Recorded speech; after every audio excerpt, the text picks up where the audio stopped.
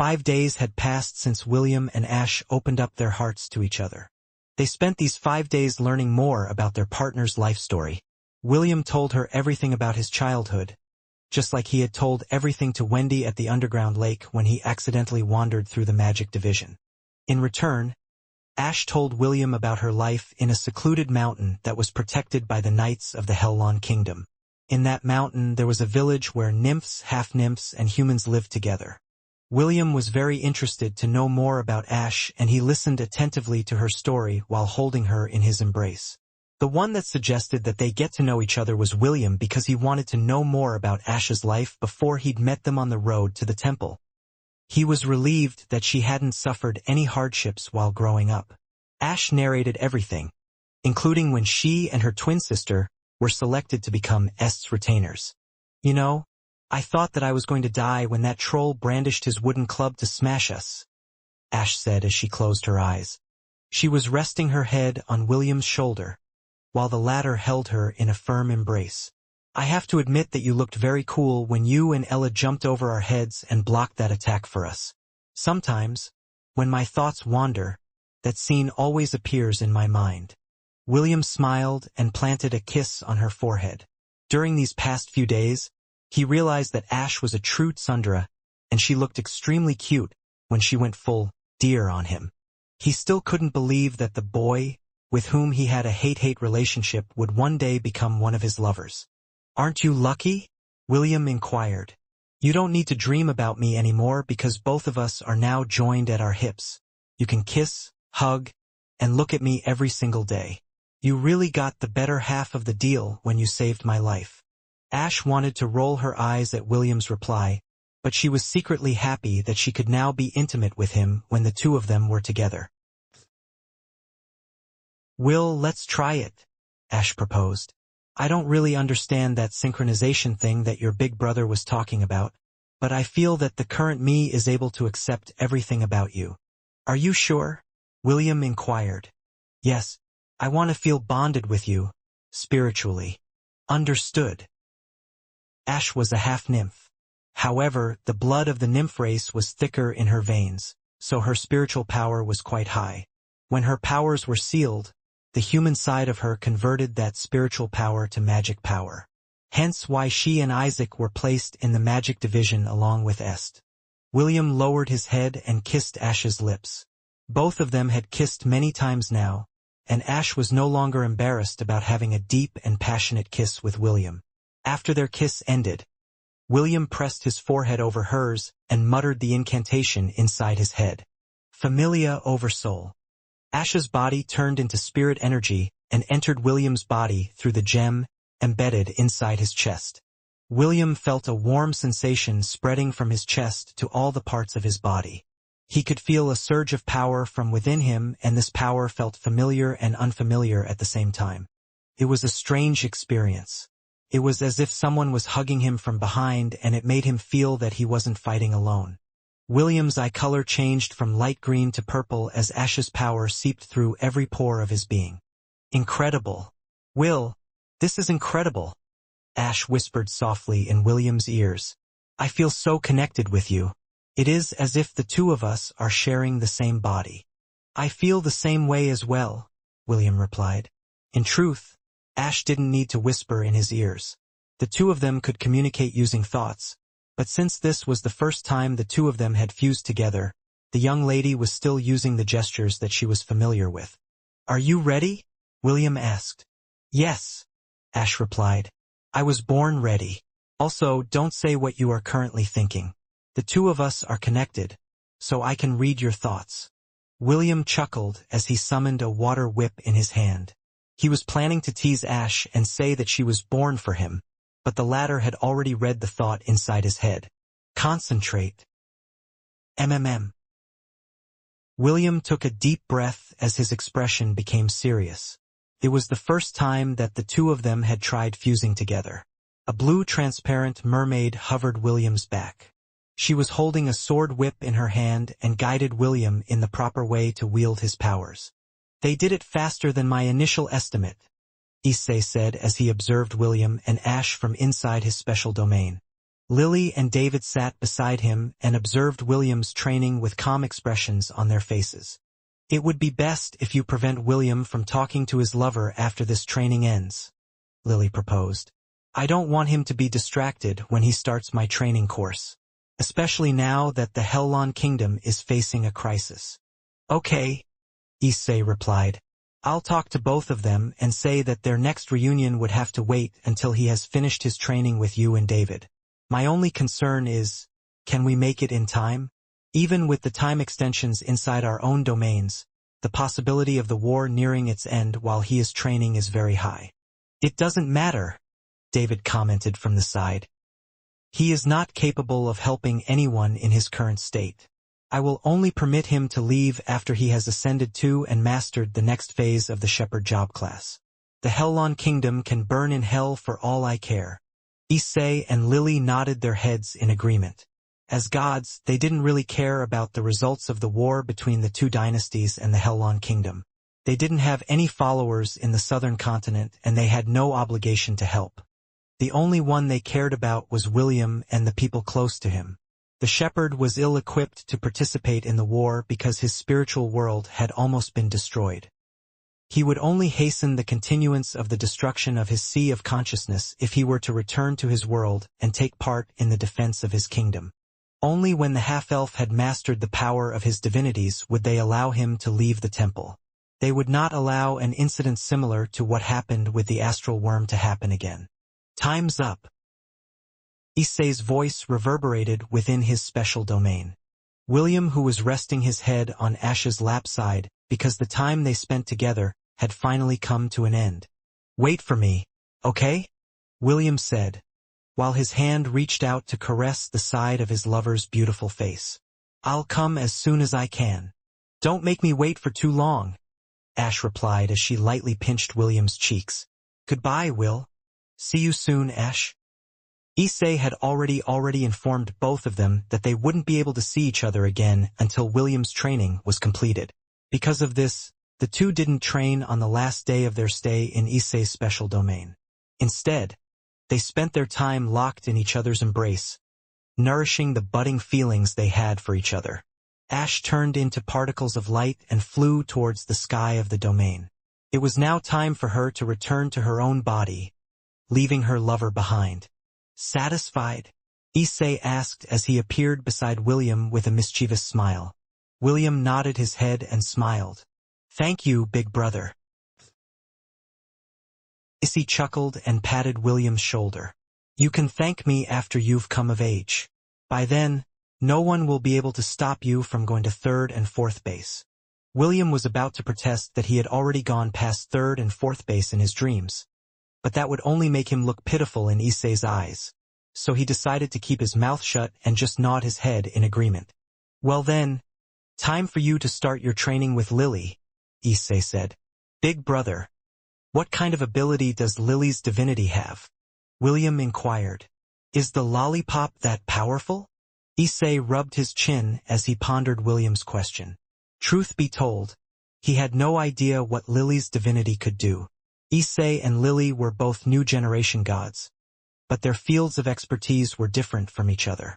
Issei's divinity allowed William to control an entire army under his command. As for Lily's divinity, Issei shuddered when a sudden thought came to his mind. Even he, as the harem god, had only thought of the little lowly goddess as a support-type goddess. Someone who would stay at the back and cheer for everyone to do their best during times of need. However, hidden underneath that cute and childish facade was a goddess that had many followers under her wing. If Issei was to rate the powers of the gods based on the number of believers they had, Lily's powers would be in the middle tier of the pyramid. I'm not sure how strong Lily's divinity is, Issei admitted. However, it will be best if you don't underestimate its potential. Remember, a divinity is something that you can't measure based on appearance. Although a lollipop might not be as intimidating as a sword, its uses may surprise you when push comes to shove. William nodded his head in agreement. Issei's divinity had brought him a lot of benefits. It was quite unfortunate that he could only use 30% of its power right now. Suddenly, a pink portal appeared in front of William. Big brother, Let's go. Lily popped out of the portal and grabbed William's hand. Your training begins now. The lowly goddess winked at Issei before dragging William into her domain. The harem god only smiled and bid his goodbye to William, who was now about to start another round of divinity training. Lily stood in front of a whiteboard, wearing glasses and holding a wooden stick in her hand. She was like a little girl doing her best to look like an adult professor, and failing miserably because of how adorable she was. Did you fall in love with me, big brother? Lily adjusted the glasses on her face and gave William a serious stare. Maybe a little bit, William replied with a smile. Right now, he didn't care whether the image that he had seen using the glasses that Gavin had given him back then was real or not. Lily had always been there to support him. Regardless of her true form, William decided to accept Lily as she was. These were his honest feelings, and Lily could see it as well. Big brother is getting good with words. Lily smiled sweetly. Are you planning to add Lily to your harem? No, William answered in a heartbeat. Although Lily is good, I will have to pass. Brother Issei told me that an FBI god exists. I don't want to go to jail. Jail is just another room, big brother. Lily shook her head in disappointment. You may have the money, wealth, and love of every person in your world, big brother. But if you don't have a lowly, then your life will be incomplete. No lowly, no life. Lily then gave William a thumbs up that made his liver itch. William rested his chin on the palm of his hand as he grinned at the lowly goddess that was coaxing him to commit a crime. I'll only consider legal lawless, William replied, like one of those 100-year-old vampires that never age. Vampires are too mainstream, big brother, Lily giggled. Dwarves and halflings are always an option. Also, they are very loyal creatures. So, please do consider them, all right? William could only shake his head helplessly as Lily cleared her throat to continue her explanation. Now, let's have a serious talk about the divinity that I gave you, big brother, Lily said with a serious expression. Tell me everything you know about my divinity. William straightened his posture before he narrated the experiments that he had done in the past using the lollipop inside his sea of consciousness. Although he had the appraisal skill, the abilities of the divinity was still a mystery to him. Right? Lily nodded her head. My divinity doesn't only work on girls, but boys as well. Age is also not a factor. Even adults can gain benefits from eating the lollipops you create. Lily wrote a few things on the whiteboard in order to properly explain the effects of her divinity. Big brother, right now, the only lollipop that you can create is the pink lollipop, Lily explained while tapping the words, pink lollipop, written on the whiteboard. What this lollipop does is remove harmful status ailments from a person's body. You can even say that it is an all-purpose cure for lesser maladies, spells, and poison. I don't know if you were aware of this or not, but the pink lollipop can also cure the common cold. This is also why Eve hasn't ever gotten sick. William was pleasantly surprised by this discovery. He never thought that the pink lollipop that he had given to the kids in Lant had such an amazing ability. Just like the lollipops in your world, big brother, my lollipop comes in different colors as well. Lily tapped the whiteboard with her wooden stick as she continued her explanation. The red lollipop serves as a healing potion, while the blue lollipop is similar to a mana potion. Lily had a teasing smile on her face as she watched William's expression change the moment she explained the effects of each lollipop that William could create using her divinity. After her explanation, she raised her chin arrogantly and placed both of her hands on her waist. Now, do you see how powerful my divinity is, big brother? I bet you didn't expect that it wouldn't lose to Issei's King's Legion. You're right, Lily. I think I will never look at a lollipop the same way again. You fufu. It's quite unfortunate that you are not my follower, big brother. If you were, you could easily rule the world by using the high-tier specs of my lollipops. Lily bragged. Do you regret not making me your patron god? William scratched his cheek, but didn't reply to Lily's inquiry. He knew that the lowly goddess was just teasing him. Although Lily's divinity far exceeded his expectations, he didn't regret choosing Gavin as his patron god. After all, the life he had right now wouldn't be the same without Gavin's blessing. After Lily's explanation, William was now aware that he could create 11 different lollipops with different abilities. Red Health Potion. Restores 100 hit points. Orange Grease. Covers the ground with slippery grease in a 2-meter square radius from where the lollipop lands. Yellow Knockback. Gains the ability to push targets away by 2 meters, regardless of size. Green Acid Spray. Fires a spray of acid from the tip of the lollipop that travels up to 10 feet from the caster. Blue Mana Potion. Restores 100 mana points. Indigo Magic Missile. Creates 4 magical darts that deal damage equivalent to your intelligence stat. Violet Fairy Fire. Illuminates the surroundings with violet flames that allows you to see invisible creatures within a 20 square meter radius. Chocolate Heroism. Grants immunity to fear and increases resistance against mind-affecting spells. This lollipop can last up to 3 days. Pink All Cure. Cures all status ailments, including poison. Cannot cure ailments or poisons that are made from divine powers. White Light. Cast an orb of white light that illuminates everything in a 10-meter square radius. Black Cloak of Darkness. Allows the user to meld with the shadows as long as this lollipop is inside the user's mouth. Gray Smoke Bomb. Creates a cloud of gray smoke that limits the line of sight. Basically, Lily's lollipops are one-time consumables. Also, there is a limit to the number of lollipops that William could create. With the exception of the pink lollipop, William could only create 50 of each type of lollipop per day. The great thing about it was that they didn't require magic or spirit power to make. After gaining Ash's spirit core and the spirit energy from the underground lake, William's body gained the ability to use spirit power. Spirit power is also called prana. Unlike magicians who use the power within their bodies to cast spells, spirit power is the power to harness the energy within their surroundings. Of course, with William's spiritual world in shambles, he could only use spirit magic sparingly. Even so, this was a great boon for him. Being able to use spirit power allowed him to unlock job classes that relied heavily on prana, rather than mana. What William didn't know was that Issei, Lily, and David planned on helping William unlock more job classes during his stay in the Temple of the 10,000 Gods. How were they going to do that? Very simple. All they needed to do was talk to their friends and allow William to hold any of their artifacts. This would allow William to unlock job classes and even prestige classes without needing to buy items in the god shop. It was similar to the saying, hitting 10,000 birds using a single stone. Lily crossed her arms over her chest and smiled. Now that you know the different colors and abilities of the lollipops that you can create, why don't you give it a try, big brother? Okay. William rubbed his hands together as he tried to create a red lollipop for the first time. After entering Lily's special domain, his body had returned to being the pink teddy bear that she always carried around in her backpack.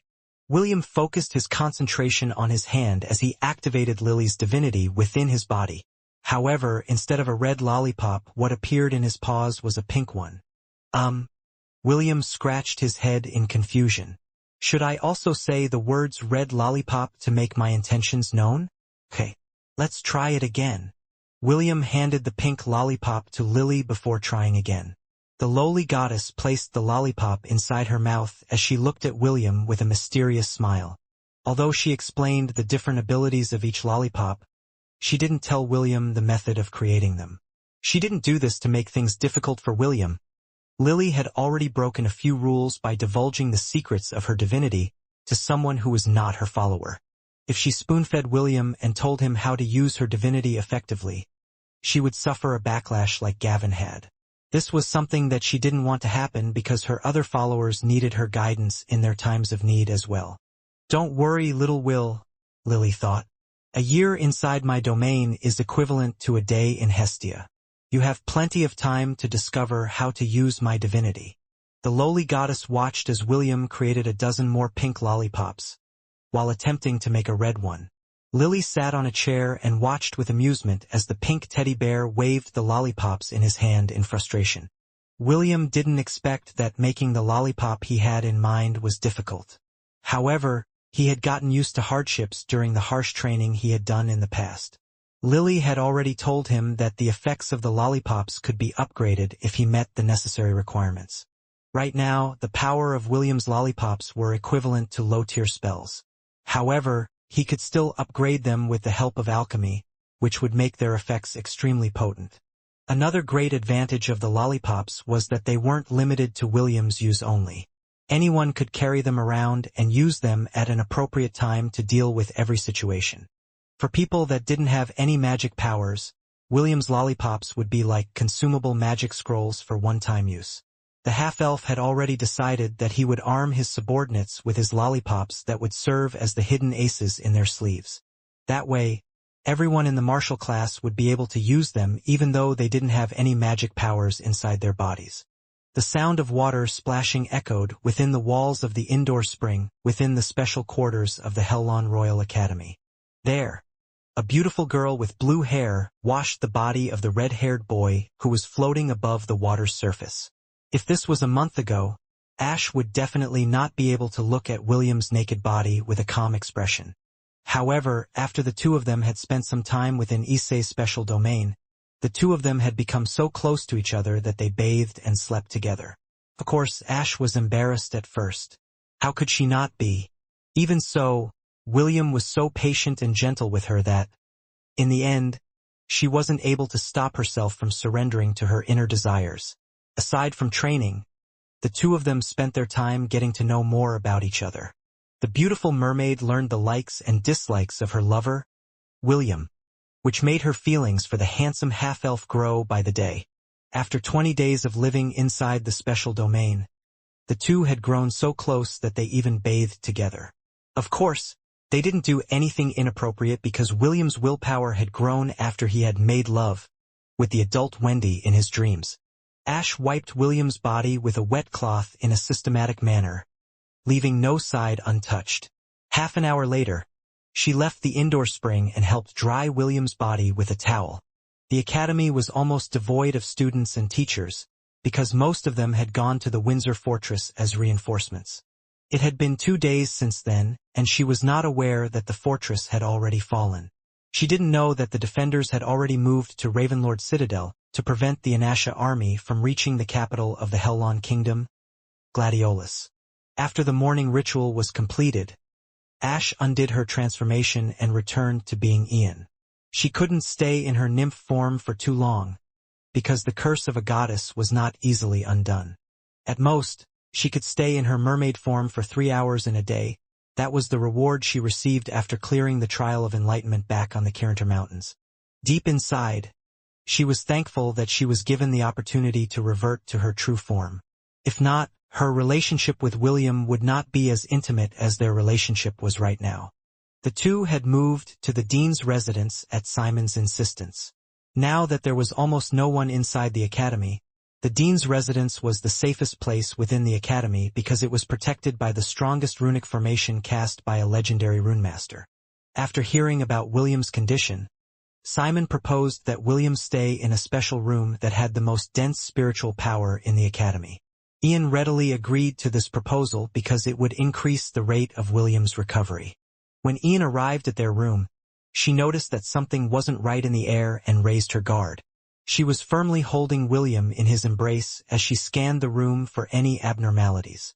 "Very good, your perception is quite high," an approving voice said from behind the curtain of William's bed.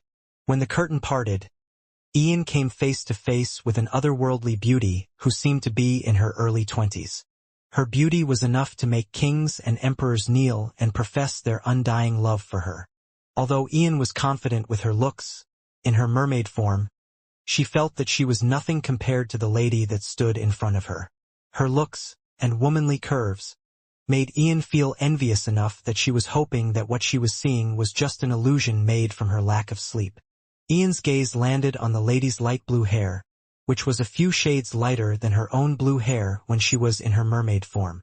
Ironically, the eyes of the lady were also a few shades lighter than Ian's own purple eyes. But the thing that caught Ian's attention the most were none other than the 2 purple horns that glowed faintly atop the lady's head. She had seen those horns so many times before that it was impossible not to recognize them. However, her discovery only made her even more confused. Ian couldn't feel any sort of malice or hostility from the beautiful lady who seemed familiar and unfamiliar at the same time. Ian held William's body firmly as she gathered up her courage and said a name. Ella. The lady smiled and nodded her head. Lay William down on the bed first, Ella said as she looked at the red-haired boy in Ian's embrace. There are some important things that I need to discuss with you. If possible, I would like you to cooperate with me. Not only for your sake, but for William's sake as well. Ian nodded her head and did as she was told. Although she didn't know how Ella managed to get a humanoid form, she knew that the beautiful lady would never hurt William. In fact, Ian was feeling anxious. It was as if she was going to have a meeting with her mother-in-law. Deep in her heart, she hoped that Ella wouldn't bring up the times when she argued with William in the past. More than anything, Ian wanted to gain Ella's approval because in the half-elf's eyes, Ella was his mama, who had raised him since he was a baby. Ella caressed the side of William's face and looked at him with eyes full of tenderness. After having her fill of skinship, which only lasted for half a minute, Ella returned her attention to the boy that was seated on the bed and holding her son's hand. I need both of you to leave the academy and travel to the north, Ella said in a tone that demanded no room for opposition. You are to bring the youngest prince, and the granddaughter of the great chieftain as well. Dave is still in the academy, so tell him to make the necessary arrangements. All of you must be away from the capital before midnight. Why? Ian asked. Why do we have to leave the capital? What about the young lady? Did something happen on the front lines? I can't answer your questions right now, and it would be best if you let the youngest prince answer them for you, Ella replied. Est is fine for the time being. However, it is of utmost importance that you leave the capital tonight. If you delay, not only you, but Will's life will also be in danger. There are people pulling the strings in the shadows, and they are going to strike soon. If you really love William, then do as I say before it's too late. Ian looked at Ella's eyes and saw the urgency in them. She then clenched her fists and reluctantly nodded her head. Seeing that Ian had agreed to carry out her order, Ella lowered her head and planted a kiss on each of William's cheeks before standing up. Remember, you and the rest have to leave before midnight, Ella said as she walked towards the door. I will head to the north first and make the necessary arrangements. Also, Ian. Ash interjected. Just call me Ash, Ella. Ella turned her head and smiled. Well then, Ash, keep this meeting between the two of us a secret. William is still unaware of my existence, and I plan to keep it that way for as long as possible. Okay. Ash nodded her head. Can I also call you Mama from now on? Ella giggled as she waved her hand to bid Ash goodbye. I'll think about it. See you soon, Ash. Ella closed the door behind her and sighed. Almost 15 years old and already has 4 ladies waiting for him to grow up. William sure is popular with the girls. William's second mother shook her head one more time before turning into particles of light. She planned to head north and make preparations for their arrival. David had secretly sent her a message through the Bell of Athanasia and told her everything that was happening in the background. After careful consideration, Ella decided that the north was the safest place for William at the moment. Although she was worried about the people important to her adopted son, now was not the time to be sentimental. War was knocking at the capital's doorstep, and the final battle was only days away from reaching a conclusion. Congratulations, big brother.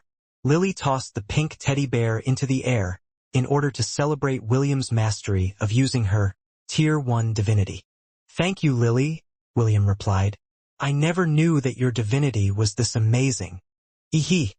Praise me more, big brother. Lily is amazing. Lily is the best. Lily is the cutest. Issei and David, who were watching this scene, nodded their heads in satisfaction. It took William 4 months to discover the trick on how to change the pink lollipop's color to the color that he wanted. Originally, he thought that he could create different colors if he wanted to. However, he was wrong all along. If not for the fact that he accidentally changed the lollipop's color while taking a short break, It might have taken him longer to understand how Lily's divinity worked.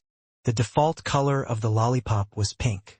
However, if William were to visualize the effect he wanted, and not the color, the lollipop would automatically change its color to match the ability he desired. Of course, this was only a simple explanation of how the conversion was done. William needed to have a clear picture of the kind of power he wanted before the lollipop would bend to his will. After learning the trick, William used each of the lollipops in order to understand how their powers worked. The red, blue, chocolate, pink, and black lollipops either had to be consumed, or at least be inside William's mouth to take effect. The orange, yellow, white, and gray lollipops had to be thrown and used as projectiles in order for them to take effect. Lastly, the green, indigo, and violet lollipops needed to be used as wands in order for their spells to activate. After mastering the power of the lollipops, William used his remaining days to create thousands of lollipops and kindly asked Lily to send them to his mailbox using the God Shop mail. Lily happily agreed to William's request because the boy had taken his time to master the use of her divinity. William sighed after he discovered that the power of Lily's lollipops could still be upgraded using alchemy. He couldn't practice alchemy in his current state because he would need to use magic power in order to power up the yin-yang cauldron replica that he received from the alchemist god. Since that was the case, he just focused his attention on creating as many lollipops as he could every day. Since every color had a daily limit, William would spend his remaining time sparring with Lily inside her special domain. Originally, William underestimated Lily because he thought that the little loli was only a support-type goddess. When the goddess activated the power of her divinity, William found himself on the receiving end of Lily's divine burst, which was called Lovely Merry-Go-Round. The lowly goddess summoned an army of toys that beat the crap out of William, and made him realize that you cannot judge a god or goddess by their looks. When William finally left Lily's special domain, the three gods took him towards the stalls of the gods that they were closest to. Their intention was to help William acquire job classes without too much hassle. William became ecstatic when he heard Issei's, David's, and Lily's suggestion. If he were to touch some godly weapons and artifacts, wouldn't that give him the chance to acquire rare job classes and even some hard-to-come-by prestige classes? Who are we going to visit first? Lily asked as she carried William close to her chest. Let's visit Luffa's stall first, David said with a smile. He and I are good friends, so he might allow William to touch one of his artifacts to help him gain a job class. Luff? He's a good guy. Issei nodded his head in agreement. William, who was being carried like a teddy bear, asked Lily what kind of god Luff was. Luff is one of the blacksmith gods in the temple, Lily replied. If we were to rank him like the beasts in your world, he would be a Class S god. One of the blacksmith gods? You mean there is more than one blacksmith god? Yes, there are a few notable gods, namely Vulcan, Old Hephaestus, Ogun, Gibel, and Gofanon. Although they have other professions, blacksmithing plays a major role in their sagas. William nodded his head before asking another question out of curiosity. By the way, what is your rank among the gods, Lily? Lily giggled, but didn't answer William's question. It was not because she didn't want to answer William's question, but because she knew that William wouldn't believe her even if she told him the truth. Soon, the three gods and the teddy bear stopped at a stall which was located at the northern side of the temple. Luff, my friend, are you busy right now? David greeted his friend with a smile. A man with golden hair and blue eyes looked back at David. He was holding a smithing hammer in his hand, and a spear and shield were strapped on his back. After seeing David's face, a smile broke out on Luff's weathered face. David, it has been a while since you last visited me, Luff replied. His eyes radiated friendliness, but it also held a sharpness that made William shudder unconsciously. Luff gave William a sidelong glance before nodding at Issei and Lily. The two gods nodded back. Although Issei and Lily were not too acquainted with Luff, they heard stories about him when David and them ate together at the gods' restaurant called Ambrosia. Luff, I came here to ask a favor. The name of this little friend of ours is William. David took the initiative to introduce William to one of the gods he got along with inside the temple. He is Gavin's follower.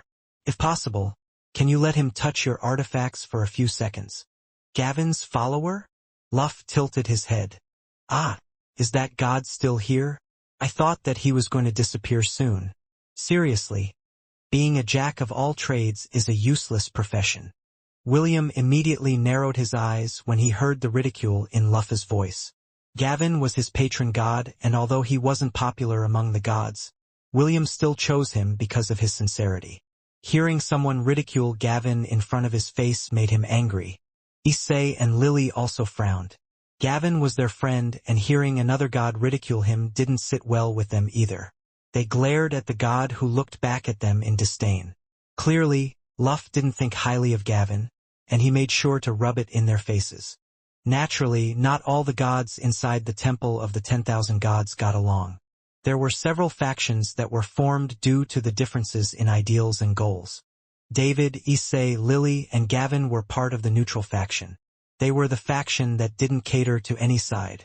Luff, on the other hand, was part of the righteous faction. They were the faction that detested evil and would often quarrel with the evil gods in the temple from time to time. So, this brat wants to touch my artifacts?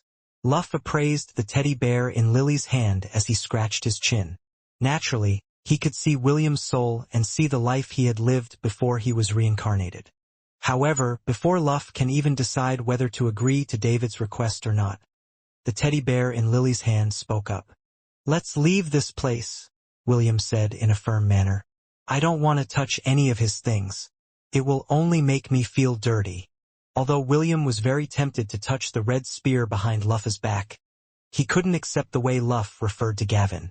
William didn't lie when he said that touching Luff's belongings made him feel dirty. He couldn't understand it himself, but the thought of acquiring job classes with the god's artifact disgusted him. "All right," David nodded. "Sorry, Luff. My little friend is a bit sensitive. I'll treat you to a meal next time." "No problem. However, oi, you brat." Luff stared long and hard at the teddy bear in Lily's hands. "I have no obligation to help you. You are not my follower, so you mean nothing to me. So what if I ridiculed your patron god? Do you think that just because all of us are gods, we should hold each other's hand and be friends? How naive. Remember this, little boy. A jack of all trades is a master of none. It's a stupid profession. You're better off finding other gods to be your patron god, instead of trying to be a filthy hybrid." "Luff, right?" William asked back. "What kind of god are you? You hold a blacksmith hammer, but carry a spear and a shield. Are you a blacksmith or a warrior? I think it's about time you clearly thought about what your real profession is." William's anger rose up inside his chest as he stared back at the god who thought too highly of himself. It took a while for William's memory to kick in, but he now remembered who Luff was from the myths that he had read about him on Earth. William laughed out loud, and his laughter was filled with ridicule and contempt. After remembering who Luff was, he now understood why the god of blacksmithing didn't like Gavin. "Isn't it funny?" William grinned mischievously. "Someone who can also be considered a jack of all trades ridicules my patron god. What a joke. It's like the pot calling the kettle black. Simply ridiculous." "What did you say, boy? Can you repeat that?" "There's no need to repeat it. You're just an imitation of Gavin. A god that was hailed as the sun god, the god of blacksmithing, the god of arts, and the god of justice, as well as a warrior god." William shook his head and his face was filled with contempt. "A god of many professions, and not a master of one. That is you, Luff. Someone like you doesn't have the right to ridicule Gavin. Lily, let's go. I don't want to stay here any longer." "I agree." Lily smiled and walked away carrying William. However, she hadn't walked far when Luff appeared in front of William holding his spear in his hand. "Boy, you dare to slander a god inside our own temple?" Luff asked. "You've got guts." David stood in between Luff and William and made a gesture for Lily to back away. Lily took a few steps back, but she was secretly channeling her power into her hands. If Luff was going to attack William, she would not just stand by and watch it happen. Issei's hand had also moved to the dagger on his belt. The harem god had a smile on his face, but his eyes were looking at Luff with the intention to kill. He had recognized William as his sworn brother.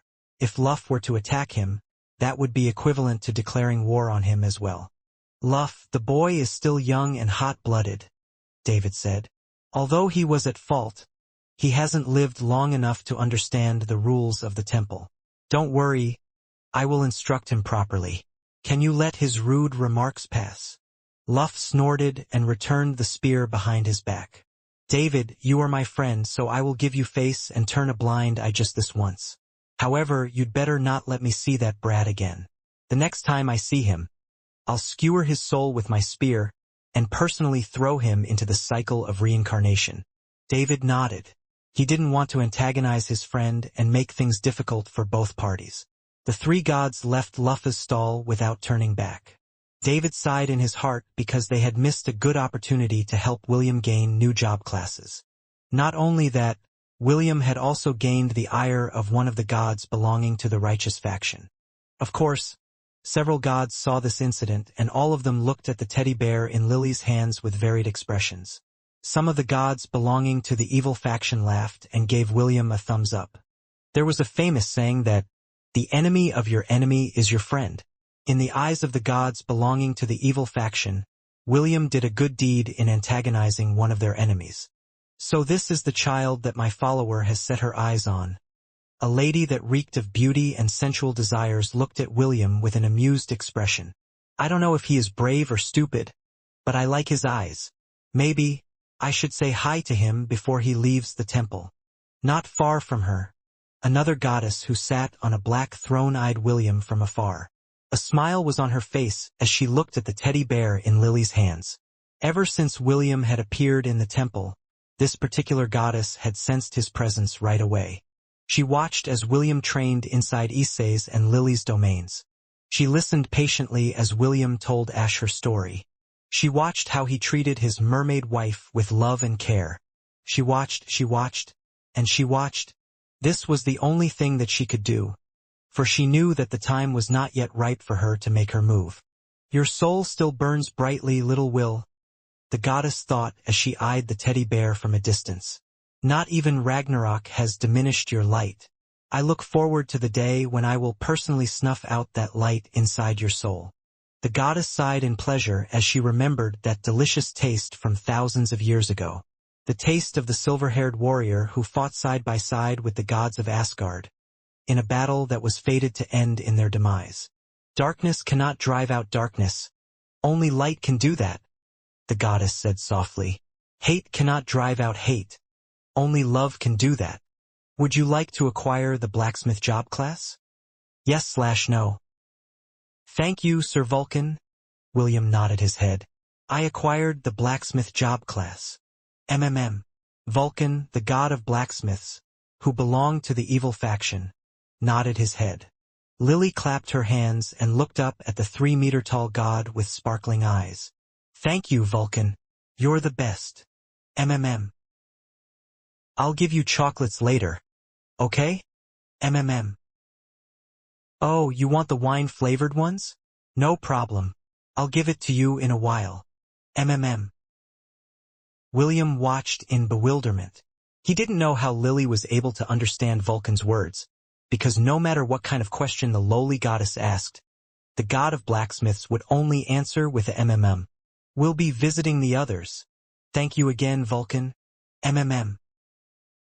Lily picked up William and exited the hot smithy. Issei and David stayed outside because they were not close with Vulcan.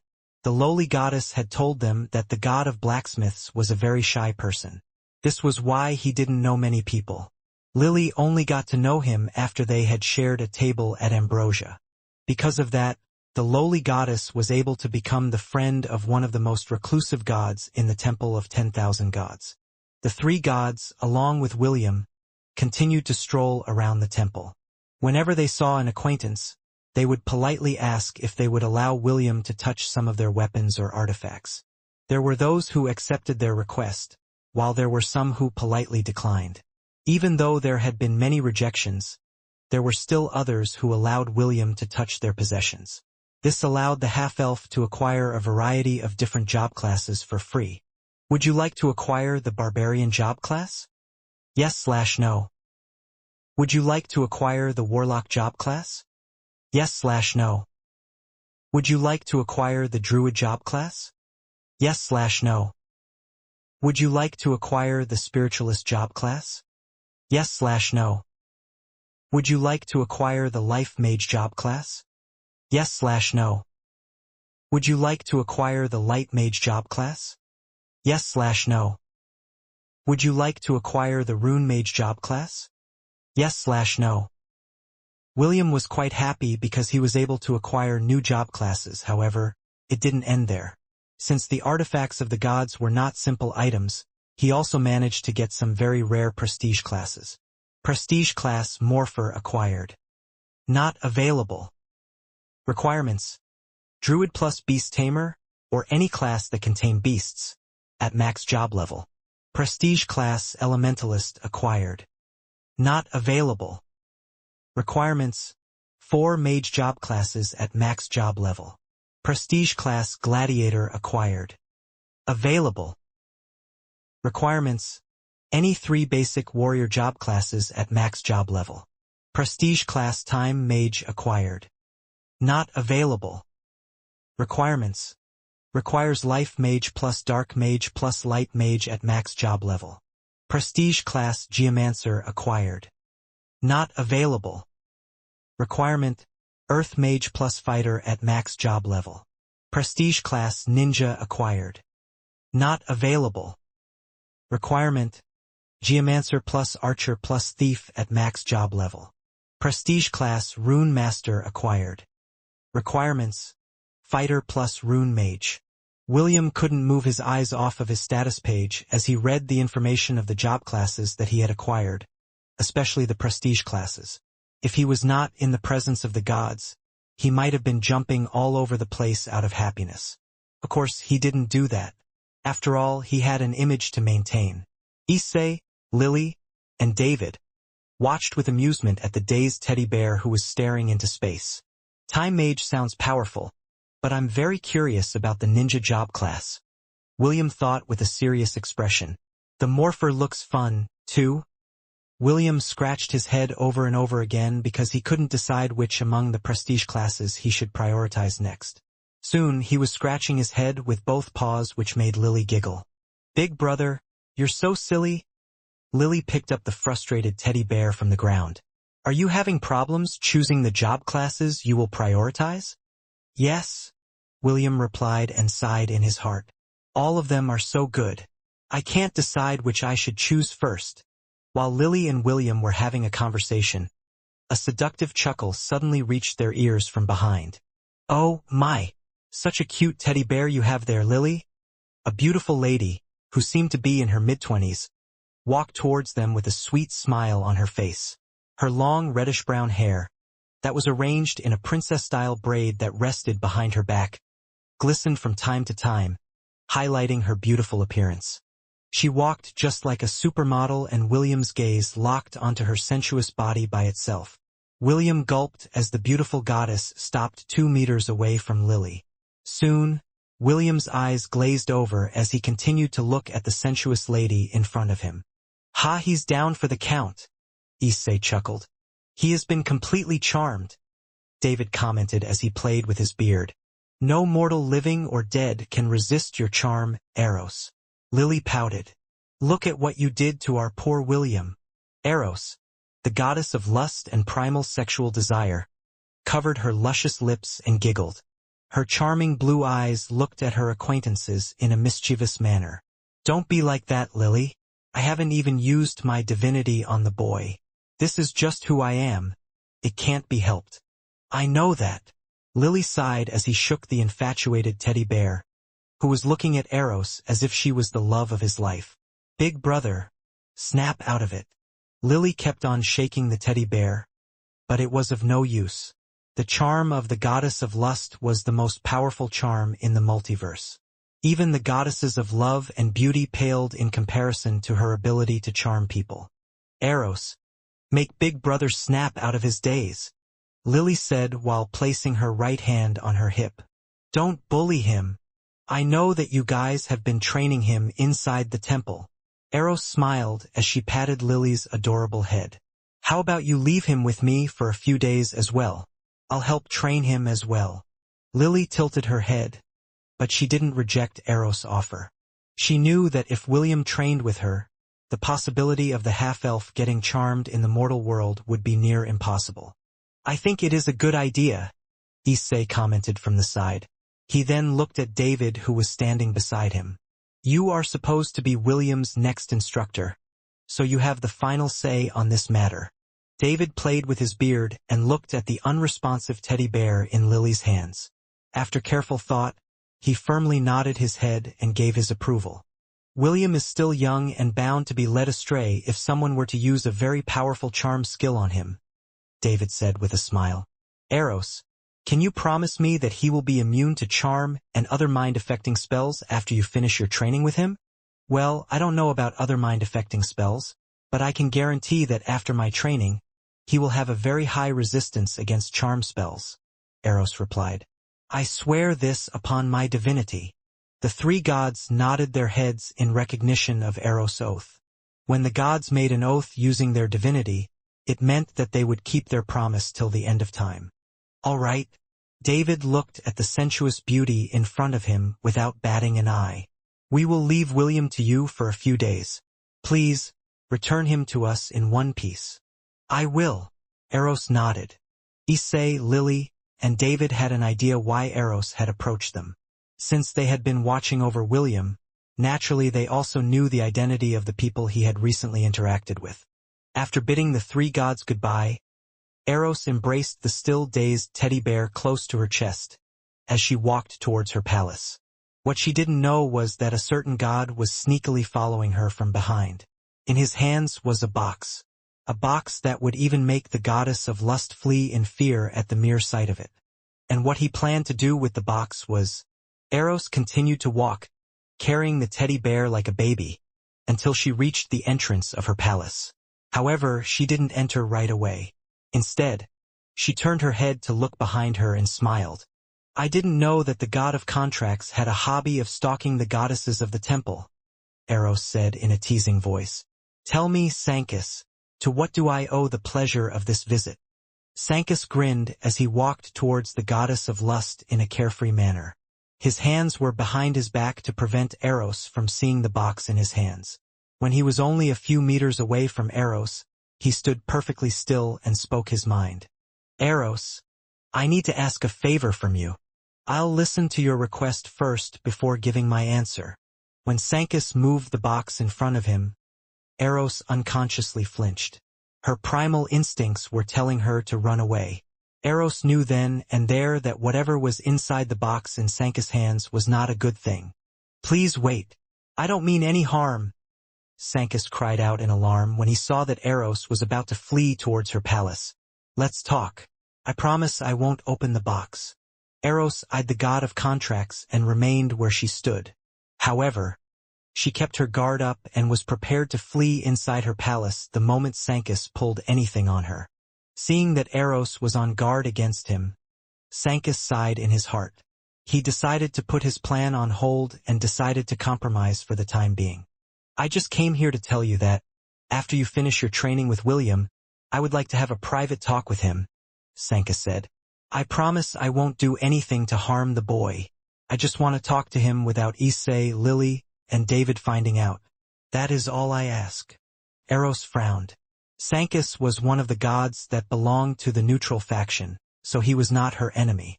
Even so, the thing that was inside the wooden box was making her feel like her life was in danger. Sankis holding the box in front of himself was akin to him pointing a gun at Eros, while having a friendly negotiation. In the end, the goddess reluctantly nodded her head, but added a condition. Swear upon your divinity that you will not harm the boy in any way during your private meeting, Eros stated. He is currently under my protection and I don't want Issei, Lily, and David to hold me responsible for your actions. Sankis hurriedly placed his hand over his chest and made his pledge. Although he didn't achieve his main objective, this was also a good opportunity to have a talk with William and ask for his cooperation. I need to ensure that I pass Donger to him without anyone finding out, Sankis thought as he made his pledge to Eros. After making his pledge, he walked away since Eros had already agreed to his request. The goddess of lust watched the god of contracts leave with a guarded stance. Only after Sankis disappeared from view did she enter her palace in a hurry. It was forbidden for gods to fight inside the temple, but occasional brawls broke out every now and then. Naturally, these gods were punished and had to pay monetary compensation for the damages they had caused. They would also enter the god prison for a few years in order to give them some time to cool down and prevent their arguments from escalating. When Eros was finally inside the safety of her inner palace, she looked at the teddy bear who was still looking at her as if she was his lover. The corner of the beautiful lady's lips curled up as she opened her special domain. After entering the domain, along with William, the goddess of lust kissed the teddy bear's lips, which made the latter twitch. Soon, the body of the stuffed toy glowed and William appeared in his half-elf form.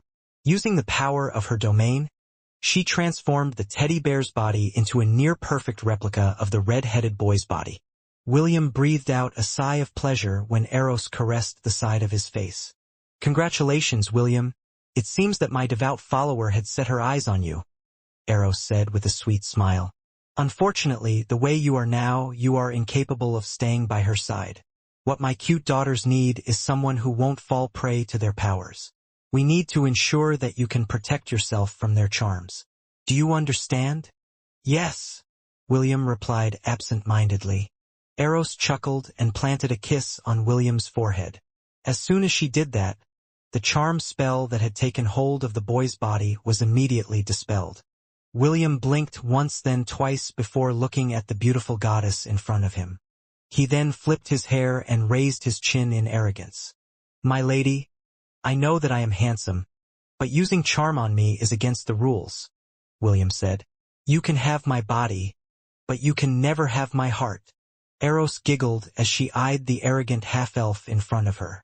She then smiled mischievously as she lowered her eyes to look at William's lower half. "Well, I'm not really interested in your heart," Eros chuckled. "But, will your little boy down there really be enough to satisfy this goddess?" "I'm afraid not." The corner of William's lips twitched when he saw the seductive goddess look at his little Will with interest. "Stand down, boy," William ordered his junior to not raise his head in defiance. He knew that the goddess in front of him was very powerful because she was able to charm him right off the bat. "My lady, who are you? Where am I? Where are Issei, Lily, and David?" William threw a barrage of questions while keeping his eyes fixed on the goddess' chest. "What are you planning to do to me?" "Oh, my, so many questions at once? You sure don't know how to treat a lady on your first date." Eros glided beside William and whispered in his ears. "My name is Eros and I am the goddess of lust." William's body shivered as he was once again charmed by the goddess of lust. Although Eros wasn't actively trying to charm William, her divinity was always in effect. Any mortal would be hard-pressed to resist her charm even if their willpower was as steadfast and sharp as the blade of a sword. "This won't do," Eros poked William's nose. "You have to try harder, little Will." Eros flicked William's forehead and the charm spell was undone once again. When the charm spell was lifted, William crossed his hands over his chest and frowned. While in his charmed state, he had vague recollections of his surroundings, but he couldn't control his body. It was like he was walking on cloud 9, only wanting to be around the beautiful lady who was looking at him with a mischievous smile. "Can you do that one more time, Lady Eros?" William asked. "This time, I will use all my willpower to resist. Come at me, bro." Eros giggled as she walked towards the boy. She then gave him a hug and didn't do anything else. William smelled something fragrant, like the scent of flowers in full bloom. He knew that this was the scent of Eros' body. This was the last thought that passed through his mind before his body slackened as the charm spell took hold of his body. "Strike 3, you're out." Eros took a step back and watched as William looked back at her like a devoted lover. The half-elf then moved towards her and gave her a hug, like a child seeking his mother's warmth.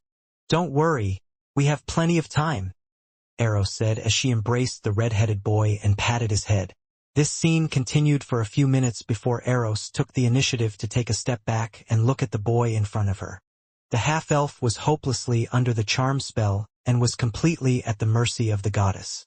I guess you're still too young and inexperienced to completely break away from my control. Fortunately, Issei, Lily, and David dragged you here. The goddess of lust placed her hand over William's forehead and closed her eyes. She scanned William's memories, looking for something that might help her understand how to help the boy resist the power of her divinity. A few minutes passed before Eros sighed and shook her head. She couldn't find anything that could help her strengthen William's willpower to resist her charms. Well, there is always that option. Eros' lips curled up into a smile. It's time to fight poison with poison. The goddess of lust willed her fingernail to grow longer and become as sharp as a blade. She then poked her left index finger until a single drop of blood oozed out from it. Take this and consume it, Eros ordered. You are collecting job classes, right? This will be a good addition to your collection. William obediently obeyed Eros' command and took her finger inside his mouth. He then licked the single drop of blood from her fingertip. A few seconds later, William's body shuddered as the blood of the goddess was absorbed by his body. Prestige class incubus acquired. Available. Requirement. Approval by the goddess of lust. William's body was about to enter a transformation, but Eros stopped it. She didn't want the boy to become a full-blown incubus while he was under her charm spell. Eros used her divinity to forcefully tweak William's job class. She removed the horns, wings, and tail that were the common features of demonic creatures.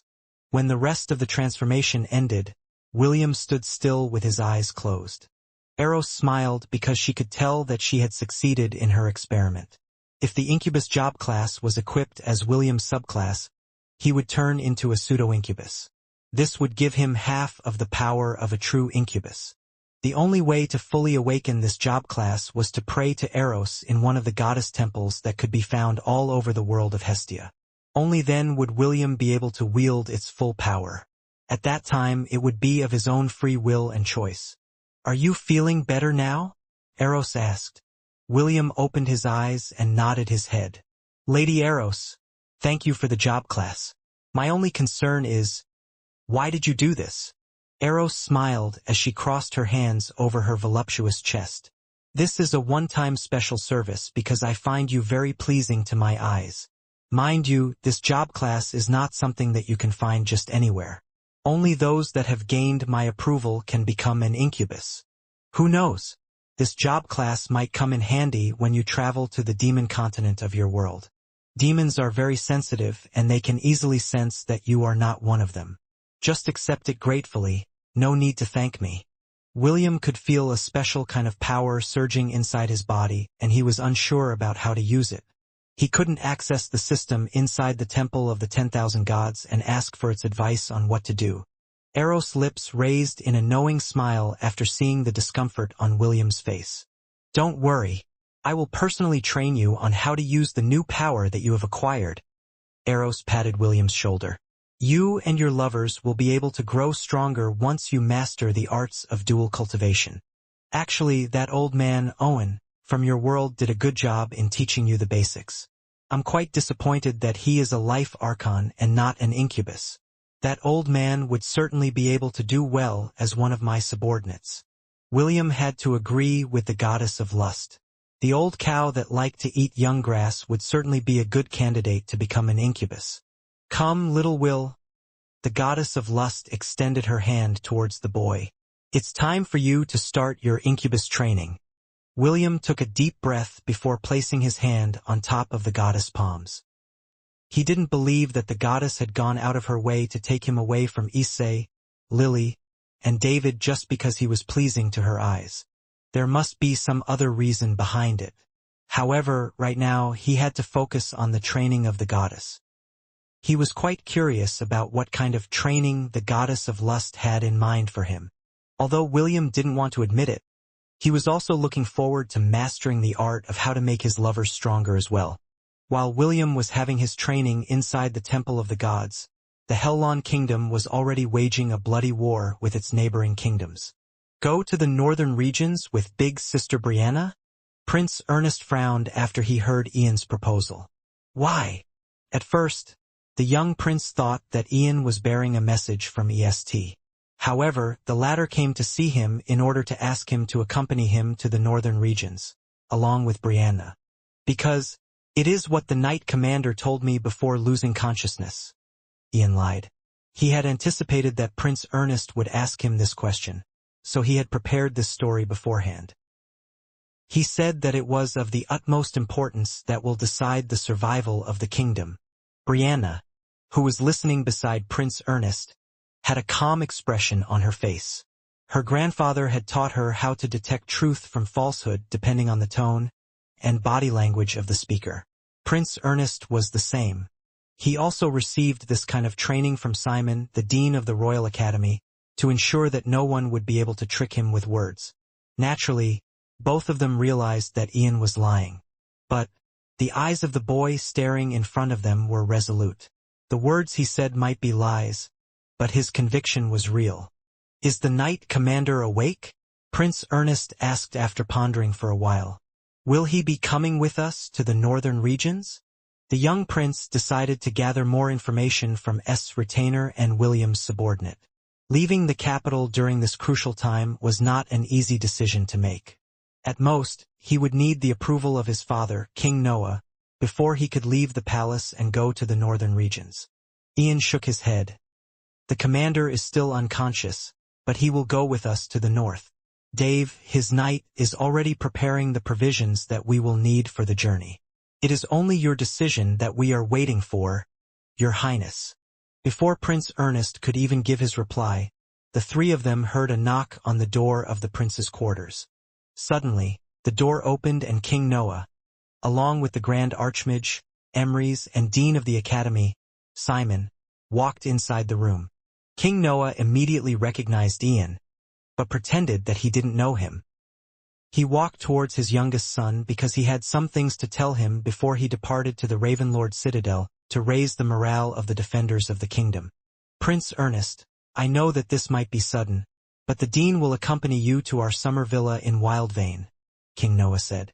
Your Majesty, may I know why I must leave the capital? Ernest asked. He could tell that his father seemed anxious and it made him feel as if something bad was going to happen.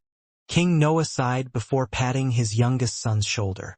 It's not safe in the capital. You will be leaving via a secret tunnel and head to Wildvane with the Dean.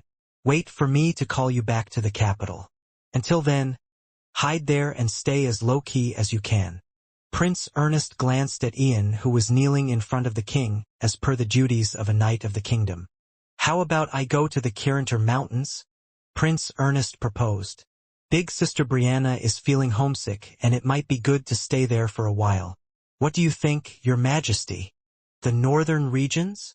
King Noah frowned, but it only lasted for a brief moment. He then glanced at Brianna, who was standing beside Prince Ernest, and nodded his head. I think this is a better idea. Simon, I'll leave the arrangements to you. Keep the prince safe. As you command, Your Majesty, Simon bowed.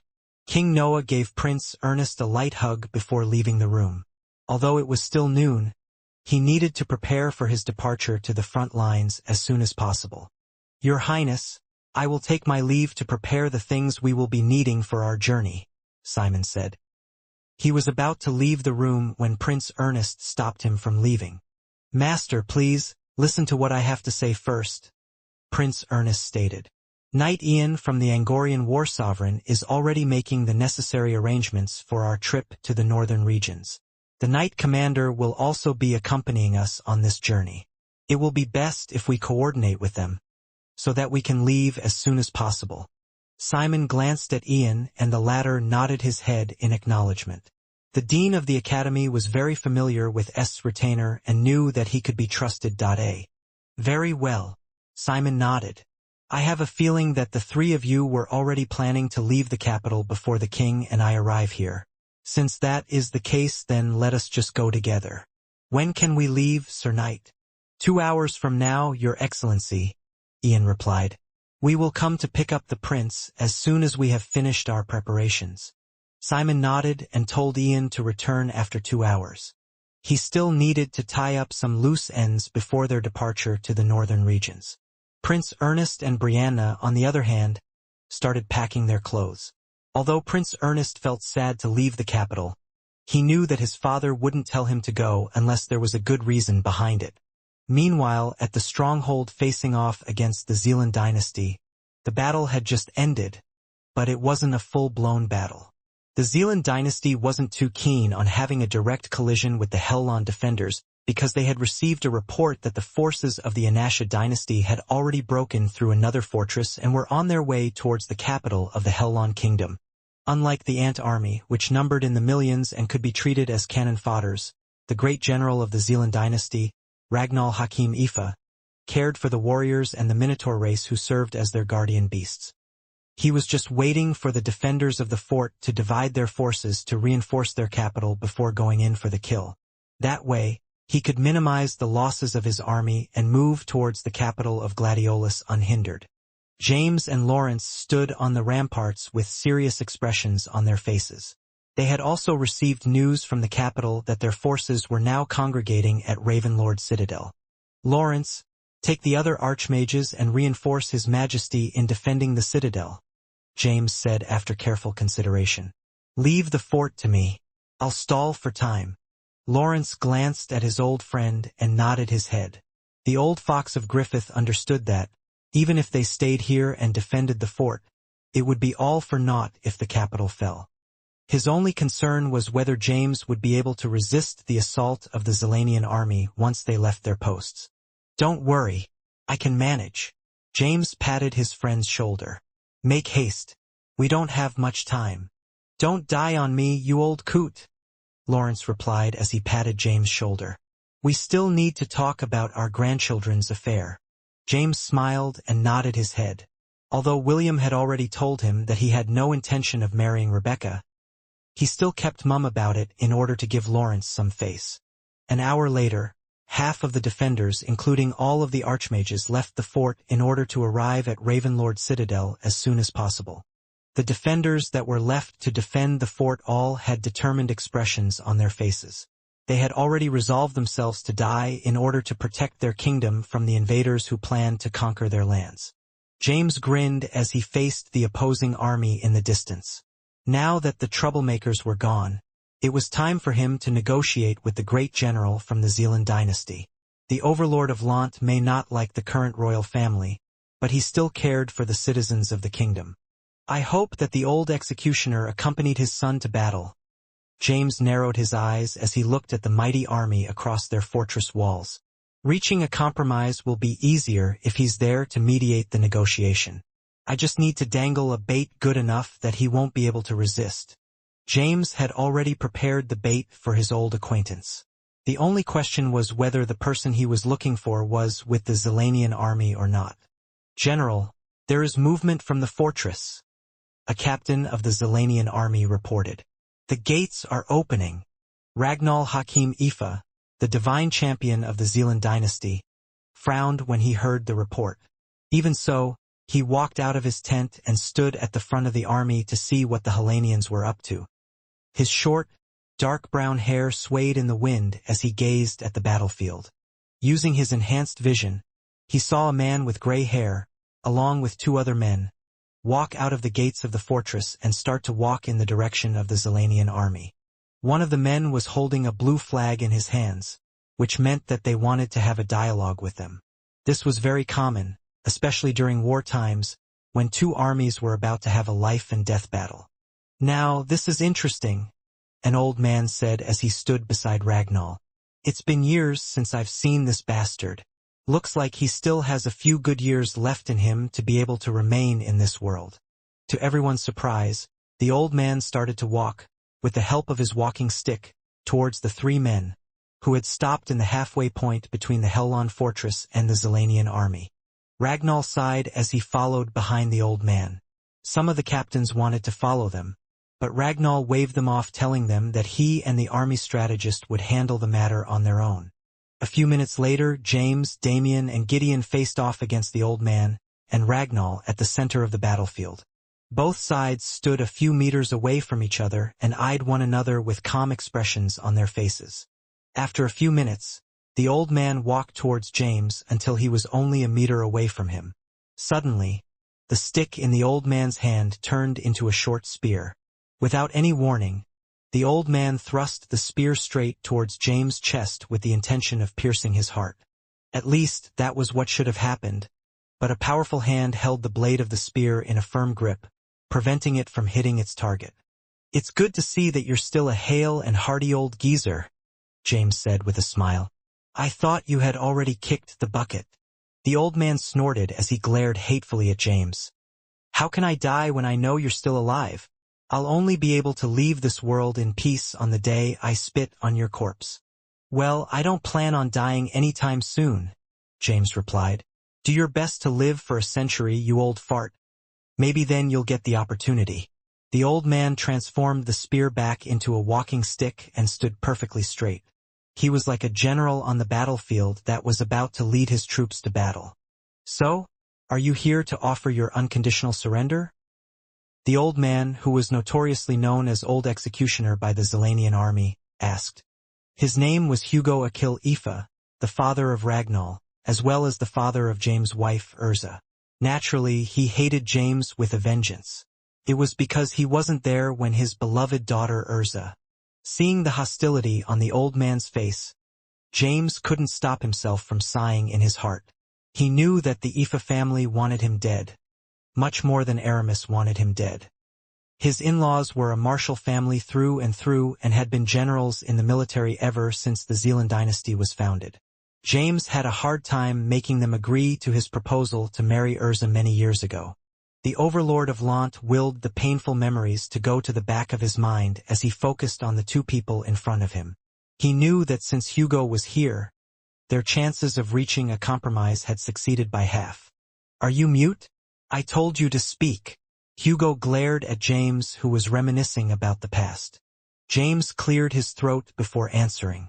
"I came here to tell both of you not to attack the fortress for a few days. I know that you have already received news that the forces of the Anasha dynasty have broken through Windsor Fortress and are currently on their way towards the capital. Since you already knew that, then why are you still here?" Hugo inquired. "Shouldn't you go back as well and act as reinforcements to your king?" "Why should I go and help him?" James asked back. "The king exiled my son, Morgan, from the southern continent. I have no reason to help him." "Do you really think I'm stupid?" Hugo snorted. "Tell me the real reason why you are asking us not to attack. Now that your archmages are gone, at most, it will only take us 2 days to break the walls of your fortress. If I get lucky, I might even get the chance to spit on your corpse after we burn your kingdom to the ground." James smiled as he crossed his arms over his chest. In order for a new king to sit on the throne of the kingdom, the old one must be disposed of. This war is the perfect opportunity to wipe out the lineage of the royal family. When they're gone, the throne will be up for grabs. "Oh, so you plan to stage a civil war?" Hugo sneered. "I knew that you were a bastard, but I never knew that you were a traitorous bastard. I plan to make my son, Mordred, the new king of the Hellon Kingdom," James said with a smile. "Good things should belong to the family. Isn't that right?" Hugo and Ragnar narrowed their eyes. Both of them weren't stupid and immediately understood what James was hinting at. The father and son pair exchanged a glance before looking back at James with serious expressions on their faces. "How confident are you?" Hugo asked. "As long as the private army of the Ifa family moves, then the chances of success are 80%. James answered without batting an eye. 80%, Hugo muttered. "So you mean to say that we will play fishermen when the war between the two sides reaches a conclusion?" James nodded his head. "Although the Zelanian army are warriors that are not afraid to die on the battlefield, the two of us fighting against each other will just create unnecessary casualties on both sides. You already know that even if you reject this offer, you will not get out of this battle unscathed." The overlord of Lant grinned evilly. "I'm confident that I can wipe out half of your forces and escape with my life. By then, your shares will be smaller when you divide the Hellon Kingdom. Even if what you say is true, so what? Hugo replied. Land is still land no matter how big or small it is. It will still belong to us. James quieted down and stared at Hugo with disdain. This lasted for a minute before the gray-haired man voiced out his thoughts. Are you sure about that? James asked. I'm sure you already know that someone is pulling the strings from behind. I have a hunch that even if this kingdom was conquered, you and the Anasha dynasty wouldn't be able to hold it for long. You're just puppets being played with by the puppeteer. It was now Hugo's time to become silent. As the retired chief strategist of the dynasty, he had long since noticed telltale signs that something was amiss about this war. The heads of the clans called out for conquest, and the king readily agreed to start a war. None of this made sense, and Ragnar had already confessed to him that he had misgivings about the orders from the higher-ups. 7 days, Hugo said as he turned his head to walk back towards the Zelanian encampment. Let's talk again in 7 days. Ragnar gave James one last glance before following behind his father. He was also against this war because he had a feeling that they were being used as pawns by an unknown player behind the scenes. This was something that he couldn't accept, and the main reason why he hadn't ordered an all-out war against the Hellon Kingdom and simply settled for short skirmishes. Now that James had given them an alternative, both father and son decided to wait a week to see what the outcome of the war between the Hellon Kingdom and the Anasha dynasty would be. If there was a chance to place James' son on the throne as the new king of the Hellon Kingdom, Hugo and Ragnar were willing to work with him. After all, Urza's children were still part of their family. As long as the bloodline of the Aoife clan could become king, waiting a few days was a small price to pay for Hugo and Ragnar. Also, they were wary of the unknown organization working in the shadows. There was truth in James' words, and this was one of Hugo's main worries. He also thought that, even if the Hellon Kingdom fell, their dynasty, and the Anasha dynasty would return home with nothing. I hate it when that bastard is right. Hugo cursed as he sat on the couch to rest his old and weary body.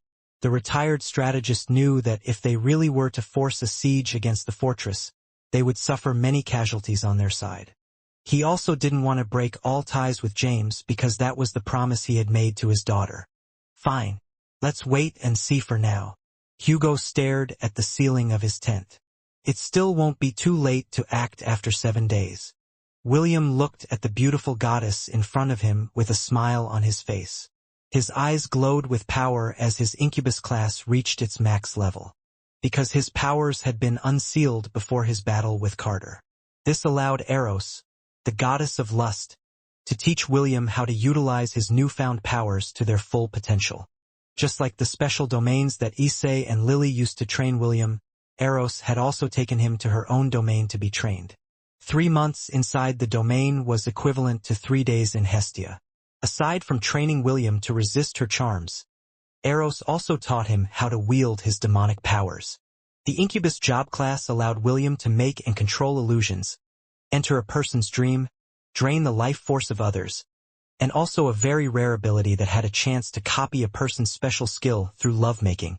This copying skill was the skill he gained after absorbing the blood of the goddess.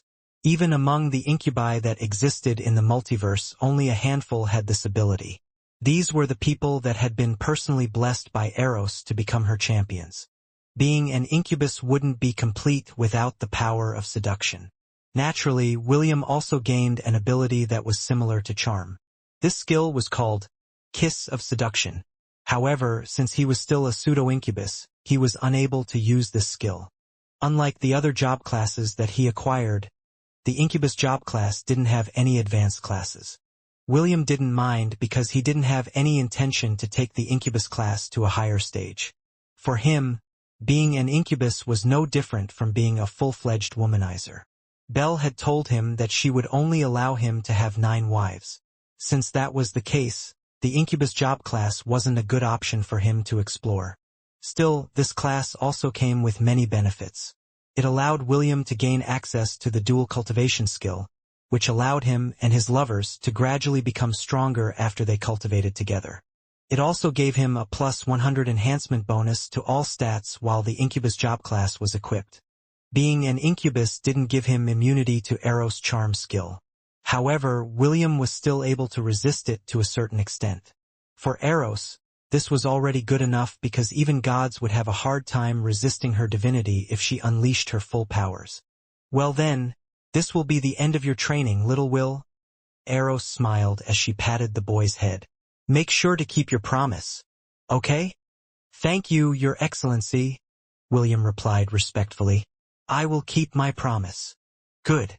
It's quite unfortunate that you can't be my follower because you already have Gavin. Even so, make sure to visit my temple after you've come of age. If you don't do that, you'll be sorry.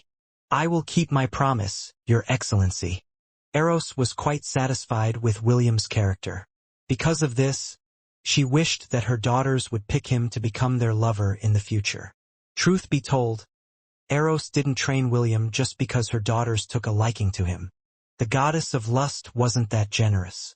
All the incubi and succubi in existence were handpicked by her personally. She wouldn't bestow her powers on just any random passerby. Even if William was favored by 4 gods, that wasn't enough for Eros to make her move. If not for the direct order she had received from the most ancient primordial goddess, she wouldn't have a reason to get in touch with the boy. The order of the primordial goddess was simple. Turn William to a pseudo-incubus and train him to resist charm and mind-affecting spells. Because of this order, Eros' interest in the boy was piqued. Since her daughters already had him in their sights, the goddess of lust thought that it would also be a good opportunity to get to know the half-elf. However, after training William for 3 months, she finally understood what kind of boy he was. Eros had a nagging feeling that William would bully her daughters in the not-so-distant future. Because of this, she made William promise her something, and the boy agreed to it. After exiting the domain, Eros suddenly remembered the promise that she had made with the god of contracts, Sancus. William, are you familiar with the god of contracts? Eros asked. No, William replied. However, I always ask him to preside over the contracts that I make in my world. Eros nodded her head as she looked in the distance. She immediately felt Sancus' presence right after she had left her domain. It seemed that the god of contracts was very anxious to meet with William before he reunited with Issei, Lily, and David.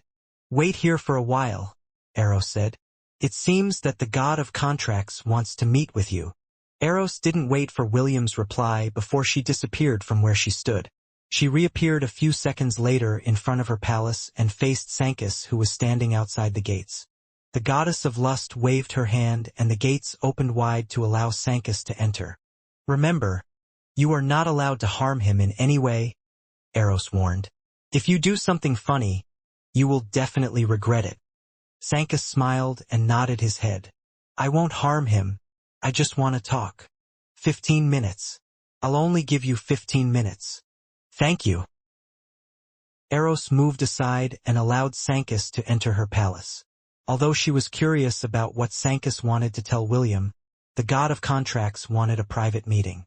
Since incubi and succubi also used contracts to bind the oaths of mortals, Sancus was a business partner that she had to get along with. This was why she respected his request and allowed him to meet William.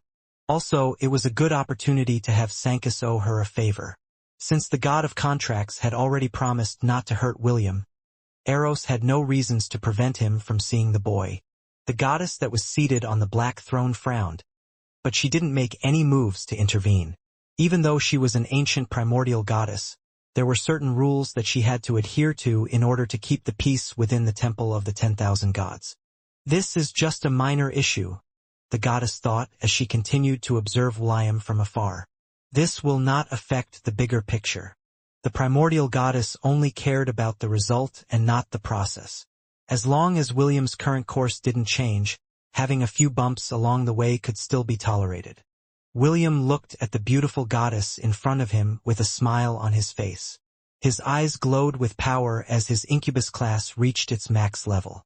Because his powers had been unsealed before his battle with Carter. This allowed Eros, the goddess of lust, to teach William how to utilize his newfound powers to their full potential. Just like the special domains that Issei and Lily used to train William, Eros had also taken him to her own domain to be trained. 3 months inside the domain was equivalent to 3 days in Hestia. Aside from training William to resist her charms, Eros also taught him how to wield his demonic powers. The Incubus job class allowed William to make and control illusions, enter a person's dream, drain the life force of others, and also a very rare ability that had a chance to copy a person's special skill through lovemaking. This copying skill was the skill he gained after absorbing the blood of the goddess. Even among the incubi that existed in the multiverse, only a handful had this ability. These were the people that had been personally blessed by Eros to become her champions. Being an incubus wouldn't be complete without the power of seduction. Naturally, William also gained an ability that was similar to charm. This skill was called Kiss of Seduction. However, since he was still a pseudo-incubus, he was unable to use this skill. Unlike the other job classes that he acquired, the incubus job class didn't have any advanced classes. William didn't mind because he didn't have any intention to take the incubus class to a higher stage. For him, being an incubus was no different from being a full-fledged womanizer. Belle had told him that she would only allow him to have 9 wives. Since that was the case, the incubus job class wasn't a good option for him to explore. Still, this class also came with many benefits. It allowed William to gain access to the dual cultivation skill, which allowed him and his lovers to gradually become stronger after they cultivated together. It also gave him a plus 100 enhancement bonus to all stats while the incubus job class was equipped. Being an incubus didn't give him immunity to Eros' charm skill. However, William was still able to resist it to a certain extent. For Eros, this was already good enough because even gods would have a hard time resisting her divinity if she unleashed her full powers.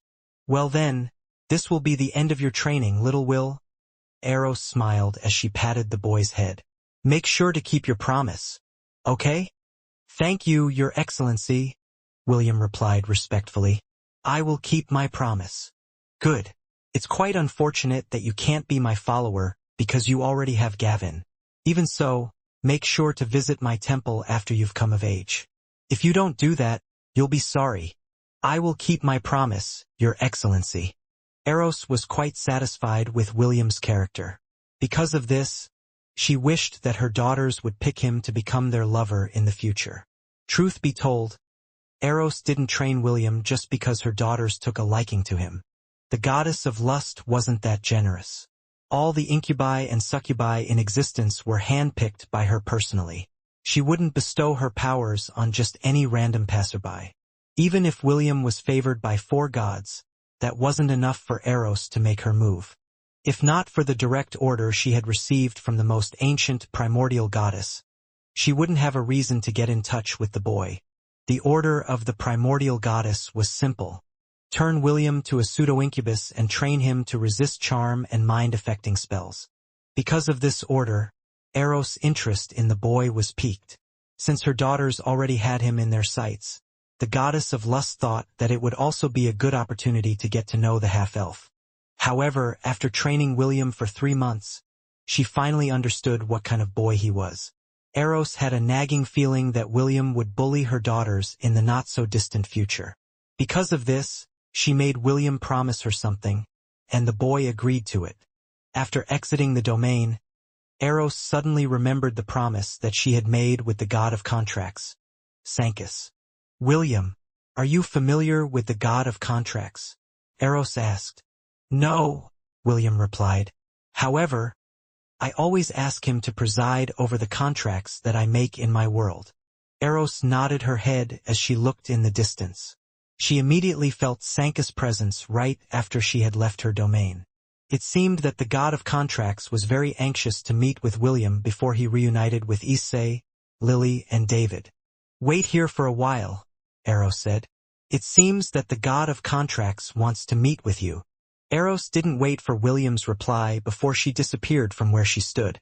She reappeared a few seconds later in front of her palace and faced Sancus, who was standing outside the gates.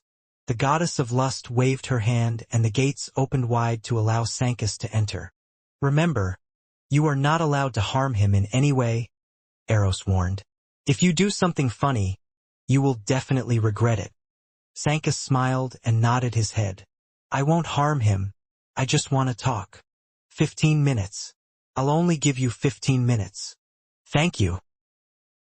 Eros moved aside and allowed Sancus to enter her palace. Although she was curious about what Sancus wanted to tell William, the god of contracts wanted a private meeting. Since incubi and succubi also used contracts to bind the oaths of mortals, Sancus was a business partner that she had to get along with. This was why she respected his request and allowed him to meet William. Also, it was a good opportunity to have Sancus owe her a favor. Since the god of contracts had already promised not to hurt William, Eros had no reasons to prevent him from seeing the boy. The goddess that was seated on the black throne frowned, but she didn't make any moves to intervene. Even though she was an ancient primordial goddess, there were certain rules that she had to adhere to in order to keep the peace within the temple of the 10,000 gods. This is just a minor issue, the goddess thought as she continued to observe William from afar. This will not affect the bigger picture. The primordial goddess only cared about the result and not the process. As long as William's current course didn't change, having a few bumps along the way could still be tolerated. Little Will, we finally meet face to face, Sancus greeted with a smile. We don't have much time, so I'll cut the long story short. I am Sancus, the god of contracts, and I am very pleased that you always choose me to preside over the oaths that you have made in Hestia. The pleasure is mine, Sir Sancus, William replied. I am also very happy to meet you. The two exchanged a few more pleasantries before Sancus decided to tell him the purpose of his visit. Sancus patted William's shoulder. It was quite unfortunate that I wasn't here in the temple when you arrived. If I was here, I would have also given you a parting gift before you entered the cycle of reincarnation. Fortunately, another opportunity has arrived, so I'm here to give you the gift I wasn't able to give you before. Sancus waved his hand and a wooden box materialized out of thin air. He held it with both hands and presented it before William. Inside this box is an amazing and very powerful artifact, Sancus explained. However, it is currently sealed, so I can't show it to you right now. But rest assured that this artifact will be of great help to you in the future. Once you equip this artifact, you will practically become immune to depression. Immune to depression? William's face became serious. Such a thing exists? This sounds like a very powerful artifact.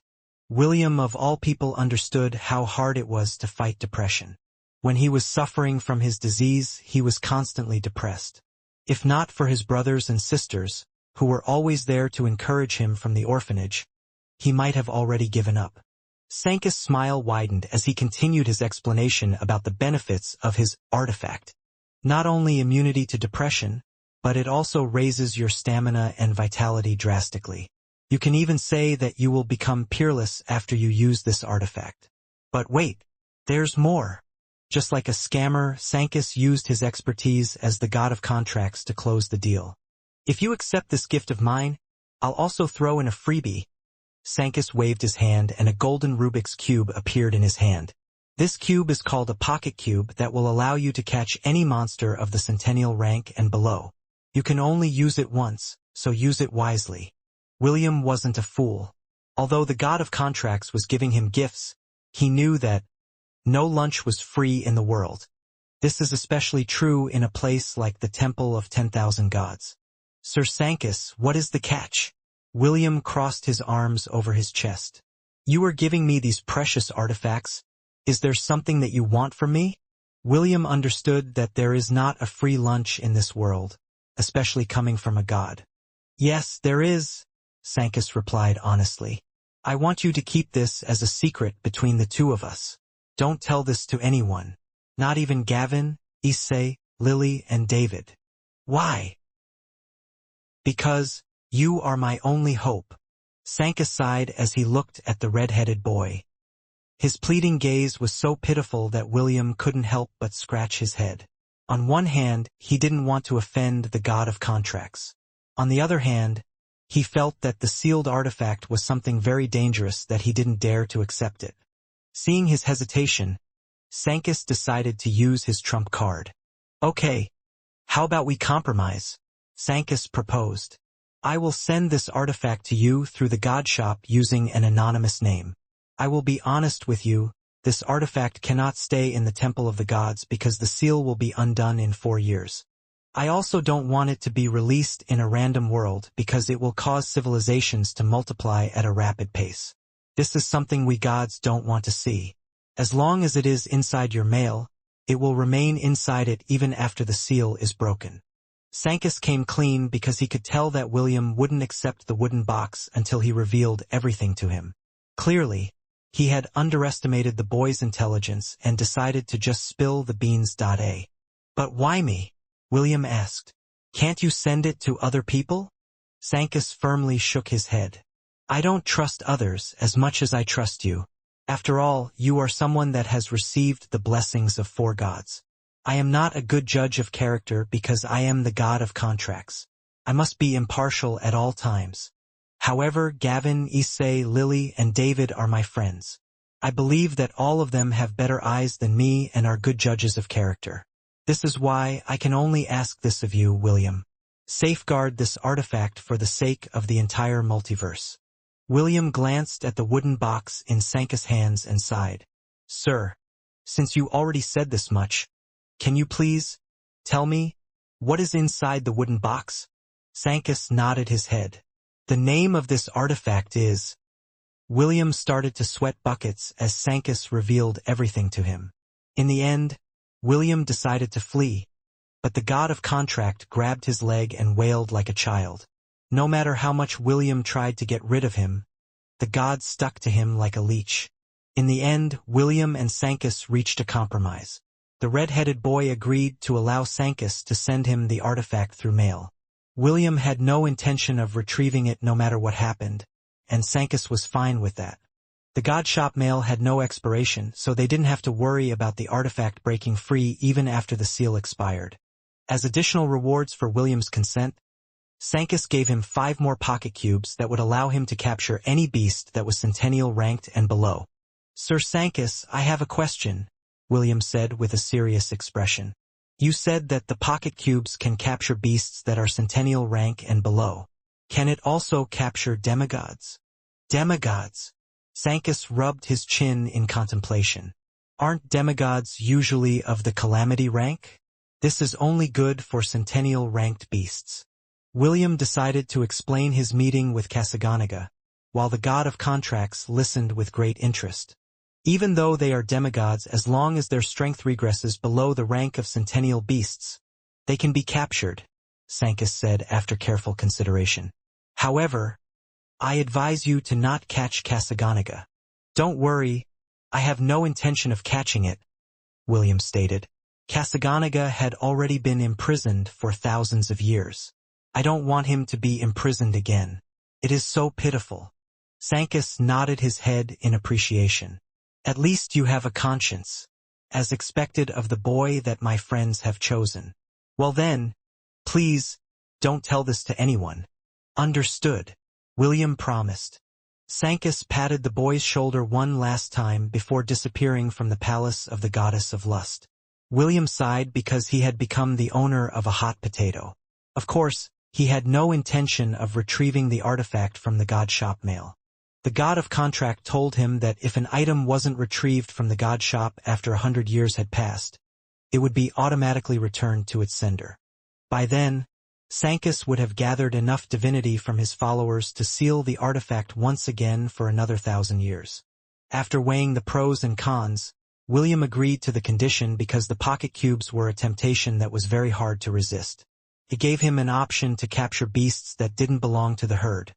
Also, Sankis said that it would always succeed in capturing any beast as long as the target was of centennial rank and below. William had the uncanny ability to always face strong monsters out of the blue. Even with his powers, fighting these beasts would require a lot of effort on his part. If he could capture these beasts from the get-go, it would save him a lot of effort and time in order to subdue them. Roars and explosions reverberated in the battlefield as the two armies collided. Hundreds of thousands of ant-type beasts burned en masse as the mages of the Hellon Kingdom unleashed their spells. The smell of burning flesh was thick in the air, but the defenders didn't bat an eye and killed more. The knights headed by the sword saint, Aramis, charged at the ant horde fearlessly and cut them apart like bamboo trees. Their war cries rumbled like thunder as they bulldozed their way towards the center of the army's ranks. Seeing this unstoppable onslaught, the great general of Inauthentic ordered his men to retreat. However, Aramis didn't back down and pursued them along with thousands of Hellenian warriors who were out for blood. Only a quarter of the warriors remained inside Ravenlord Citadel, while the rest accompanied their swords to kill as many enemies as they could. The griffins and hippogriffs in the air slaughtered the flying ants with a vengeance. The knights of the Angorian war sovereign had also joined the fray. In just a few days, the young knights had been baptized by a real war between kingdoms. They had seen the deaths of their comrades in the battlefield, and this brought a massive change to their mentality. The Angorian war sovereign, which used to number over 100, was now reduced to 70. Even though Priscilla did her best, it was unavoidable to not have any casualties in a war of this magnitude. 2 hours later, Aramis signaled to stop the pursuit. He knew that it would be a folly to continue and ordered everyone to return to the fortress. This was their third day of defending Ravenlord Citadel from the invasion of the Inauthentic army. In these 3 days of fighting, over 1 million lives were lost on the battlefield. The majority of deaths came from the ant army that numbered in the millions. The great general of Inauthentic, Magnius, treated the ant army as cannon fodder. However, the deaths of his human soldiers also numbered over 100,000. It was then when Magnius realized that taking the capital of the Hellon kingdom would not be easy, because the defenders were putting their lives on the line to repel them. Soldiers weren't afraid to die on the battlefield. However, fighting against enemies who didn't fear death gave them a different kind of pressure. The bombardment from the mages and archmages alone was like looking at the destruction of the world. Firestorms and hurricanes would ravage the battlefield and turn everything in their path to ashes. As a dynasty that focused on martial strength, fighting against mages was a very hard thing to accomplish. Naturally, the Inauthentic army also had a few archmages in their ranks, but they couldn't compare to the archmages of the Hellon kingdom who numbered in the dozens. If not for the ant army, that was supporting the bulk of their army, Magnius wouldn't have the courage to wage war on the Hellon kingdom, who was known for their martial and magical military forces. Just where are those bastard Zilanians? Magnius gritted his teeth in anger. How come they're still not here? While Magnius was cursing his situational allies, one of his subordinates entered his tent to give a report. Sir, over 500,000 warrior ants have just left the nest, and are now headed here to serve as reinforcements, the subordinate reported. At most, it will take them 2 days to arrive here. 2 days was enough time for his army to rest. He would just wait for the ant army to arrive and whittle the numbers of the defenders down little by little. Magnius nodded his head after hearing his subordinate's report. He then handed the soldier a sealed scroll and ordered him to get one of their ant riders to travel towards the Zilanian encampment to pass the scroll to the old executioner. He didn't know why their allies hadn't arrived yet. According to his estimate, the forces of the Zilanian army should have regrouped with them a day ago. However, they were still out of sight and it was making Magnius agitated. He knew for certain that the Hellon kingdom would have no chance of resisting if the Inauthentic and Zealand dynasties formed a united front to bring down Ravenlord Citadel. Just what is taking them so long? Magnius pounded the wooden table inside his quarters, breaking it apart. Your Majesty, the enemy has been successfully repelled. Aramis bowed. You did well, Aramis, Noah replied. Rest for now. I'm sure that they won't be back for a few days after this disastrous defeat by your hands. As you will, Your Majesty. Aramis pressed his fist over his chest before leaving the commander's quarters. As soon as he left, Prince Lionel stepped inside the room to see his father. He had also participated in the war and fought on the front lines among his private army. He was the crown prince of the kingdom, and the soldiers needed to see that he was not a coward in order to gain their respect. Prince Rufus had joined the rank of mages of the kingdom and fought the flying ants using his powerful spells. Both princes had shown everyone what they were capable of doing and received praises from the nobles and soldiers alike. Prince Lionel didn't fight on the battlefield just to gain the recognition of the nobles and the soldiers. He fought because he wanted to impress the third princess of Frisia, who was also within Ravenlord Citadel. As their ally, She was there to oversee the aerial cavaliers of Frisia, who fought bravely alongside their allies in this war against the Anasha dynasty. Unfortunately, aside from casual banter, Prince Lionel could tell that Princess Sydney was not interested in him, which made him very frustrated. Since the battle had just ended, he thought that this was the perfect opportunity to see his father and initiate his plan of action. "Your Majesty, congratulations on your victory," Prince Lionel said with a serious expression. King Noah nodded and made a gesture for his son to sit. "What brings you here today, Prince Lionel?" "Your Majesty, the enemy won't be back for a time, so I decided to use this opportunity to ask a favor from you." "A favor?" Prince Lionel nodded his head. "Since I gazed upon the Oathkeeper key, I have been constantly researching in order to find the location of the hidden domain. According to the records that I've read, the clue for how to find the domain lay on the key itself." King Noah smiled. Of course, he also knew this information. He even spent a lot of time studying the Oathkeeper key to find the location of the hidden domain because it was the duty of each king that received the inheritance. At first, he thought that he would be able to find this elusive domain during his reign. But after many years had passed, he had already given up on finding it. Now, seeing Prince Lionel mention this discovery, King Noah already knew what his son was going to ask of him. "Your Majesty, if I may be bold, can you please lend the key to me for a few days?" Prince Lionel asked. "I do not know what the outcome of this war will be, but I feel that I will regret it for the rest of my life if I don't try to decipher the secrets hidden within the Oathkeeper key." King Noah pondered for a bit before summoning a small ornate box from his storage ring. "Here, take it," King Noah said as he handed the box to his son. "Return it to me once this war is over." "Thank you, Your Majesty." Prince Lionel bowed respectfully. "I promise that I will do my best to find the hidden domain that belongs to the royal family." Just as soon as Prince Lionel said these words, a knock was heard on the door. A few seconds later, it opened and the second prince of the kingdom, Rufus, entered the room. When Prince Rufus saw the ornate box in Prince Lionel's hand, his gaze clouded for a brief moment before returning to their normal calm. He controlled the emotions in his heart as he bowed to his father and said the reason for his visit. "Your Majesty, I am here to submit the detailed report of the casualties and losses that we suffered today," Prince Rufus said as he handed a black ledger to King Noah. "I will now take my leave, Your Majesty. I still need to raise the morale of the mages of our kingdom." King Noah extended his hand to pat Prince Rufus' shoulder. "You did well today. Continue to inspire and support your comrades in battle."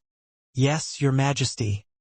Prince Rufus placed his fist over his chest and gave a brief bow before leaving the room. The second prince of the kingdom knew that he was a step late in acquiring the key. Fortunately, he had already prepared a plan B in case Prince Lionel managed to get the key before him. "You can have the key for now, big brother," Prince Rufus sneered inside his heart. "Because you won't have it for long." Prince Rufus knew that Prince Lionel was not aware that the organization had also approached him. Using this fact, he had plotted against his big brother so that the key would land in his hands. If King Noah only knew that both of his sons had already decided to betray the Hellon Kingdom, he would have definitely refused to hand the key over to either of them. Unfortunately, he was not aware, and so the next phase of the organization's plan, to take over the southern continent using Noah's kingdom as a sacrificial offering, began. Great Chief Evander personally welcomed the arrival of Prince Ernest and his granddaughter to the Kirinter Mountains. The oracle had informed him a day ago that representatives would arrive from the Hellon Kingdom and they should be treated as VIP guests. After the last incident with William, Great Chief Evander had regained his calm and understood what he needed to do. The residence of the Great Chieftain was located at the middle of the mountain, while the rest of the tribes were near its base. They only went to the third, second, and first peaks during special events, so they spent most of their days within their corresponding strongholds. Great Chief Evander didn't say anything when he saw William's current state. He just made sure that the order of the oracle was carried out properly. Also, in order to prevent any mishaps, he ordered his second son, Connell, to go to Cadale's stronghold at the base of the mountain to prevent anyone from entering their domain. The oracle had given all the tribes explicit orders to not leave the mountain while the war between the Helon kingdom and the two dynasties was taking place. This was in accordance with the decree that was passed by their sovereign, which everyone in the Kirinter Mountains obeyed with reverence. Ian was in the midst of changing William's clothes when the little lowly, Brianna, barged inside the room. "Oh, sorry," Brianna said when she saw Ian taking off William's shirt. "Please, don't let me disturb you. Carry on with what you are about to do." Ian couldn't possibly allow the little girl to see his lover's naked body, so he decided to ask Brianna the reason for her visit. "Is there something you need, Lady Brianna?" Ian asked. The little lowly smiled mischievously as he approached William's bed. "Do you need help taking his clothes off? I can help you do that." "I can manage them myself, Lady Brianna. Please, don't bother yourself with the commander's needs because I will be here to take care of him." "Is that so?" There was a hint of disappointment in Brianna's voice. Even so, her disappointment didn't last long as her small hands caressed the sides of William's face. "I haven't had the time to see him after the incident at the Grand Colosseum," Brianna commented as she marveled at the softness of William's face, which was the complete opposite of his rough hands. "Ernest gets jealous easily, so I didn't get the chance to check his condition up close while we were inside the carriage during our journey. How is he? Do you know when he'll wake up?" "He's recovering," Ian replied as his eyes focused on Brianna's hands that were caressing William's cheeks. He was very tempted to pry the little lowly's hands away, but he knew that he couldn't make a scene inside the great chieftain's residence. "As for when he will wake up, I have no clue. I hope he wakes up soon." Brianna nodded her head sadly. "I hope for that as well. Big Brother is a good person. If he hadn't been there during the ceremony, I don't know what might have happened to me by now." Ian sighed internally and cursed the unconscious half-elf who was being pampered by the tribe's little princess. After a minute had passed, Brianna's hands had moved from William's cheeks to his ears, then to his neck, then back to his cheeks. For some reason, Ian felt uncomfortable with other girls touching William so intimately, especially girls whom William hadn't acknowledged as one of his lovers. Although he knew that Brianna and William shared a close relationship, it was more of a brother and sister relationship than lovers. "Say, do you like him?" Brianna suddenly asked as she shifted her attention to the older boy. "I do," Ian replied without batting an eye. Brianna nodded as if she had already expected this answer from Ian. "I can see it in your eyes. The way you look at him is that of tenderness and affection. However, does Big Brother know?" "Yes." "Really?" The little lowly's eyes sparkled as if she had discovered a very juicy piece of gossip. "Big Brother is fine with it?" "Yes," Ian replied. "I see." Brianna smiled before reluctantly pulling her hand away from William's face. "You and Big Brother are our special guests. If you need something, don't hesitate to ask. The residents of the Great Chief will do our best to accommodate your needs." "Thank you." Ian nodded. "I will take note of it." Brianna gave William one last glance before leaving the room. She couldn't stay for long because she knew that Ernest would come looking for her. The youngest prince of the Helon kingdom was very wary of William. Prince Ernest was afraid that the half-elf would take his big sister's affection away from him and make Brianna his fiancée. Because of this, the prince was feeling anxious, which made Brianna, as well as Simon, shake their heads helplessly.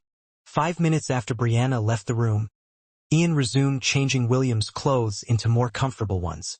He then laid beside William and used synchronization. It was unsafe for her to transform inside the residence of the great chieftain, so she just settled with having her mermaid form inside William's sea of consciousness. She hoped, more than anything, that the boy she had loved for 4 years would once again open his eyes and hold her in his warm embrace. Meanwhile, in the temple of the 10,000 gods, "You look more manly now, Big Brother," Lily said as she eyed him up and down. "I guess being trained by the goddess of lust would turn even the meekest of sheep into a raging bull ready to battle." William smiled and patted the lowly's head. "And you're still as cute as ever, Lily." Lily giggled as she allowed William to pat her head. It had been many years since a mortal had done that to her, and it made her feel nostalgic. "Very good," Issei nodded in appreciation. He also felt the change in William's aura, and it made the red-headed boy look more confident. After entering Eros' domain, the teddy bear that was used to hold William's consciousness had been remodeled to become a near-perfect replica of his body. Because of this, he didn't need to return to his cuddly form in order to continue his training. David cleared his throat and made a gesture for William to follow him. He was the boy's final instructor, and the last hurdle before William could return to his own world. It didn't take long for the two of them to arrive at David's residence. Issei and Lily followed David because they were curious about what kind of training the God of Shepherds would give William. David didn't mind them tagging along because they were his good friends and William's supporters. The God of Shepherds took them to a room where a golden portal glowed brightly. Seeing the portal, William remembered when he stood beside the cycle of reincarnation.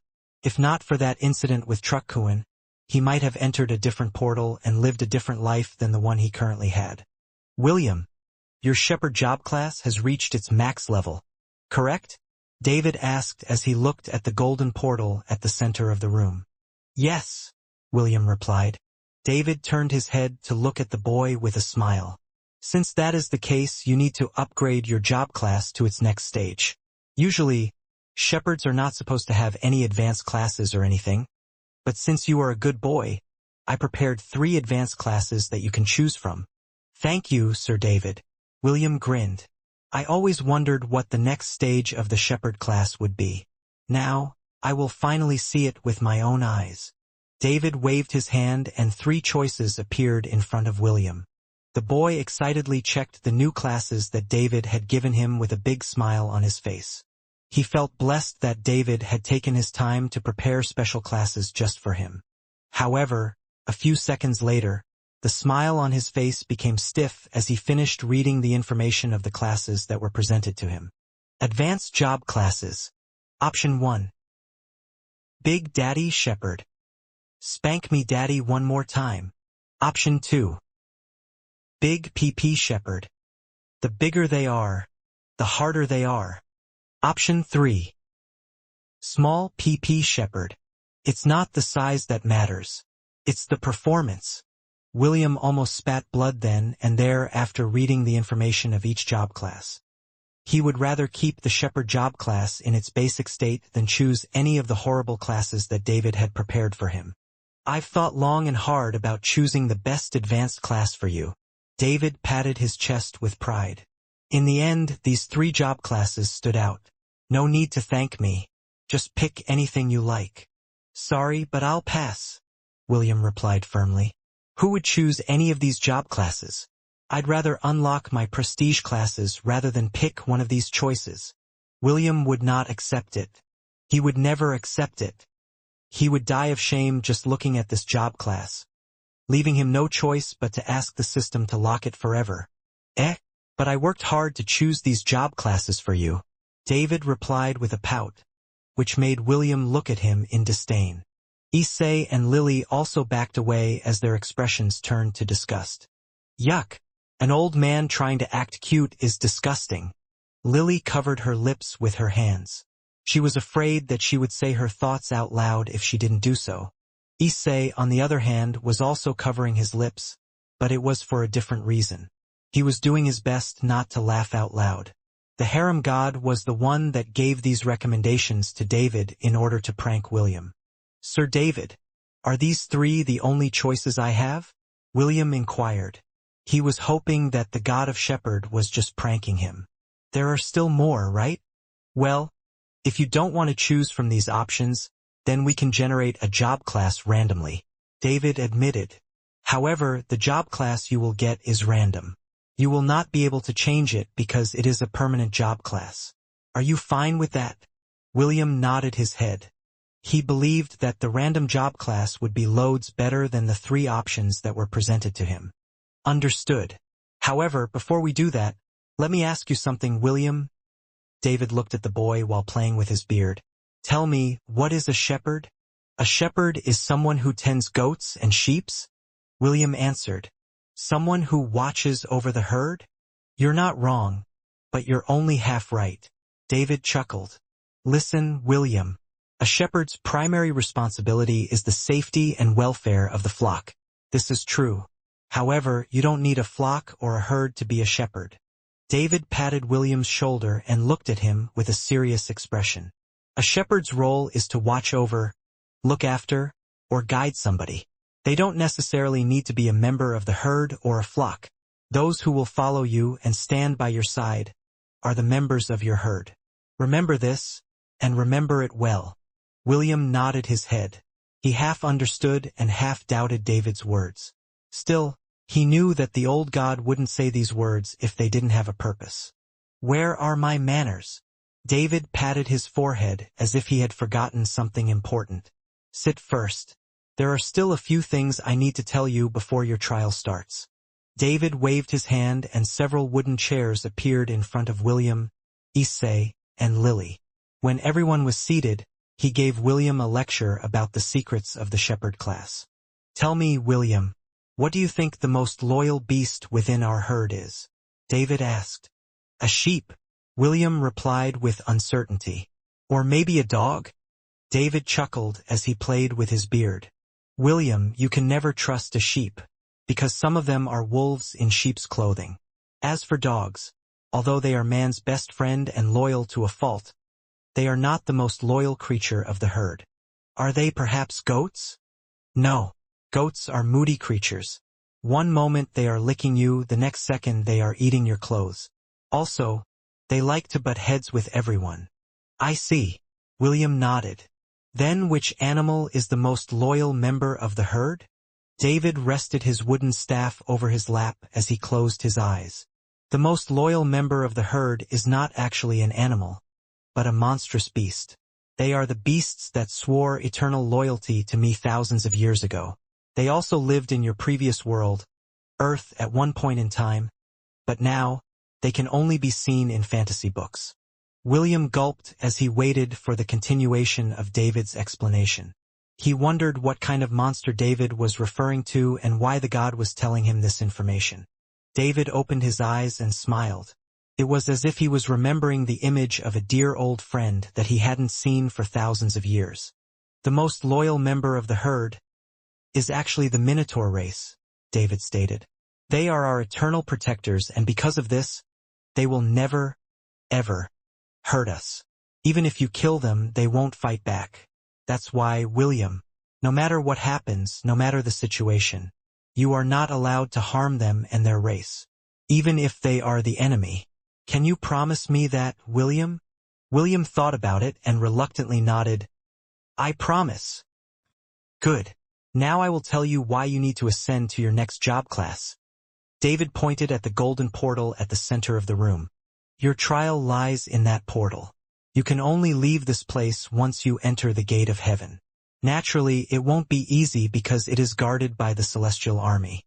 William, only the souls of the dead can come to the temple of the gods. The only exit in this place is the cycle of reincarnation. Issei and Lily, who was seated beside William, nodded their heads in agreement. David didn't lie. Only the souls of the dead can come to the temple of the gods, and they had already broken a few rules by bringing William's consciousness over. Actually, the one who proposed to bring William's consciousness to the temple was David. Issei and Lily didn't support his idea because they knew that once William was brought to the temple, he would not be able to leave, unless he entered the cycle of reincarnation. However, David assured the two gods that he had a way to let William go back to his world safely. This was why Lily used her powers to pull William's consciousness from Hestia and sealed it inside her pink teddy bear. That way, William would be able to materialize on their plane of existence even with an incomplete soul. I'll be honest, unless you advance your shepherd job class, you will not be able to leave this place, David explained. Well, I don't mind if you stay here, but can you really leave your family and friends behind? Of course not, William replied firmly.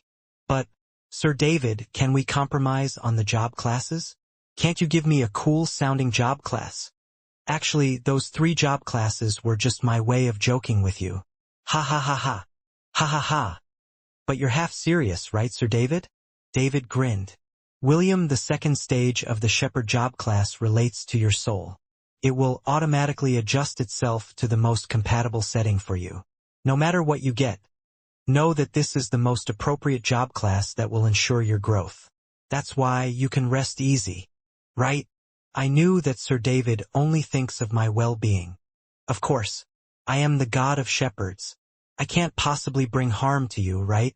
Issei and Lily watched this nonsense exchange from the side. They didn't believe David's words because he was one of the most notorious pranksters in the multiverse. The only thing that the two gods could do was light an incense candle for William in their hearts because he was about to get pranked really hard. Now William, enter the portal, David gestured. It is time for you to unlock the next stage of the shepherd job class. Yes, William bowed his head to David, Issei, and Lily. After paying his respects, he walked towards the portal with a determined expression. His family, lovers, friends, and acquaintances were still waiting for him in Hestia. He needed to get back to them as soon as possible. He was also worried about the current situation of the war because all news was cut off from the mortal realm. The moment he entered the portal, he found himself standing in what seemed to be a mountainous region. After scanning his surroundings, his eyes automatically locked on a giant gate that was shining in the distance. That must be the Heaven's Gate that Sir David was talking about, William thought. That is where I need to go in order to go back. William clenched his fist and was about to use his magic powers in order to hasten his travel when he felt that something was wrong. The half-elf frowned and pointed at the ground beside him. Ice bullet. He waited for a time but nothing happened. Void arrow. Firebolt. Water ball. Stone bullet. William sighed because his conclusion was right. He was unable to use his magic powers in this trial and had to rely on his physical strength and divinities to reach his destination. The journey of 1,000 miles starts with a single step, William thought as he took a step forward. Wait for me, everyone. I'll be home shortly. David chatted with William as the boy made his way towards the giant gate in the distance. According to the God of Shepherds, William needed to clear 12 trials before he could challenge the Heaven's army that was guarding the gate of heaven. Each checkpoint would unlock part of William's power. The first trial would allow him to upgrade his shepherd job class to its next stage. David didn't tell him what the trials were. He only pointed in the direction that William must travel. After walking for a day, William arrived at a small clearing surrounded by stone pillars. At the center of the clearing stood a 2-meter-tall goblin shaman. With just a glance, William was able to determine that the goblin was not a regular goblin shaman. It was a goblin witch doctor that was 2 stages higher than the goblin shaman. Class is straight off the bat, William frowned. As expected, this isn't going to be easy. When has life been easy? Defeat him and you will be able to ascend to your next stage, David said using telepathy. Good luck. William summoned his wooden staff and walked towards the clearing with steady steps. He felt the irony of this trial because the first ever monster that he had faced in his life was a goblin. It was his first life and death experience after being born in Hestia and, because of that incident, he became a shepherd. The goblin witch doctor started chanting and created 2 shadow copies of itself. The 3 goblins chanted and summoned 6 pairs of spectral hands that hovered around them. William knew that he had to fight seriously in order to overcome his first trial. For some reason, the bracelets on his wrists and ankles had also been replicated when Eros used her powers to mold his body. The half-elf removed the bracelets and tossed them aside. This was the first time that he was going to fight with his full power, using only his physical strength. Truth be told, William was also curious to know just how strong he was now. For him, this trial was the perfect opportunity to test his progress without holding anything back. Meanwhile, inside Ravenlord's citadel, "Your Highness, we've succeeded," a pretty maid reported as she entered Prince Rufus' room. "My cousin managed to retrieve the box that the Crown Prince had been safeguarding." "Very good," Prince Rufus replied with a smile. "Give it to me." "Yes, Your Highness." The maid bowed and presented the ornate box to Prince Rufus with both hands. The second prince of the Hellon Kingdom took it and checked its contents. He grinned when he saw the key inside the box. The years he had spent bribing the Crown Prince's personal maid attendant had finally paid off. This was why he was confident that he could acquire the ornate box from his older brother's hand. Outside, Prince Lionel was the perfect image of a gentleman, but behind closed doors. He would torture his subordinates to vent out his stress and anger. Most of them hated Prince Lionel, but they were helpless against him. They were afraid that if they disobeyed him, they would be dead the next day. This gave Prince Rufus the opportunity to gain these servants' loyalty and have them secretly spy on his older brother. The Oathkeeper key that Prince Lionel had managed to acquire from his father was now in Prince Rufus' hands. The second prince couldn't stop himself from grinning because he could tell how mad his older brother would be when he woke up the next day. The Crown Prince's personal maid had served Prince Lionel a tea that contained a very potent sleeping drug that Prince Rufus had acquired before leaving the capital. This was his backup plan just in case Prince Lionel managed to acquire the key before him. After gaining the key, he immediately contacted the agent that was assigned to him by the organization and asked for a meeting. An hour later, Prince Rufus, along with a man wearing a black robe, entered one of the secret passageways of Ravenlord Citadel that led outside the fortress. It was too dangerous for them to meet inside the citadel where the Hellon army was on high alert from the invasion of the Enishan army. In a spacious artificial cave that was hidden a kilometer away from the fortress, several men wearing black robes stood behind a man sitting on a black chair.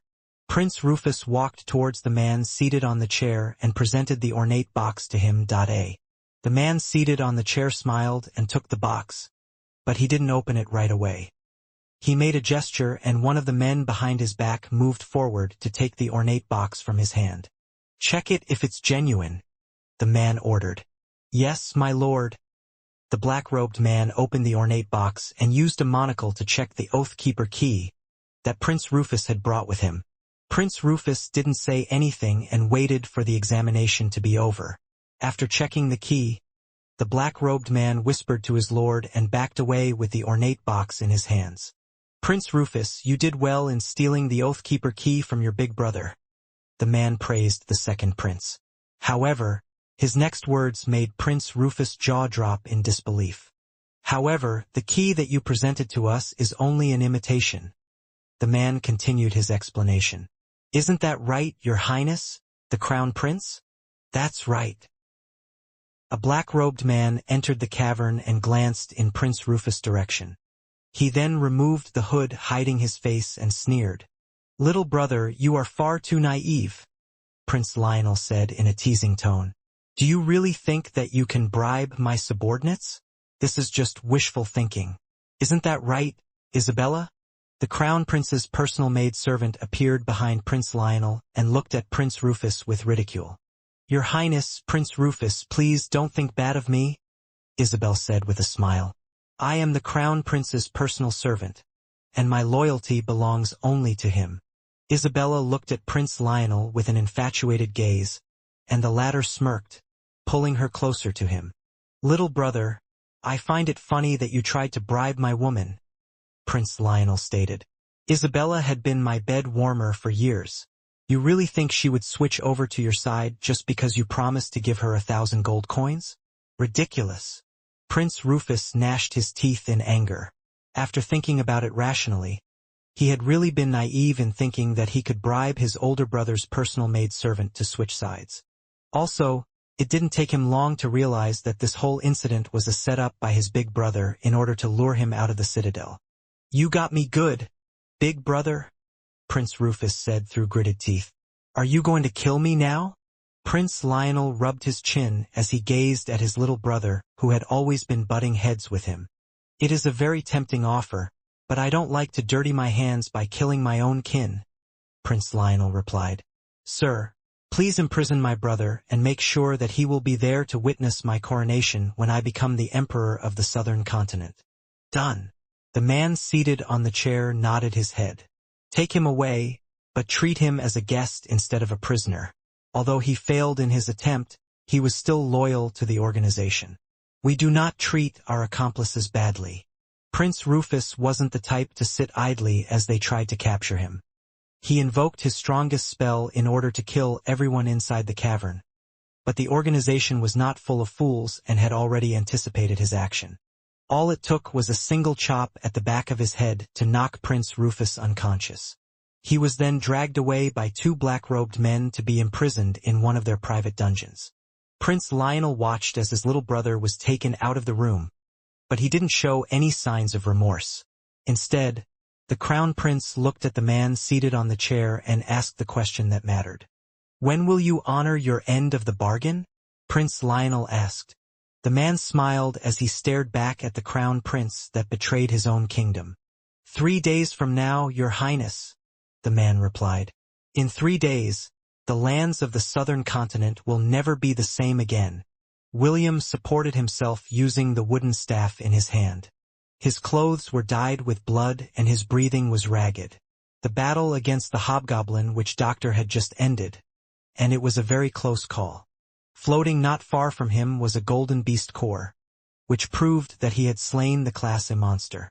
"Congratulations, William," David said via telepathy. "Now, touch the beast core and unlock the next stage of your shepherd job class." William forced himself to stand and used his wooden staff to walk towards the floating golden core. "Finally," William muttered as he reached out his hand to touch it. Immediately, William was bathed with a golden light. The half-elf closed his eyes as he felt a new kind of power wash over his body. It didn't take long before a system notification broke him out of his daze. Ding! "Congratulations! Your shepherd job class has ascended to its next stage. New job class, Quick Shot Shepherd. Quick Shot Shepherd." It hasn't even been 5 seconds. In ancient times, when demons stirred and evil spread across the land, there wasn't enough time to do things in a proper manner. This was how the Quick Shot Shepherd was born. He was the hero that many needed, but not the one they deserved. A shepherd who roamed the lands and shot pew pew pew to girls and foes alike. William spat blood and collapsed on the ground as he read the introduction of his new job class. Tears streamed down the sides of his face as he raised his middle finger towards the heavens. He cursed David in his heart as he wept bitter tears. He'd rather fight a dozen goblin witch doctors at the same time than have this job class in his system. FCK. I should have chosen the sugar daddy shepherd. William wept bitterly. At least I would be able to tolerate the name. The half-elf was overcome with regret because he remembered David's words before he entered the portal. David grinned. "William, the second stage of the shepherd job class relates to your soul. It will automatically adjust itself to the most compatible setting for you. No matter what you get, know that this is the most appropriate job class that will ensure your growth. That's why you can rest easy. Right? I knew that Sir David only thinks of my well-being. Of course, I am the god of shepherds. I can't possibly bring harm to you, right?" William sighed and wiped the tears in his eyes. Fortunately, no one could see his job class, so this stain in his history would be safe from everyone. He would just ignore it and level up his other job classes when he got back to his world. After making his decision, William read the rest of the information of his new job class. Quick Shot Shepherd. Increase stamina by 200%. Receives plus 20 enhancement to all stats. 50% increased resistance to debuff spells. 30% increased resistance to nature spells. Host has learned passive skill, Quick Shot.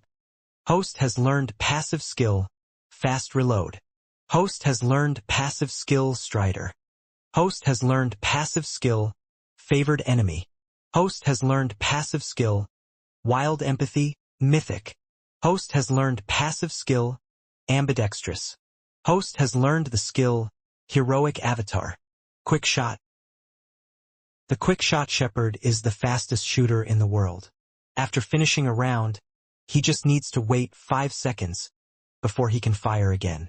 This skill applies to any large projectile weapon, e.g., ballista, cannons. This skill also works with spells of any circle. Fast Reload. Receives plus 20 enhancement bonus to dexterity. Allows the shepherd to reload and shoot faster. This passive skill works on anything including spells of any circle. Strider. Receives plus 20 enhancement bonus to agility.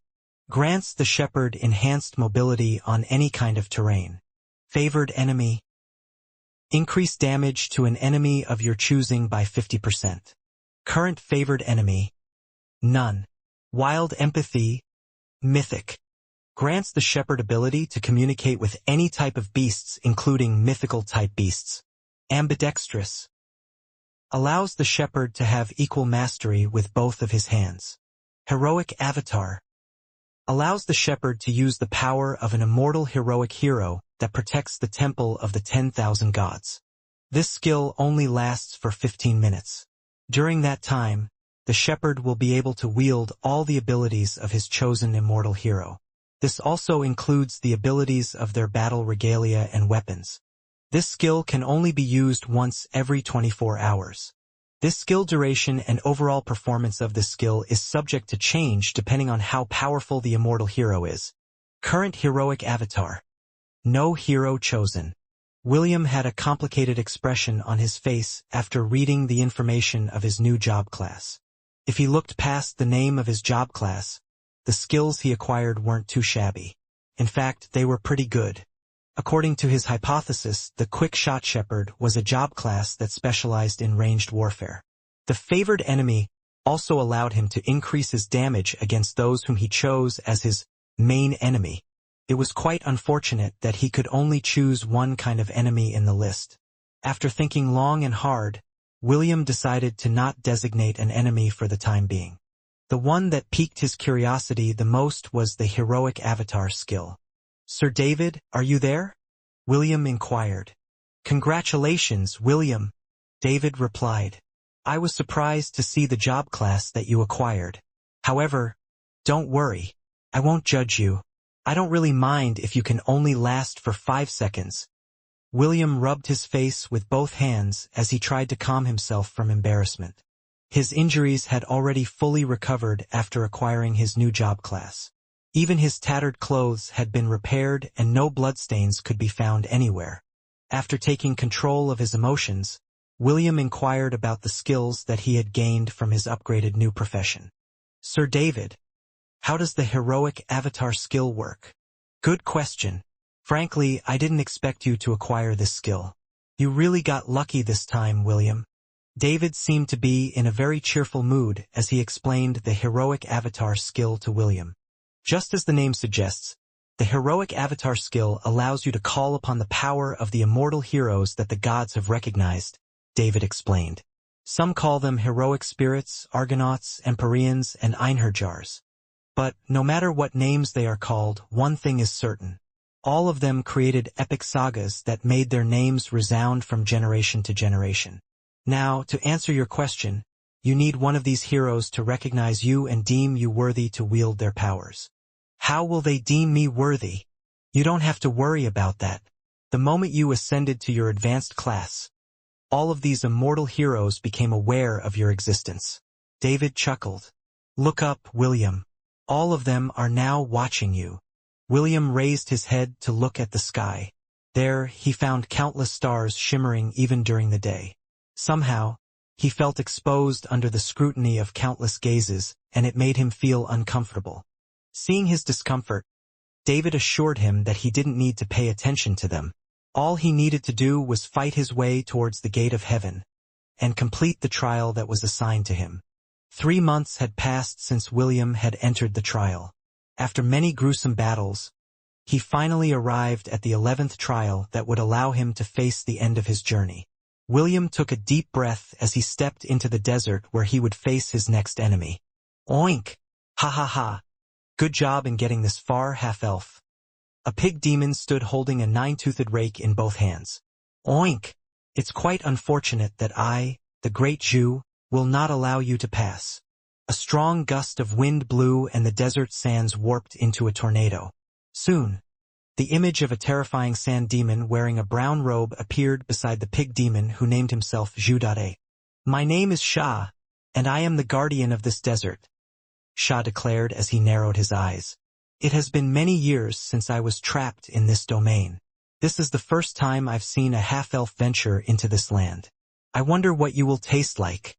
William frowned. Right now, he couldn't use the full function of his system because only a part of his soul had been taken to the temple. Even so, after facing many strong beasts on different occasions, he was able to assess the ranking of the two enemies in front of him, and it made him clench his fist in frustration. Both of them are in the initial stages of the centennial rank, William thought. If it was one-on-one, I might be able to win by luck. But against two, it's impossible. William knew his abilities very well. Currently, the weapon in his hand was a replica of his original wooden staff. Although it was sturdy, he knew that it wouldn't be enough to defeat the two centennial beasts in front of him. While William was thinking of ways to overcome this hurdle, the demonic pig in front of him pointed its rake in his direction. Oink! Too bad, half-elf, Zhu said with a sneer. Your journey ends here. We will be generous and give you two choices. The first choice is to accept a swift and painless death. The second one is to suffer a slow and torturous death. Oink! Pick one. Shah, the sand demon, crossed his arms over his chest. The sands behind William rose towards the sky, forming an impassable wall. Clearly, he had no intention of letting their prey escape from their grasp. Speak, half-elf, Shah stated. What do you choose? William unsummoned his staff and placed both of his hands inside his pockets. I choose you, William shouted as he took out the gifts that Sankis gave him in exchange for accepting his proposal. Go! Pocket cubes. William threw 2 golden cubes at the 2 centennial beasts, which made Zhu snort at him in disdain. However, Shah felt that the golden cubes weren't normal, so he decided to play it safe. Zhu raised his 9-toothed rake in an attempt to swat it. However, the moment the rake came in contact with the cube, the golden cube expanded into a 6-meter-wide cube that engulfed the demonic pig hole.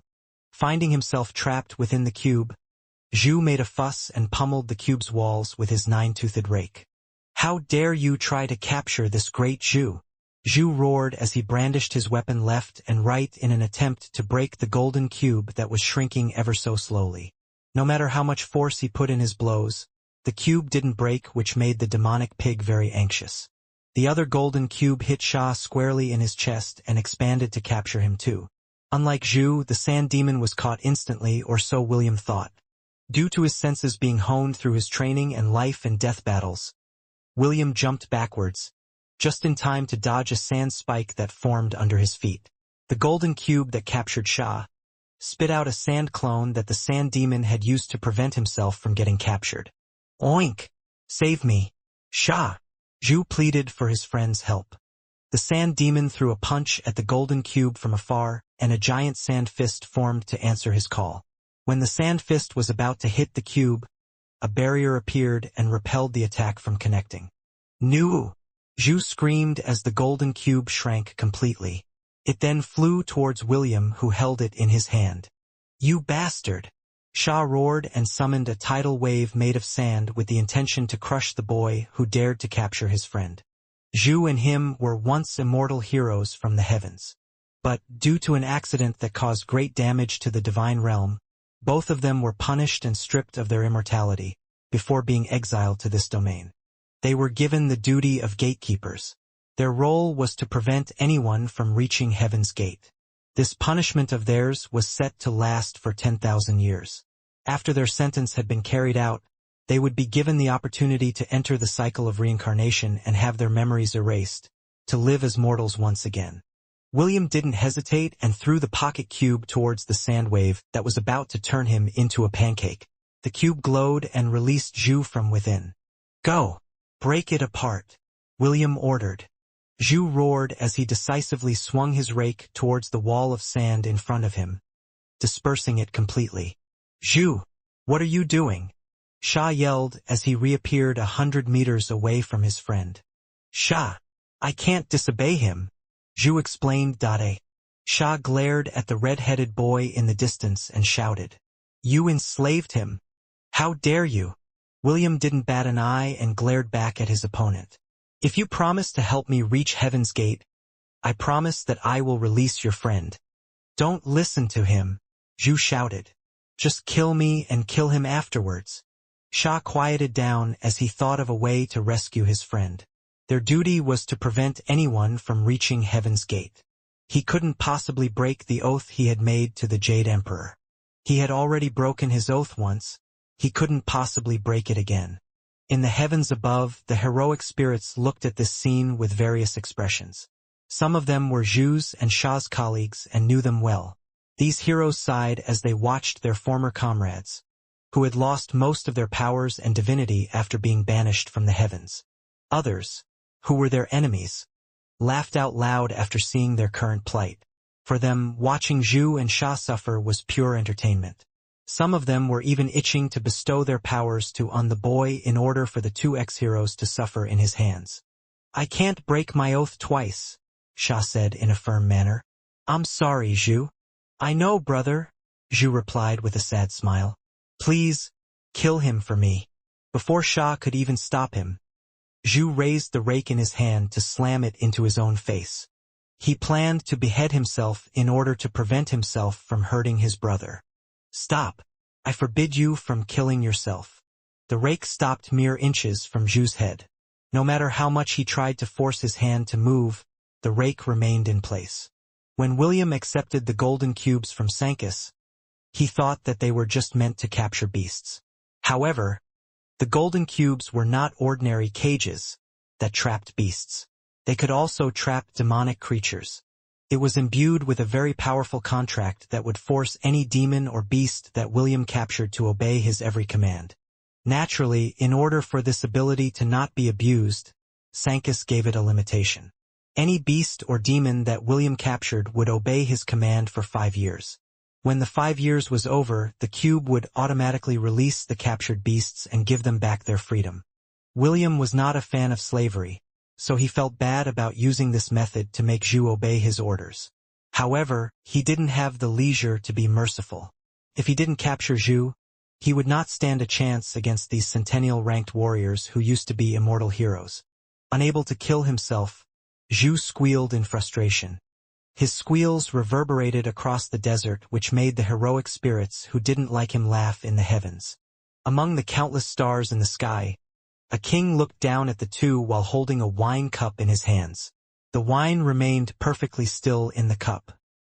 His eyes gazed upon the two warriors before shifting towards William, who was looking at Sha with a serious expression. "You don't want to break your oath, but I want to reach Heaven's Gate," William said softly. "Since both of us will not change our minds, how about we compromise?" Zhu returned to the golden cube and William returned it to his pocket. "Let's fight one-on-one. We will only use our physical skills and abilities. We will not use any spells or magic power," William proposed. "If you win, I promise that I will release Zhu. However, if I win, you will allow me to pass." Sha summoned his crescent moon spade and pointed its tip at William. "I accept your challenge, half-elf," Sha agreed. "Let the gods and the heroes in the heavens serve as my witness. I, Sha, will fight with my honor and dignity on the line. I will honor my oath as the wager of this battle." Roars of cheers and approval resounded from the sky as the immortal heroes acknowledged Sha's vow. William took a deep breath as he summoned the wooden staff in his hand. He felt admiration for the Sand Demon's character, but he had no intention of losing. The two fighters faced off against each other with the gods and heroes as their witnesses. Even the Jade Emperor, who had exiled Zhu and Sha from the domain of heaven, observed the battle from his throne. His aged-old eyes looked at the Sand Demon who had once served under him. He then glanced towards the distance to look at the king, who was still holding the wine cup in his hand. The king hadn't taken a sip from the wine cup ever since William appeared at the 11th trial. Sensing the Jade Emperor's gaze, the king gave him a brief nod before looking back at the battle that was about to take place. David watched from his palace with a smile on his face. Although the chances of William winning this fight were slim, he believed that his protégé would still manage to break all the walls that stood before him. "What is your name, boy?" Sha asked. "William," William replied. "William von Ainsworth." The Sand Demon nodded and took a fighting stance. "My name is Sha," Sha stated, "and I will not let you pass." The wind blew over the desert, but the two fighters just stared at each other for a while. Neither of them took the initiative to attack. It was as if they were waiting for a signal before their fight started. All of a sudden, Sha charged forward and William followed suit. The sand demon's weapon, the crescent moon spade, shone with a vengeance as the sunlight reflected off the tip of its blade. Sha was once a heroic spirit. Although he was stripped off his divinity and powers, his mastery over his weapon had stayed with him, even in exile. The weapon he wielded specialized in hook, stab, scoop, sweep, smack, and chop strikes using techniques from spear, staff, broadsword, and trident fighting styles. It was an all-purpose weapon for both attack and defense. Unlike William's wooden staff that looked so plain to the eye, the crescent moon spade was capable of cutting things like a blade. Although Sha knew how to fight in close combat, he was more of a sorcerer that specialized in sand spells. Even so, he was stronger than William physically, so he thought that he wouldn't have a problem fighting the half-elf one-on-one. When the two weapons collided, William was immediately sent flying due to the strength behind Sha's attack. As a centennial rank beast, his strength couldn't be underestimated. Sha didn't follow up his attack and looked at the boy with a calm gaze. "This is the only time that I will show mercy. If you don't plan on dying, then you'd better fight me seriously." William held the staff in his hands firmly as he narrowed his eyes. Such strength. My hands are still tingling from pain due to his casual strike. Well then, time to use my skills. The half-elf took a step forward and charged towards the sand demon. Sha stood completely still and waited for the boy to reach his strike zone. When William was only 3 meters away, the sand demon used the tip of his weapon to scoop up some sand and throw it at William's face. The boy momentarily shielded his eyes with his hand, and Sha took that opportunity to attack. The sand demon didn't feel any shame in doing what he did. In the battlefield, when matters of life and death were on the line, there was no such thing as a dirty trick. He slashed at the boy's body with the intention to cut it in half. However, his attack completely missed its target. The moment William covered his eyes, he slammed his staff on the ground and somersaulted above the sand demon. The half-elf delivered a strike in midair, aiming for the sand demon's head. But he was up against a centennial-ranked beast that couldn't be easily hoodwinked in battle. The blow was completely mitigated when Sha used his right arm to block the strike from above. He then turned around and delivered a kick to William's chest, which sent the boy flying several meters away from where he stood. However, before Sha could even follow up his attack, William's staff slapped the side of his face, stopping him in his tracks. William had the ability to infuse his aura on his weapon to make it attack on its own. Unfortunately, Sha's face was thick enough to withstand a full strike from the staff at close range. "No damage," William muttered as he successfully landed on the ground. Time to try something different. William ran away in order to gain distance from the sand demon, but he didn't run too far from his enemy. When he deemed that the distance was sufficient, he raised his arm to summon the wooden staff and channeled his aura on its body. "Quick shot war arts.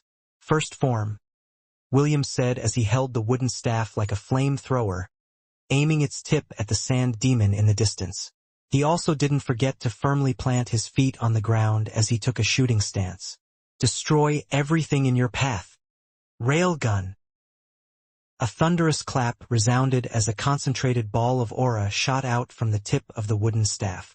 William's face contorted in pain as he skidded tens of meters away from where he stood due to the skill's powerful recoil. Sha didn't know what the boy did, but his instincts honed in battle made him jump subconsciously to his right side.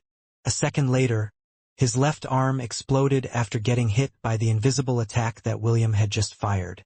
The sand demon screamed in pain at the unexpected injury he received. Everything happened so fast that he didn't understand how the boy was able to hurt him at that distance.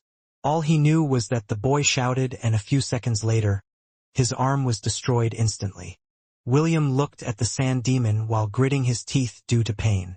The recoil of the railgun was so strong that William felt that his right arm was about to fall off from his shoulder, due to the searing pain he was experiencing. The sand demon roared and charged at William. Whatever the boy was planning, he wouldn't allow him to do it again.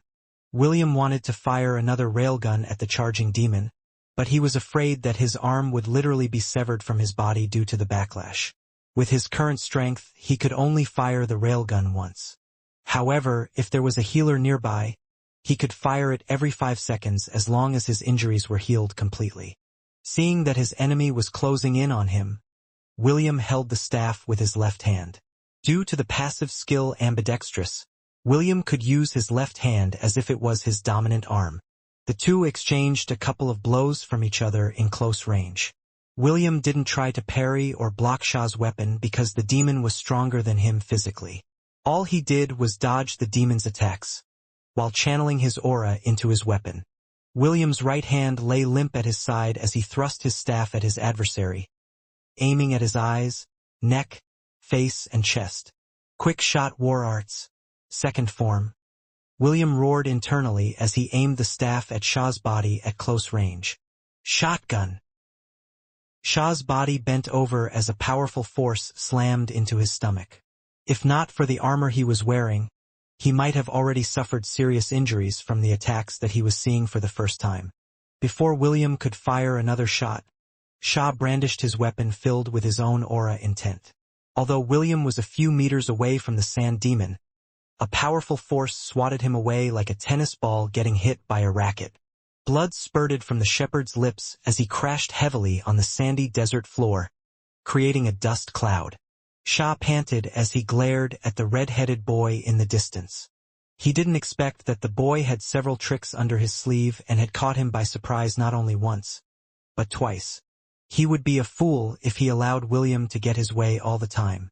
While Shah's reasoning was sound, he didn't understand the mechanics of William's ability. Also, he made a mistake when he attacked William just now. Instead of closing in and going for the kill, Shah sent the boy away with his strike that allowed the half-elf to have the tactical advantage over him. Naturally, Shah realized this as well, but it was already too late. He was about to run towards the boy's direction when he saw the half-elf with an evil grin on his face. William's staff was firmly embedded on the sand, supported by his left hand, and aimed in Shah's direction. Obliterate. Howitzer. Shah's body broke apart as William's full-powered attack exploded in his face. William spat blood as he was pushed away by the recoil of his last attack. Although the quick-shot war arts were quite powerful, he still hadn't thought of a good way to withstand the recoils of his stronger attacks. Also, the more powerful attacks drained his stamina drastically every time he fired a round. Now, he understood why one of the attributes that he gained from acquiring the job class was an increase in his stamina by 200%. With his current strength, he could only fire railgun and howitzer 4 to 5 times using his original body, before running completely dry. Although the body he was using was strong, it was still only a replica and didn't have his natural attributes. I need to find a job class that is sturdy enough and has increased stamina recovery, William thought as he gasped for breath while lying face up. His body was aching all over and he couldn't even lift his hand to prop himself up. It was at that moment when a shadow loomed over his body. Shah, the sand demon, stood a few meters away from him. William glanced at his opponent's body. There were no signs of the damage that he had caused during their clash. "You won," Shah said after a full minute of silence. "As promised, I will let you pass." William sighed in his heart and used his thoughts to control the golden cube in his pocket. The demonic pig, Zhu, appeared beside William and looked at him with a complicated gaze. After giving a snort, Zhu picked up William like a sack of rice and carried him on his shoulder. "Be grateful, oink," Zhu commented as he walked in the direction of the last trial that William was about to take. "I will carry you until we reach the end of this desert. Oink. However, I won't help you fight against the celestial guards that protect the heavenly gate. You are on your own."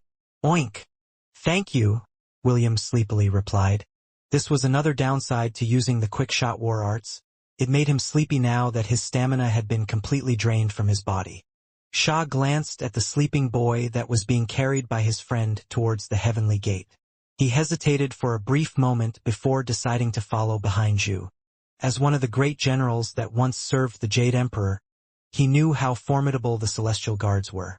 He wanted to tell William that reaching the gate was impossible in his current state. Why? because the celestial guards that guarded it were 1,000,000 strong. Not only that, the bulk of this army was composed of gold rank fighters. There were also thousands of platinum and mithril rank warriors. What was worse was that there were also a dozen adamantium ranks that served as commanders for this massive army. Clearly, William didn't stand a chance of fighting them all, even if Zhu and Sha were to help him battle. Zhu also thought this way, so he felt generous and decided to bring William to his last trial, so the boy could see the impossible mission he was trying to complete. After the conclusion of the battle, the king finally moved his wine cup towards his lips to take a sip. The battle hadn't progressed how he thought it would due to William's unique way of fighting. The king was amused by the half-elf's battle strategy. He could tell that William was proficient in close and ranged combat. However, the ability to use aura to manifest his unique abilities piqued the king's interest. The other immortal heroes chatted with each other. Watching William fight was like watching a T.V show for them. They found his struggles interesting, especially after watching him clear the trials one by one. Of course, there were others that were looking forward to his despair when he fully understood the next challenge he was about to face. What William didn't know was that the trial also had a special meaning. There were certain individuals with strong will powers that died in their worlds.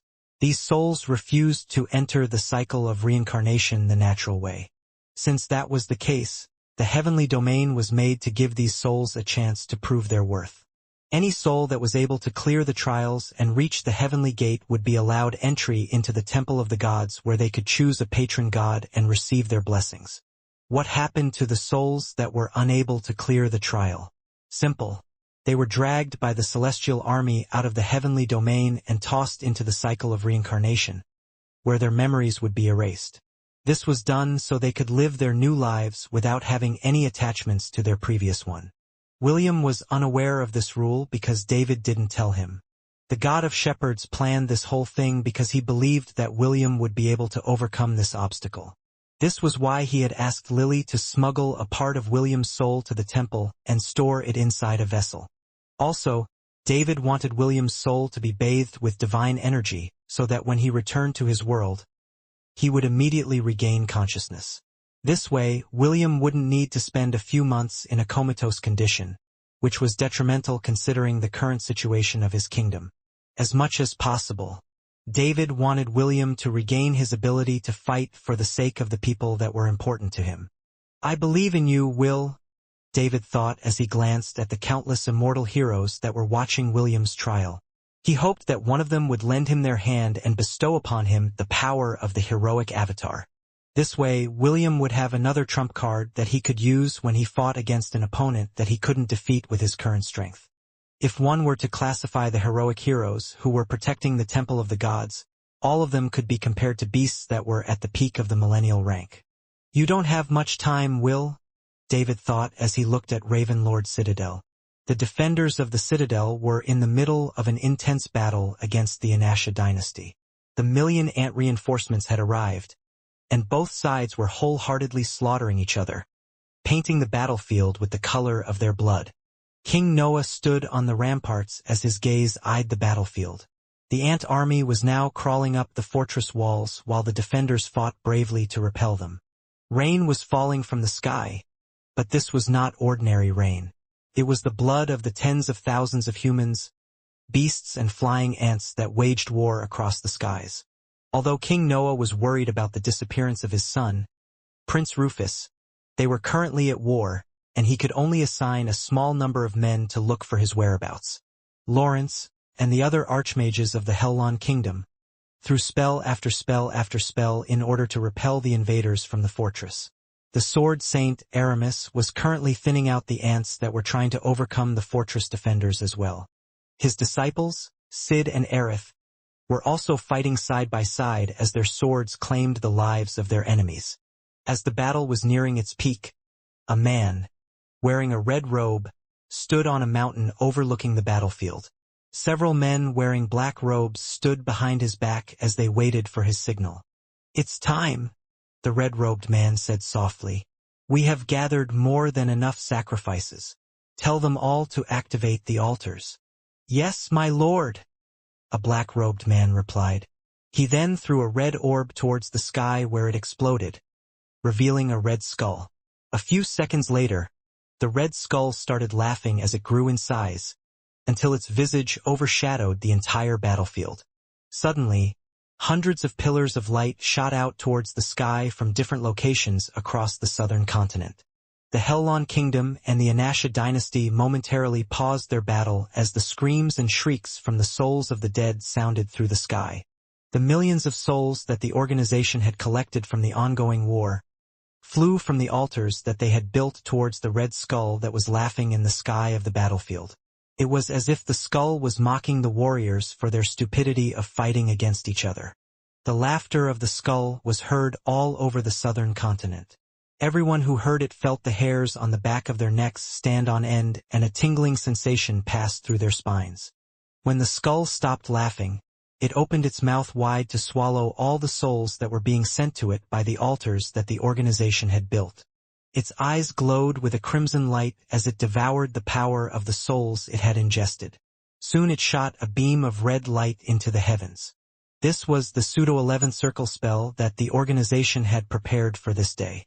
A spell that would allow them to conquer the entire southern continent with ease, without anyone to stop them. At that exact moment, a golden beam of light shot out from the west and collided with the red light that shot towards the sky.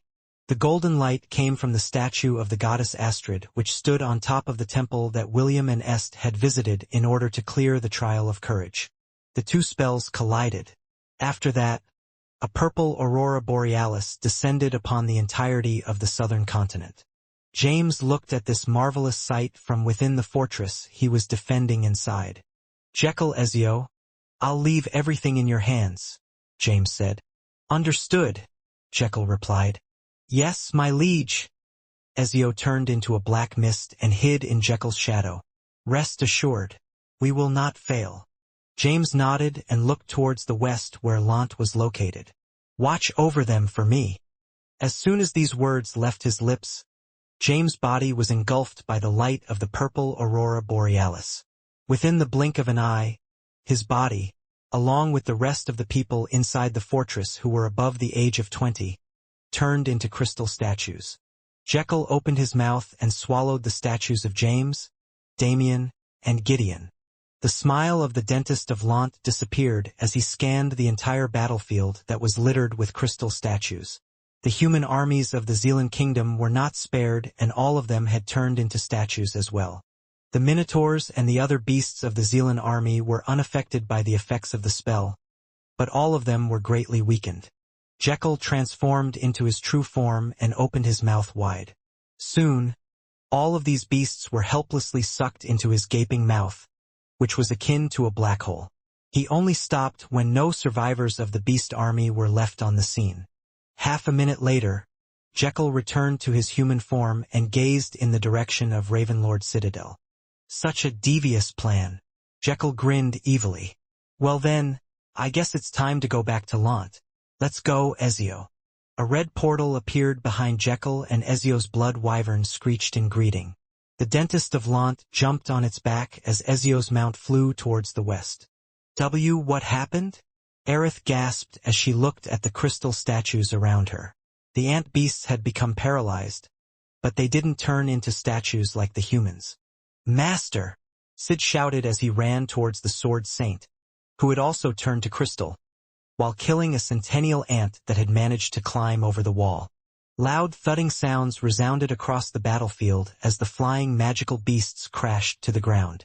Their riders had turned into crystals, and the beasts did their best to land in their weakened states. Some of these statues fell off from their mounts and crashed into the ground. Sid didn't have the time to check the fates of these statues that had fallen from thousands of meters above ground. His mind was still reeling from the shock that his master had ended up in this manner. Aerith stood beside her brother and examined her master's current form. She had never heard of a spell that could turn someone into a crystal statue. "Your Majesty!" Est shouted as he hurried towards King Noah's side. Isaac ran beside him as they made their way to the ramparts where King Noah stood, frozen in place. All the adults inside the fortress had been turned into crystals, while the students and young knights that had taken part in the war were spared from the effects of the 11th circle spell. Pandemonium ensued as the survivors tried to understand the situation they were currently facing. Meanwhile in Lant, Mama! Papa! Eve looked up at her parents who were standing side by side. They were currently outside the Ainsworth residence and looking in the direction where the red skull had appeared in the sky. Mama! Papa! Eve cried out as she hugged her parents' bodies. She didn't understand what was happening. All she knew was that his parents had stopped moving and weren't paying attention to her. Wah-ah-ah-wah! Mama! Papa! Tears started to stream down the side of Eve's face as she called out for her mama and papa. It was quite unfortunate that, no matter how much Mordred and Anna loved their little girl, they were unable to hear her call because they had turned into crystal statues. They were unable to wipe away the tears on their daughter's face and tell her that everything was going to be all right.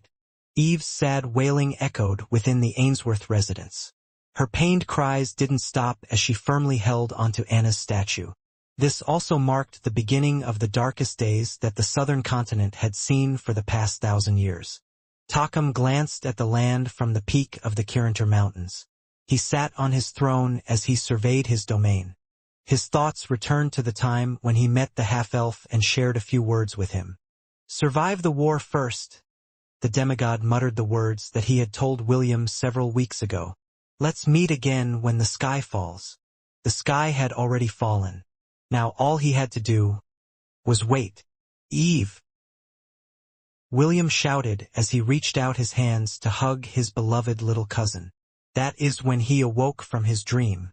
Out of nowhere, the image of Eve's crying face appeared inside his mind, which prompted him to wake up from his dreamless sleep. The half-elf immediately stood up and scanned his surroundings. He was feeling restless and something was urging him to take action as soon as he could. It was currently nighttime within the heavenly domain, and countless stars twinkled in the heavens. Not far from him, Zhu and Sha sat on a log. Zhu stirred the campfire that he had made, and waited for the fish Sha caught earlier to finish cooking. William had passed out after releasing Zhu from the golden cube to keep his promise. He didn't know that Zhu had acted of his own accord and brought him to the edge of the 12th trial, where the million-strong celestial army that guarded that heavenly gate stood. "You're finally awake, oink," Zhu said after hearing William's shout. "Oink, are you hungry? The fish are almost cooked." Sha glanced in the boy's direction before closing his eyes to meditate. Since he had lost to William, he wanted to see how the boy would be able to cross this last hurdle and reach the heavenly gate in order to clear this trial. William nodded and said his thanks to Zhu before sitting on the log opposite the two demonic guardians. He stared at the bonfire as he recalled the sad expression on Eve's face. It was so heartbreaking that William wanted to go to Lant as soon as possible to check on her condition. "It's cooked," Zhu announced. "Here, have one." The pig demon handed the grilled fish to William, before grabbing another to pass to his friend Sha. After he had given each of them a piece, he grabbed the 5 remaining fish and ate them hungrily. William didn't say anything and just absent-mindedly bit into the grilled fish in his hand. He was still thinking about his little cousin and wondered if what he saw was really a dream or reality. The 3 of them ate in silence. Only the crackling sounds of the bonfire and Zhu's chewing could be heard within their small camp.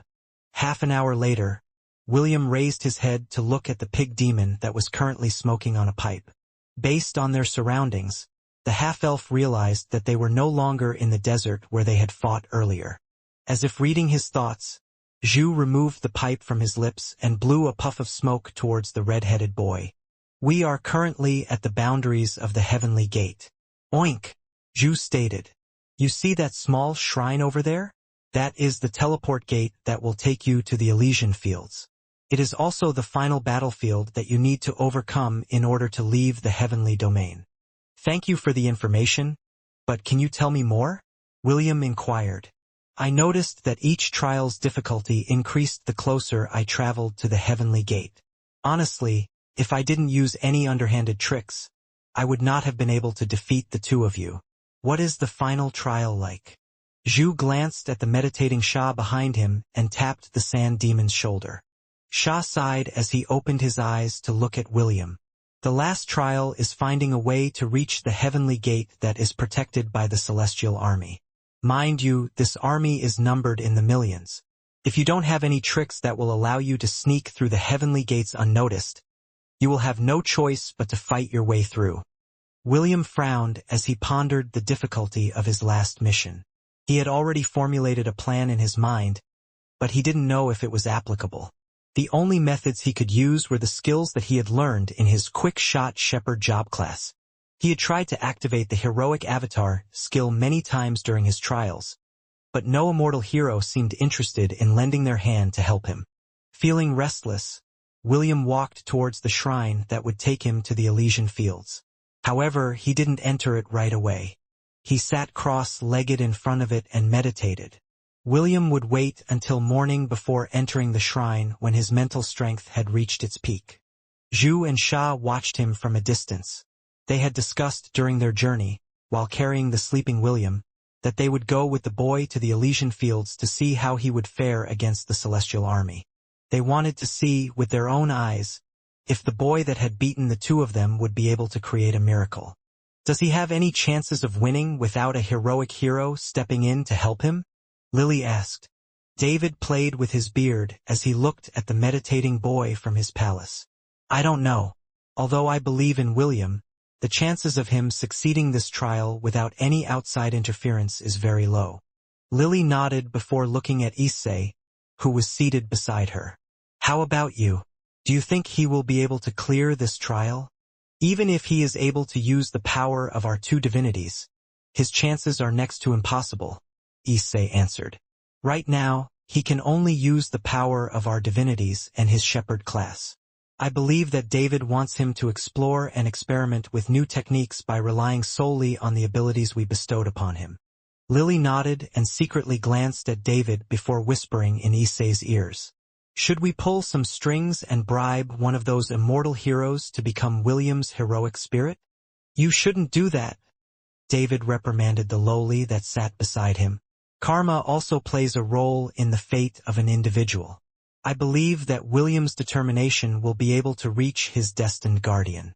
Let fate play its course. Forceful intervention might give an outcome that none of us want to see. Lily sighed and tossed her idea aside. David was right. Karma also played a role in a person's fate. He just hoped that the karma that William had accumulated in his previous lifetime would be enough to move the hearts of the immortal warriors that were currently watching over his trial. A few minutes before sunrise, William opened his eyes and carefully stood up from the ground. He did some light stretching and summoned the wooden staff in his hand. After taking a deep breath, he touched the shrine in front of him. A small ripple appeared in the place where his hand had landed. Soon William's body was sucked inside the shrine. Seeing that the boy had already left for his trial, Zhu and Sha hurried towards the shrine. Brother, let's go. Oink, Zhu said. It has been a while since I've seen the celestial army. My hands are starting to itch. Sha hummed as he placed his hand over the shrine. William stood on a vast plain. In front of him was a towering mountain where thousands of flags fluttered in the air. Warriors that numbered in the millions looked at him with a serene gaze.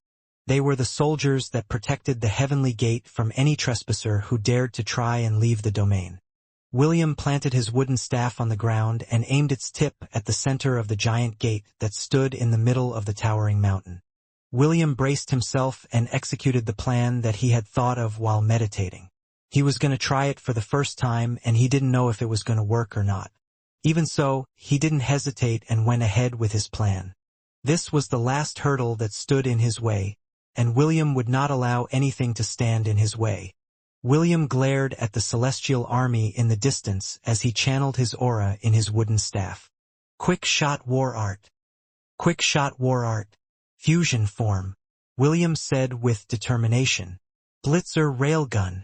William's body merged with the wooden staff before it shot towards the center of the heavenly gate at a speed that broke the sound barrier. The celestial soldiers that were deployed a kilometer away from the heavenly gate were completely caught off guard by William's unexpected move, that they were unable to do anything to stop him. When William was only 100 meters away from the heavenly gate, Several celestial warriors wearing gray armor flew into the air and collided with him. A resounding clap ensued and the Grey Knights were pushed back by the collision, sending them flying in different directions. The wooden staff continued its flight towards the heavenly gate, but its acceleration had greatly diminished. It was then when a black celestial knight flew towards him holding a golden shield. A loud crackling sound reverberated in the air as the wooden staff and the golden shield collided. The red-headed boy's form appeared in front of the golden knight with a stream of blood oozing from the side of his lips. However, William didn't falter.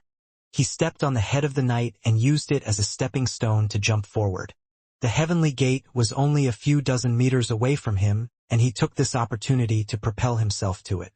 Suddenly, another black knight appeared. This time, it grew in size like a giant and used its hand to swat the half-elf like a fly. As the hand descended, William raised his staff to face it head-on. Magnum burst! William roared as he executed the very first multipurpose skill he had used since he acquired the Shepherd job class. The small wooden staff nullified the force of the hand and pushed it back, along with the giant knight, due to its knockback effect. 3, 2. William counted inside his head. 1. William aimed his wooden staff at the gate and prayed that he would make it in time. Quick shot war art fusion form, William yelled internally. Blitzer Railga! A crimson knight suddenly appeared in front of William and unleashed a battle aura that caused a powerful gust of wind that blew William away, injuring him and preventing him from finishing his move. The crimson knight then unsheathed his blade and flew towards William. His intention was to cut William in half to end his life, and bring his soul back to the cycle of reincarnation. The half-elf couldn't see the heavenly gate from his vantage point because he got disoriented by the Crimson Knight's surprise attack. In the end, William pointed his wooden staff in the direction opposite of where the knight was coming from and shouted, "Blitzer railgun!" The red-headed boy shot out like a blur, dodging the Crimson Knight's attack that would have sliced him in half. A few seconds later, an explosion was heard a few miles away from the heavenly gate. The Crimson Knight gazed at the cloud of smoke rising in the distance and sheathed his weapon back to his scabbard. Frankly, the Crimson Knight felt admiration for the boy because the half-elf almost succeeded in his plan. If he was only a second late, the boy would have definitely passed through the gate due to his unexpected display of skill. William's body, which was covered in injuries, laid in the center of a 10-meter-deep crater. The impact he received during the collision with the knights had broken several bones in his body. His desperate struggle to escape from the Crimson Knight had succeeded. However, the injuries he sustained in his emergency landing worsened those injuries. Right now, William was paralyzed because his spine had received significant injury due to the force of his landing. Fortunately, it didn't snap, but he was currently in very bad shape. William had his eyes closed, but his senses were still active. It was then when he felt two familiar presences approaching him, which made him sigh in relief. "Oink! Are you still alive, boy?" Zhu asked as he tapped William's face with his hand. "Sha, I think the boy is dead. Can I eat him?" William couldn't raise his arms, but he still managed to raise his middle finger to prove that he was still alive. Zhu pretended to not see the injured boy's attempt to prevent himself from getting eaten. Sha, on the other hand, just shook his head and sat beside the fallen boy. "You almost did it, kid," Sha said. His voice was laced with respect and admiration because this was the first time he had seen someone almost clear the trial in less than a minute. William sighed internally as he endured the pain that was racking his body. The red-headed boy was not new to pain. He had suffered many times in the past, and the pain he was feeling now was just second nature to him. Since he couldn't move his body, the shepherd decided to sleep in order to recover from his exhaustion. Soon, a loud snore escaped from William's lips, startling the pig demon and the sand demon by his side. Zhu and Sha, who were watching over the boy, glanced at each other in surprise. They never thought that the boy would be able to sleep in his current state, let alone snore at the same time. "What a weirdo." "Oink," Zhu gasped. "Bro, are you sure I can't eat him? Looking at him annoys me right now." Sha snorted as he gazed at the heavenly gate in the distance. His eyes narrowed into slits as a possibility crossed his mind. That was so close. Lily waved her hands and stomped her foot in frustration. If that annoying Crimson Knight hadn't interfered, William would have cleared the trial. Issei and David both sighed at the same time. Both of them agreed with Lily. Even David was surprised by William's ingenuity to create the fusion art. Basically, the quick-shot Shepherd job class allowed William to create his own skills, as long as they were within the scope of its limitations. The first skill that William created when he defeated the second trial was the quick-shot war art. This skill was inspired from the various war arts that belonged to the martial classes. Since it was an acceptable skill, the laws of the heavenly trial approved of it. The fusion war art was the last skill that William decided to create after winning against Zhu and Sha. He figured that using himself as ammunition was a good alternative in order to surprise the defenders of the Heavenly Gate. Of course, it also gave William excellent mobility during battles, and a good means of escape when things got out of hand. After all, very few beings could catch him if he traveled at the speed of sound. The immortal warriors that had watched William's battle had their mouths opened wide. They couldn't believe what they saw, and some of them even wondered if they were capable of preventing the boy from passing through the gate if they were the ones in the position of the Celestial Knights. The king grinned as a playful expression appeared on his face. Unexpected. Truly unexpected. The king said softly before drinking from the wine cup in his hand.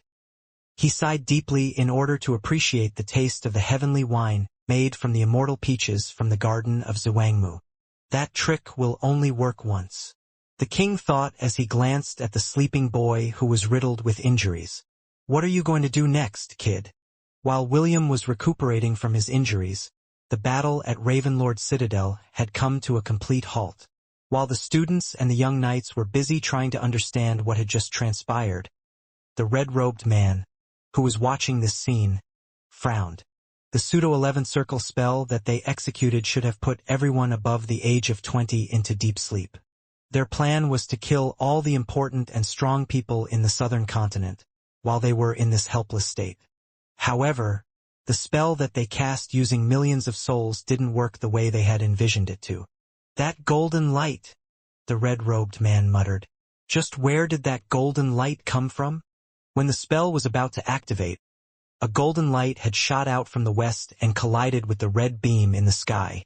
The leader of the organization that managed the southern continent knew that the golden light was responsible for changing the properties of the spell that they had worked on for years.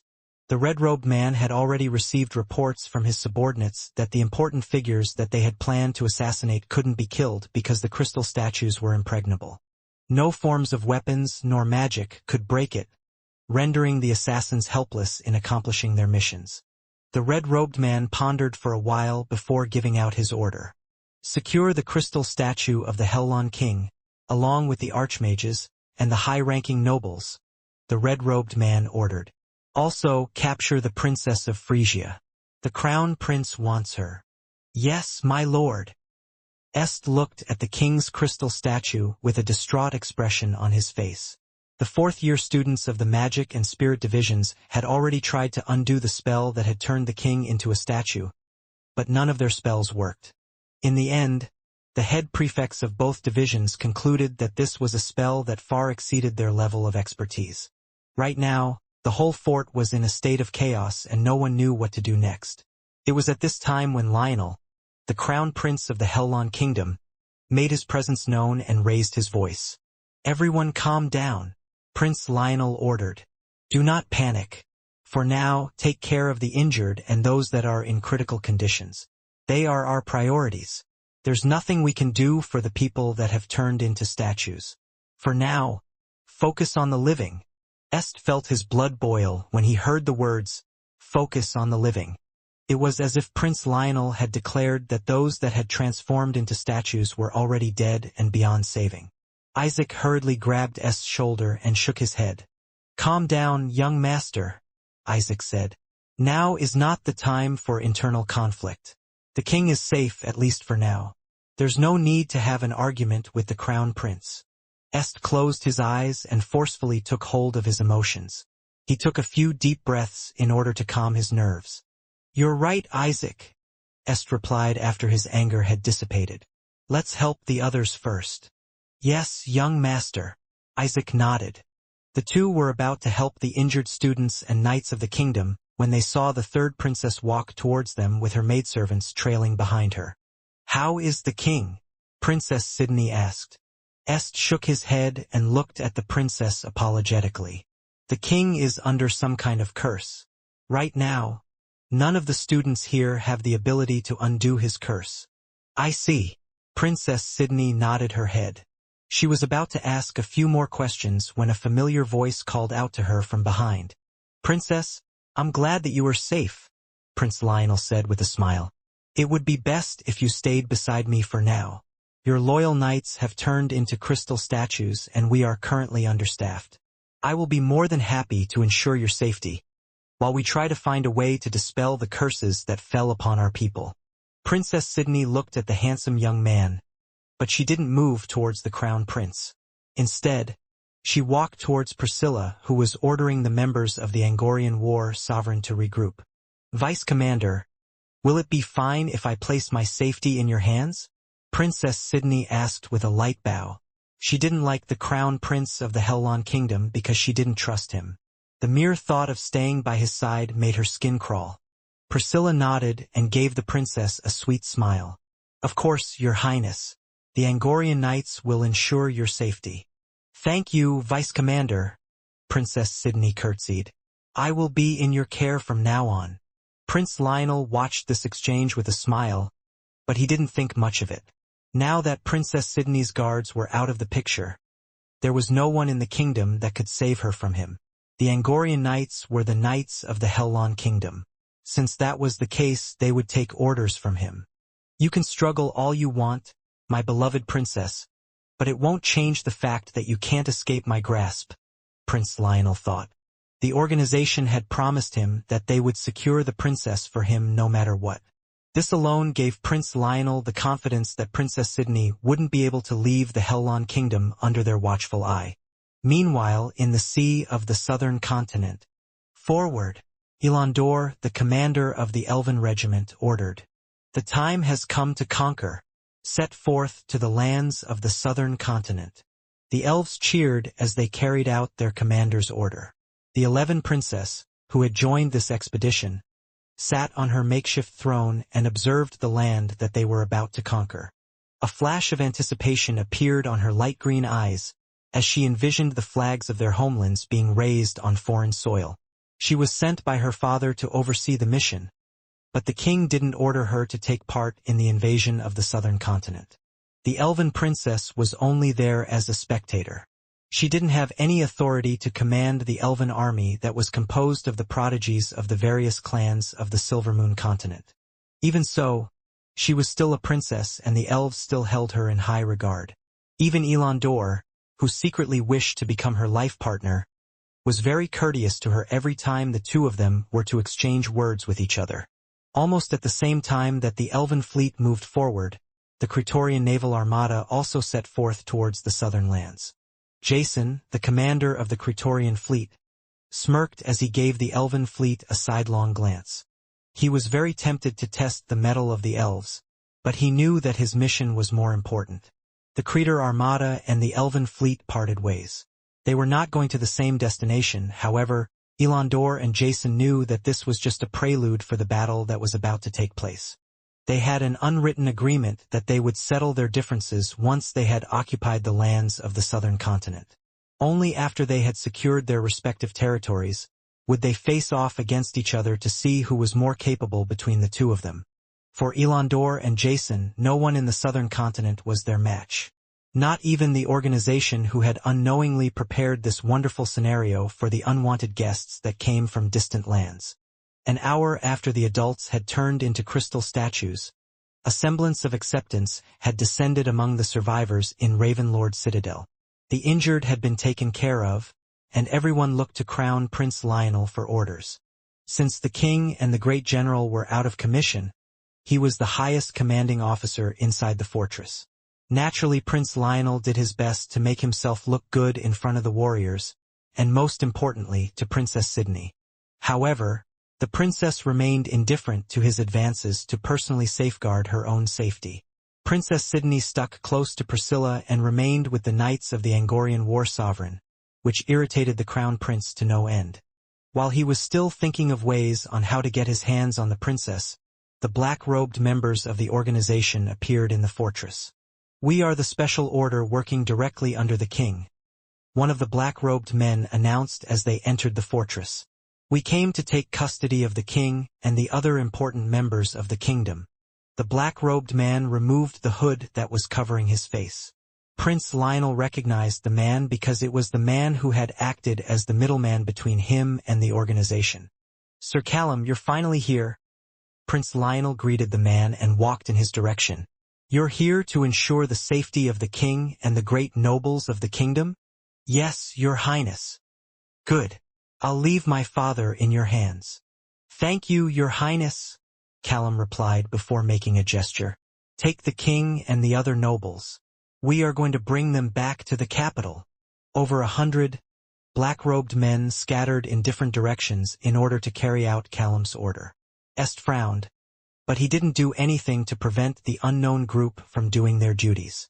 Although he didn't like the crown prince, the king's safety was his top priority. Also, a single glance was enough to tell him that Prince Lionel was familiar with the man named Callum. Even though he was still uneasy, there was nothing he could do in the current situation.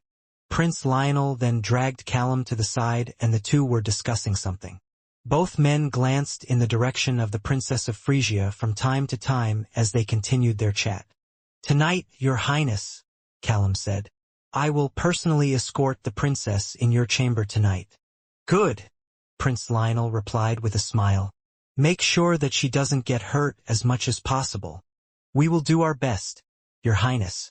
However, the princess from Frisia had this troublesome ability. "It's her charm, right?" Prince Lionel was aware that Princess Sydney had a special constitution. She was born with an unusual ability to make anyone around her fall madly in love with her. Naturally, he also thought that the feelings that he felt for the princess were due to her powers. However, the prince didn't care. Princess Sydney was the girl he had chosen to become his bride. Whether his infatuation was due to her charm or not, he would not let anyone take her away from him. "Don't worry, your highness," Callum assured the prince. "We have prepared a way to capture her that will yield the least sacrifice." Prince Lionel nodded. As long as Princess Sydney became his woman, he didn't care what method the organization used in order to subdue the princess. The two men talked more about how to carry out their plan, while the black-robed men used the power of wind to carry the statues towards the carriages that were stationed behind the fortress. Since they couldn't assassinate the king and the other high-ranking nobles, taking them to their hideout was the next best thing that they could do. Priscilla glanced at the princess standing by her side, and the latter nodded her head. What Prince Lionel and Callum didn't know was that Priscilla had the uncanny ability to focus her sense of sight and hearing in a certain location. The vice-commander of the Angorian Knight Order had heard the talk between the Crown Prince and Callum as if they were talking right next to her. "Knights, let's kill the ant army while they are still immobile," Priscilla ordered. "Although the ants seem to have been paralyzed, it's possible that they will recover soon. Now is the best time to eradicate them while they're still unable to defend themselves. Follow me." "Yes." Just like the ants, the other magical beasts like the griffins and hippogriffs had suffered from the aurora borealis that descended from the sky. They were currently too weak to fly, so they couldn't accompany the knights to cull out the sea of ants that was right outside their fortress. Priscilla ordered the gates to be opened and the knights stormed out to start their extermination. Prince Lionel watched with an amused expression as the princess followed the knights in their undertaking. The young magicians and knights vented out their anger on the immobile ants and chopped them to pieces. Prince Lionel thought that this was a good opportunity to score some brownie points with the knights and the princess, so he decided to join in the massacre. However, before he could put his plan into motion, a loud screech tore through the skies. The blade wyvern, that had pulled the princess' carriage, suddenly descended from the skies. Ironically, it still had the flying carriage attached to its body. Before anyone could react to its sudden appearance, Princess Sydney grabbed Priscilla's hand and channeled her magic power into the bracelet that she wore on her right wrist. The two were enveloped with a radiant light and disappeared from where they stood. The blade wyvern then uttered another screech as it flapped its mighty wings and fled using its full speed. Prince Lionel's face contorted in shock and rage as he raised his hand to give out an order. "Capture the princess." Callum, who was standing beside him, immediately shot towards the sky like a rocket. He hadn't thought that the princess would try to escape from the fortress as soon as they arrived. His plan was to wait until nighttime to capture the princess without alerting anyone. Although he was a wind battle mage, he didn't have the ability to catch up to the blade wyvern, which was known as one of the fastest beasts that could fly in the sky. The only thing he could do was relay his message to all the members of the organization that the princess had escaped. The man wearing a red robe looked at the fleeing wyvern in the distance before shaking his head. "Fools, what do you think you're doing?" The man sighed and made a gesture. "Contact our agents in Frisia.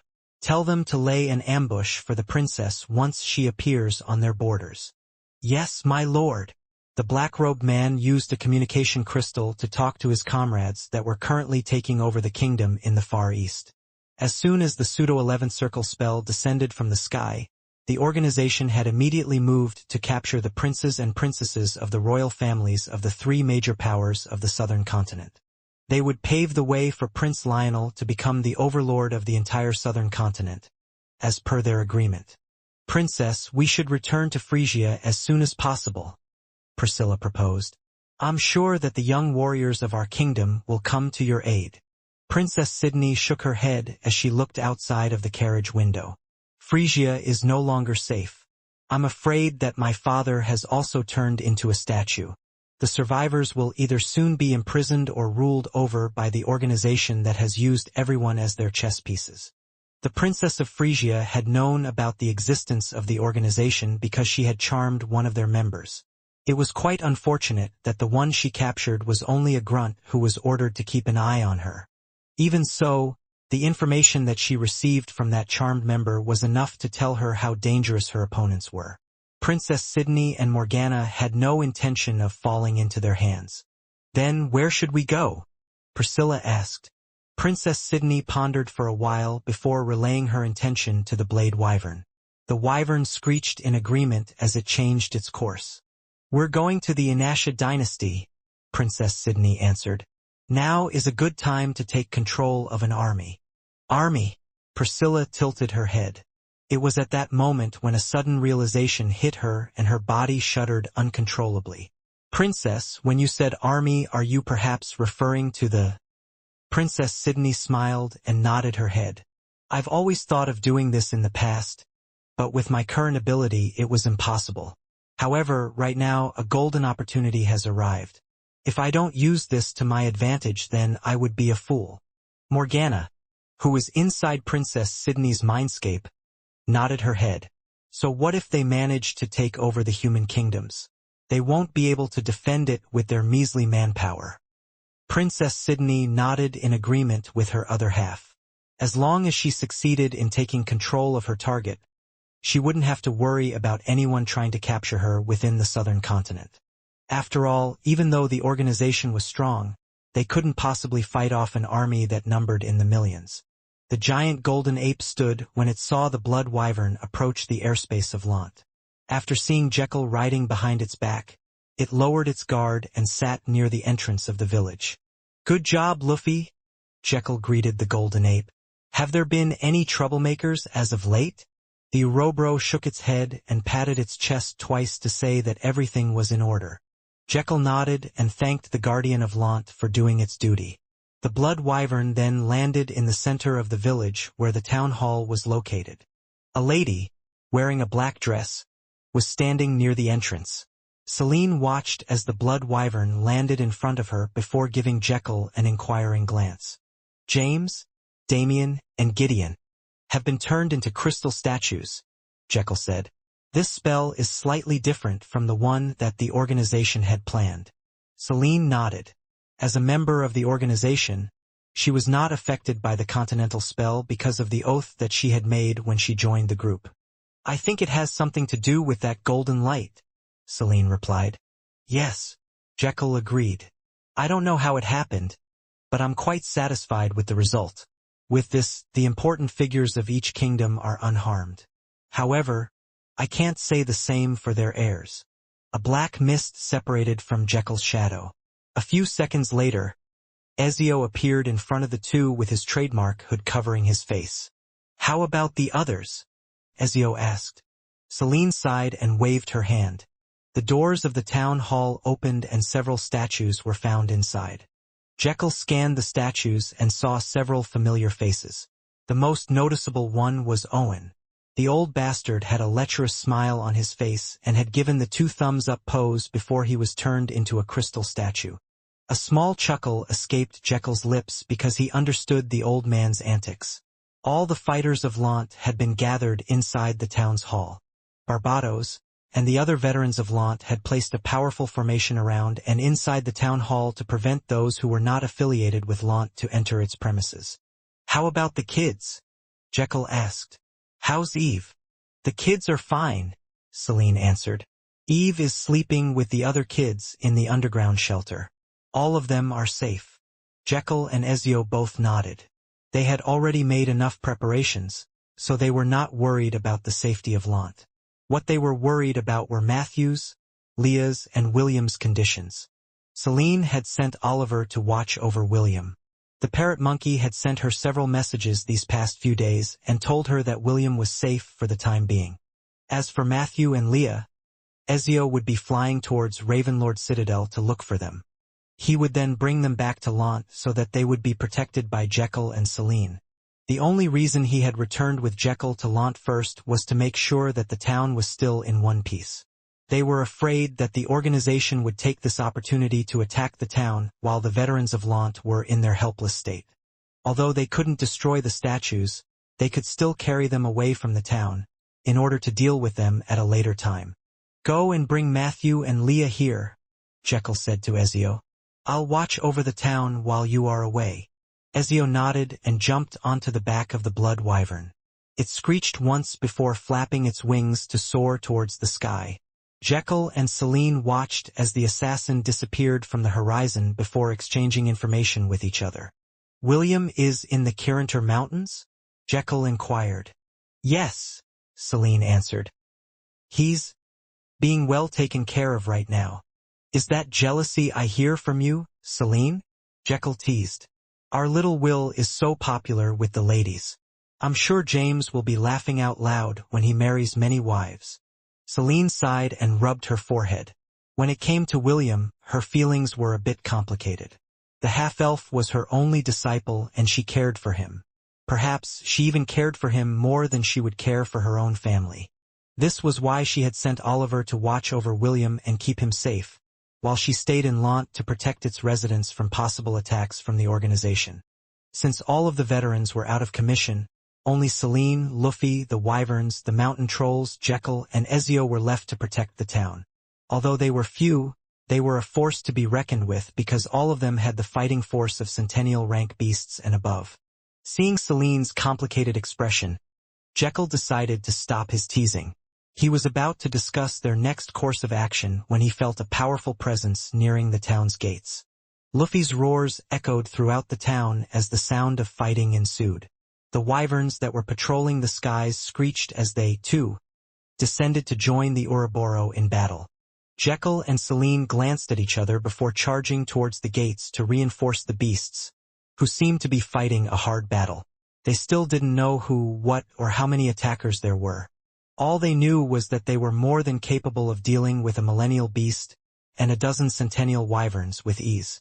When Jekyll and Celine arrived at the gates, Luffy had already fallen on the ground with a broken arm and leg. His hateful roars, even in his injured state, showed that he was still prepared to fight this enemy that had appeared out of nowhere. The wyverns, on the other hand, were currently in a variety of injured states as they tried to prop themselves off the ground. In the midst of this carnage, a handsome middle-aged man, with long black hair that rested behind his back, glanced at the two new arrivals. Celine's face paled because the presence the man was radiating was a rank that she was very familiar with. Demigod! Celine gasped.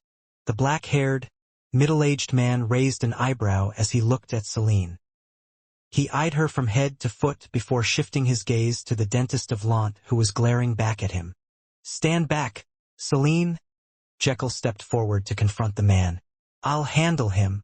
The dentist of Lant changed into his true form and roared before charging fearlessly at the demigod who was causing a ruckus in his domain.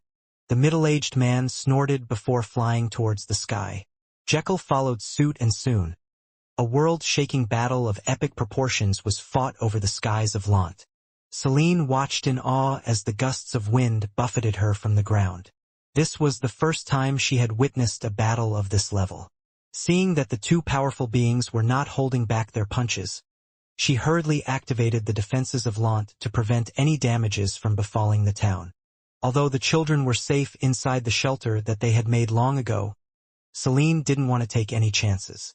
Why?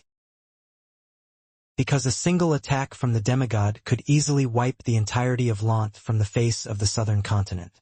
Celine was also not confident that she would be able to survive an attack of such magnitude. Right now, the only thing that stood between total annihilation and survival lay in the hands of the dentist of Lant, who always had a smile on his face. Dark clouds hung over the heavenly domain as William looked at the giant gate in the distance. Several days had passed since his first attempt to enter the heavenly gate, and his injuries were now fully recovered. He was thinking of a way to bypass its defenders. After failing the first time, he knew that the same trick wouldn't work twice. The Celestial Army was now aware of his ability, and the commanders of the Celestial Knights had congregated near the gate. Zhu and Sha sat beside William as they ate several grilled fishes that they had caught in a nearby river. They were waiting for William's second attempt to reach the gate. The first one caught them completely by surprise, and their admiration for the boy was raised to a higher level. Even so, both of them knew that the boy would have to try something new if he wished to overcome the obstacles that stood in his way. William's eyes narrowed as he did several calculations inside his head. Frankly, if that Crimson Knight hadn't appeared, he would have cleared the trial already. However, there was no use crying over spilt milk, and William wasn't the type to mull over this mishap for a long time. "Zhu, isn't this trial unreasonable?" William inquired. "Has anyone cleared this trial in the past?" Zhu was about to say that the trial was indeed impossible to clear, but an image appeared inside his mind. A powerful troublemaker that defied heaven's will had once challenged the Celestial Army alone and actually won. This was a story of thousands of years ago when he was still just a captain in the Celestial Army.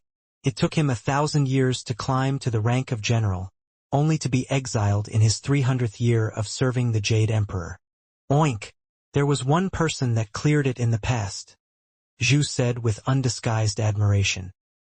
He was an irregular that broke all the rules of the world. Since then, no one else has cleared this trial, and all souls that failed were sent to the cycle of reincarnation. William was surprised because he never thought that there was actually a person that had managed to clear the domain. He then tried to pry more information from Zhu, but the pig demon didn't say more about that legendary being that challenged the Celestial Army and won. The half-elf looked at the gate and sighed. He then created several different colored lollipops in his hand. William used the quota for the number of lollipops that he could produce in a day. After doing this, the red-headed boy placed them inside his pocket, causing it to bulge. He currently didn't have any storage items in which to store the lollipops he created. The only thing he could do was carry them along with him. "Sha, can I ask you for a favor?" William inquired. "It depends on what kind of favor you want," Sha replied. He didn't reject or accept William's proposed question because he was also curious about what the boy planned to do. William grinned as he explained the plan he had in mind. "If possible, I want you to." After he finished making his preparations, William summoned his staff and trudged forward. He placed a chocolate lollipop inside his mouth as he prepared to fight. His mind cleared up as soon as the chocolate taste spread inside his mouth. His fear and anxiety also decreased by a good margin. Right now, William was in his A-game mode. William ran towards the heavenly gate using the movement technique that he had practiced many times in the past. The weakest Celestial Knights that guarded the gates were of gold rank. According to Celine and the others, William's rank was in the gold rank as well. But that was when he was still in training. Now, William had gone past that rank and had entered the initial stages of the platinum rank. When William was only a mile away from the heavenly gate, hundreds of golden knights charged in his direction. Some of them flew, some ran, while others allowed their comrades to engage William while they prepared for anything unexpected. They were not fighting as individual fighters. They were fighting as an organized group that had protected the heavenly gate for thousands of years. When the first batch of fighters were about to clash with William, the boy threw 4 gray lollipops under his feet. A cloud of smoke that extended up to 30 square meters covered William's surroundings. The celestial warriors didn't enter the cloud of smoke and merely extended their palms forward.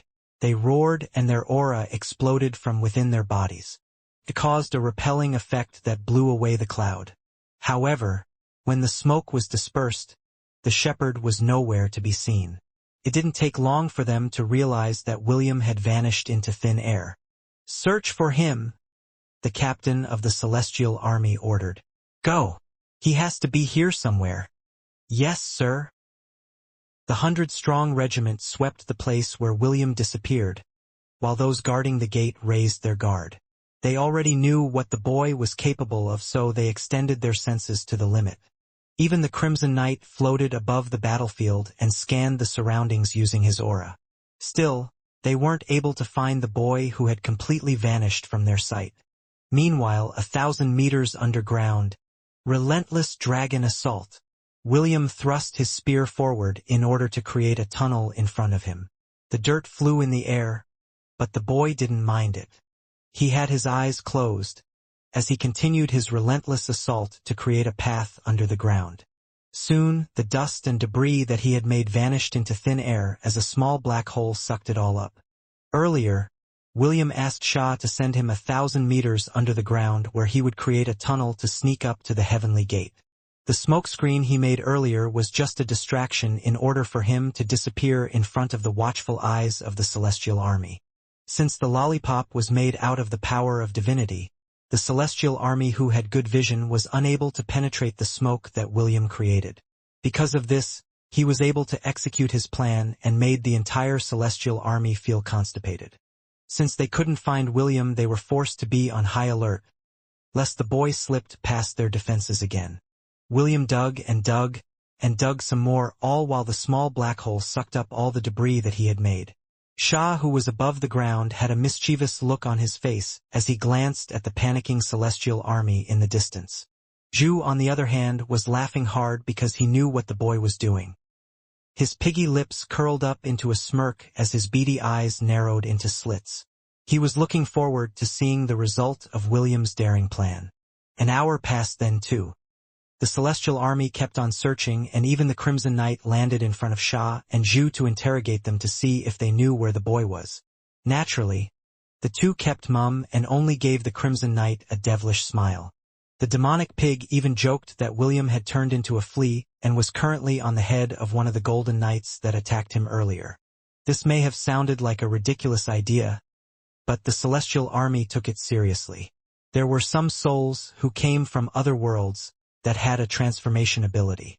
In the past, there had been a challenger that could transform into a stone.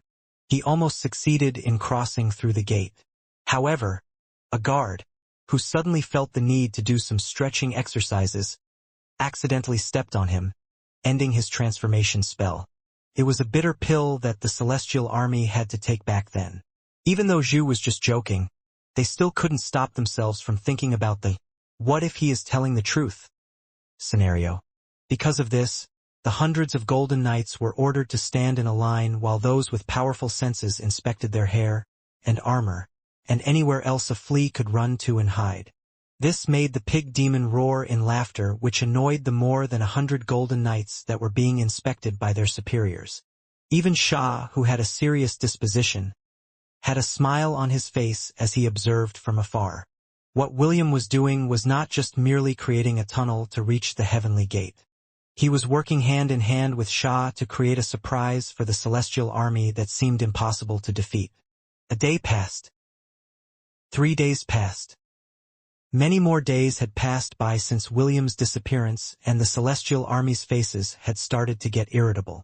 They had been on high alert for the past 6 days, and some of them even felt constipated because they were always on guard for William's sneak attack.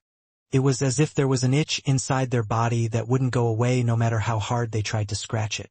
While all of this was happening, the half-elf that they had been looking for was snoring under the earth after working hard for the past 6 days. William was very tired. He knew that there's no way that he would win against an army that numbered in the millions if he faced them head-on. This was why he prepared a surprise for them, thousands of meters under their feet. At the start, it was only him working alone, but after a day, Shah decided to join in on the fun and helped him clear the land beneath the earth. The sand demon that was seated right beside Zhu was only a sand clone that Shah had created in order to prevent the Celestial Army from noticing anything suspicious. The pig demon was their lookout that would warn Shah if anyone started to come near their location. "Seriously, this plan of yours is so evil, Will," Shah muttered as he glanced at the snoring half-elf beside him. The sand demon was also very tired, but a hint of anticipation could be seen on his face. "Tomorrow," Shah thought. "All of this will end tomorrow." Shah slowly closed his eyes as well. Their work had been completed. All that was left to do was rest and recover their strength for the big battle that would happen the next day. The gods and the immortal heroes were quite interested in the outcome of this trial. They couldn't see where William was, but they didn't care. For them, who had lived in the heavens for thousands of years, this was first-class entertainment. However, William's disappearance had made some of the gods and immortal heroes return to their duties. They had waited a few days, but the half-elf was nowhere to be seen. They just asked their friends and acquaintances to call them when the battle began once again. The king sipped his wine cup as his brows furrowed into a frown. He had used his eyes to scan over the battlefield, and the boy couldn't be found anywhere. The other warriors did the same and got the same results. What did this mean? It meant that William was currently not on the battlefield. Since that was the case, there was only one place he could be hiding. Naturally, if the king and the other immortal warriors had thought of this, the gods and the Celestial Army thought of it as well. The Crimson Knight had already ordered the knights to use their aura to attack the ground under them, in order to force the boy out, but it was to no avail. When they started their attacks, Shah had taken William very deep under the ground where the shockwaves wouldn't reach him. After a full day of bombardment, the Celestial Army stopped. They had already done their best, but the rat that was hiding underground refused to come out no matter what. What they didn't know was that their attacks had unknowingly helped the half-elf loosen the hard layers of soil under the army's feet. Because of this, the drilling process became faster. William and Shah didn't have to forcefully break these solid rocks and soil, which made their work less troublesome. They even thanked the Celestial Army in their hearts because they had made their jobs easier. When the 7th day came, the Celestial Army was at their wits' end. They had finally reached their limit, and even the slightest movement would trigger them into action. What they didn't know was that this was also a part of William's plan. After working with Ezio for 6 months, the boy had learned how to create tension. Ezio was an expert in making his victims feel uncomfortable. He would never give them a moment of rest. He would make them feel as if they were being watched all the time, which would put stress on their bodies and minds. William had employed the same techniques with the Celestial Army with the help of Shah. The sand demon would make certain parts of the ground shake, rise, and create dust clouds which would prompt the army to go and investigate it. The Celestial Army had grown tired of this harassment and just ignored these random movements from the ground. When the sun finally set and darkness covered the domain, William's eyes opened. A wicked grin appeared on his face as he unwrapped a black lollipop before placing it in his mouth. "Is it time?" Shah asked. He then stood up and crossed his arms over his chest. William nodded. "It's showtime." Perhaps it was just a coincidence, but on the 7th day, when William decided to execute his plans, there was no moon in the sky. The battlefield around the heavenly gate was shrouded in darkness, and only the light within its portal could be seen for miles. A golden knight yawned in order to release the pent-up exhaustion inside his body. Soon, more yawns spread across the battlefield as the other soldiers gave in to their body's instincts. They said that yawns were contagious. When one person yawned, everyone would yawn as well. After the Golden Knight finished yawning, he felt something brush off his body, like a passing breeze. The knight scanned his surroundings, but didn't see anything suspicious. Thinking that he was just imagining things, he returned to his vigil in order to prevent the half-elf from getting past the heavenly gate. William slowly made his way towards the heavenly gate with steady steps. The lollipop inside his mouth was the black lollipop that allowed him to use the passive ability, Cloak of Darkness. As long as the lollipop was inside his lips, he could use the cover of the night to move without being detected. Naturally, this skill had its limitations. Powerful individuals who were able to see through illusions and temperature would be able to detect him right away. Fortunately, none of the knights that he had passed by had these abilities. Every so slowly, the gap between William and the heavenly gate lessened. When he was only a few hundred meters away from the gate, William's steps became slower. He was doing his best to create the least amount of noise in order to prevent others from detecting his presence. It was one of the things he learned from Ezio during his training, and so far things were going smoothly. That was until... Achoo!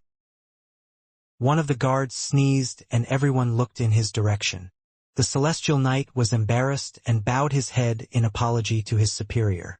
However, before he could even raise his head, another sneeze sounded right beside him. William hurriedly covered his nose to prevent himself from sneezing one more time. It was quite unfortunate that when the guard sneezed, he sneezed right on William's face, which irritated the half-elf's nose. The half-elf's body tensed as he remained completely still. A few seconds later, several auras washed over his body, making it stiffen. William sighed as he took the lollipop out from inside his mouth. His cover had already been blown, so there was no use hiding it. You know, you should really cover your nose when you sneeze. William nagged at the knight that sneezed on his face. You lack manners. The Celestial Knight grinned as he nodded. Sorry, I'll do better next time. That you should. William wiped his face using his shirt. He then gave the Celestial Knights that had already encircled him a refreshing smile before waving his hand. Bye! The knights closed in and hacked William with their weapons, but the boy remained unmoved. When their attacks hit the boy's body, it collapsed and turned into a pile of sand. He's here! The captain of the Celestial Knights shouted. The boy is here. The powerful captains of each squad activated their auras and scanned their surroundings. After 7 days of waiting, their target had once again made himself known. Quick shot war art. Fusion form. William's voice echoed eerily in the dark night. Blitzer railgun.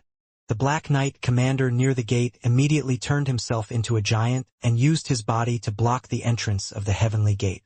The Crimson commander stood in front of the giant and unsheathed his blade, while expanding his senses to the limit. Suddenly, the Crimson Knight slashed his sword at something, only to find himself being covered in a sticky substance. After taking a whiff of it, the great general of the Celestial Army identified it as grease. The Crimson Knight frowned and used his aura to repel the foreign substance from his body. Although the knight wasn't fully certain, he could have sworn that he had heard a low chuckle the moment the grease splattered on his body. It was as if William was making fun of him, and the Crimson Knight hated it. The battlefield once again descended into darkness because they had lost the trail of the boy once again. A minute later, a loud explosion was heard a few meters away from the heavenly gate, prompting everyone to look in that direction. William stood at the center of several knights that had lost their consciousness. The boy casually unwrapped a chocolate lollipop in front of everyone, while his green eyes glowed in the darkness. He then pointed his staff at the heavenly gate and said, Quick shot war art. Fusion form. William's voice echoed eerily in the dark night. Blitzer railgun. William disappeared from where he stood, and the Crimson Knight immediately went to block his trajectory. However, nothing happened. Soon, several loud voices echoed across the battlefield, and all of them were saying the same thing. Quick shot war art. Fusion form. William's voice echoed eerily in the dark night. Blitzer railgun. Several whooshing sounds followed after and several projectiles flew towards the heavenly gate from the darkness of the night. Those with strong senses were able to pinpoint these flying objects, and went to intercept them. Suddenly, a blinding white light descended upon the battlefield. The light came from the flying projectiles that the commanders of the celestial army tried to intercept. They were the concentrated white lollipops that William had fused together to create an intense blinding light that forced the knights to close their eyes. Several of these lights appeared at the battlefield at the same time, which forced the defenders to shield their eyes for a brief moment, due to its intensity. However, what followed next made the gods and immortal heroes suck their breaths in surprise. Omi wa Mao. Those were the last words that the celestial army heard before the ground from under their feet collapsed, sending all of them falling into a huge pit that was over 1,000 meters deep. Roars of surprise and anger reverberated in the night, as the celestial army that was several hundred meters away from the heavenly gate fell into the pit that William and Shah had painstakingly created many days ago. The two had made sure to dig deep enough around the heavenly gate so that all the guard stationed near it would be caught in their trap. This also prevented the other celestial knights, who were stationed farther away from the heavenly gate, to reinforce their comrades from the boy who was currently hovering in midair, thanks to Shah's ability. When their trap activated, William threw several yellow lollipops towards the giant that was blocking the heavenly gate with its body. The lollipop looked so harmless that the giant ignored them and focused his attention on the hovering boy in the sky. The moment one of the yellow lollipops hit his body, a powerful force made him stagger, forcing him to take a step backwards. The power of the yellow lollipop was a knockback spell, which was similar to William's Magnum Burst. The only difference was that this spell disregarded the enemy's size and strength. As long as it hits a target, that target would be knockbacked regardless of how sturdy or strong it is. The giant wanted to recover his balance, but William had perfectly timed the interval of the lollipops he threw. One could even say that the moment the first lollipop hit the giant, his fate was already sealed. The giant was forced to take several steps back until his entire body passed through the heavenly gate. Lily, who was watching William employ the power of her divinity, jumped like a fangirl and raised her small fists as she shouted William's name.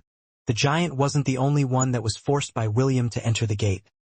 The poor Crimson Knight was also pushed back along with the giant due to that brief moment when they covered their eyes.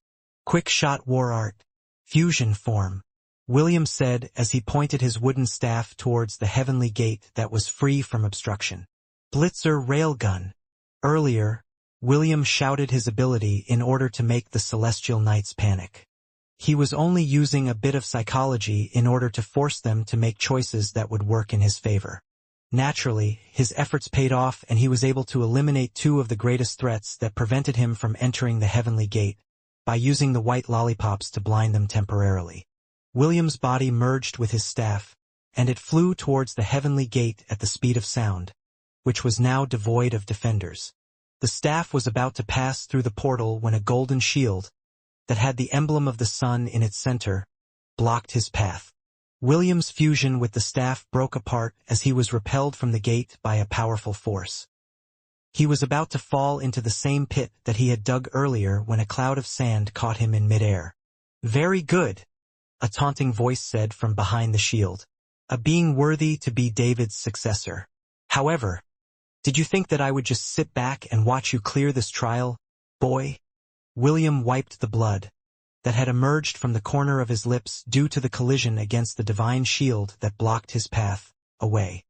He then glared at the hateful god that had insulted Gavin in the temple. Luff, David's friend, and one of the gods that belonged to the righteous faction stared back at the young boy with a teasing smile plastered on his face. "I wasn't able to put you in your place in the temple because the gods there need to follow certain rules," Luff sneered.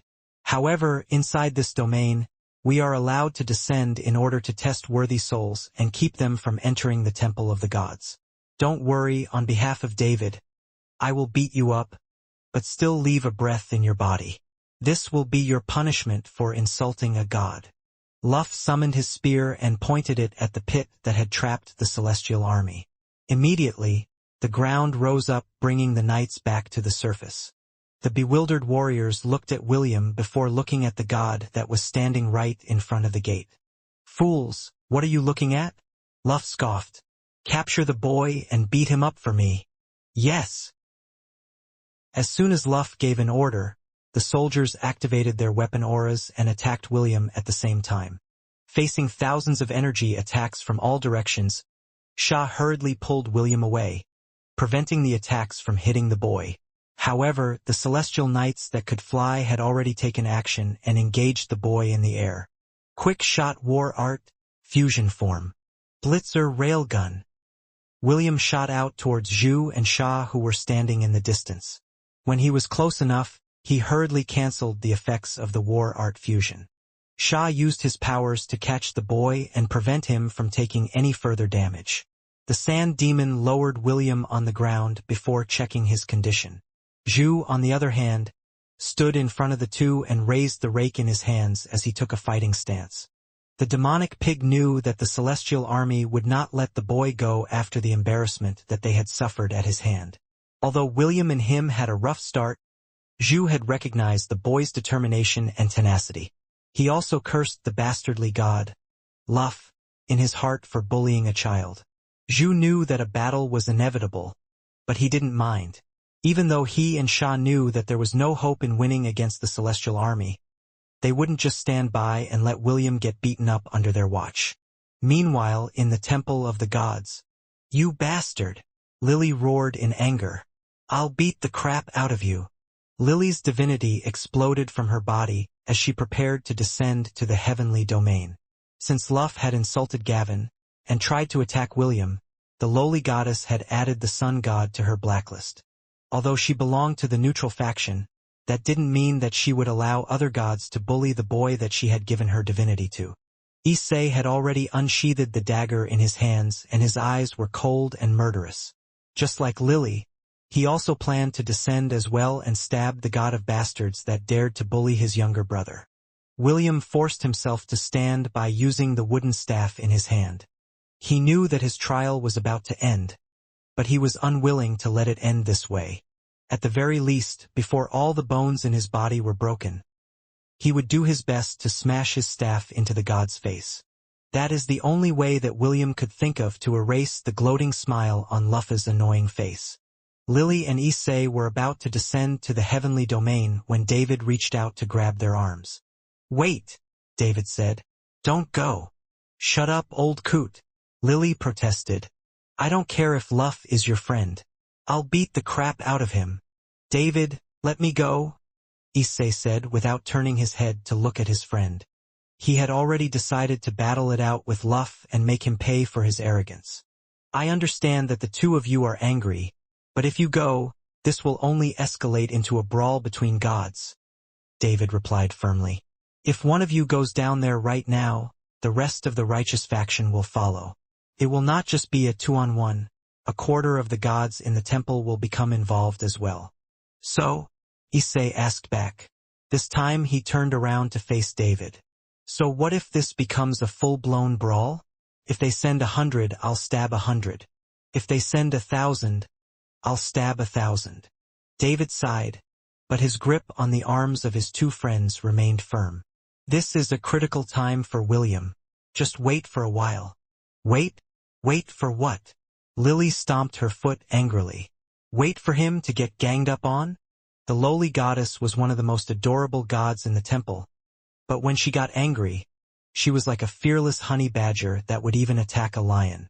"Please, for William's sake, trust me," David replied. "If you go down there, he will miss a once-in-a-lifetime opportunity." Issei frowned, but didn't make a move to pry off David's hands from his arm. He glanced at the red-headed boy as he gripped the dagger in his hand more firmly. 10 minutes, Issei stated. "If nothing happens in 10 minutes, I'm going down there." David nodded. "Okay, just wait 10 minutes. Lily snorted, but she had already summoned a candy cane in her hand. Since Issei had compromised, she would also do the same. However, after 10 minutes, even if David pleaded, she would go down to the heavenly domain and smack Luff's face using the candy cane in her hand. The king held the wine cup in his hand and remained completely still. He looked at the battlefield as if remembering a time in the distant past. A past when the worlds were still at war with each other and the gods looked down on mortals and immortals alike. When the first celestial knights descended from the sky, Zhu roared and waved the nine-toothed rake in his hand to create a tornado. The flying knights were sucked up along with the soldiers on the ground. Zhu may be a pig demon right now, and devoid of most of his divinity, but he was once a great general of the heavenly army that served under the Jade Emperor. He still had aces under his sleeves, and 100 gold knights would not be able to defeat him. "Can you move, William?" Sha asked. "Yes," William replied. "Sorry for including you and Zhu in this mess." Sha snorted as he faced the army that was nearing their location. "This army will not let any of us go. So I say we charge our way forward." "I agree, brother." Zhu grinned. "This scene reminds me of the time when we fought those monsters from the abyss. My blood is boiling." "Oink!" Sha chuckled because he remembered the event that Zhu was talking about. Indeed, that battle was an unforgettable one because the odds were not in their favor. Even so, Zhu and him were able to escape it with their lives and make their way back to the heavenly palace to receive their punishment from the emperor. "Listen, William. We will pave the path for you," Sha declared. "Don't worry about us. Just focus on reaching that gate. Do you understand?" "Yes," William answered with determination. Since Zhu and Sha were willing to help him, he wouldn't reject their offer. He just channeled his aura in his wooden staff and prepared himself to fight to the death. "Go!" Zhu roared as he took the lead as the vanguard. He waved his rake left and right and sent the celestial knights flying as if they were dry leaves that were being cleaned up by the rake in his hand. Suddenly, everything became dark as millions of arrows flew in their direction. Sha roared and summoned the sand from the jug behind his back to form a dome of earth to protect them from the rain of arrows. The arrows embedded themselves in the moving dome, making it look like a giant porcupine, but the three under it were unharmed. A few seconds later, Sha dispelled the earth dome and manipulated the sand to swirl around them. They looked at the tens of thousands of warriors that were surging towards them like a swarm of locusts. Zhu increased his size until he became a 4-meter-tall giant demonic pig. His eyes glowed red as he entered his rage mode. He bulldozed through the army in front of him like a tank, swinging his rake with the intention of slaughtering everything in his path. Naturally, Sha and William weren't idle either. They fought side by side with Zhu and repelled the celestial army to the best of their abilities. The gods and immortal heroes were impressed by their battle prowess and even thought that they might just be able to make it. Unfortunately, courage and determination alone could not overcome the disparity in numbers. Like a swarm of ants, they outnumbered their opponents 400,000 against one. The first to fall was Zhu. Although the pig demon fought valiantly, his enemies were not pushovers either. No one in the celestial army was weak. They were also great warriors when they were still alive, and they had retained their skills even after they passed over to the afterlife. The second to fall was Sha. He did his best to protect Zhu and William from the merciless onslaught, but one of the surviving Black Knights was able to pass through his defenses and delivered a mighty blow to the sand demon's chest. After that, it was William's turn to suffer. The celestial army pinned him down and delivered countless blows to his body, which made Lily roar in anger. Amidst the beating, William's determination never wavered. He fought, tooth and nail, even biting the hands of those that pinned him down with his bloody teeth. It was at that moment when a string of words appeared inside his mind. Gripping his staff, William shouted and unleashed a magnum burst which sent the knights around him flying. That small gap immediately closed as the enraged knights charged at him with bloodshot eyes. "Break all walls that stand before me," William roared before he was pinned down and pummeled by the celestial knights, who were duty-bound to bring him to his knees. It was then when a dominating shout answered him from the heavens. "Sweep away all adversaries." Ryu, Jingu, bang! A giant golden metallic staff descended from the heavens. It was at least thousands of meters long and 100 meters wide. It created a powerful shockwave that blasted away all the celestial knights that were pinning William, Zhu, and Sha, to the ground. William panted and opened his eyes that had become swollen from the beating. Although it was still dark, there was some kind of golden light that allowed him to see his surroundings. The first thing the half-elf saw was a person's back. It wasn't as big as his grandpa's, but William felt that this was a back that wouldn't bend to anyone. He then raised his gaze and saw a golden metallic staff that glowed brightly in the darkness. The boy realized that this was where the light was coming from. As if sensing his gaze, the person turned around to look down on him. Although William's vision was a bit blurry, he could somehow detect that the edges of the person's lips in front of him were curled up into a smirk. "What's your name, kid?" a playful voice asked. William forced his bloody lips to open as he spoke out his name. "William. My name is William, Your Excellency." A chuckle escaped the person's lips as he crouched down to offer William an outstretched hand. Due to the person's closeness, William was able to see his facial features. It was then when he realized that the person who came to his aid wasn't human. It was a monkey with golden eyes that seemed to blaze like flames amidst the darkness. "You have a good name, kid," the monkey replied. "From now on, you can call upon me in your time of need." The monkey had a mischievous look on his face as he grabbed hold of William's hand, giving it a firm shake. "Your Excellency, what is your name?" William asked. Although he had a nagging feeling that he already knew the identity of this legendary hero, he still dared to ask to confirm his suspicions. "Me?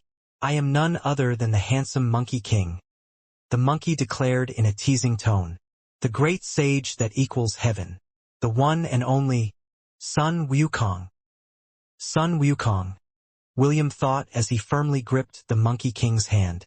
The latter then helped him to stand on his own 2 feet before looking at the celestial army that had reformed their ranks.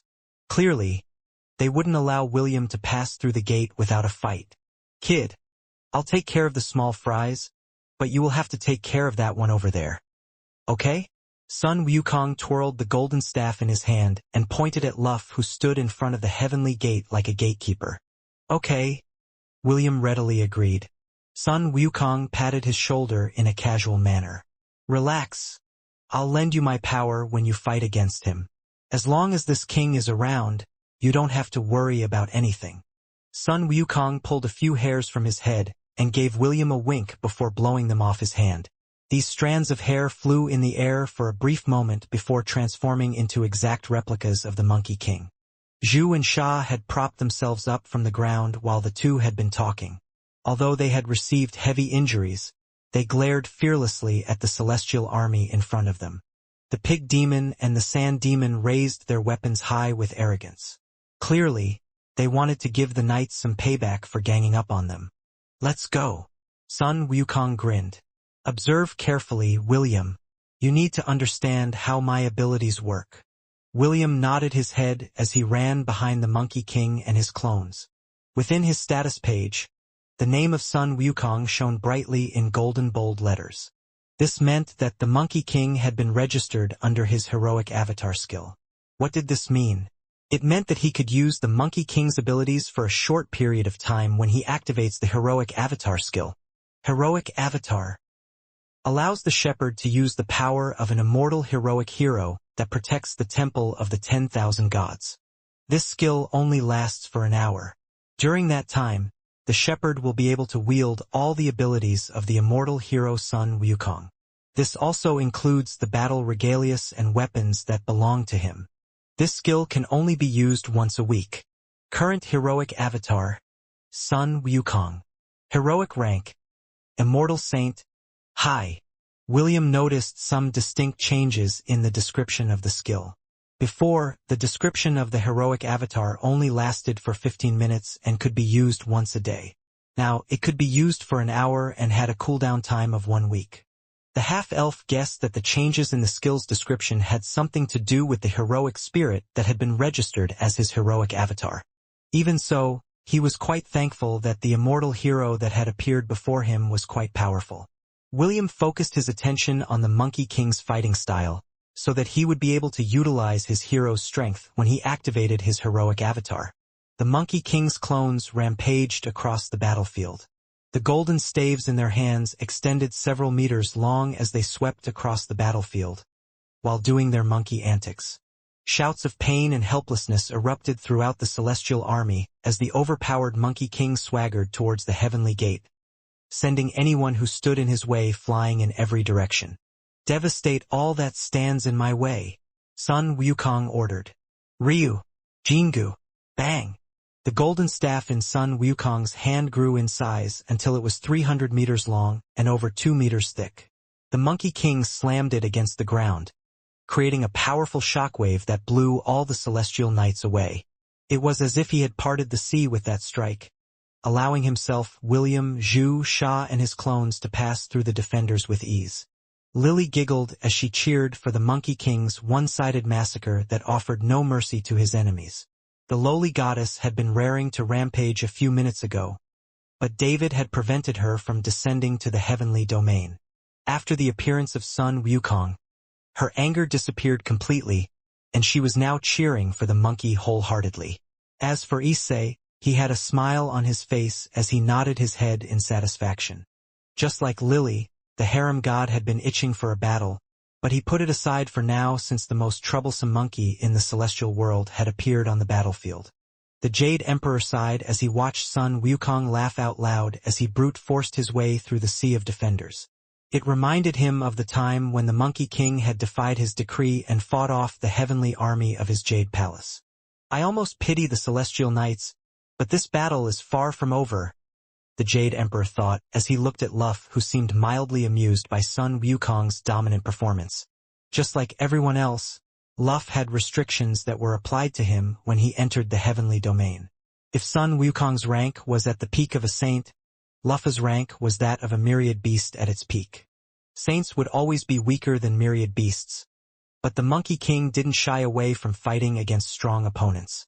This was why the heavenly army had lost repeatedly against him in the past. Sun Wukong was practically one of the most invincible beings in all of creation because his body couldn't be damaged by anything. Although he wasn't a god, he was still a force to reckon with. Not to mention, his weapon Ryu Jingu Bang was capable of injuring and dealing lethal damage to gods. After an hour of intense fighting, the majority of the celestial knights were lying on the ground, unconscious.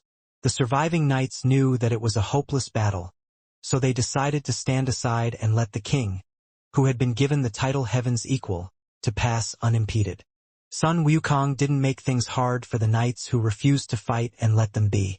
Soon, they arrived in front of the heavenly gate where the god of the sun, Luff, was waiting for them.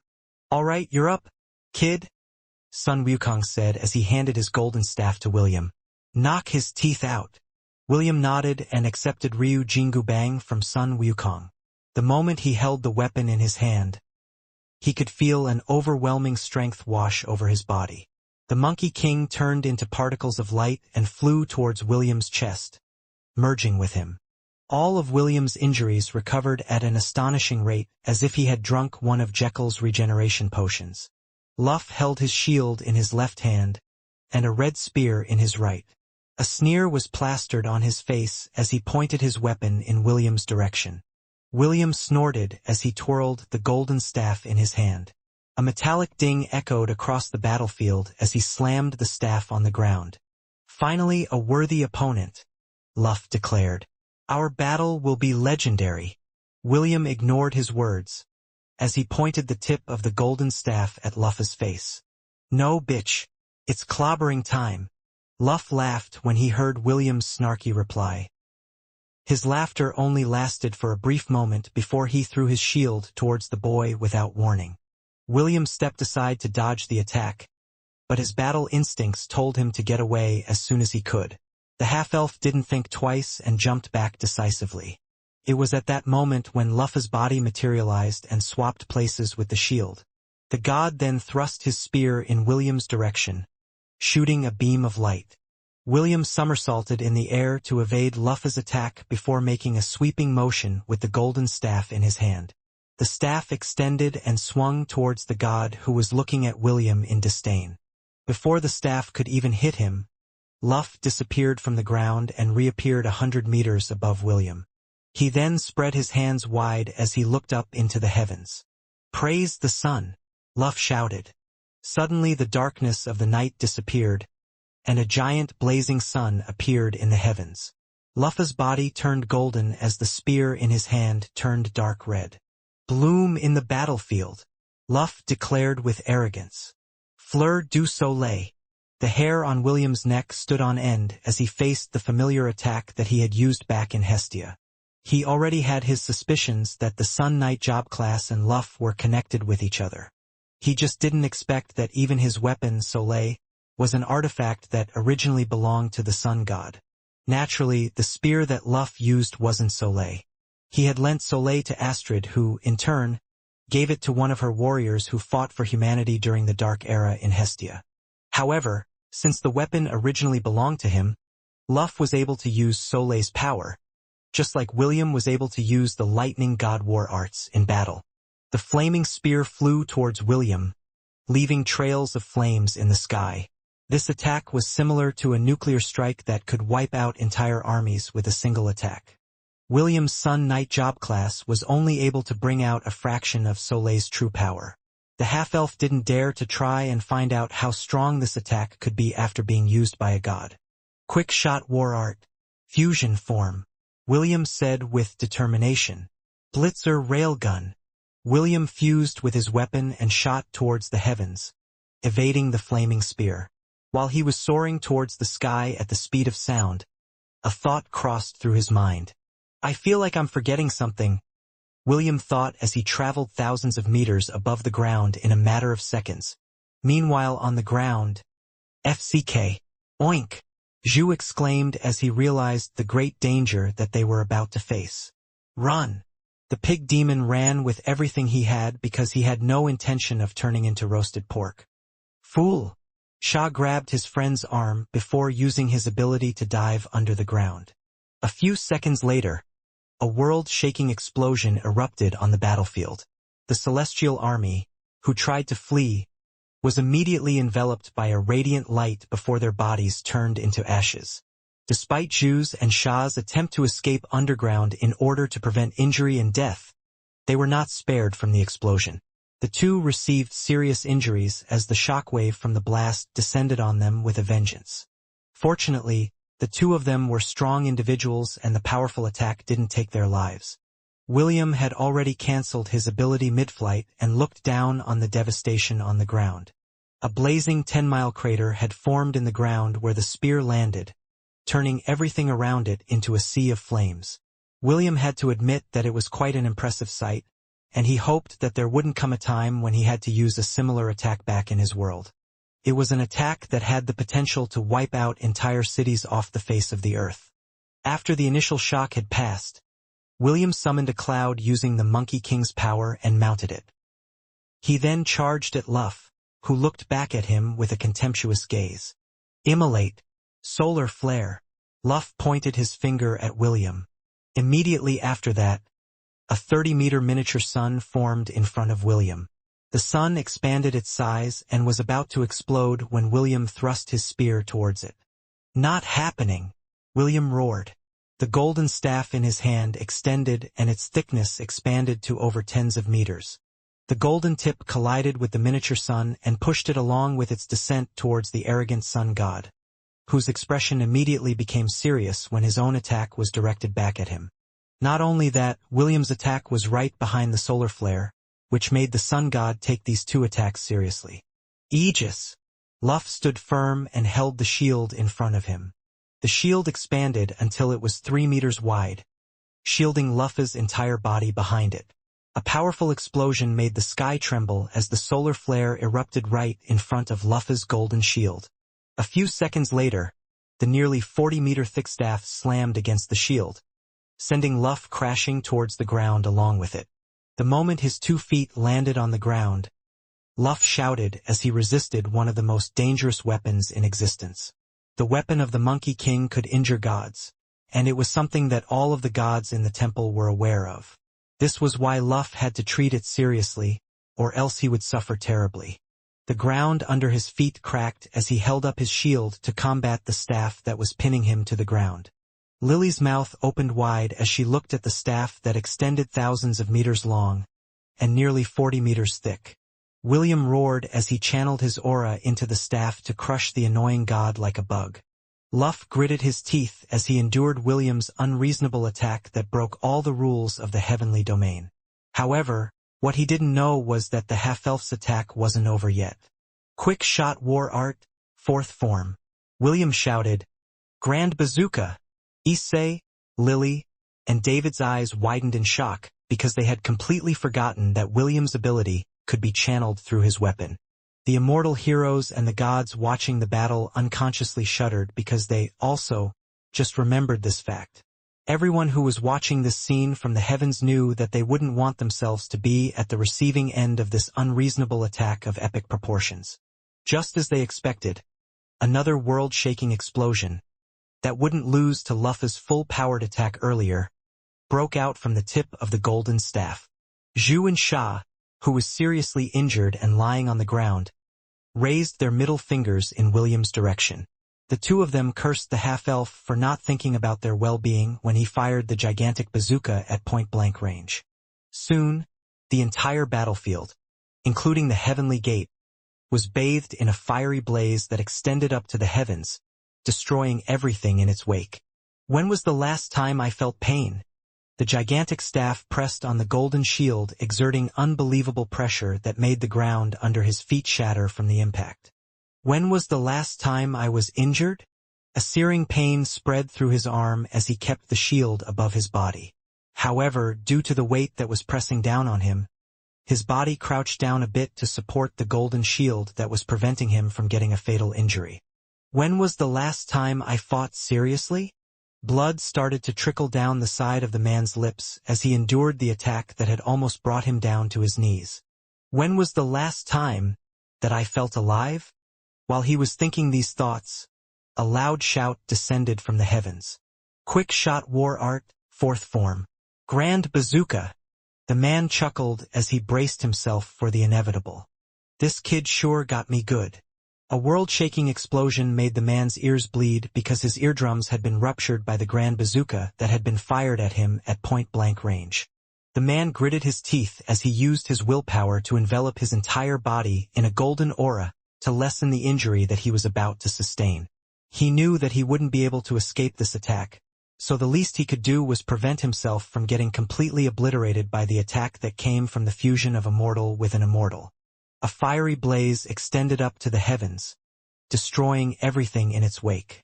Even in his current form, the man felt his skin tearing apart due to the intense heat of the flames. He didn't know how long this pain lasted, because every passing second felt like years. If his ears were still working, he would have heard the cracking sounds coming from the arm that was propping the shield up. Unfortunately, he couldn't hear, and the inevitable had happened. The arm that supported the shield bent in an unnatural angle, and it came crashing down on the man's face. His entire body was pinned to the ground as the force of the blast devastated his surroundings.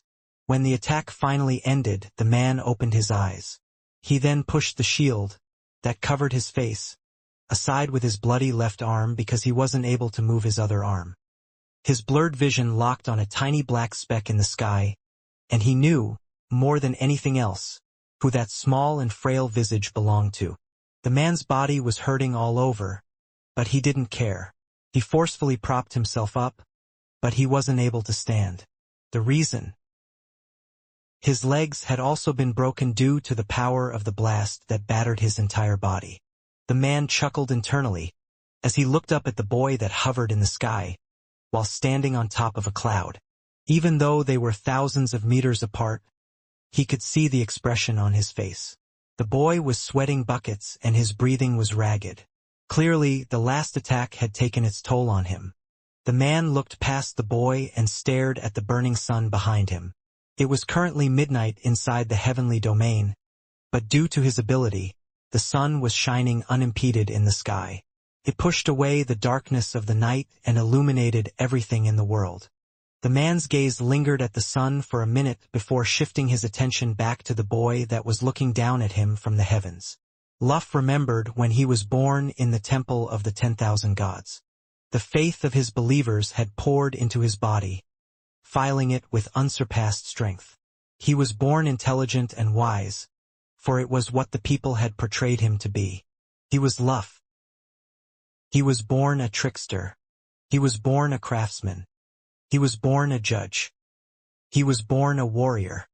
He was born a king. He was born a god. Assel, your brood never ceases to cause trouble for me. Luff chuckled internally as he thought of a distant past, where an idiotic, red-haired man built his statue in a plane that had long ceased to exist. Luff shook his head as he locked this memory deep inside his heart, and focused his attention on the boy that carried that man's bloodline in his veins. Do you know what Sun Knights, champions of the sun, and scions of Solaris have in common? Luff asked. Although he was injured, his voice was firm and steady. It didn't sound like the words he spoke came from a defeated person. I don't know, William replied. He continued to gaze down at the man lying on the ground, riddled with injuries and open wounds that blood trickled out of, staining the earth with a crimson hue. As long as the sun shines down from the heavens, they are practically invincible. Luff smiled. As if waiting for that moment, several popping sounds were heard in his broken arm, the one that had held the golden shield. His legs, that were bent at unnatural angles, straightened themselves. All the wounds on his body closed up and recovered completely. Luff stood up from the ground and patted the dust that had accumulated in his body, off as if he'd just woken up from his nap. The blood on the ground turned into golden flames until no traces of it were left. If not for the fact that everyone had witnessed what had happened a while ago, they would think that everything they saw was just an illusion. As long as the sun is at its zenith, I am invincible, Luff declared. His statement carried a hint of pride. It was the pride of a god that had been born out of the beliefs of millions of people. A pride that wouldn't lose to a mortal child. A pride that wouldn't lose to an immortal monkey king. A pride that would endure the test of time. Luff raised his hand and a flaming spear appeared in his hand. He then grinned as he looked at the boy whose expression had turned serious. Come, boy, Luff said in a teasing tone. He then pointed the tip of the spear in William's direction as he prepared himself to fight once again. Time for round 2. Luff laughed. He laughed wholeheartedly. Lightning God War Art Final Form. Luff raised his hand and the flaming spear disappeared. It was replaced by the very first spear that William had held in his second lifetime. The spear that was called the Ainsworth family's heirloom. Lightning bolts poured down from the sky and congregated at the tip of the divine spear in Luff's hands. If William thought that the time when he used the skill Thunder God's Wrath was already heaven-defying, then the scale of Luff's attack far surpassed everything that he could think of. Make the world tremble in your presence, Luff stated. Annihilate all opposition, Assel. William had a very bad feeling as all of his senses screamed at him that death was fast approaching. He firmly gripped the golden rod in his hand as he gritted his teeth. Since his opponent had now become serious, it was time for him to get serious as well. Quick shot war art. Fusion form. William shouted internally as he pointed the tip of his spear. Blitzer railgun. Make the world tremble in your presence, Luff roared. Annihilate all opposition, Assel. The two powerful attacks activated at the same time. William's attack traveled at the speed of sound. The other at the speed of lightning. The half-elf was bathed in heavenly lightning and pain racked his body. However, he endured.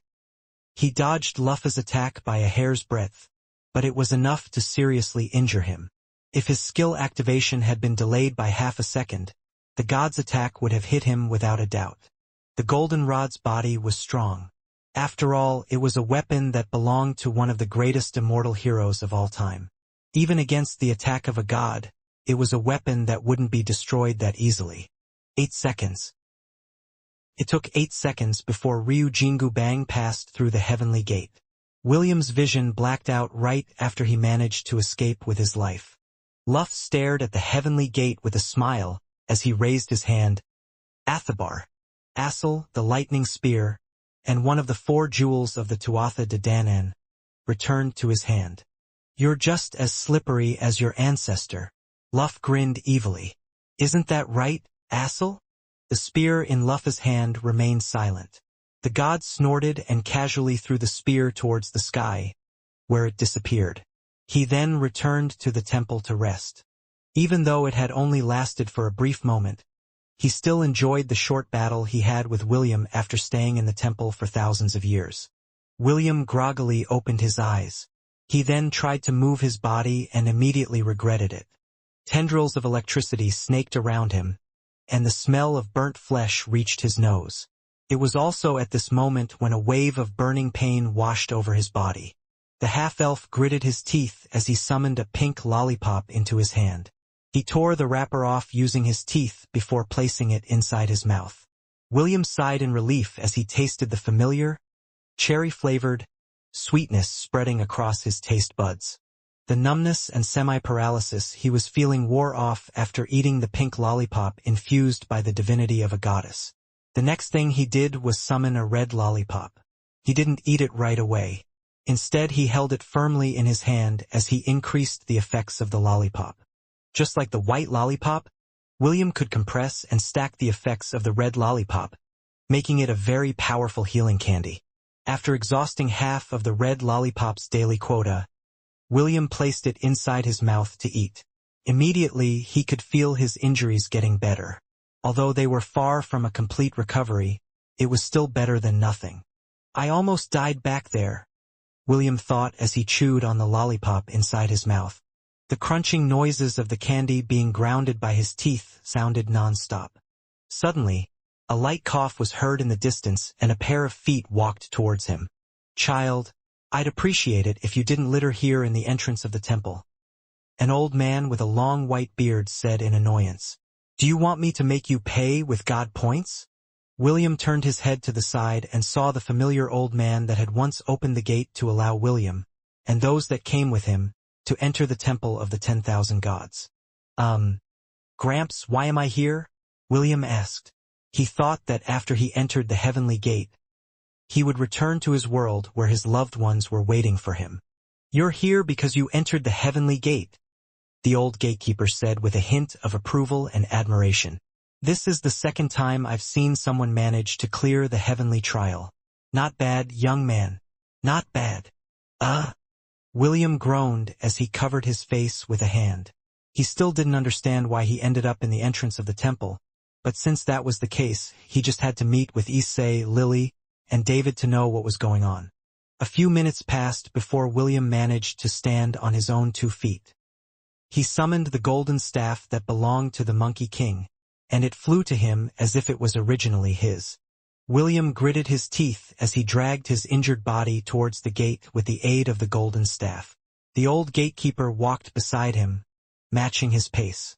It was his way of showing respect to the second person that had cleared the trial and fought against the celestial army within the heavenly domain. Naturally, he remembered who William was. This was why he was both surprised and curious about how the boy managed to return to the temple a second time. Usually, souls that were still living were banned from entering the temple. Only the souls of the dead were allowed to enter the gates that he had guarded since time immemorial. However, since William cleared the trial, he would be given special rights to enter the temple for a second time even though he was still technically alive. "Well then, I welcome you once again to the temple of the 10,000 gods," the old man said as he opened the gate to allow William to pass through. "May this be the last instance you visit this temple during your lifetime. Of course, I will be here to welcome you once again when the fates decree for you to return to the cycle of reincarnation." William smiled bitterly as he nodded his head. Indeed, the next time he would enter this temple again would be on the day of his death. The images of his family, friends, and acquaintances flashed before his eyes. It was then when he remembered that there were still some things that he still needed to do. His lovers, Wendy, Est, and Ian were waiting for his return. He also hadn't met the goddess Astrid to ask her about the method that would remove the curse from Est's, Ian's, and Isaac's bodies. Since Estate and Ian were his lovers, it was his responsibility to return them to their true forms. There was also the fact that he still hadn't seen his patron god, Gavin. Issei, Lily, and David had casually mentioned that Gavin had received a backlash when he forced himself to descend to William's world. William knew that he still had many things to do. Dying so young was not one of them. If possible, William didn't want to die too soon. He still had promises to keep. Promises he was determined to keep. You and your men are incompetent fools. Prince Lionel slammed his fist on the table as he glared at Callum. You promised me that I would have her. But what did you do? You let her escape. Callum narrowed his eyes. But he didn't say anything to the crown prince, who was looking at him with bloodshot eyes. It was indeed his mistake for underestimating the third princess of Frisia, who was not only beautiful, but also well-versed in reading the books on the arts of war. What he didn't know was that Princess Sydney was also a clever strategist behind closed doors. She would order her pets to do missions for her, and some of these missions included the assassinations of corrupt officials in her kingdom. Well, the one giving the orders was Morgana, but since they shared the same body, everyone who was in the know about her dual personalities still credited these achievements to Princess Sydney, who only dreamed of finding her one true love. Our agents are already looking for her trail, Callum reported. The journey to Frisia will take at least a week, and we have already laid ambushes to intercept her along the way. Prince Lionel was so mad that he wanted to laugh out loud when he heard Callum's reply. Do you honestly believe that Princess Sydney is not aware of the ambushes that you have laid out for her? Prince Lionel questioned. Do you think of her as a fool? The lady I love is not a small fry that you can capture using tricks for little kids. Prince Lionel pounded the table once again to vent out his frustrations. Since he dreamed of making Princess Sydney his wife, he did his best to investigate everything about her. The things she liked to eat, her hobbies, and anything that would make her happy. He studied it for many years in order to increase his chances of closing the distance between the two of them.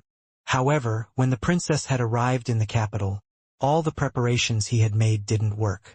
It was as if he was talking to a completely different person. Truth be told, Princess Sydney didn't like to deal with Prince Lionel. This was why, most of the time, when the crown prince and the princess were alone, it would always be Morgana talking to the crown prince. Princess Sydney would only talk to him when they were in the presence of others, which made all of Lionel's attempts futile.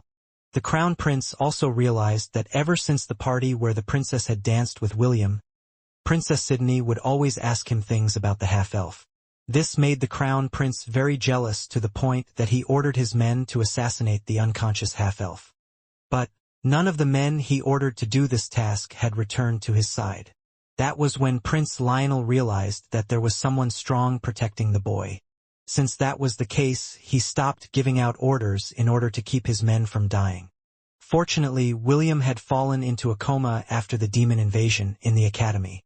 Because of this, the princess didn't have the opportunity to meet with him before the war started. This was the only consolation Prince Lionel had after his failed attempts to get rid of the red-headed boy.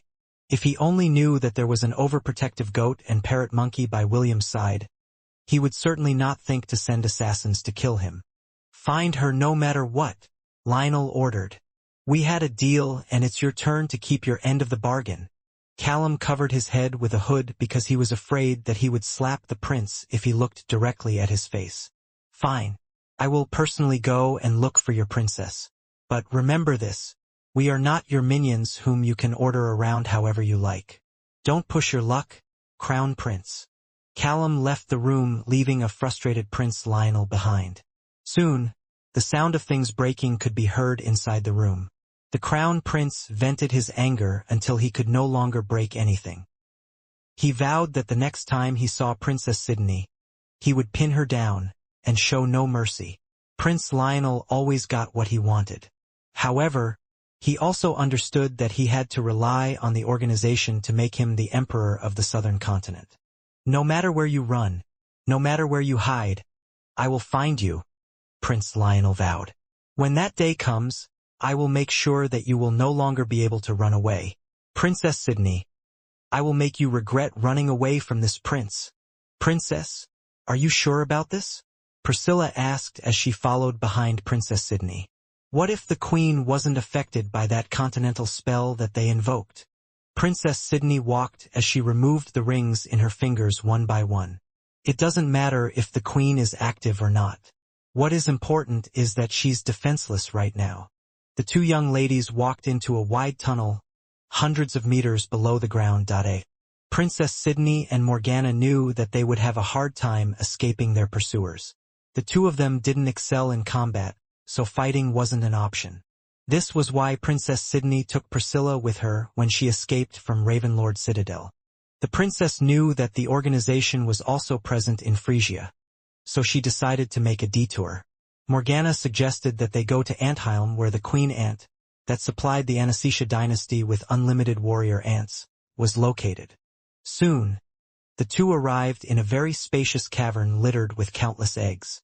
At the center was a giant beast that was also the guardian beast of the Anastasia dynasty. It was none other than the myriad beast known as the crowned nightmare queen ant.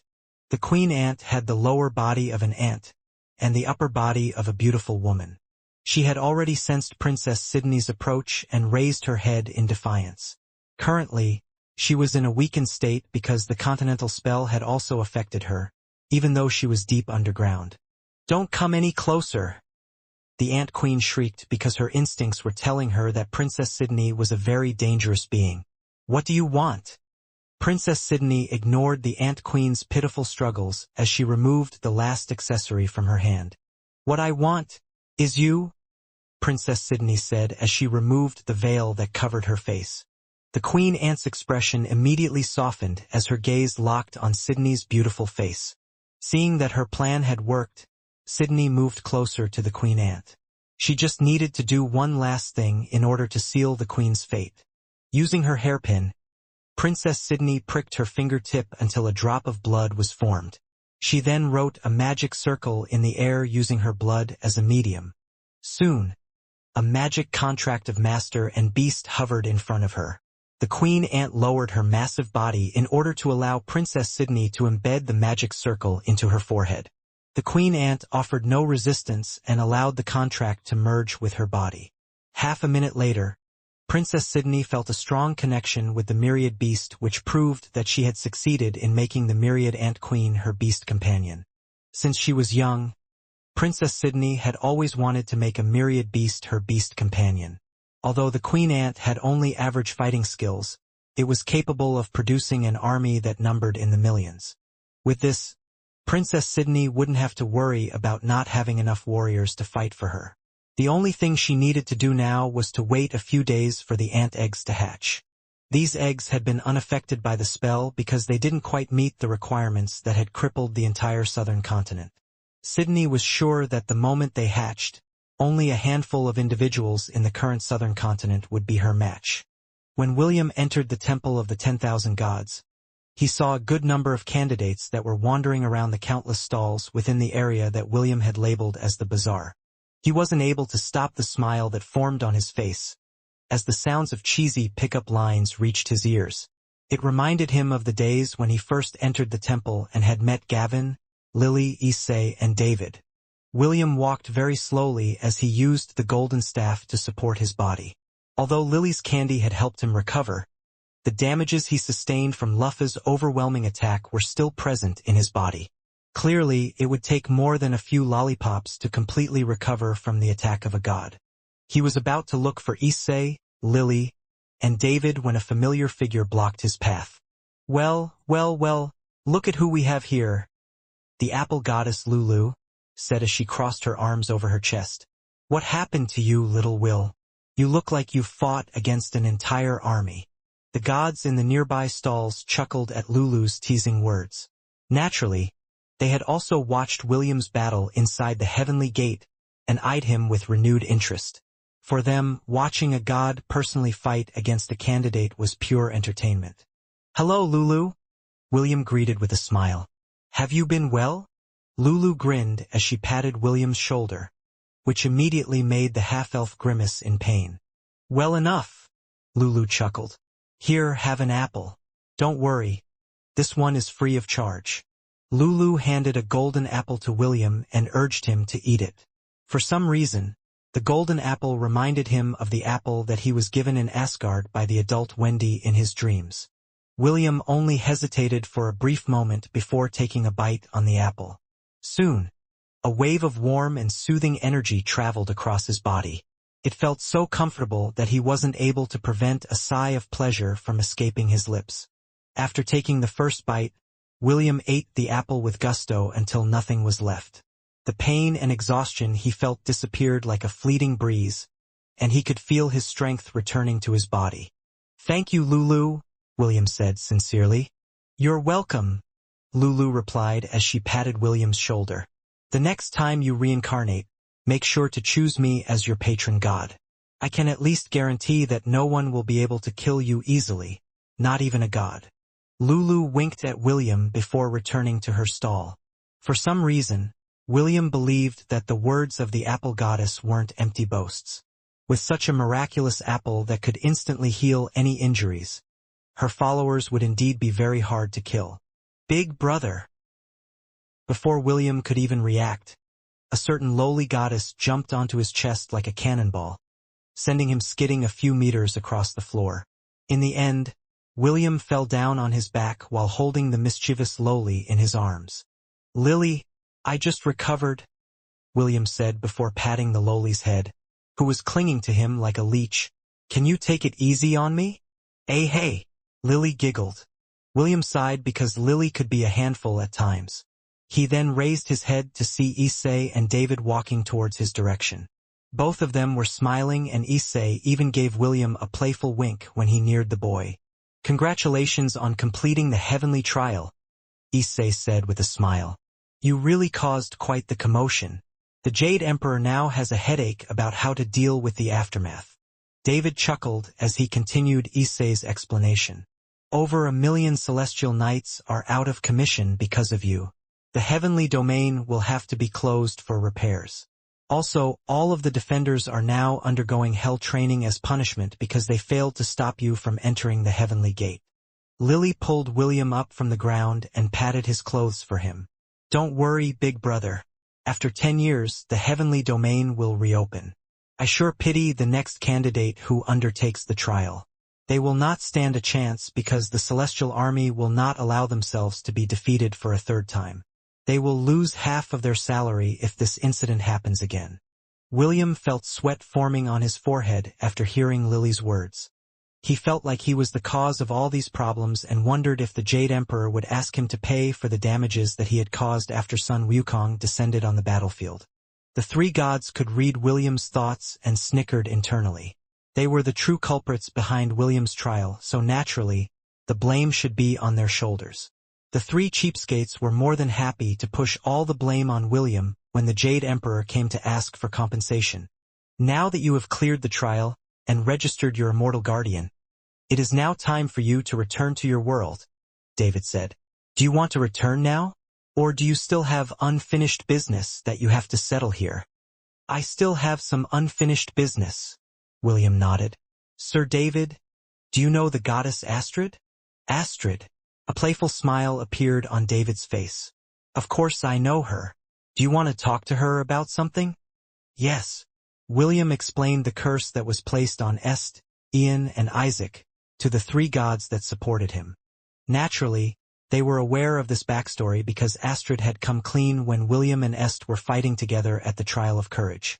"Also, I want to see Gavin as well," William said.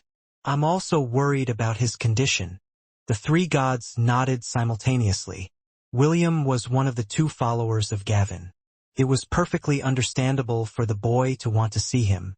Although Issei, Lily, and David had their reservations in allowing the two to meet, they still decided to allow William to see his patron god. "Let's go visit Astrid first," Issei suggested. He then patted William's shoulder before whispering in his ears. "Astrid is a stubborn goddess. She will try to intimidate you, but do not falter. After all, you are doing this for the sake of your lovers, right?" William nodded his head seriously. "Yes, I need to find a way to return them to their original bodies." Lily, who was standing beside William, grabbed his arm and waved it from side to side. "Don't worry, big brother. If she doesn't agree, we can always blackmail her to cooperate with you." William scratched his head as he looked at the adorable Lowly in front of him. The more he interacted with Lily, the more he thought that she was a battle goddess in disguise. Even so, he pushed these thoughts aside because he needed to focus his attention on the goddess that held the fate of Est and Ian in her hands. Astrid was seated in her garden and drinking tea with her twin brother, Amun. Amun was one of the Ars Goetia that presided over Hell and the supreme commander of the 40 legions that rampaged among the higher planes that the gods ruled. Ironically, he was also one of the 3 gods whom the Creator Empire worshipped. Unlike his prideful and stubborn twin sister, Amun was charming, confident, and a well-known rule-breaker. There were even times when Astrid had to personally drag him back to the temple in order to prevent him from getting out of line. Even so, the twins got along really well. The only problem was that their personalities were the complete opposite of each other. "Looks like an interesting brat is planning to demand something from you, sister dear," Amun teased. Astrid placed her teacup down on the table and gave her twin a sidelong glance. "He's just a brat. You don't need to mind him too much." "Aha!" Amun smirked before standing up from his seat.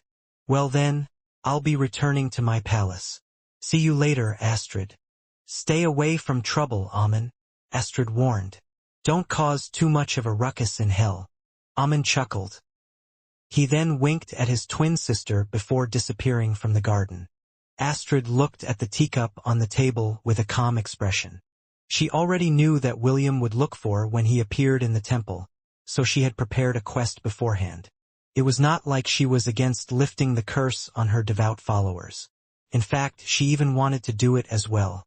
However, it wasn't as simple as that. In order to keep her promise to the Hellon kingdom, she needed to ask for the favor of another god.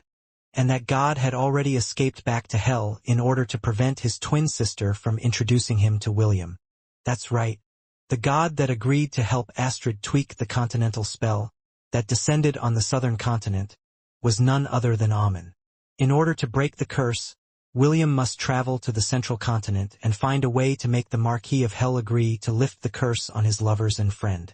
However, knowing her twin brother's personality, Astrid knew that William would be sent on a wild goose chase. She just hoped that at the end of that journey, her devout followers would once again recover the things that they had lost. The goddess waved her hand as the gates of the garden opened wide.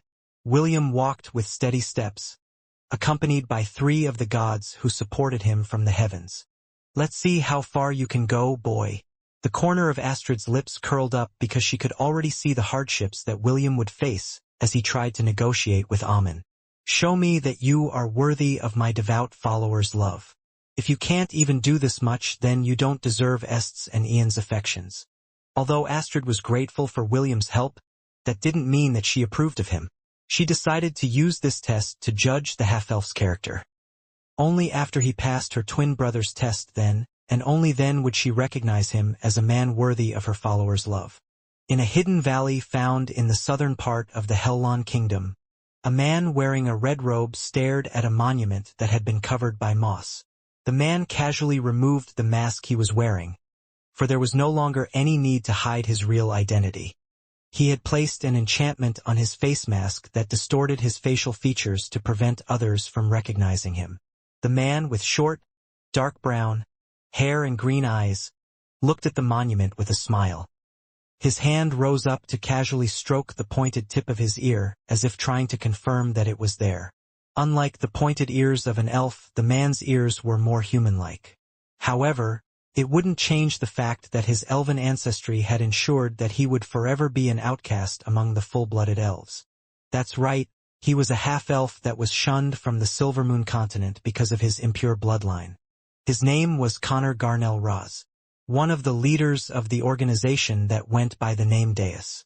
Connor was the one assigned by the Supreme Pontifex to take command of the entire southern continent. Due to having no competition, he used the funds of the organization to pursue his own goals, while paying lip service to their Supreme Pontifex, who was in charge of the main branch of Deus in the central continent. Every member of the organization had their own goals when they joined. However, they all had one thing in common: they wanted the world to descend into chaos and strife. For they were people who had been cast away by society and suffered untold hardships from their clans. Celine was once one of them. Due to her ill-gotten fate, She wanted to take revenge on those that had made her life miserable. More than anything else, she wanted to make the High Council of the Elves pay for the sufferings that she had undergone during the early years of her life. This was why she reached out to the organization, and they in turn accepted her into their ranks. However, after meeting William, Celine had mellowed out a bit. Although she still hadn't forgotten those who wronged her, she was not in a hurry to seek her revenge. For her, the most important thing was to teach her only disciple everything she knew about dark magic. That way, when the elven prophecy was fulfilled, she could freely join the Prince of Darkness and turn the Silvermoon continent upside down. Frankly, Celine didn't believe that William was the one in the prophecy. More like, she didn't want William to become the person who would cover the world in eternal darkness. She would rather have someone else take that role instead of the narcissistic half-elf that had suffered cruelty at her hands. Just like Celine, Connor hated the Silvermoon continent as well. Perhaps he hated it more than she did. Why? Because he was a half-elf, a race that the proud elves deemed as filthy. Connor closed his eyes to push away the unwanted memories that had resurfaced inside his mind. 2 minutes later, he had regained his calm and once again looked at the monument that had been hidden inside an artificial cave in the valley, located in the southern regions of the Hellon Kingdom. "All of you stand back," Connor ordered the loyal supporters that had followed him for many years. "I will open the gate to the Undying Lands." Over a dozen black-robed men stepped a few meters away from where Connor stood. They knew that their leader had been looking for the key that would unravel the secrets of the southern continent. Connor took out an ornate box from his pocket and opened it. The Oathkeeper key glowed and shot a beam of light towards the monument. A few seconds later, the monument started to change its shape until it took the form of a teleportation gate. Connor made a gesture and one of his subordinates entered the portal. As the leader of the organization, he was not allowed to take chances. This was why he decided to use his trusted confidant as a scout to check the other side of the gate. 10 minutes later, his subordinate returned and made a report. "Yes, sir. It is unbelievable," the black-robed man stuttered. His face was wild with excitement and Connor could tell that they had hit the jackpot. "The domain is filled with rare resources that can only be found in Class S domains and higher. Also, there is a floating island in the sky. I tried to use my mount, but the domain seems to have a restriction that prevents any forms of flight." Connor nodded. He did his best to hide the excitement on his face because he had finally found the Undying Lands, the domain where the first ruler of the Hellon Kingdom had been enshrined. This was also the hidden domain that was rumored to hold the secret of immortality. "Good," Connor replied. "Everyone follow me."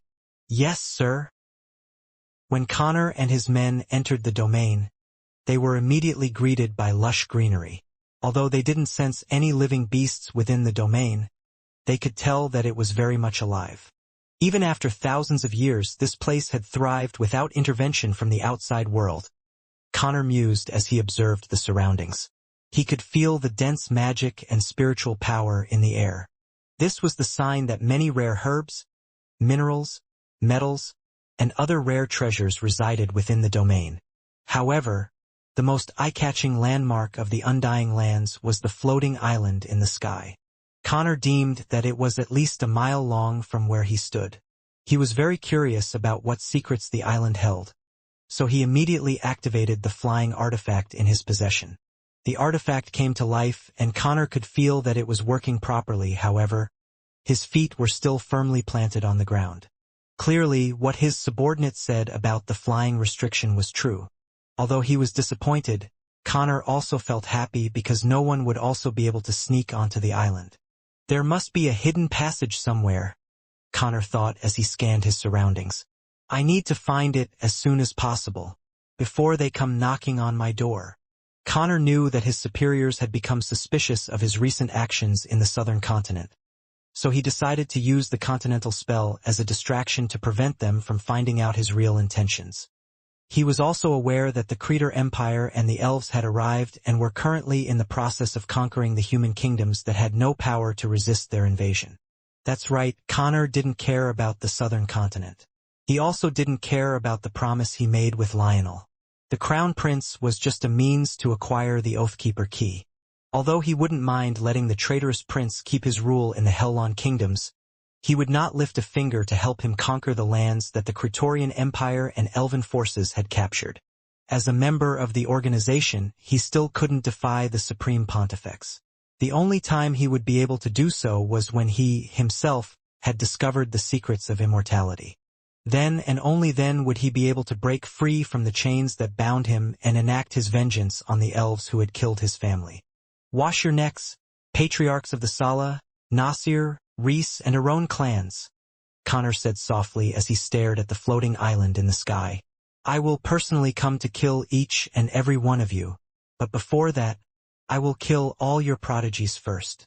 Although he was certain that the head of the organization that was assigned to the Silvermoon continent was behind the movement of the elves, he wouldn't let that stop him from getting his vengeance.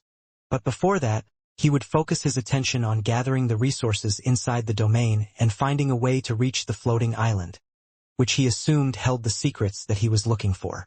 A few days after they reached the shores of the southern continent, the elves immediately headed to the Zealand dynasty to start their first conquest on human lands. Just as they expected, everyone above the age of 20 had turned into crystal statues. One could even say that taking over the kingdom was just like stealing candy from a baby. There were a few that tried to resist, but they were unable to match the strength of the elven prodigies. Weak! So weak! One of the elven prodigies exclaimed after defeating a 19-year-old boy who tried to protect the rest of the surviving children that were gathered in the town hall. Several other teenagers laid on the ground injured, while others were unconscious. The other elven prodigies looked at the fallen humans with disdain. They didn't expect much resistance from the survivors, but the young warriors of the Zealand dynasty were simply too weak. Why don't we just kill them? A handsome elf with green hair proposed as he stepped on the head of one of the fallen warriors. I'm sure that killing them would teach the others that they shouldn't oppose our rule, right? Cheers of agreement sounded from the elves, which made the handsome elf grin wickedly. That's enough. A cold and commanding voice ordered. The handsome green-haired elf was about to protest, but immediately held back his complaint when he saw the owner of the voice that ordered him to stop. I was just joking, princess. The green-haired elf stepped back and gave a respectful bow. A beautiful elf with long, honey-blonde hair and blue eyes nodded her head in understanding. She was the representative of the king who was given the duty of supervisor for this expedition. Although the command of the entire mission lay in Elendor's hands, no elf that was born in the Silvermoon continent would defy the orders of the royal princess. This was true even though she only had the rank of supervisor. Even Elandor had to be respectful of her wishes, for she was Yoin, the fourth princess of the Starlight Forest, and High Princess of the Silvermoon continent. Although humans have enslaved our race for thousands of years, that doesn't mean that we have to lower ourselves to their level, Princess Yoin said. We are elves. Our race is superior to theirs. There's no reason for us to act as barbarians. The green-haired elf smiled and nodded his head in agreement. It is as you say, princess. I'm sorry, my emotions got the best of me. Understandable. Please, make sure that you don't repeat these actions again in the future. Understood, Your Highness. The green-haired elf backed down completely. None of the other elves said anything. They just glanced at their commander, Elandor, waiting for his orders. Gather the warriors and lock them up in the prisons, Elandor ordered. As for the human children that can't fight, leave them be. They are of no threat to us. Elandor smiled as he glanced at the princess who was standing a few meters away. Since Her Royal Highness is merciful, then we will also show mercy. This is the difference between our race and the barbarians. We shouldn't lower ourselves to their level. Yes. The young elven prodigies didn't dare say anything in front of the princess, but in their hearts they wanted to humiliate the humans and make them pay for the long years of slavery that their race had suffered in their hands. Although they agreed on the surface, that didn't mean that they wouldn't do anything when the attention of the elven princess laid elsewhere. They were very keen in torturing and enslaving the humans that had treated the elven race as their playthings. After receiving Elendor's orders, The elven warriors dragged the fallen teenagers away and tied them up to prevent them from causing trouble. Their takeover of the capital of the Zealand dynasty went very smoothly. However, they were not able to capture the survivors of the royal family.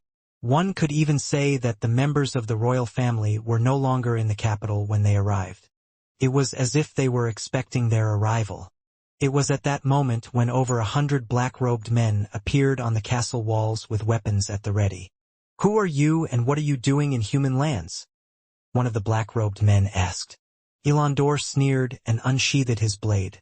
"My name is Elandor, the commander of the elven forces that will take over this kingdom.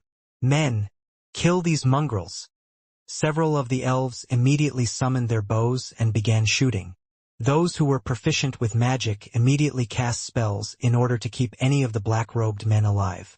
The elders that had come with them in this undertaking had already warned them that the southern continent had fallen under the control of a notorious organization. They added that if they were to meet them, they should do their best to exterminate all of them if possible. The leader of the black-robed men immediately ordered a hasty retreat as he cast protective spells in order to protect him from the elven arrows and spells that were falling upon them like rain. As one of Connor's commanding officers, it was his duty to take complete control of the Zealand dynasty. Even so, the difference in numbers was enough to tell him that fighting the elves wouldn't change anything. "Retreat!"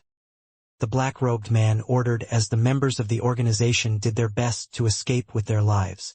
Unfortunately, not all of them were lucky and died under the hands of the elven prodigies who ran after them as if they were hunting wild boars in the forest. The black-robed men had already felt the presence of blade masters and archmages among the elven army. It would be pure folly to stay and die a dog's death, so he decided to use a teleport scroll in order to escape with his life. He had only one goal in his mind, and that was to report the current state of affairs to his leader, who was currently in the Hellon Kingdom. Elandor watched in disdain as the members of the organization were massacred left and right. He didn't even bother to order the blade masters, who accompanied him, to take part in the slaughter. For him, having the young elves take the blood of the members of the organization was a good warm-up for their conquest in the human lands. "Your Highness, please, accompany me to the castle," Elandor said with a confident smile. "Although the barbarians are crude, their palace is the only fitting place for you to rest. Allow me to escort you there, Princess Owen." He didn't even bat an eye on the blood-curdling screams that reverberated in the air, as he invited the princess to tour the human castle like they were having a stroll in the forest. Princess Eowyn nodded. "Thank you, Commander, for your offer. Please, allow me to inconvenience you for the time being." "Serving you will not inconvenience me, Your Highness. Instead, it will be my pleasure to accompany you." "Thank you, Commander." It only took half a day before all the survivors of the dynasty were gathered. The elven forces made sure that all able-bodied teenagers were imprisoned. Elandor picked many beautiful ladies out from among the teenagers because he planned to turn them into slaves. Naturally, some of the elven girls also picked a few handsome men to become their manservants during their stay as well. Yes, they had brought slave collars made in the Silvermoon continent as per order of their patriarchs. They deemed that it was only natural to make the humans pay for the years of enslavement that the elves had suffered under their hands. Elandor's plan was to turn these slaves into guides that would tell them more about the extent of the territories that fell under the Zealand dynasty's rule. Naturally, Elandor and his officers also planned to make these beautiful slaves their playthings. The elven commander had approved of it, and Princess Eowyn had decided to turn a blind eye to his actions. For her, turning the humans into slaves was much better than outright killing them. This was the unwritten compromise that Elandor and her had agreed upon. As a supervisor, she mustn't interfere with how Elandor did things. She was only there as a spectator.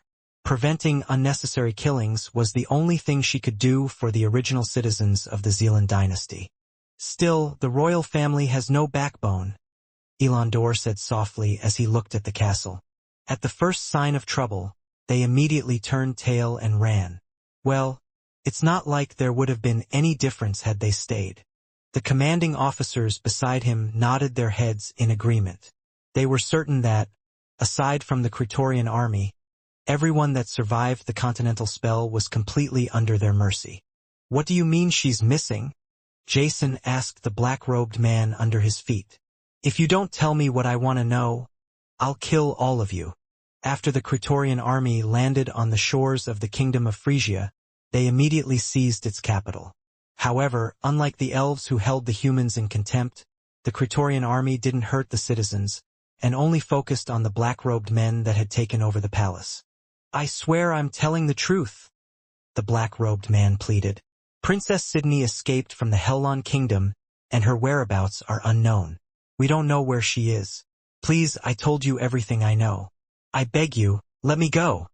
Jason sneered as he raised the sword in his hand and cut off the man's head in one fluid stroke of his blade. Useless people don't deserve to live, Jason stated. He then turned his eyes to the rest of the black-robed men who were lined up and kneeling in front of him. I'll ask again, where's my cousin? Jason inquired with an evil grin. You don't want to suffer the same fate as this useless man, right? The black-robed men that had been detained by the Praetorian army shuddered. They really don't know where Princess Sydney was. If they knew, they would not hesitate to immediately tell the bloodthirsty prince, who didn't bat an eye when killing people, the whereabouts of the princess. Of course, Jason knew that they really didn't know the answer to his question. What he was doing was purely for entertainment. He had made it a hobby to make his victims beg for forgiveness before he ended their miserable lives. William sighed after leaving the garden of the goddess Astrid. He thought that he would be able to come to an agreement with her, but the latter was firm and wouldn't yield to any of William's proposals. Amen, William thought as he followed behind Lily, Issei, and David. Just what kind of god is he? Astrid had told him that if he wanted to lift the curse that was placed on Est, Ian, and Isaac, he must meet with her twin brother, Amen, in the Creator Empire, which was located in the central continent. Although William had planned to go to the central continent, it was only for his battle with Rebecca. Now, he had no choice but to go there earlier than planned in order to free his lovers from the curse that bound them. Lily, just what kind of god is Amen? William inquired. Currently, Lily was walking beside him and matching his pace. The lowly goddess smirked as she pondered how to answer William's question. Many consider Amen to be one of the most notorious troublemakers to be born in the temple, Lily answered. He is part of the Hell faction that opposes the Heaven faction. Before I forget, Astrid is one of the gods that belongs to the Heaven faction. Sounds complicated. Very complicated indeed. However, what you should worry about is his unpredictability. Lily grinned as she glanced at William. Simply put, Amen hates losing. However, when you catch him in a good mood, he can be a very amiable character. So, pray that you meet him when he is in a great mood. William nodded and then asked the question that really mattered. What if I meet him when he's in a bad mood? What then? Big brother, don't jinx it. Lily shook her head helplessly. If you happen to be really unlucky and met him when he's in a foul mood, be prepared to be given a quest that is near impossible to complete. Like I said earlier, Amen hates losing. Since he doesn't want to lose, he will do his best to prevent you from winning. What a troublesome god. Well, he is a sour loser. Issei and David chuckled at the same time because they were also acquaintances of Amen. Being part of the neutral faction, the three gods enjoyed mingling with the different factions, and oftentimes befriending them. The neutral faction also served as intermediaries to help resolve conflicts between the opposing factions. In fact, Lily and Amen were close friends. The reason why Lily didn't mention this to William was because she didn't want her close friend, Amen, to give the boy any kind of special treatment. The lowly goddess was a firm believer that those who were able to endure hardships were stronger than people who had it easy in life. She didn't want William to take shortcuts in order to help his lovers undo the curse that was placed on their bodies. Right now, they were on their way to visit Gavin's hut on the outskirts of the temple. William was worried about him, and the three reluctantly agreed to his request to visit their fallen comrade. This is as far as we go, Issei said as he pointed at a small hut in the distance. Gavin is still recuperating, so don't be shocked by what you're going to see. William nodded his head as he walked towards the hut in the distance. The moment he entered the hut, the three gods gave each other a knowing glance. They were quite curious about how the red-headed boy would react after seeing the true form of the god he had chosen as his patron. "So you're finally here." A crisp and sharp voice greeted him as soon as he entered. William blinked once then twice as he stared at the man in front of him. A man wearing black padded armor, with sharp and hawkish features, sat in the center of the hut. He then pointed at the spot in front of him and ordered William to sit. The red-headed boy subconsciously obeyed the command because of the man's intimidating aura. "It's good to see that you're doing well, despite your spiritual world getting destroyed," the man said after giving William a hard long look. "However, you can't fight for more than an hour in your state. Make sure to finish all battles before the time limit." "Understood." "Why yes," William stuttered. The god in front of him was like an unsheathed blade that was radiating a certain sharpness that demanded absolute obedience. "Have you mastered the use of Issei's and Lily's divinities?" Gavin asked. "Have you upgraded your shepherd job class to the next stage?" "Yes," William answered. This time his answer was firm. He then stared straight at the god in front of him and voiced his thoughts out loud. "Gavin. MMM." William couldn't believe that the chubby patron god he had met in the temple was the same man who was sitting in front of him. The difference between the two was like heaven and hell. "I know what you're thinking, but this is my original form," Gavin commented. "Of course, the one you met is also me.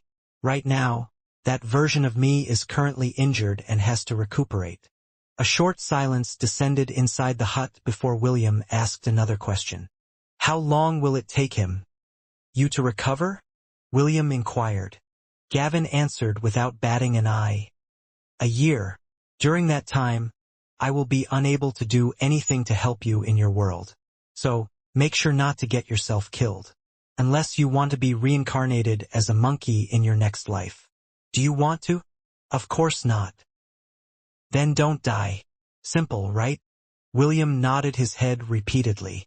He had no intention of dying anytime soon, so he affirmed Gavin's words. Gavin glared at him, but the half-elf only gave his patron god a sheepish smile. In the end, the god of all trades sighed and pressed one of his fingertips against William's forehead.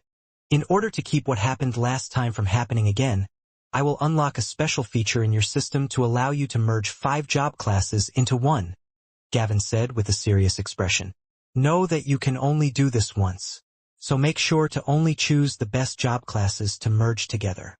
William felt a divine power enter his soul. However, this feeling didn't last long.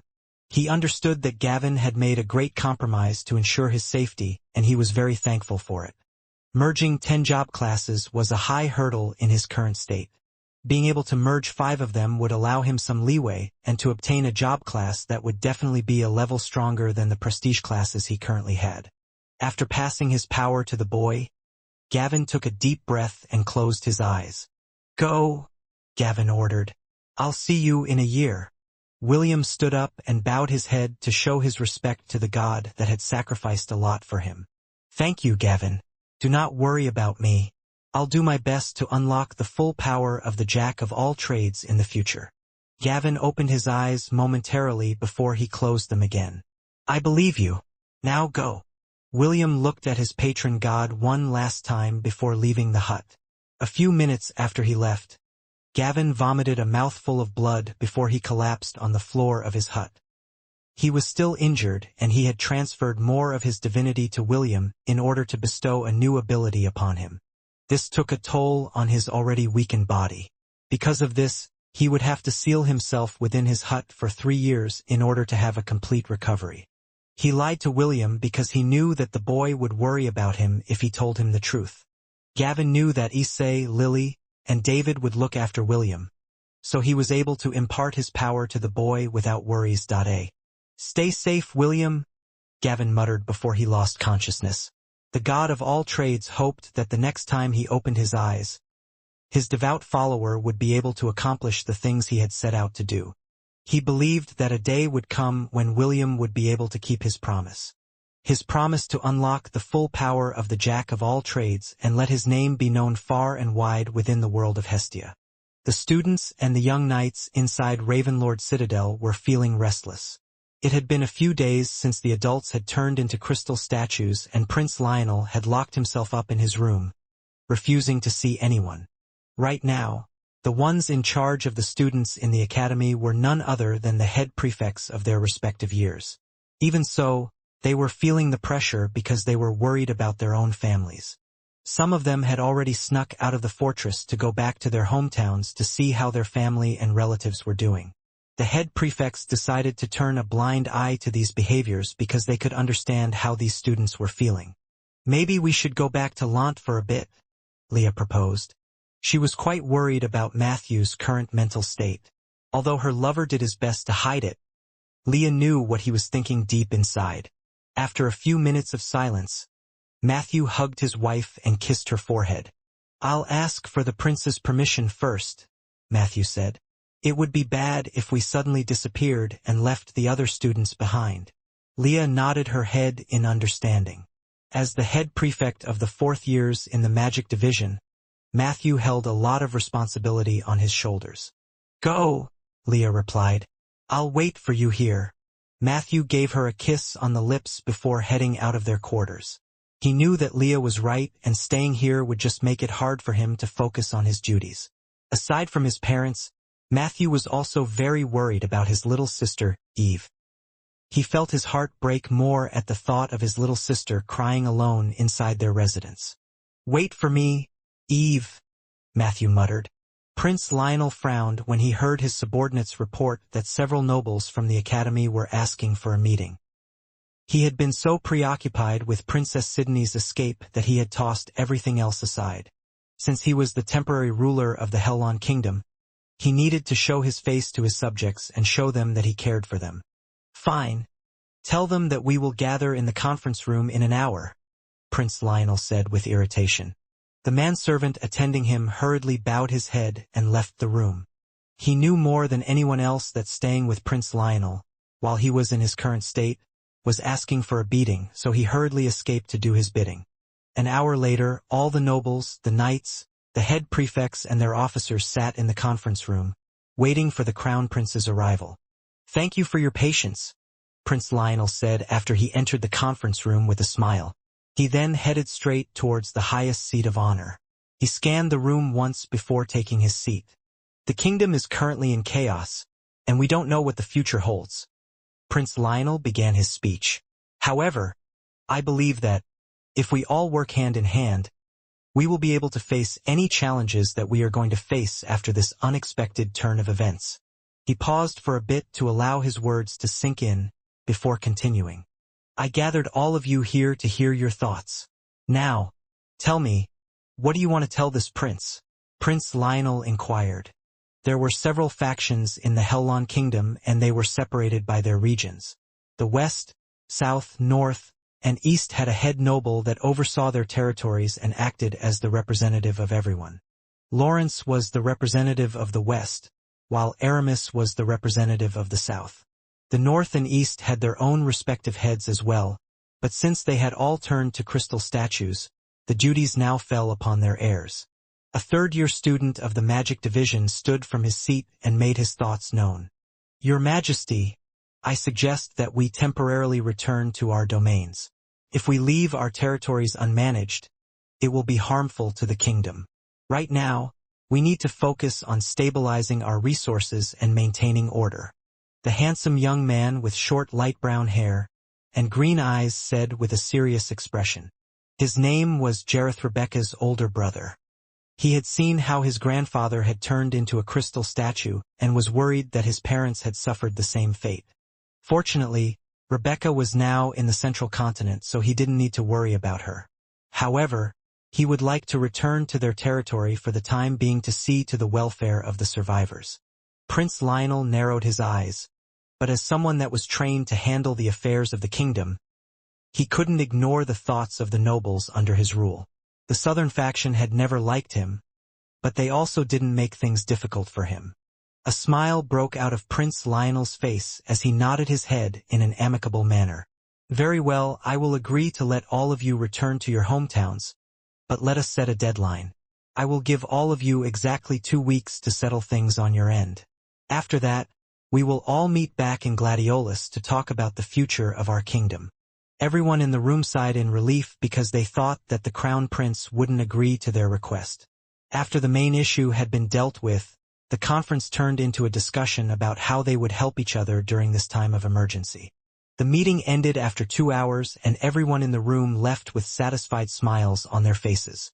When Matthew left the conference room, he saw Leah waiting for him in the hallway. "Sorry, I was a bit worried, so I came here to wait for you," Leah said with a smile. "Did you get permission from the Crown Prince?" Matthew nodded his head and held his lover's hand. "Let's go."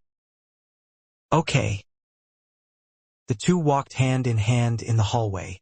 What they didn't know was that the Crown Prince was looking at the two of them from afar. If I'm not mistaken, that is the head prefect of the 4th years in the Magic Division. Prince Lionel narrowed his eyes. He's the cousin of that filthy half-elf. Prince Lionel hated William because of his jealousy. Naturally, he wanted the half-elf to suffer, but his subordinates were unable to take his life. The prince's eyes then landed on the beautiful young lady with long, midnight blue hair that walked beside Matthew. Ever since Princess Sydney escaped his grasp, the prince had wanted to vent out his frustrations on someone. "Not bad. She suits my taste well," Prince Lionel thought as he continued to appraise Leah from afar. He then made a gesture for one of the black-robed men to come closer. "I want her," Prince Lionel ordered. "Bring her to my room tonight in the capital." The black-robed man nodded his head in understanding. He was Callum's right-hand man. Before he left to look for the princess, Callum ordered him to cater to the demands of the Crown Prince while he was away. "What about the young man beside her?" the black-robed man asked. Prince Lionel's lips curled up into an evil sneer as he gave Matthew a sidelong glance. "Beat him up, but don't kill him. If possible, bring him back as well. I plan to have fun with his lover. Wouldn't it be better if he was there to watch it?" "Understood," the black-robed man replied. His hands were already stained with blood, and these kinds of plays were nothing new to him. He just didn't think that the Crown Prince of the Hellon Kingdom also had that kind of twisted hobby. The Crown Prince grinned as he looked at the couple in the distance. "If you want someone to blame, then blame the fact that your surname is Ainsworth," Prince Lionel sneered. Now that all the adults had turned into statues, he didn't have to worry about the repercussions of his actions. "I will start with the two of you, then I will deal with that filthy half-elf next." Prince Lionel knew that no one in the Hellon Kingdom had the power to oppose him. Since he had the organization backing him up, he had nothing to fear. He deemed that this was the perfect opportunity to show everyone the fate of those who dared to get in his way. Prince Lionel walked back towards his room in a good mood. He was looking forward to an entertaining night. A night that he would never forget for as long as he lived. "Just leave me," Leah pleaded. "It is me that they are after." "No," Matthew replied as he held her hand firmly. "You are my wife. How can I possibly let anyone take you from me?" The two were currently hiding inside a small house in order to lose their pursuers. An hour ago, they used a teleportation gate that would connect them to the town called Westwind. This town was still many miles away from Lant, but this was as far as the teleportation gate could take them. Earlier, they noticed several black-robed men following behind them, just before they entered the teleportation gate. The two didn't pay them attention because they were the special forces of the Hellon Kingdom. At least, that was what Prince Lionel told everyone in the conference room. Matthew thought that they were just going to inspect the other towns to see how the survivors were doing. It never crossed his mind that those same men would try to snatch his wife away from him after arriving at Westwind. An intense battle ensued and the two were immediately pushed back. Not only did their enemies have the advantage in numbers, they were also quite strong. The majority of the people among the black-robed men were in the platinum ranks, but 4 of them were in the mithril ranks. Matthew and Leah were only at the middle stages of the platinum rank, so they were easily overpowered by their enemies. During the battle, the two noticed that the black-robed men were just focusing their attacks on Matthew and ignoring Leah. In order to protect her lover, Leah decided to take a gamble and block a fatal attack that was meant for Matthew. The black-robed man hastily pulled back his attack, but Leah was still injured in the process. Fortunately, she only received minor injuries because she was wearing special armor under her clothes.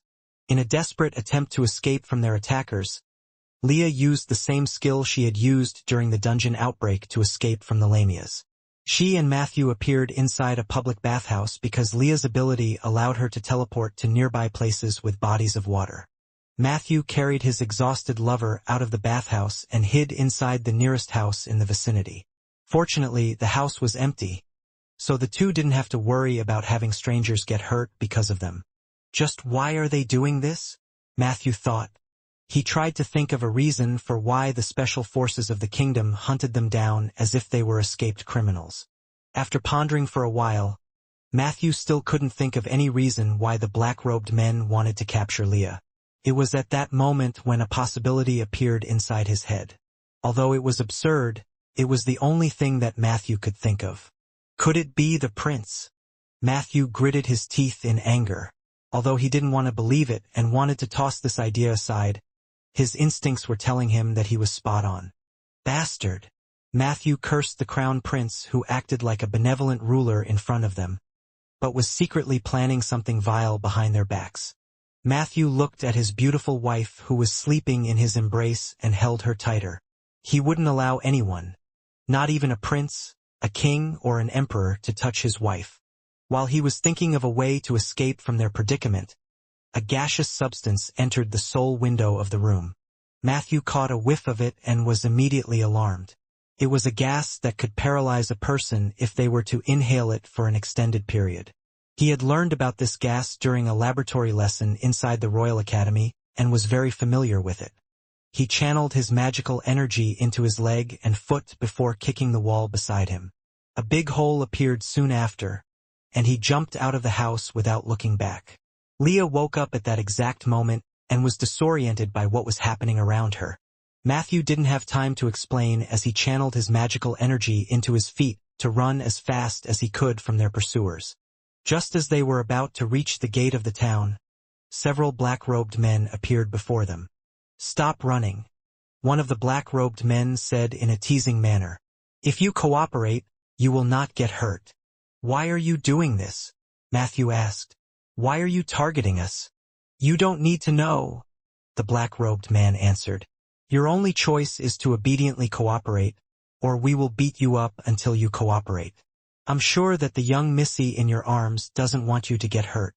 Leah bit her lip as she stared at Matthew, then turned to the black-robed man who seemed to be the leader of the group that was tasked to catch them. "If I go with you, will you let him go?" Leah asked. "Oh?" The black-robed man grinned. "Very well. Come with us obediently, and we will let him go unharmed." "No!" Matthew rejected Leah's proposal. "I will not leave you with these scums." The black-robed man chuckled, but he didn't do anything else.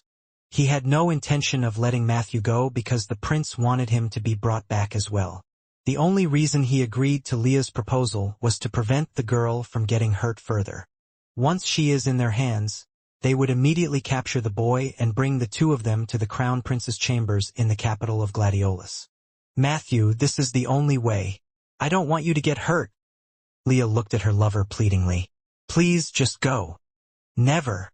I'd rather die." Matthew was adamant. Clearly, he had no intention of letting Leah go alone. "I'll count to 3, the black-robed man said with a smile.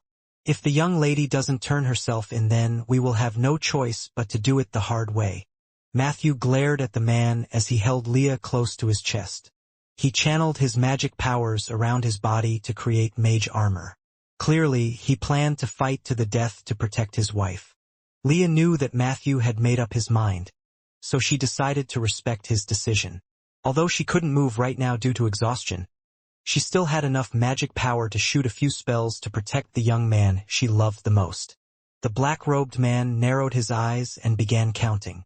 1, 2, 3. Time's up. The leader of the group made a gesture and the encirclement closed in on the two lovers. "Get them." But do your best not to damage the girl. Yes. Ever since the continental spell was activated, thick gray clouds covered the continent, preventing the light of the sun from coming in. Not only that, a powerful barrier enclosed the entire southern continent. This move was done to prevent any outside influences from reaching the southern continent, and disrupting the organization's plan for a one-sided conquest. Of course, this barrier also extended up to the sea. The fleets of the Creator Empire and the elves were already within the territorial waters of the southern continent, since they had anticipated that something like this to happen. They used powerful artifacts to allow their ships to pass through the barrier while it was still not fully formed. Aside from the Elven fleet and the Creator army, no other forces would be able to enter the southern lands unless they used extraordinary means to do so. The moment the continental spell was activated, the southern continent had been closed off from the rest of the world. Suddenly, the sky darkened as thunder rumbled in the heavens. The black-robed men paused for a bit before continuing their mission. Although the sudden change in the weather caught them by surprise, they didn't think much of it. Just as they were about to close in on the two teenagers, several lightning bolts descended from the heavens and struck all the black-robed men. Only the leader of the group was able to dodge in time and escape getting seriously injured. Not bad. A teasing voice praised the leader of the black-robed men. Matthew's and Leah's eyes widened in shock as they stared at the young man that was standing in front of them. He had his back turned on them, but his blazing red hair and his voice had already given away his identity. "Who are you?" the black-robed man asked as he raised the weapon in his hand. The red-headed boy smirked as he summoned a wooden staff into his hand. "Just a shepherd," William answered. "Now I will count up to 3. If you haven't knelt down and apologized to my big brother and big sister by the time I'm done counting, then I will have no choice but to do it the hard way." Thunder rumbled in the heavens, and lightning snaked down from the sky. Sparks streaked out of William's eyes as an evil smile spread across his handsome face. 1, 2. Wait. 3. Please, have mercy.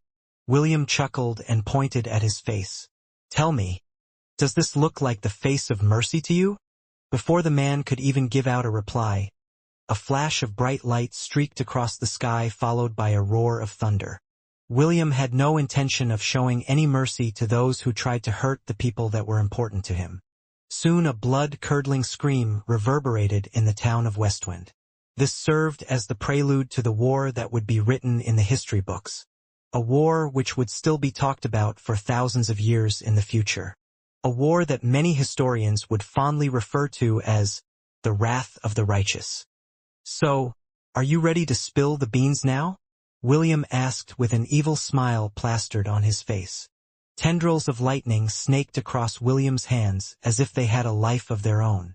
The leader of the black-robed men, Lewis, shuddered as he looked at the devilish smile of the young man in front of him. He could feel that he was only just a hair's breadth away from being turned into a charred corpse. I'll talk," Lewis answered hurriedly. "I'll tell you everything." William nodded and made a gesture for Lewis to start talking. The right hand of Callum told William that they were sent by the Crown Prince to capture Leah and bring her to his chambers tonight. They were also ordered to beat up Matthew if he resisted and drag him back as well. When Matthew and Leah heard Lewis' confession, their expressions immediately became grim. Matthew already had a hunch that it was the prince that sent the black-robed men after them, and it made him want to rip the bastard prince into pieces. Leah, on the other hand, was in disbelief, but Matthew's reactions told her that what she heard was indeed the truth. After this realization, she felt disgusted with the crown prince and buried her head into her lover's chest. "I swear, everything I told you is the truth. Please, let me go," Lewis begged. "I promise that I won't tell the prince anything. I'll just mention that our targets successfully escaped." Lewis swallowed his pride and begged. He made an oath that if he managed to escape with his life, he would definitely tell this incident to their leader, Connor, and beg him to take vengeance for him. He was confident that, with the members of the organization that were scattered across the southern continent, the half-elf would have nowhere to hide. "Okay, you may go." William waved his hand in a casual manner. Don't let me see your face again. Lewis bowed repeatedly, while sneering inside his heart. He then walked away and headed towards the teleportation gate, which would bring him back to the capital of the Hellon Kingdom where the Crown Prince was waiting for him. However, he had only managed to walk 20 steps before his feet stopped moving. Blood flowed out from the corner of his lips as he collapsed on the ground, on the verge of dying. He forced himself to turn his head to look behind him, only to see the red-headed boy looking at him as if he was looking at a dead person. Soon, Lewis' eyes clouded over because his heart had ruptured inside his chest. William had planted a strand of lightning deep within Lewis' heart and detonated it like a miniature bomb. The half-elf had no intention of letting him go in the first place, because he had already dealt with a few people similar to Lewis. He knew that these people were better off dead because if they were left alive, they would make others suffer simply by existing. Well then, how about you two fine gentlemen tell me everything about your organization? William glanced at the two surviving men from the organization who were playing dead on the ground. Of course, if you love playing dead, I will be more than happy to send both of you to the afterlife. We will tell you everything. Spare us. We're just following orders. William snorted as he summoned a whip made out of water, and used it to tie up the two men to prevent them from escaping. After making sure that they were properly tied up, William smiled and looked at his big brother and big sister, who were looking back at him with grateful expressions. Suddenly, a boy materialized out of thin air and stood beside William. He glared at the half-elf before pinching his waist. You just regained consciousness 2 days ago, and you're already pushing yourself. Ian reprimanded. What was that part about taking it easy for the time being? Didn't you say that you wouldn't overexert yourself? What if your spiritual world collapses again? What are you going to do then? Huh. William's intimidating presence immediately disappeared as he tried to pacify Ian, who was about to smack him to oblivion. It was an emergency. Besides, you merged with me, so my spiritual world is safe. William replied as he grabbed Ian's wrist. He then used his other hand to touch his forehead and spoke in a monotone voice. Oh no, I'm feeling dizzy. William's body wobbled dangerously and was about to fall down when Ian caught him. The brown-haired boy looked at William anxiously as he supported the half-elf's body. Of course, William was just acting to stop Ian from nagging at him. Matthew and Leah looked at this scene with complicated expressions. Matthew looked confused, while Leah was looking at the two in amusement. When Ian noticed that Matthew and Leah were looking at them in a weird manner, he hurriedly let go of William, making the half-elf fall on the ground with a thud. Head Prefect Matthew, Vice Prefect Leah, it's good to see that both of you are safe, Ian said as he ignored the fallen boy near his feet. He even hurriedly kicked William's bum, which made the latter yelp in pain, in order to vent out his frustration for being seen in a weird manner by others. Matthew cleared his throat as he pretended not to see his cousin being mistreated by the handsome brown-haired boy in front of him. If I remember correctly, you are one of the officers in the first-year Magic Division, Matthew replied as he cleared his throat. Are you Ian, or Isaac? I am Ian. Sir Matthew, can you please tell me what happened to my young master and my twin brother? Ian inquired. He was very worried about Est's and Isaac's safety because the last time he saw them was before they left for the war. Your young master and your twin brother are safe, Matthew replied. We parted a few hours ago, and if I remembered correctly, they were planning to return to the capital. Est seemed to be worried about his mother's safety, so he decided to see her condition as soon as possible. Your twin went along with him. They should be in the capital by now.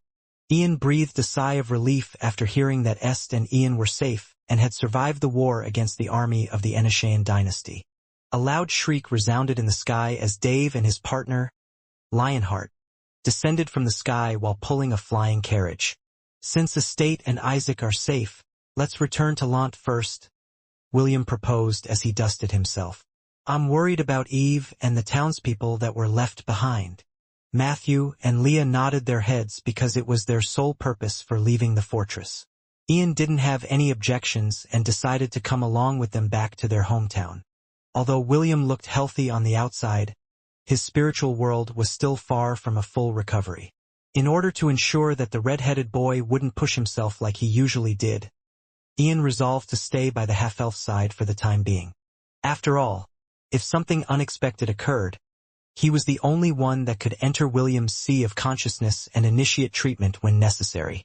While riding inside the flying carriage, Matthew and Leah narrated everything that they had experienced during the war. The swarm of ants that covered both the land and the sky, and the sacrifices that were made to prevent the fort from being overrun by the invaders. William listened with a serious expression to his big brother's and big sister's tales because he had no idea how the war between the Hellon Kingdom and the Two Dynasty transpired. Issei, David, and Lily didn't tell him anything about the war and prevented him from making contact with Ian, who was constantly nursing his spiritual world. He understood that the gods didn't want him to worry, so that he could train in peace. Now that his training was over, he wanted to know everything so that he could formulate his next course of action. So, we're dealing with an unknown organization and they were in cahoots with the Crown Prince and the Second Prince. William frowned as he digested the information taken from his relatives and the two prisoners that he had brought along for questioning. "I never liked the Crown Prince," Ian commented from the side. "The young master doesn't like him either." William nodded his head as he glanced at the two tied-up men that were looking at him with anxious faces. "You said the name of your leader is Connor, right?" William asked. "Yes." "What is the name of your organization?" "Deus."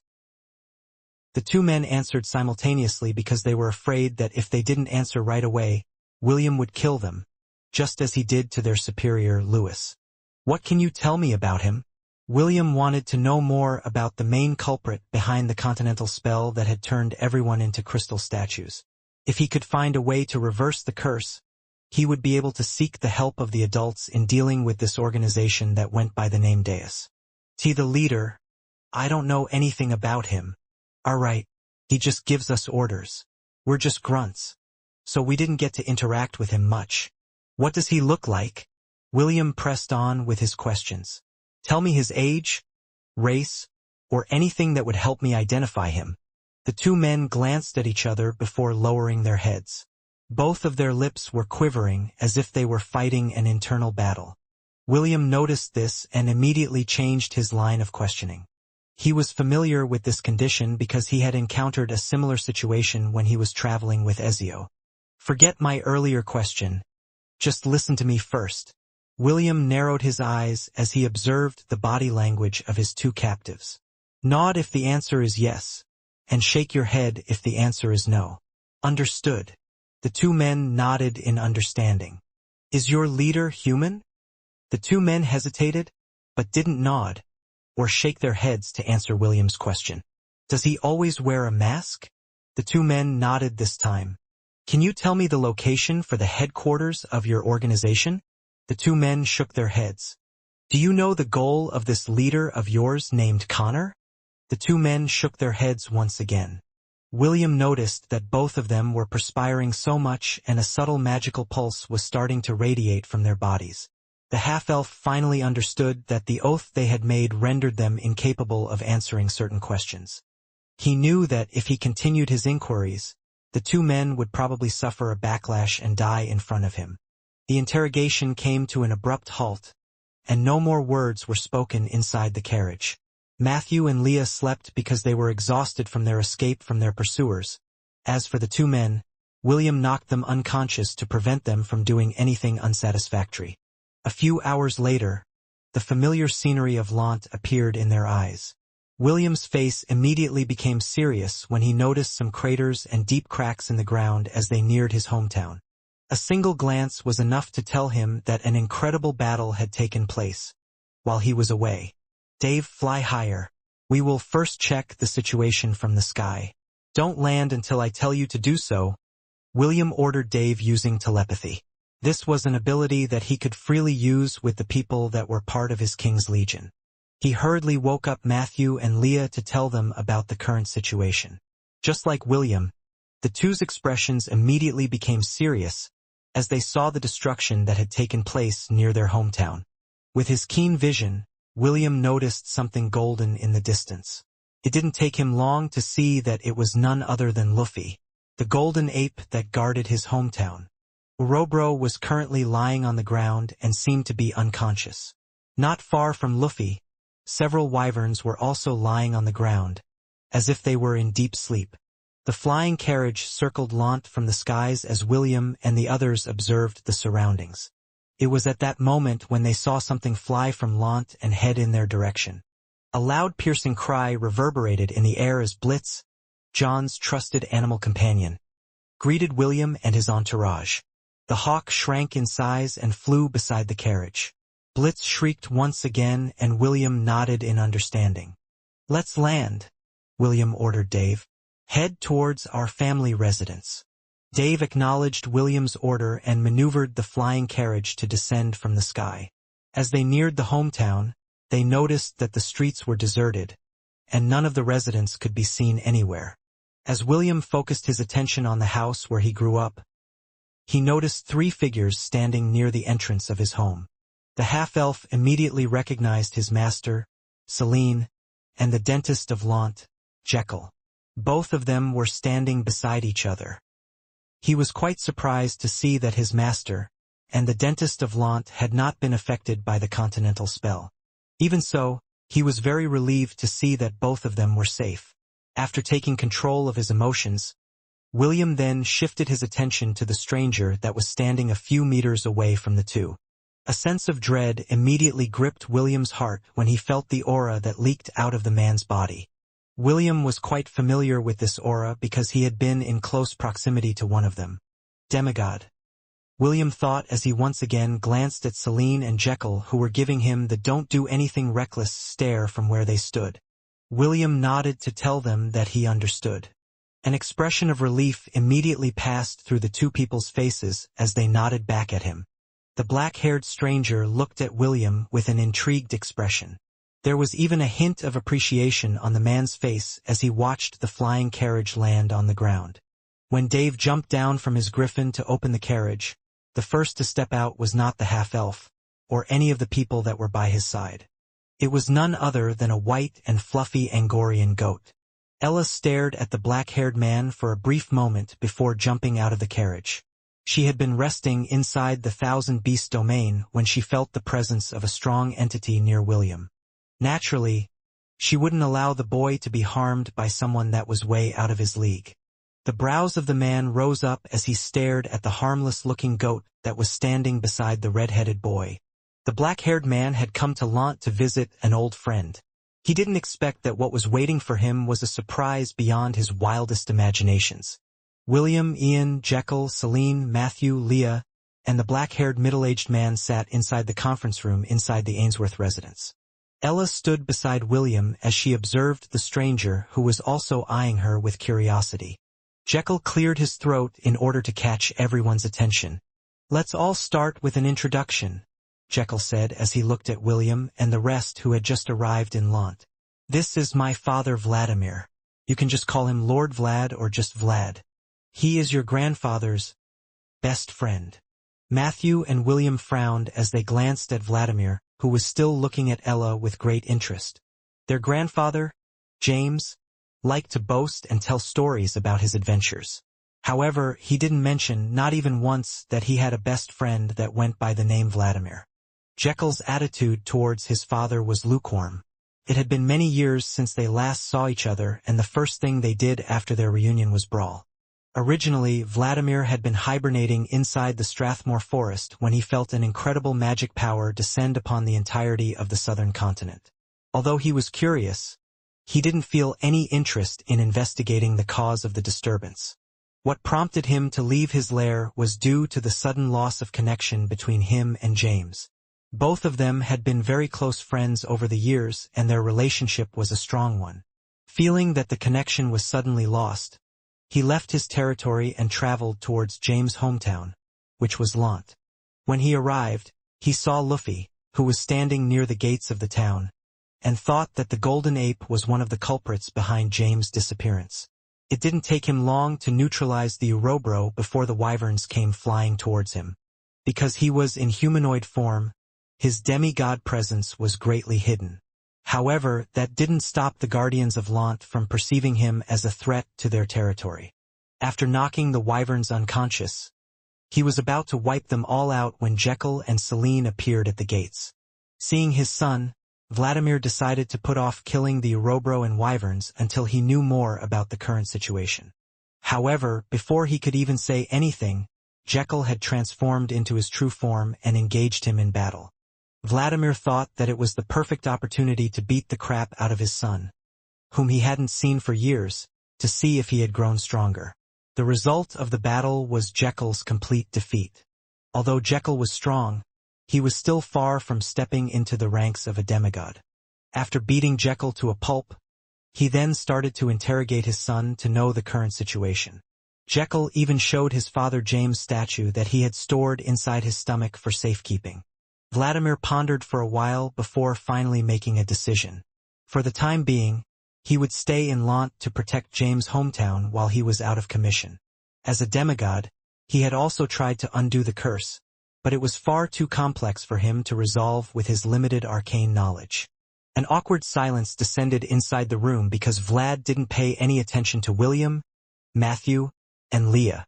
Seeing that his father had no intention in talking to William or Matthew, Jekyll decided to ask them what they had seen outside of Lant. Matthew glanced at William first before narrating the battle at Ravenlord Citadel. He also explained how Deus tried to capture Leah and him due to the orders of the Crown Prince. "We brought back 2 members of the organization, but they seem to be under an oath," William commented after Matthew finished his tale. "I was afraid that they would die if I pried any further, so I decided to bring them here to be interrogated." Jekyll nodded his head and smiled. "Good job. I'll interrogate them later and get the answers that we need. How about you, William? The last time I saw you, your spiritual world had been destroyed. I thought you would be in a coma for a few months, but it seems that you've somewhat managed to recover." William grinned. "I woke up a few days ago, but I'm not fully recovered." "Can you fight?" Jekyll asked. William nodded his head. "I can. However, I can't fight for a long period of time. According to my estimate, an hour is my limit." Selene looked at William with a worried gaze, but she decided to not say anything for now. She planned to make a detailed examination of William's spiritual world later. The beautiful elf wanted to personally see the extent of the damages that her disciple received from the battle with the astral worm. After exchanging information, Selene cleared her throat to catch everyone's attention. "Right now, all the adults in the southern continent have turned into crystal statues," Selene said with a serious expression. "I'm not sure why the organization did this, but it shouldn't be as simple as conquering the lands and establishing an empire. There has to be a deeper meaning behind it." Although she was a member of the organization, she only received periodic reports from them. The last letter she received from Callum was a warning to remind her of what would happen if she went against them. "We don't have much information," Jekyll admitted. "What we gathered was that Deus and the Crown Prince were in cahoots with each other. I wouldn't be surprised if they've made Prince Lionel their puppet emperor at this point." William closed his eyes and tried to connect to the members of his legion who were currently outside of Lant.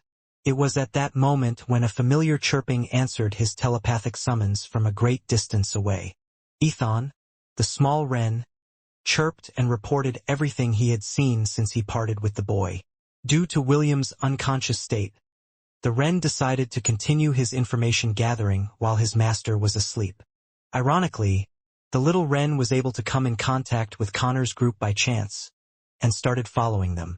He followed them when they went south because his instincts were telling him that they were up to no good.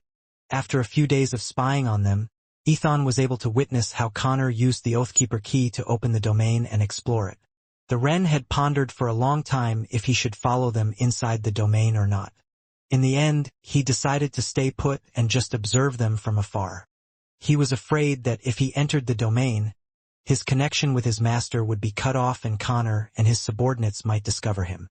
"Thank you," William thanked the enthusiastic bird through his connection. "Don't do anything dangerous and just stay where you are. I'll be there shortly." Ethon chirped to say that he understood. Due to the distance between them, William wasn't able to keep the connection for a long time. However, he still managed to pinpoint Ethan's current location with the help of the system. After talking to his little reporter, William shared the information that he had compiled with the help of the system. It seems that the undying lands have finally been discovered. Vladimir, who had kept his silence since the beginning of the meeting, finally made his presence known. Jekyll's father chuckled as if remembering something sinister. He then gazed at William and eyed him with scrutiny before shifting his attention to Jekyll. "I will stay here in Lant and guard this place," Vladimir declared. "Leave James and the rest of the statues under my care. I'll keep them safe. You and that boy investigate what is happening in this kingdom and find a way to undo the curse." "Okay," Jekyll replied. Although he didn't get along with his father, he felt at ease knowing that he would be staying in Lant as its protector.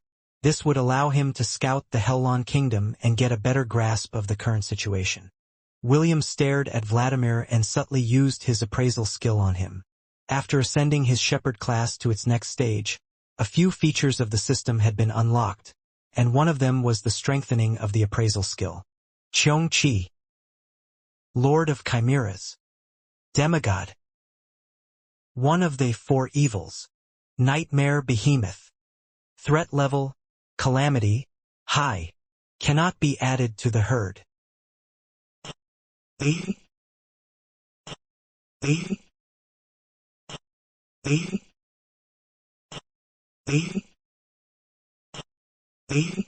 Woo woo woo. Eve clung to Matthew as she cried her heart out. Ever since Mordred and Anna had turned into statues, it was Celine who personally took care of the youngest member of the Ainsworth family. The children and teenagers of Lant, who weren't affected by the continental spell, were currently in the underground shelter. It was a shelter that James and the other veterans of Lant had secretly built after the incident of the beast tide that happened many years ago. In order to prevent the worst-case scenario, they decided to make a safe place to hide the women, children, and the old people during emergencies. Now that Vladimir had taken the role as Lant's protector, Celine and Jekyll decided that it was safe for the children to return to their homes. This action turned the ghost town version of Lant into a lively one. After assuring them that their parents were in no immediate danger, the children of Lant worked hand in hand with Matthew to make a detailed plan on how they would establish roles for each and every one of them. Living in the countryside, the children were very much self-sufficient because they would often go out to fish, hunt, and forage with their parents. The problem that Matthew currently faced was the other two towns that were part of their territory. Fushia and Zinner had long been added to their lands, and it was his duty as the temporary viscount of the land to see that they were well taken care of. This was a massive undertaking that Matthew had to face, but he was confident that he would be able to come up with something. After all, his wife Leah was by his side and she was very good at managing territories just like him. After Eve stopped crying, she then turned to William and asked to be carried on Ella's back. William happily agreed to the request of his cute niece and patrolled with her, while she rode on Ella's back. After a short talk with Jekyll, he and William decided to leave Lant the next day in order to investigate the southern regions where the leader of Deus currently was. After dinner, William and Ian went to Celine's house so that his master could inspect the damage in his spiritual world. While this was happening, two figures appeared on the eastern side of Lant where a small grove was located. "Who are you?" Vladimir asked. "I've lived on this continent for many years yet, I have never heard of someone like you. Did you perhaps come from the central continent?" A fluffy white Angorian goat looked at Vladimir with a calm expression. "I was born here in Lant and raised by your best friend," Ella replied using telepathy. "It was only recently that I discovered that I was the incarnation of a goddess." Ella looked in the direction of the Ainsworth residence as if reminiscing beautiful memories. "However, my current vessel is not strong enough to house my true form. It's quite unfortunate that I don't remember any of the times I was able to transform into my deity form due to the limitations that bind me." Vladimir rubbed his chin because this was the first time he had heard of such things. This was his first time seeing the incarnation of a goddess in the thousands of years that he had lived. "Then why don't you change your vessel?" Vladimir inquired. "If you like, I can help you snatch a vessel that would be strong enough to house your divine soul. Perhaps," One of the holy maidens in the central continent would be a perfect match for you. Ella shook her head firmly. Although her current body had limitations, it wasn't to the extent that she found it uncomfortable. After all, if she hadn't met William in her current form, she might not have awakened her past memories due to David's intervention. Keep this a secret, Ella said. I intend to stay by William's side for as long as possible. Vladimir raised his brow as he asked another question. What is that boy to you?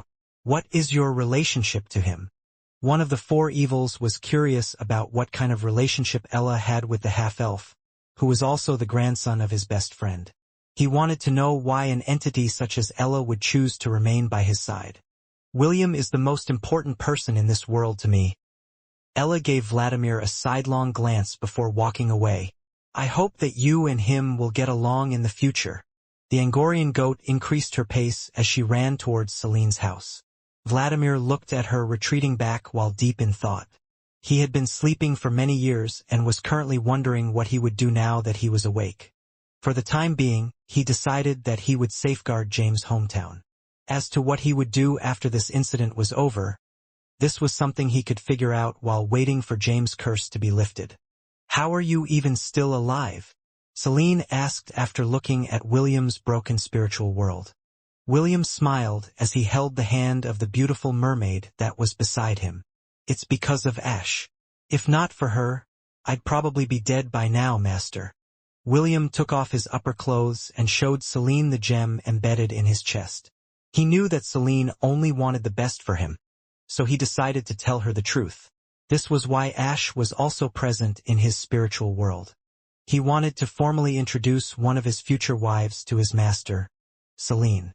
The dark sorceress curiously eyed the gem and even touched it using her finger. After seeing Ash's true form, the elf managed to connect the dots and lightly pinched William's ears. Very good, little disciple. Celine teased as she pulled on William's ears. You snagged yourself a lover in your dying state. I'm quite impressed with how you managed to pull that off. Celine shook her head as she let go of William's ears before inspecting the gem once again. If I'm not mistaken, the heart of a mermaid allows you to gather spirit power inside your body, Celine commented. Do you have access to spiritual power now? William nodded his head in affirmation. Also, if I remember correctly, the act of giving a mermaid's heart to someone is akin to making that person their life partner, Celine said as she glanced at Ash, who stood beside William. Does this mean that you chose him as your significant other? Yes, Ash replied. He said that he's going to take responsibility. Celine eyed the beautiful mermaid before shifting her attention back to William's collapsed spiritual world. How long will it take for him to fully recover? Celine inquired. Ash lowered her head as she made an estimation. According to my estimate, it would take at least 4 to 5 months for him to fully recover. Right now, he will be able to fight for an hour if he is alone and up to 3 hours when I merge with him. Fighting beyond that time limit would put a great strain on his sea of consciousness, which might lead to its complete collapse. Celine nodded. She had made the same assessment after checking her surroundings. Make sure that you keep a close eye on him, Celine said after a few minutes of silence. My disciple is dumb. He needs someone with a good head to take the reins. Not only is he dumb, he's also a womanizer. Ash joined Celine in bad-mouthing the boy by her side. I'm worried about the future. The way things are going, he will be adding more girls into his harem. William raised his head to look at the broken sky above him. He was curious if he could fly high enough to enter that giant gaping hole inside his sea of consciousness.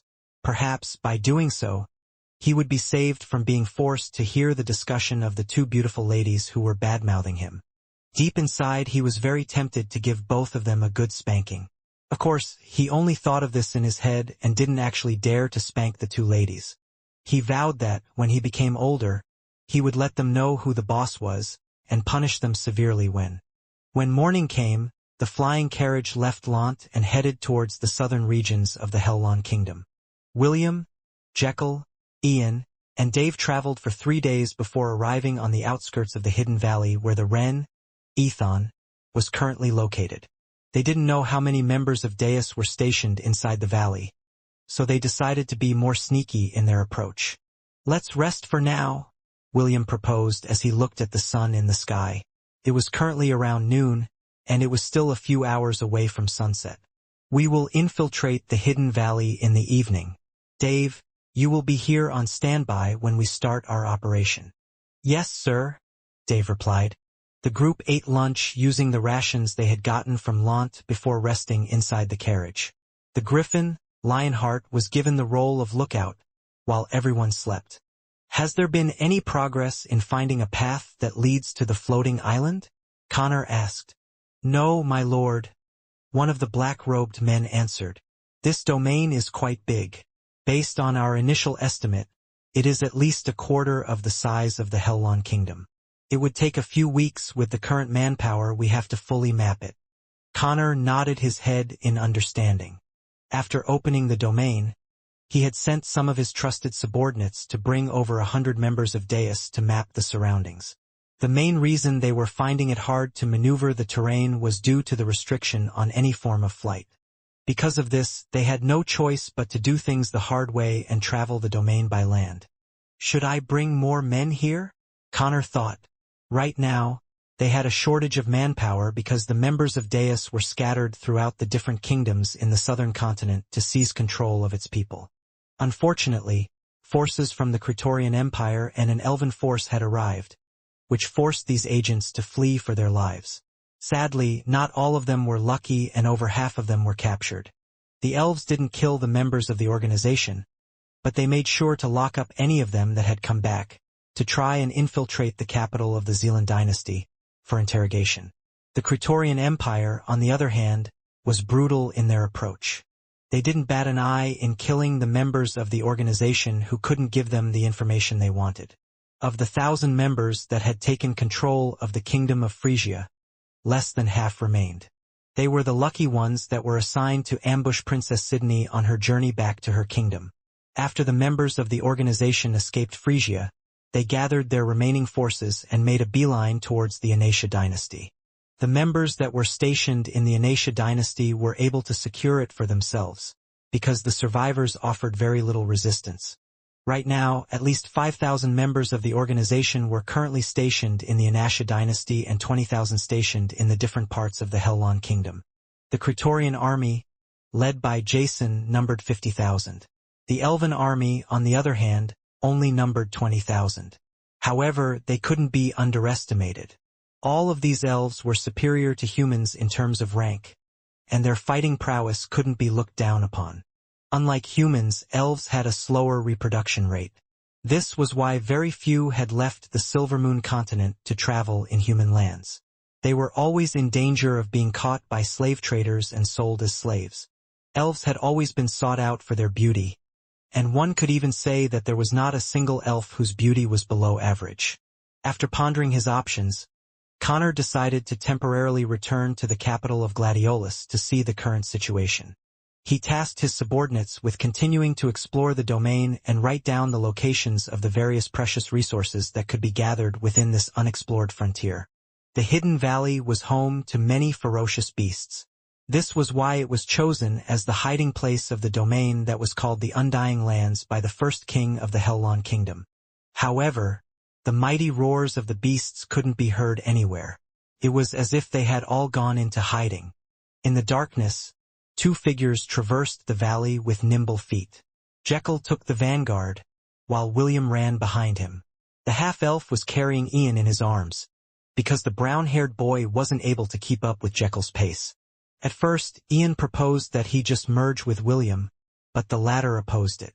The two of them could only perform Familia Oversoul for 3 hours. William didn't want to waste that precious time traveling the hidden valley. Although he was confident in his fighting ability, he could only fight for a limited period of time due to the destruction of his spiritual world. 3 hours might be a long time, but William was used to fighting inside the Goblin Crypt, which lasted for half a day or more. The only saving grace was that he could call upon his king's legion to fight for him when he was only dealing with small fries. Chirp. Chirp. I miss you too, Ethan. William grinned as he rubbed the head of the chatty wren with his finger. Tell me, Have there been any changes? Chirp. Oh, their leader left. Chirp. Interesting. William rubbed his chin as he thought of a plan to infiltrate the hidden domain. According to Ethan, the leader of the organization left alongside a dozen of his subordinates. He didn't know where they were going because William had tasked him to monitor the entrance of the domain at all times. There are only 2 guards at the entrance. Jekyll sneered. It seems that they lack the manpower to secure this location. We came at a good time. William nodded in agreement. Since we don't know what is in store for us when we enter the gate, I say we just knock out these 2 and interrogate them first, William proposed. It wouldn't hurt to know more about our enemy before we barge inside their den. You're learning, little Will. I have good teachers. It's a shame that you didn't choose me back then. I would have taught you a lot. Jekyll teased. William wasn't able to stop himself from shuddering after hearing Jekyll's words. He didn't regret choosing his maestro, Wright, to become his teacher while he was still struggling to return to a normal life. The half-elf had a feeling that if he had chosen Jekyll back then, he might be living a life quite a bit different from the lifestyle that he had right now. Let's just knock the guards unconscious first. William stepped forward and disappeared from where he stood. Jekyll gave a soundless chuckle, as he too disappeared, leaving Ian behind with Ethan. A few seconds later, the 2 pitiful guards were subdued and underwent Jekyll's hellish interrogation. For the first time, William was able to witness how devilish the dentist's method was in getting the answers he needed. It was at that moment when he made a vow to himself to not get on Jekyll's bad side. The consequences were something he couldn't afford to experience. After getting the information they needed, Jekyll made sure to dispose of the 2 guards without leaving any evidence behind. Only after the deed was done did William fetch Ian from their hiding place. It was now time to enter the hidden domain. Their agreed-upon battle plan was really simple. No one from Deus was allowed to leave the Undying Lands alive. Who are you, Poprg? Stop! Intrudga. Jekyll and William didn't allow any of the members of Deus to call for reinforcements after entering the portal. Although the 2 guards that they interrogated told them that they had less than 100 people inside the hidden domain, they still didn't trust their words completely. The spiritual power in this domain is unbelievable, Ian said after scanning his surroundings. Clearly, this place has been left undisturbed for centuries. Jekyll nodded in agreement. This is a treasure trove waiting to be plundered. I can now understand why these people were covert in their actions. Ethan, who was perched on top of William's shoulder, chirped with pride. It was due to his contribution that they were able to discover this hidden domain that had been kept secret since the Helon Kingdom was founded. William's gaze focused on the floating island in the sky. For some reason, he felt that something on the island was calling out to him. Suddenly, the dagger that had been entrusted to him by King Noah flew out of his storage ring. It hovered in front of William and pulsed with a red light. Back then, when he tried to use his appraisal skill to identify the dagger, he wasn't able to gain any information about it. However, after upgrading his main job class, certain functions of Gavin's divinity had been upgraded as well. William grabbed the floating dagger and immediately used his appraisal skill on it. Relic of the Oathkeeper. Relic from the era of the gods. In order to find the secrets to immortality, the first king of the Helon Kingdom poured the kingdom's resources into developing this hidden domain. The first king was a very powerful archmage that specialized in dark magic, and also a cautious person. After discovering a lost relic from the era of the gods, he decided to put a restriction on the domain in order to prevent any form of flight. This was to ensure that no one would be able to step foot in the fortress where an ancient power was imprisoned. Only the holder of the relic of the Oathkeeper would be exempt from the restriction and be able to gain access to the flying fortress that was called Avalon. Is this just a coincidence? William thought as he stared at the dagger in his hands. When King Noah gave him the sheathed dagger for safekeeping, he thought that it was just something that the king had done on a whim. However, this was far from the truth. King Noah had known that the princes were acting weird since they reached out to him to talk about the Oathkeeper key. What Prince Lionel and Prince Rufus didn't know was that there were actually two keys that were handed down to each king of the Hellon Kingdom. One was the Oathkeeper key, the other the relic of the Oathkeeper. The Oathkeeper's key was merely a replica to enter the hidden domain. The relic of the Oathkeeper, on the other hand, not only served as a key to open the domain but also an important relic to provide access to the flying fortress, Avalon. Between the two, the relic of the Oathkeeper was the most important one, and King Noah understood that he had to entrust it to someone that he could trust. Even though he didn't know where the hidden domain was located, he believed that as long as William held the relic, no one would be able to take advantage of the domain that had been passed down the line of the royal family from one generation to the next. Naturally, the king has another reason why he did this. During the marriage ceremony of Matthew and Leah, the king's most trusted advisor had gone to Lant as the king's representative. He was wearing a special artifact that hid his real appearance, so no one was able to identify him during the event. He was also the one that had witnessed William's strange behavior and secretly followed him. Although he was not 100% certain that it was William who had manipulated the lightning storm, his intuition told him that this was the case. After reporting this incident to King Noah, he and his advisor decided to keep this secret to themselves, until the time that William decided to expose this secret on his own. Because of this, the ruler of the Hellon Kingdom felt that the ancient relic would be safe in William's hands, because those who could wield the power of lightning were also secretly referred to by the royal families in the world of Hestia as the bane of all evil. Interesting, Jekyll muttered as he walked towards William to examine the dagger in his hand. The runes inscribed in this dagger are very ancient. Even someone as knowledgeable as me can't decipher the meaning behind it. William returned the dagger inside his storage ring and glanced at the floating island in the sky. Now was not the time to quench his curiosity. It was more important that they get rid of all the agents of Deus that were currently exploring the domain. They were also worried that Connor would return with more reinforcements. If that happened, even though the three of them were strong, they would still have a hard time dealing with all of them at the same time. "Let's hunt the members of Deus first," William said. "After that, we need to find a way to seal this domain or move it to a different location. We can't allow Deus to secure the Undying Lands no matter what." Jekyll smirked because William was just like James when it came to treasure. The old man had a favorite phrase whenever he looted bandit camps. "It's no crime to steal from a thief." However, when Jekyll asked James why he ransacked the treasury of the Hellon Royal Academy, the old coot said a very funny thing. "I didn't steal from the treasury of the Royal Academy.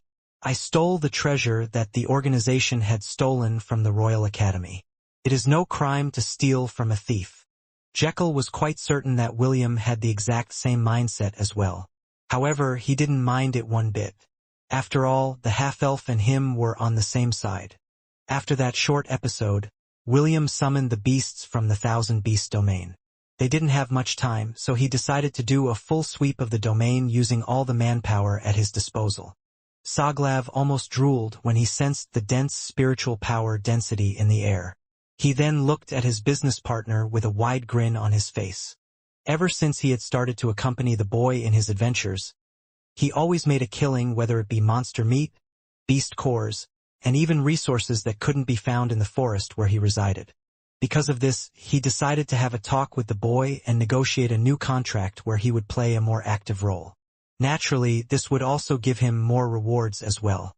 Kronos, Aslan, as well as the other Angorian war ibexes were also summoned to join the cleaning operation. It had been a very long time since they had gone into action, and they were itching to test their strength against strong opponents. The Blood Eagle was perched on top of William's shoulder. Since there is a flight restriction, it couldn't be of much help aside from sensing the locations of the humans in the domain.A. The Angry Birds, on the other hand, was forced to stay inside the Thousand Beast domain because they couldn't help at all. Besides not being able to fly, William was afraid that the Angry Birds would start to curse out loud, alerting their enemies that there were intruders within the Undying Lands. "Go in teams of 4 and search every nook and cranny of this domain," William ordered. "Once you discover the enemy, engage them at once. If possible, capture them alive. If it's not possible, kill them." The beasts growled, shrieked, and screeched as they acknowledged William's order. Jekyll went alone, while William, Ian, Ethan and the Blood Eagle formed a team to search for the members of Deus. They knew that they should complete this mission as soon as possible to prevent any mishaps from taking place. Meanwhile, within the flying fortress of Avalon, an ancient being opened its eyes. It had sensed the relic of the Oathkeeper and knew that someone had intruded inside his territory. Rattling sounds echoed in the fortress as things started to rise from their slumber. Hundreds of thousands of green orbs of light burned like torches amidst the darkness. "Foolish mortals!" A hoarse voice spoke from deep within the fortress. "The undying lands belong to the undead. The only way for all of you to stay is when all of you are dead. Do you feel anything weird?" One of the members of Deus asked the comrade by his side. "What do you mean weird?" his comrade replied. "I feel like we are being watched or something." "Don't be too paranoid, man. There's nothing in this domain aside Froarg." "What's Robois?" Soglav and his doppelganger Sneak attacked the two men using the ability Shadow Punch, rendering both of them unconscious. He then used his darkness whip to bind the two of them before dragging them back to their meeting place. The same thing was happening all around the domain as William's legion swept the domain in order to capture or eliminate the members of Deus. It was quite a daunting task because the domain was quite vast. Nevertheless, William managed to capture half of the members of Deus after 2 days. These agents were not weak and the majority of them put up a good fight. There were cases when some of the members of William's legion were at a disadvantage. Fortunately, they could communicate to each other via telepathy and managed to gang up on their targets. Like always, William left the interrogation to Jekyll while he and the other beasts continued their search. 6 days later, all of the members of Deus had been subdued. The great part about their operation was that they managed to get the maps that the agents had painstakingly made. For William, this was a great boon because they no longer needed to put a lot of effort in mapping the domain themselves. Also, he was pleasantly surprised when he found out that 3 days inside the Undying Lands was equivalent to a day in the real world. This lessened his worries about Connor returning anytime soon. "I gathered all the information that I can get from them," Jekyll reported as he approached William, who was busy reading the information that was on the maps. "Did they say anything that we didn't already know?" William inquired. "Just a few things, and most of them are about the Hellon Kingdom falling completely into their hands. They are now focusing on bringing more men here to gather the resources for their organization." "I see." William sighed. He and Jekyll knew that staying inside the domain for an extended period of time would be dangerous for them. Also, once Connor found out that there were others that had discovered the entrance to the Undying Lands, he would definitely increase the guards that would be stationed to protect it. Currently, William didn't have the manpower to deal with Deus. The members of his Night Order had all returned to their hometowns to check the current situation of their families. He knew that he couldn't count on them to help him at this point in time. There was also the issue of the floating island in the sky. William was very tempted to explore it, but time was not on his side. "System, is there a way for us to move this domain?" William was out of options, so he decided to ask the system for recommendations. "Host, after analyzing the domain, I found out that its structure was similar to the Ring of Conquest. The monument outside this domain served as the vessel, which is similar to the ring on your hand. As long as we can move it, then we can take this domain with us. However, there is just one big problem. And that is, the monument is connected to the entire Hidden Valley. In order to take away the monument, we have to take the entire valley as well." William rubbed his face with both hands. He knew that things weren't going to be so simple, but the reality still made his head hurt. "Is there anything that we can do?" William didn't want to give up. Even just sealing the entrance to prevent others from coming in will suffice. The monument was made from the era of the gods. It has very powerful runes inscribed on it. Sealing it is not an option. The only choice we have is to take the entire domain as a whole. "And how do we do that?" William asked. "We will need 1 million god points in order to merge the Undying Lands with the Thousand Beast domain." William looked at his pitiful god points and felt his heart ache. Currently, he only had 2,980 god points. It was near impossible for him to do what the system was trying to achieve. Just where are we going to get 1,000,000 God points? William looked at the sky in resignation. God points just don't fall down from the sky. While William was feeling depressed, a series of notification sounds emerged from his status page. The system alerted the red-headed boy that he received several pieces of mail from the God shop. Mail 1. Sender: No lowly no life. Subject: God points loan. Hello, this is the cutest Lolita. Congratulations, you have been chosen among the many candidates to have a loan from the cutest loli in the multiverse.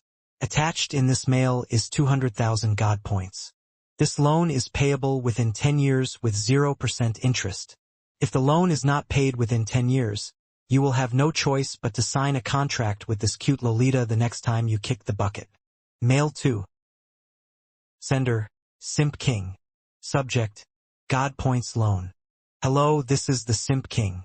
Congratulations, you have been chosen among the many candidates to have a loan from the most suave man in the multiverse. Attached in this mail is 200,000 God points. This loan is payable within 10 years with 0% interest. If the loan is not paid within 10 years, you will be forced to marry 100 ladies in a span of 1 year.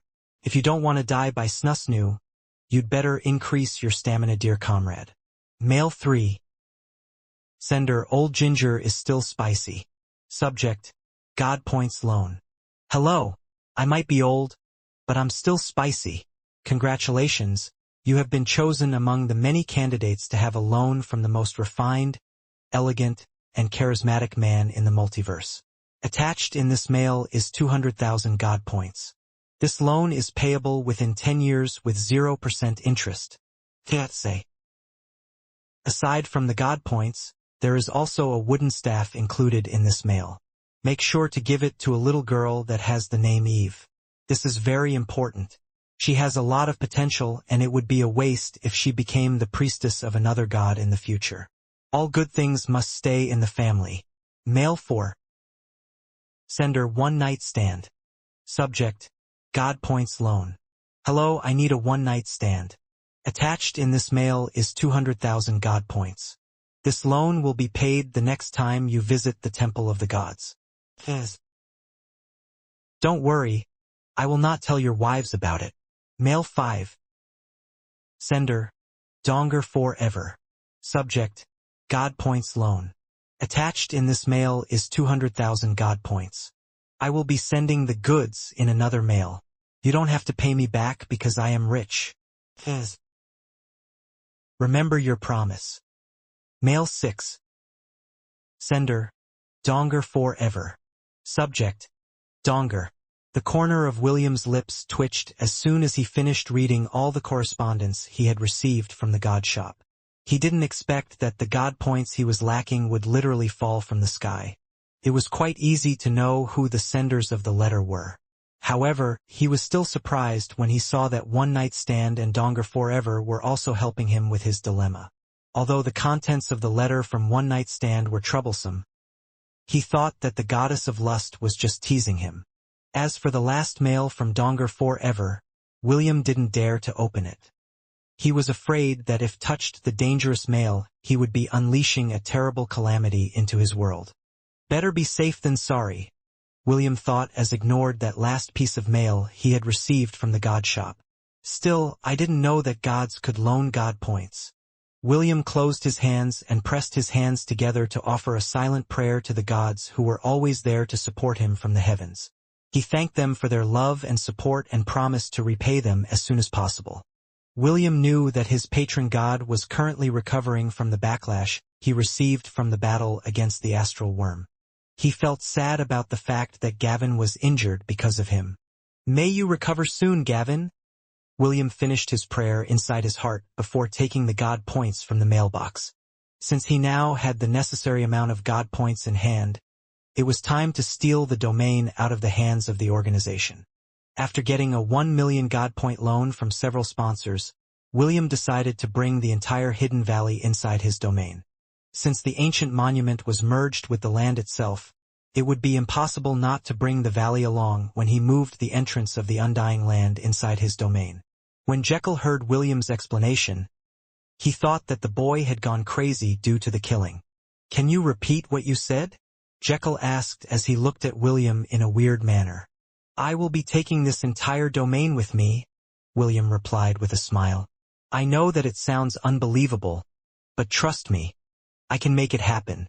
They had already exited the hidden domain and were currently standing in front of the monument that served as its entrance.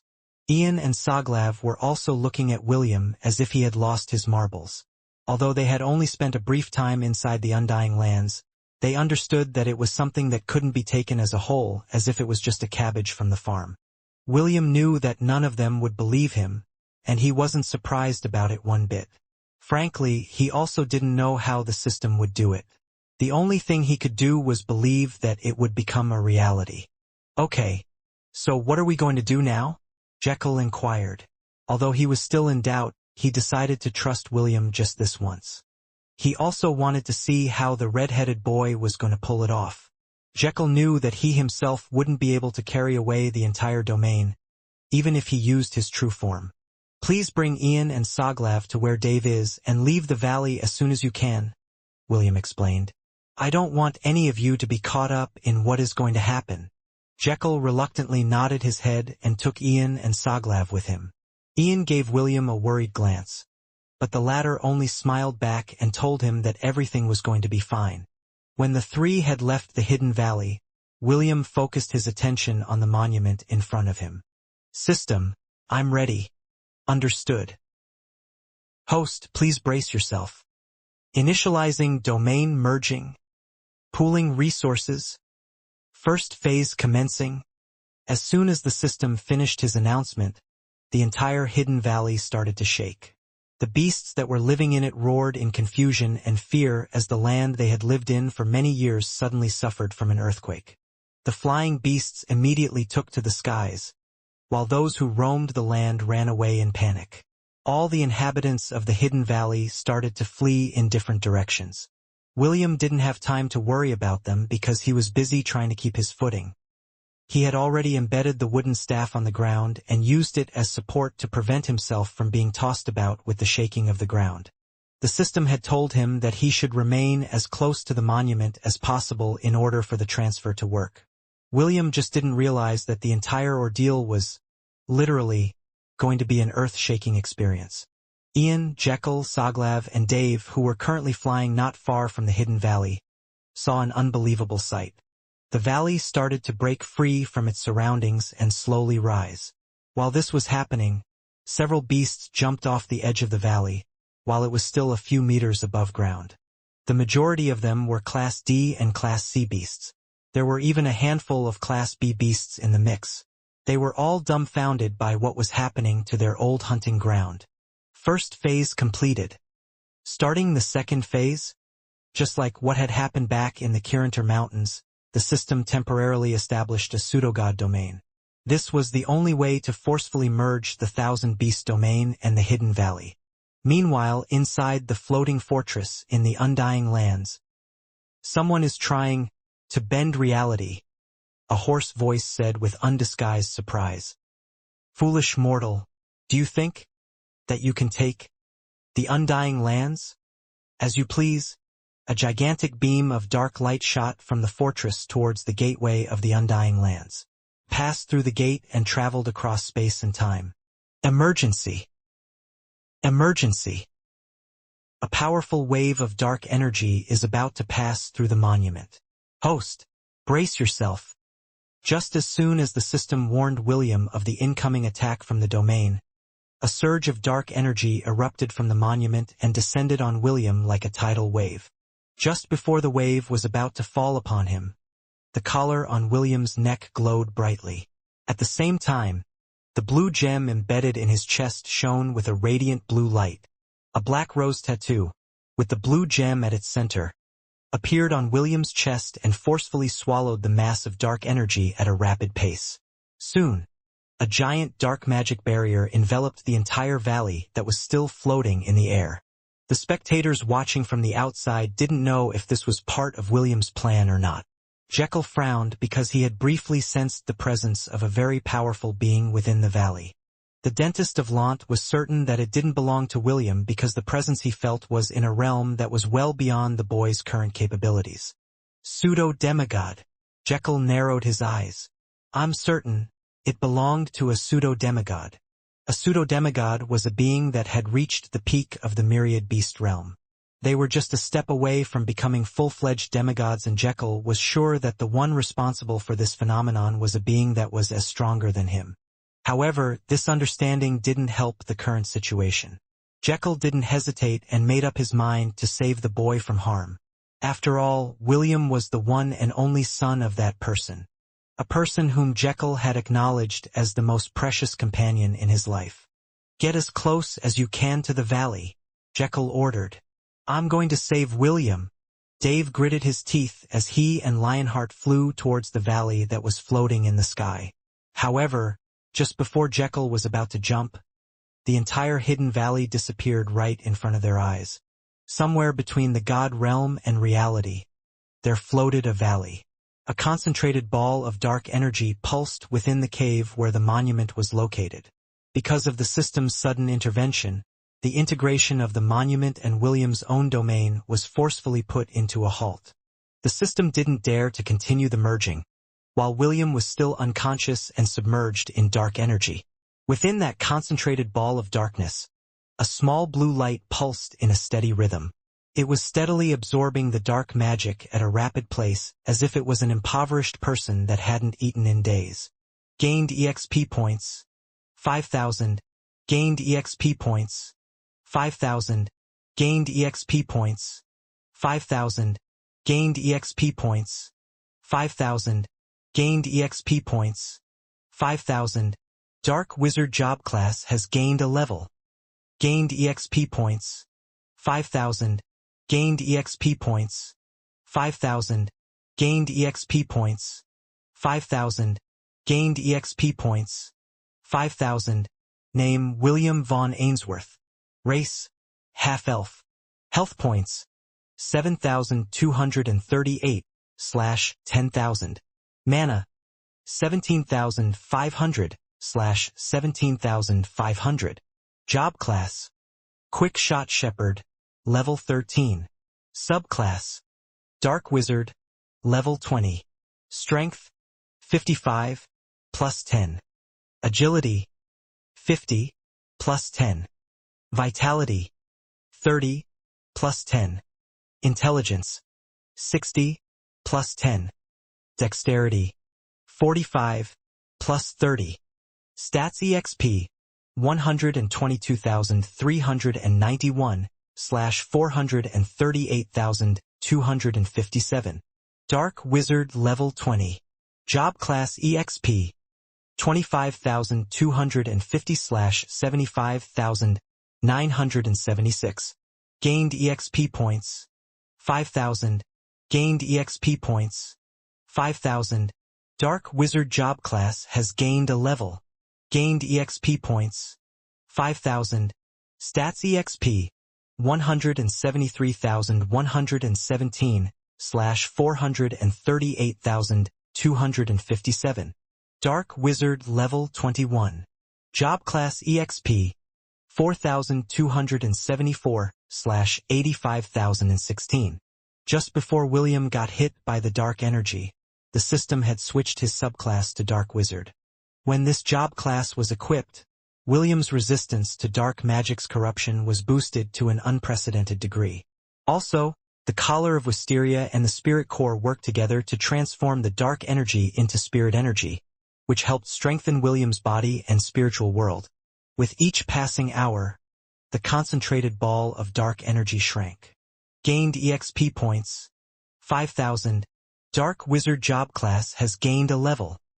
Stats EXP, 258,859/438,257. Dark Wizard level 22. Job class EXP, 726/94,250. An hour after the ball of dark energy disappeared, William finally opened his eyes. His body was aching all over as if he had been trampled by a herd of Angorian war ibexes. It took him a few more minutes before he could ask the system about what had transpired while he was unconscious. Congratulations, host. Your Dark Wizard job class has reached level 22. Ha! William blinked before he hurriedly opened his status page to see if the system was just teasing him. After checking his stats for the third time, a smile broke out of William's face as he silently thanked whoever was responsible for giving him a free boost in experience points. Host, please listen to me. We are currently in a dangerous situation. Right now, we are hovering between the real world and the God domain. If the host doesn't act soon, we would be unable to return to Hestia. Based on my calculations, we only have 15 minutes to complete the merging of the domain before we get stuck here forever. FCK. Hurry.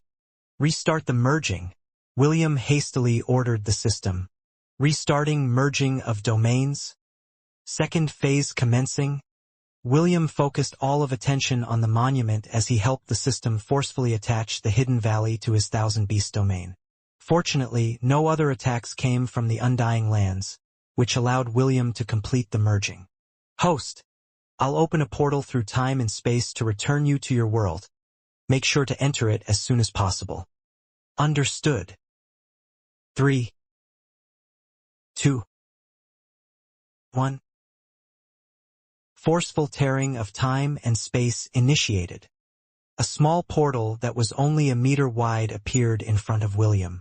He didn't hesitate and entered it head first, because he knew that the system couldn't maintain it for a long period of time. After entering the portal, William found himself falling headfirst towards the ground. Luckily, he only fell 5 meters above ground, and was able to turn himself around somewhat, so he didn't suffer any injuries at all. However, before he could even assess his surroundings, he felt a sharp blade against his neck. Don't move. A familiar voice ordered him from behind. He didn't need to turn his head to know who the owner of the voice was. Priscilla, are you trying to kill your drop-dead gorgeous and super awesome knight commander? William asked in a teasing tone. See Commander William? Priscilla hurriedly removed the blade that was pressed against William's neck and backed away. William turned his head and looked at the black-haired beauty in surprise. Fancy meeting you here, Priscilla. William looked at his vice commander, whom he hadn't seen for a long time. It was at this moment when he realized that his current surroundings were somewhat dark and dry.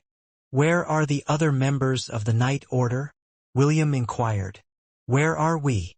Priscilla looked at William with a complicated gaze. She didn't know how to answer the half-elf's inquiry because she didn't know whose side he was on. Fortunately, there was someone in the spacious underground cavern that came to her rescue. Allow me to answer that question for you, Sir William. A voice that was as smooth as silk entered William's ear from the back. William turned his head and came face to face with an angelic beauty with long reddish-brown hair. The half-elf could have sworn that he had never seen hazel eyes as beautiful as hers, that seemed to stare right through his soul. A familiar feeling took hold of his body as Princess Sydney walked towards him. Her fragrance assaulted his senses as she tenderly caressed the side of William's face, while looking straight into his eyes. Kneel, Princess Sydney ordered. From now on, you will be my knight, my personal protector that will stay with me for life. Kneel, Sir William, and kiss my hand to show your undying loyalty. In turn, I promise that I will treat you well and keep you with me until the day you draw your last breath. Princess Sydney looked at the handsome half-elf in front of her and gave him her sweetest smile. She had turned many people into her personal slaves, but he had to admit that the red-headed boy held a special place in her heart. Even Morgana had no complaints about making William their knight in shining armor. Although they wouldn't admit it, both girls felt their heart beating fast as they stared at William's light green eyes that were as clear as a polished emerald. Princess Sydney and Morgana watched as the boy, whom they liked, raised his hand and lovingly. Princess Sydney and Morgana watched as the boy, whom they liked, raised his hand and lovingly pinched their nose without any warning whatsoever. Kneel? Sorry, Princess, you don't have the authority to make me kneel, William said in a teasing tone. Even if my lovers were to ask me to kneel, my knees will not bend. I am a man of character and my loyalty is hard to claim. Please look for someone else to become your knight. This, sir, is not interested. William reluctantly let go of the princess' nose, and the latter hurriedly took a few steps back in shock. Why you dare pinch my nose? Princess Sydney was shocked because this was the first time someone dared to act this rude towards her. Wait, that's not the problem.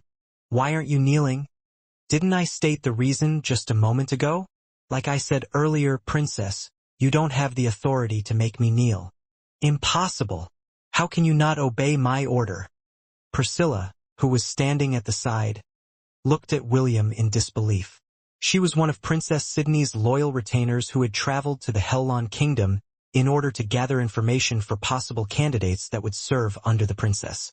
William was one of the candidates that Priscilla had deemed able to match her mistress' beauty and brain.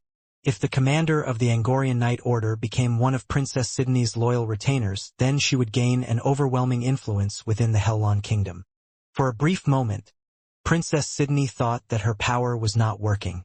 However, Morgana assured her that it was working perfectly. Switch with me, Sydney. Let's see if that half-elf can resist my charms. Okay. Princess Sydney passed the baton to her other half, Morgana, so she could deal with this unexpected situation. The moment Morgana took control of Sydney's body, the princess' aura changed. Her hazel eyes turned a golden hue as she approached William with a seductive smile. Without asking for the half-elf's permission, Morgana grabbed his hand and pressed it over her chest. I want to give birth to your babies, Morgana said as she stared at William's eyes lovingly. Give me your babies. Princess Sydney, who was watching from inside their mindscape, covered her face in embarrassment. She didn't expect her big sister to act so shamelessly in front of William and even demand that he give her his babies. No!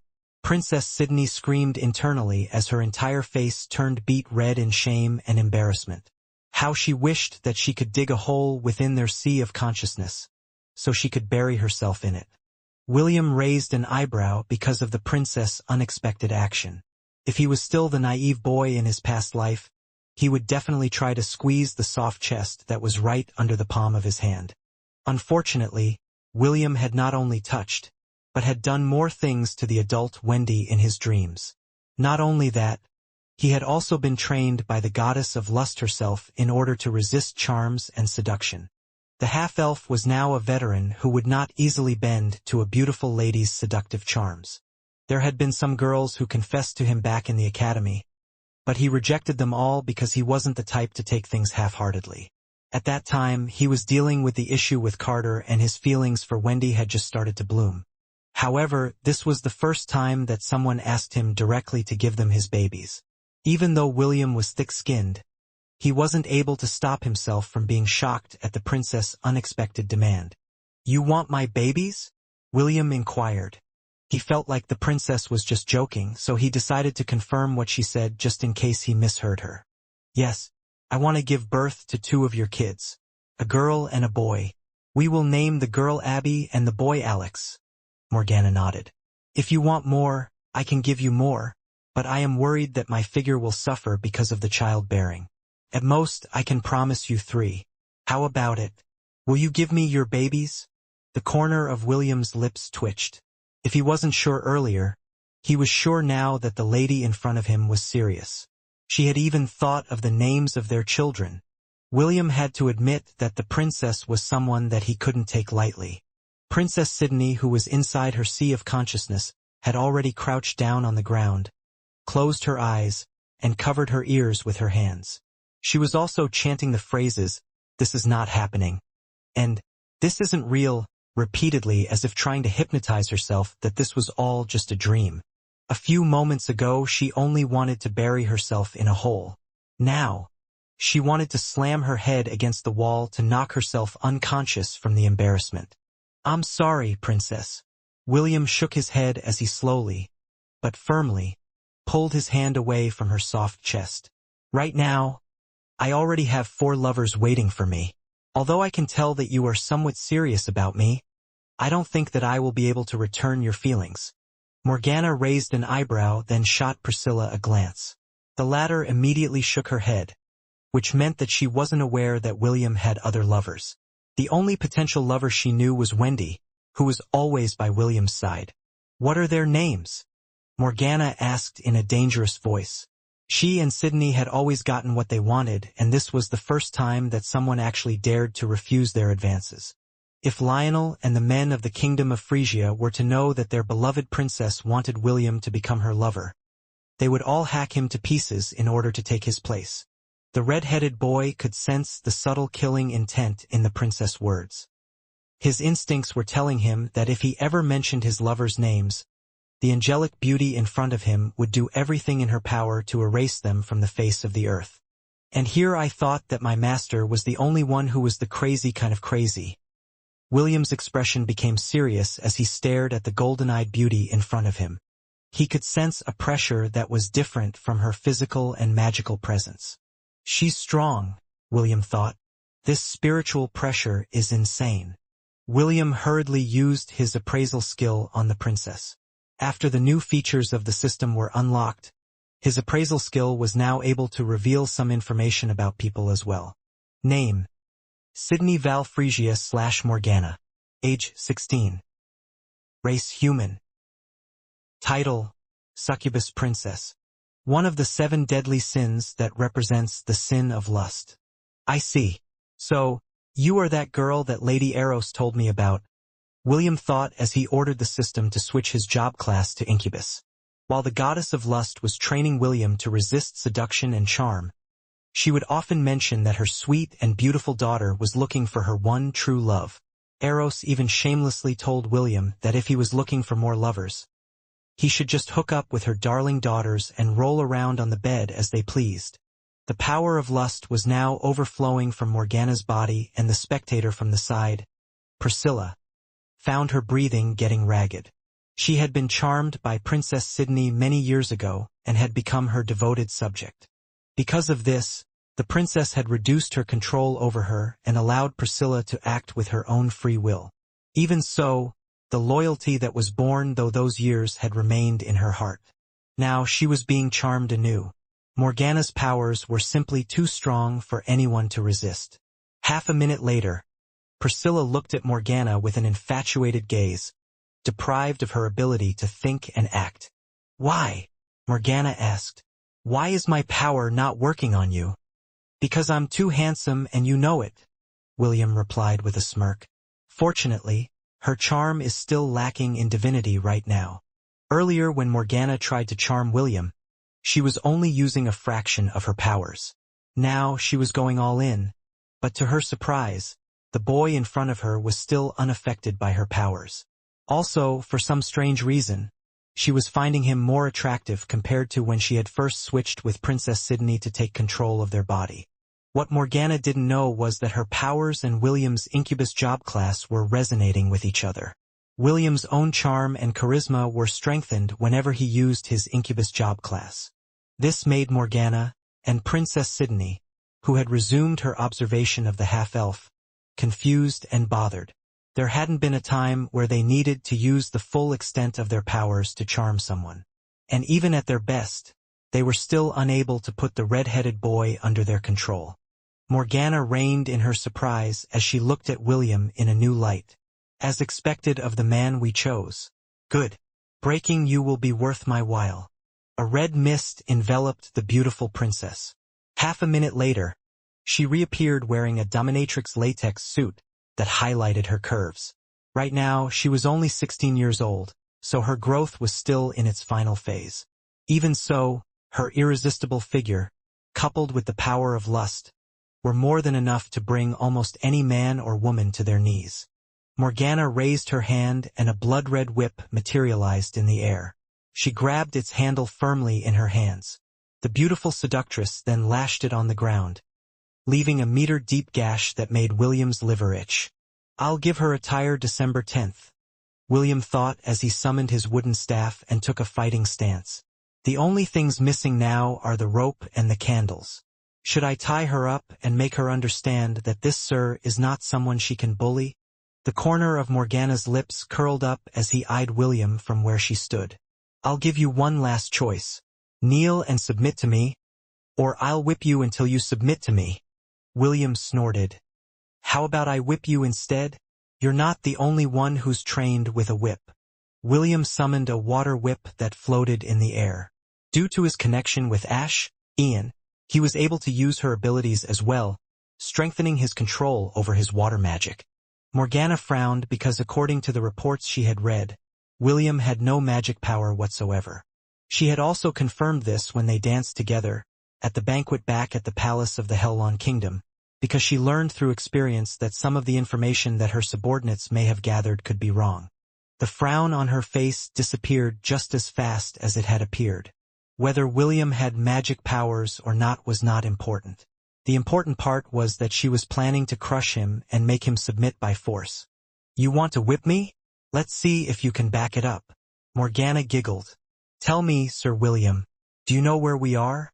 You don't need to ask. I'll tell you the answer. We are currently inside Antheim, the nest of the myriad ant queen who is also the guardian beast of the Inasha dynasty. It's time for you to realize that going against me is the biggest mistake of your life. 2 portals appeared behind Morgana. A few seconds later, 2 giant golden ants that were 5 meters tall crawled out of the portal and stood beside her. After Princess Sydney had made the Ant Queen her beast companion, she gained the ability to summon the ant army anytime and anywhere she pleased. William narrowed his eyes as the information of the 2 newcomers appeared in his status screen. Golden Nightmare Ant. Ant Overlord. Threat level SS. Mid. Millennial Beast. Cannot be added to the herd. They are the personal guards of the Queen and overlords of the ant colony. They are among the few millennial beasts who specialize in both attacks and defense. Their scales are very tough and only spells of the 7th circle, and weapons made by Grandmaster blacksmiths, are able to damage it. These overlords can also use earth magic up to the 6th circle, which makes them a very formidable enemy to fight. Only full-fledged archmages and warriors can survive a battle against one of these behemoths. I'm going to be lenient and give you one last chance, Morgana said crisply. A man of your status should know when to back down. Now, tell me, are you going to submit or not? To Morgana's surprise, instead of feeling afraid, the half-elf seemed to be completely at ease. He was even assessing the 2 millennial ants as if they were some kind of delicacy. Thank you for being lenient, William replied with a smile. However, my answer is... A rainbow-colored anteater sprang up from behind William and raised its head in an arrogant manner. It gazed at the 2 golden ants as if they were mere 2 bugs that it could step on at any given time. The bodies of the 2 millennial ants suddenly shuddered. The moment the rainbow-colored anteater appeared, they felt that it was a terrifying foe that they couldn't beat no matter what. After basking in the limelight for half a minute, the Kasaganaga curled up into a ball and charged towards the nearest millennial ant.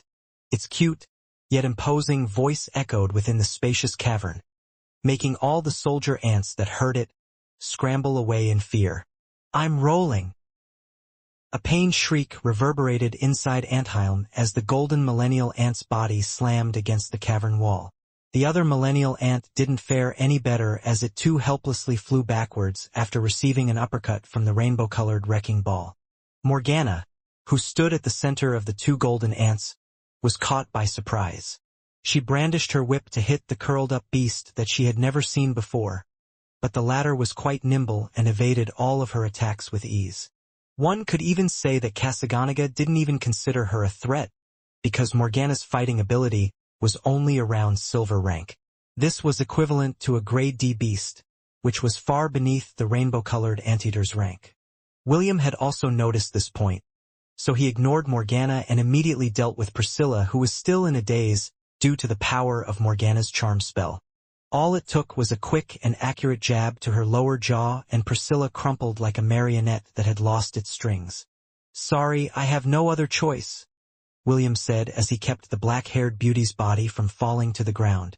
Although he knew that Priscilla's loyalty belonged to the Princess of Frisia, she was still his vice-commander. Also, Priscilla hadn't done anything to harm him. For William, it didn't matter if she had been a spy and reported his information to her kingdom. He was not worried about their information gathering because no matter how much information they gathered about him, half of it would be wrong most of the time. This was especially true when it came to his abilities and fighting prowess. "What are you doing? Kill that beast now!" Morgana ordered the 2 millennial beasts as she summoned 8 nightmare ant commanders. These were the centennial-ranked beasts that the second prince of Inauthentic, Prince Aziel, had summoned during his battle with William. "Beat that hateful half-elf for me? But don't kill him." Morgana pointed at William with a hateful glare. She couldn't understand why the 2 millennial ants by her side were being helplessly toyed around with by the strange beast who seemed to be William's ally. Those were 2 millennial beasts, not some low-ranked monsters. But they couldn't hold a candle against a measly anteater who wasn't even in the centennial rank. Morgana couldn't believe it. She refused to accept it.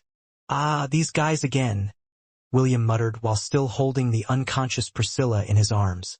He then waved his hand. A blast of cold air permeated around him. Although the ants were stronger than him, that didn't necessarily mean that he had no way of dealing with them. "Icicle Realm!" William shouted. A few seconds later several ice spikes jutted out from the ground, covering the entire cavern in a domain of razor-sharp ice shards. The centennial ants immediately gathered around Morgana to protect her from William's sudden attack. The half-elf knew that once he subdued Morgana, the ants would also stop attacking him. "Kasaganaga, didn't anyone tell you that it's bad manners to play with your food?" William yelled as he focused his attention on strengthening his icicle domain. "Che!" The Kasaganaga understood that now was not the time to play, so it immediately wrapped its tongue around one of the millennial ants and swallowed it whole. Morgana's face paled when she saw how the anteater had easily eaten the millennial beast as if it was just eating candy. "Impossible!" Morgana was in a state of denial. "This is impossible. How can this be?" As if to prove that what she was seeing was real, the rainbow anteater grabbed the other millennial ant with its tongue before it could burrow into the ground to escape. The golden ant shrieked in unwillingness and in fear as its entire body was swallowed whole by the rainbow-colored anteater, who was only half a meter tall. The centennial ants that were protecting Sydney shuddered when the anteater's gaze fell upon them. Their instincts were telling them that no matter how much they resisted, their fate was sealed the moment the Kasaganaga appeared in front of them. "Do you still want to continue?" William inquired. "My friend here has a very short temper. If you annoy it, it will swallow you whole." Kasaganaga glared at William, but it also understood that the boy was just bluffing. As someone that had protected humanity during the era of the gods, the anteater wouldn't attack humans unless it was for self-defense. Morgana had lost her composure after hearing that the anteater would swallow her as well. Although she was still half in doubt, she didn't want to gamble with her life. Her fighting ability was nearly non-existent. She had been too used to hiding behind the backs of her pets and hadn't considered fighting on the front lines. For the first time in their lives, Morgana and Princess Sydney questioned their own ability to take control of the lives of others. Due to her connection with the Ant Queen, she could tell that the centennial ants protecting her were struggling to keep themselves from running away in fear.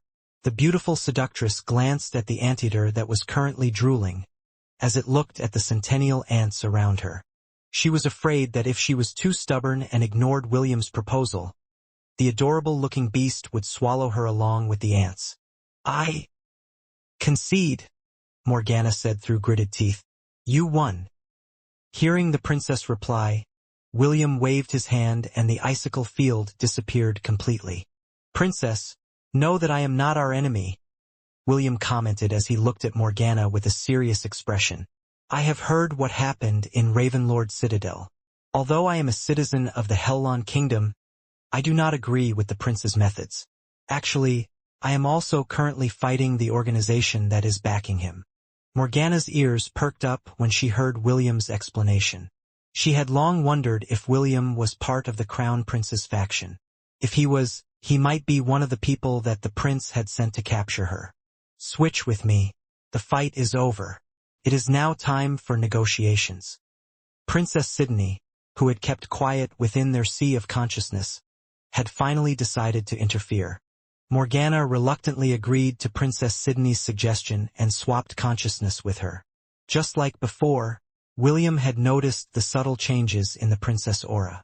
However, He didn't say anything and simply waited for the princess to continue the conversation. "How can I believe that you are not one of the members of the organization?" Princess Sydney asked. "How can you prove that you're not one of the Crown Prince's subordinates?" William pondered for a while as he thought of a good way to prove that he wasn't working for the organization nor the Crown Prince.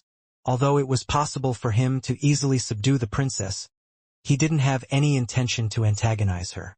Their meeting was a complete accident, and William didn't want to part with her on bad terms. Right now, he was in need of allies, and Princess Sydney's ability to control the ants would prove to be very useful in the battles that were yet to come. After thinking long and hard, William decided to take a chance as he looked at the angelic beauty in front of him. "Do you perhaps know of Lady Eros?" William inquired. "I am one of the people to whom she has given her blessing. This is why your charm doesn't work on me." Princess Sydney and Morgana flinched at the same time when they heard William speak their patron god's name. No one, not even their parents, nor their slaves, knew that the goddess they served was the goddess of lust. There were many people that had the power to charm others, so Princess Sydney's case was not extremely rare. However, one thing was certain. In the world of Hestia, only the Princess of Frisia was a member of the 7 deadly sins that represented the sin of lust. "Yes, I am somewhere in the Inauthentic dynasty," William said via telepathy. "For now, tell Jekyll that I'm fine and that he should return to Lant for the time being." "I want to go where you are right now," Ash replied. "I've heard that Princess Sydney is very beautiful. Knowing the kind of womanizer you are, I'm sure that you're going to cheat on us." "Don't be absurd. Why would I cheat?" William couldn't stop himself from grinning because he could feel Ash's jealousy. "Listen, I have 3 beautiful ladies as my girlfriends. There's no need for me to cheat." A brief silence passed by before Ash's voice once again spoke inside William's mind. "Have you seen her face?" Ash inquired. "Yes," William answered. There was no reason for him to lie in regards to Princess Sydney. Right now, the two of them had agreed to cooperate with each other in order to fight against the organization that had brought disarray upon their respective kingdoms. "Who among us is more beautiful?" "You are more beautiful than her, of course. She doesn't even hold a candle against you."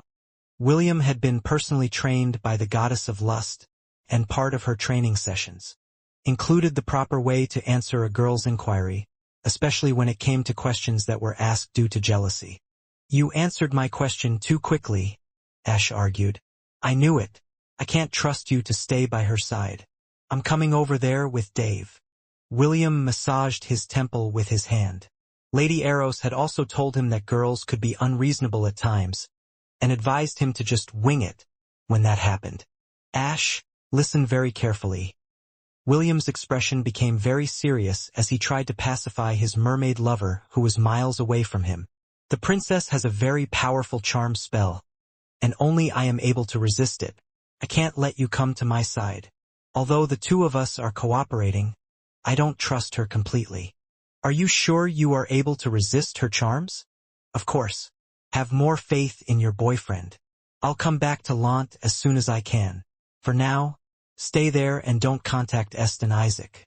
Now that the Undying Lands have disappeared, Connor will surely raise a ruckus. We don't want him to know that we were the ones who foiled his plans." After talking for half an hour more, William ended his long-distance communication with his jealous mermaid lover. Their means of communication had only become possible due to the fact that Ash had given William half of her spirit core. This ability was further boosted due to the fact that she was also registered as William's first Familia member. The two of them were able to communicate with each other as long as they were within the southern continent. William sighed as he looked at one of the most restricted places in the Inauthentic dynasty, the cavern where the myriad ant queen resided. Currently, the ant queen was at the corner of the cavern with her back against the wall. Not far from her was Kasaganaga, who was drooling so heavily that William had no choice but to pay extra attention to it. He was afraid that the rainbow-colored anteater would forget about their agreed-upon cooperation and eat the myriad ant queen due to its desire to recover its former strength. "Can I eat a leg?" Kasaganaga inquired. "Just one leg will do." "No, William shot him down in a heartbeat. You already ate 2 millennial ants. You still haven't fully digested them, and you're already asking for more. It's hard to focus when the main course is right in front of you, Kasaganaga replied as its tongue playfully extended like a snake. This is pure torture for someone like me. William sighed for the umpteenth time as he politely asked Kasaganaga to return to the Thousand Beast domain to prevent the Ant Queen from accumulating unnecessary stress. Princess Sydney was also looking back at him in a vigilant manner. The Ant Queen was her beast companion. At most, a person could only have one beast companion at a time. Princess Sydney was currently depending on the Ant Queen to protect her from her pursuers. She couldn't allow William's gluttonous anteater to eat her main pillar of support. Okay, time to share our information with each other, but before that, I'd like to ask the Ant Queen a question, William said as he took out the onyx medallion that he acquired after defeating Prince Aziel back in the Kirintar Mountains. Tell me, how does this thing work? William inquired. If you lie to me, I'll let Kasaganaga lick you. The Ant Queen shuddered at the mere thought of having the bane of their existence lick her with its tongue. Isn't that just asking to be eaten? The onyx medallion in your hand is the relic that I gave to the royal family of the Inauthentic dynasty, the Ant Queen answered. Through it, you will be able to summon my children, but there is a limit as well. You can only summon 1 millennial ant, 12 centennial ants, and 1,000 soldier ants that are between rank D and C. Can I use this as well? Only if I allowed it. Will you allow me? William asked with a smile. Yes, the Ant Queen reluctantly replied. If not for the fact that she was afraid that the anteater would appear out of nowhere to eat her, she would have already crushed William to a pulp. The onyx medallion in William's hand glowed as the Ant Queen used her authority to grant William permission to use it. With this, I'll have my own ant army as well, William thought. They were currently at war with the organization. He didn't mind using blackmail to have his way, especially when he was the one in control of the negotiation. The Ant Queen didn't mind giving William control over 1,000 ants. After all, the army under her personal command numbered in the millions. 1,000 was only a drop in the bucket, and she could always lay more eggs to create more soldiers to do her bidding. After giving William the permission to use the onyx medallion, the Ant Queen returned to her throne, which she had left earlier due to the threat that Kasaganaga posed. You said that you had ordered scouts to check the current state of all 4 kingdoms, right? William asked Princess Sydney, who had regained her calm and was currently sitting on the Ant Queen's lap. Do you have any news from them? Princess Sydney raised her head to look at the Ant Queen and the latter closed her eyes.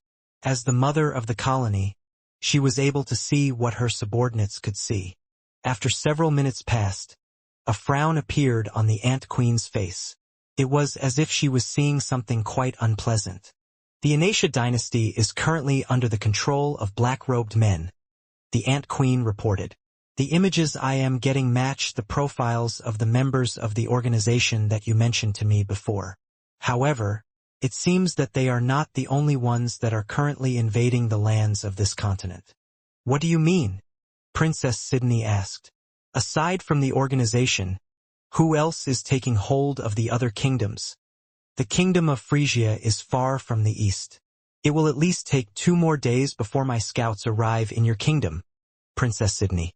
However, a few of my scouts at the Zealand dynasty have already been killed, and they were not killed by humans. The Ant Queen's face contorted with rage. They were killed by elves. William's expression immediately changed when he heard the word elves. Before he left Lant, Celine had told him that there was a possibility that the elven race would also arrive in the southern continent. Naturally, she was not fully confident about her assessment, because this was only the conclusion she could come up with when the letter from her grandfather arrived. Elves? Sydney asked half in doubt. Here in the southern continent? Are you sure? The Ant Queen nodded. I am very certain that the ones that have killed my children are elves. As long as they have only been dead for less than a day, I can still recover the memories they left behind. Do you know how many elves there are? William inquired. At least an initial estimate? The Ant Queen once again closed her eyes as if scanning the memories of her deceased scouts. Several thousands. the Ant Queen answered after a minute. The majority of them are young. If I am to make a bold conclusion, they wouldn't surpass the age of 20. This is the only reason that I can think of as to why they didn't turn into crystal statues. Also, there are also a few adults supervising them as well. I don't know how many there are, but I'll make a rough guess and say that they won't go over 20. Princess Sydney felt that there was something more than met the eye with the appearance of the elven race. As a strategist, she would always try to understand her target's way of thinking in order to counter them. Are they doing something out of place? Princess Sydney wondered. The Ant Queen pondered for a while as if trying to organize her thoughts. Before one of the scouts died, they were able to see a structure that was currently being built. I don't know what it is for, but I'm guessing that it holds a significant meaning to the elves. Also, I saw something quite interesting, and that is, William focused his undivided attention to the Ant Queen, who was currently looking down on him with an evil smile. The organization fled from the Zealand dynasty, the Ant Queen replied. It seems that they are not on the same side. William looked up at the gray sky that was covered with thick clouds. Ever since the continental spell was unleashed, the light of the sun had not appeared again within the southern continent. Too bad. I can't increase the level of my sun-night job class, William thought as he closed his eyes.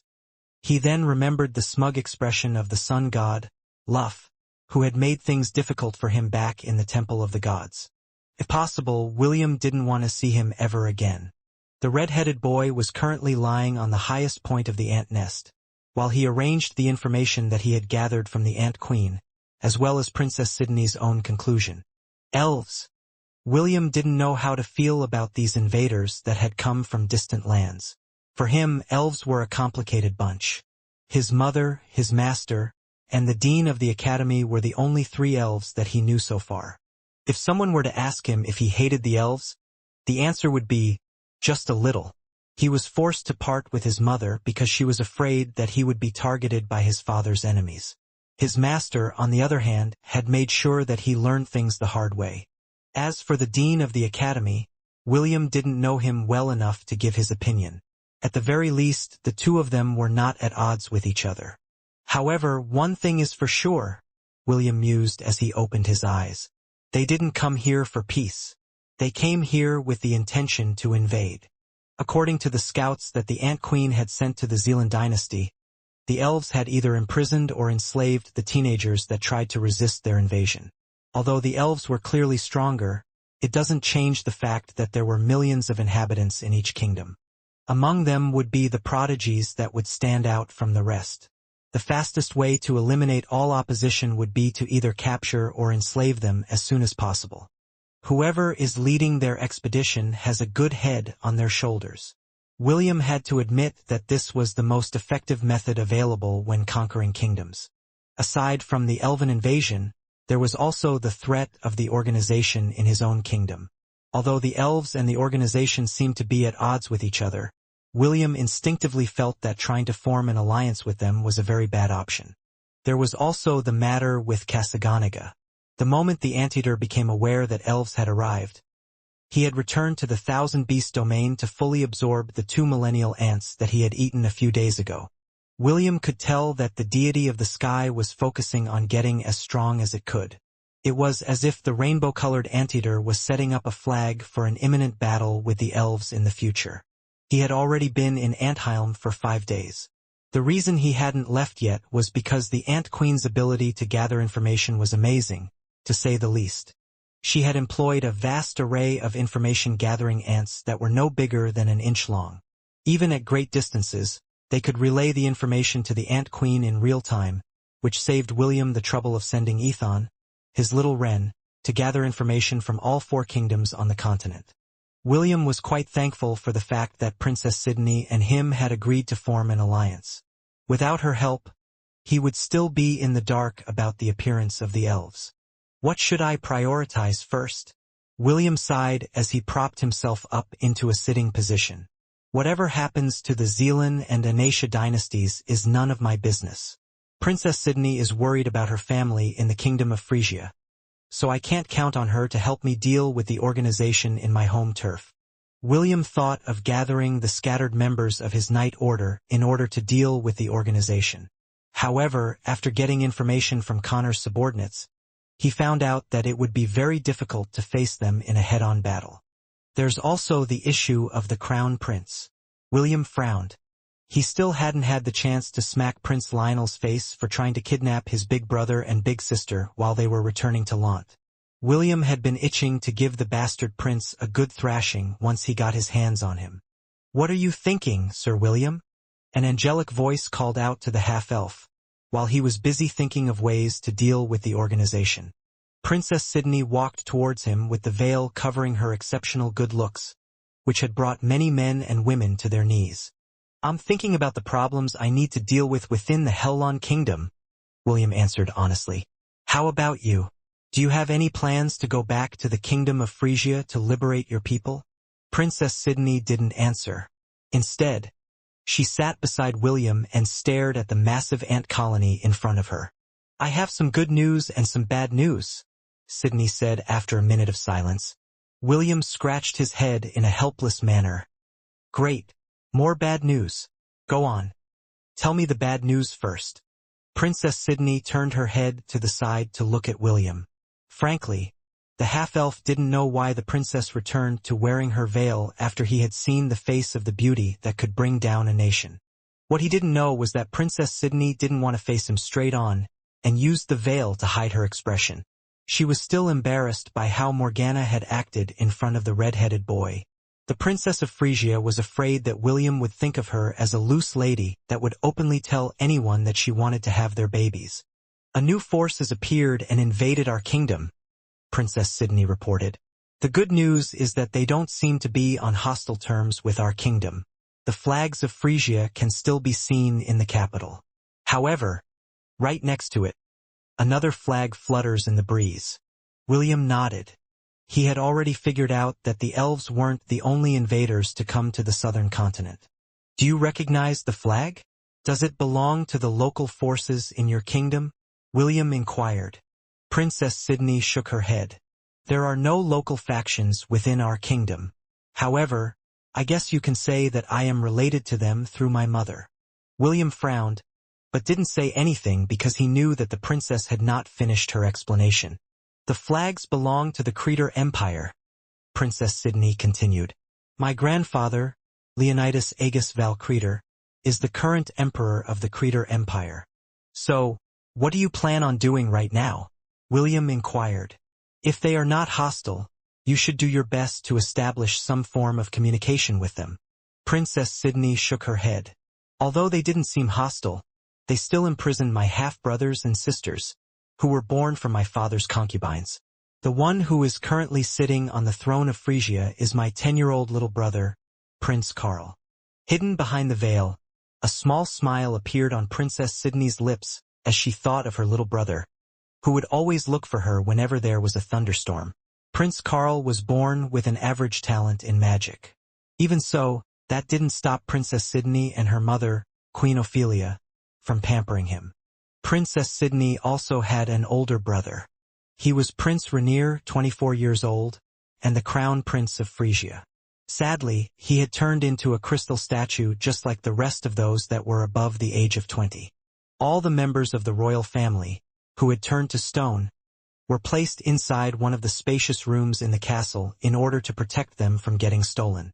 So in short, they are only giving the bloodline of your mother preferential treatment.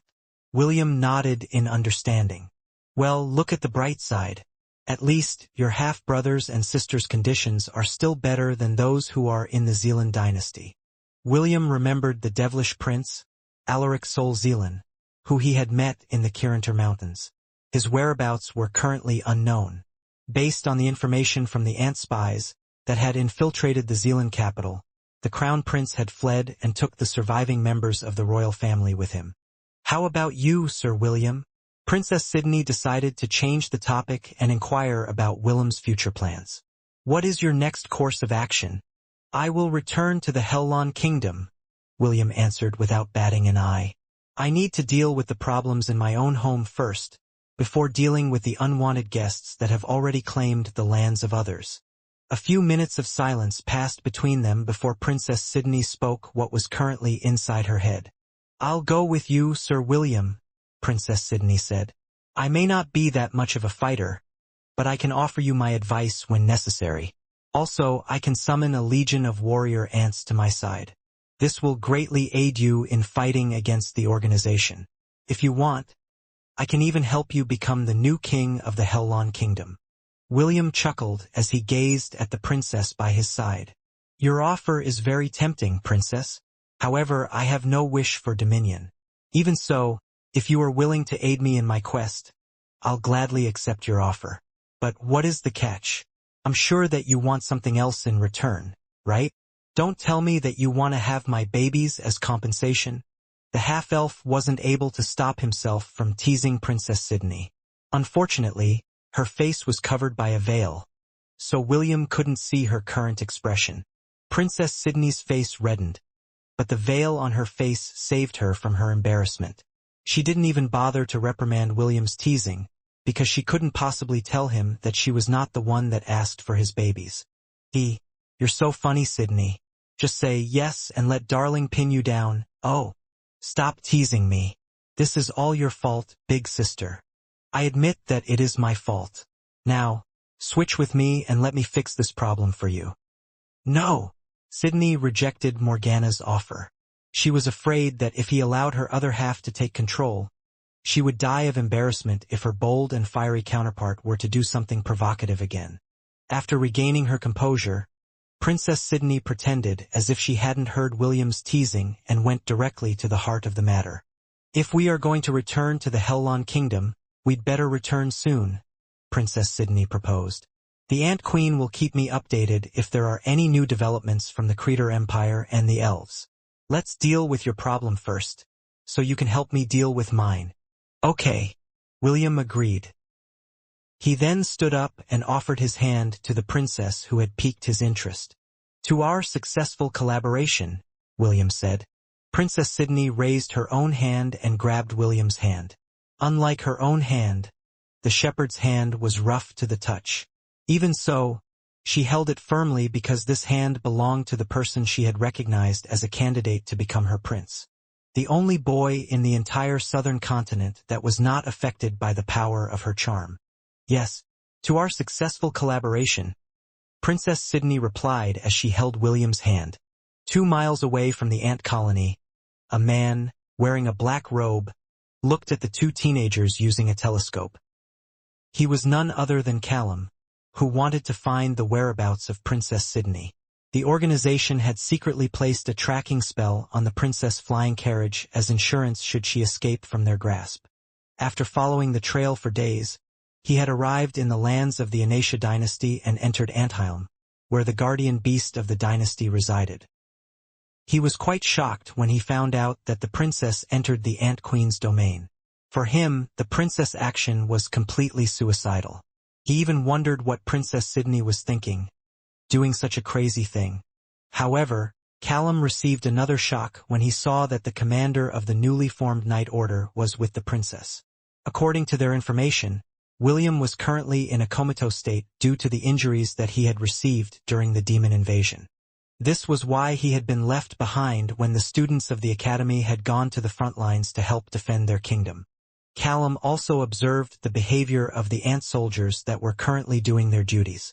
He noticed that none of them were paying attention to the two teenagers who were chatting happily right above their heads. Connor's right-hand man was aware that Princess Sydney had the power to charm others. However, he didn't know how powerful her charm was.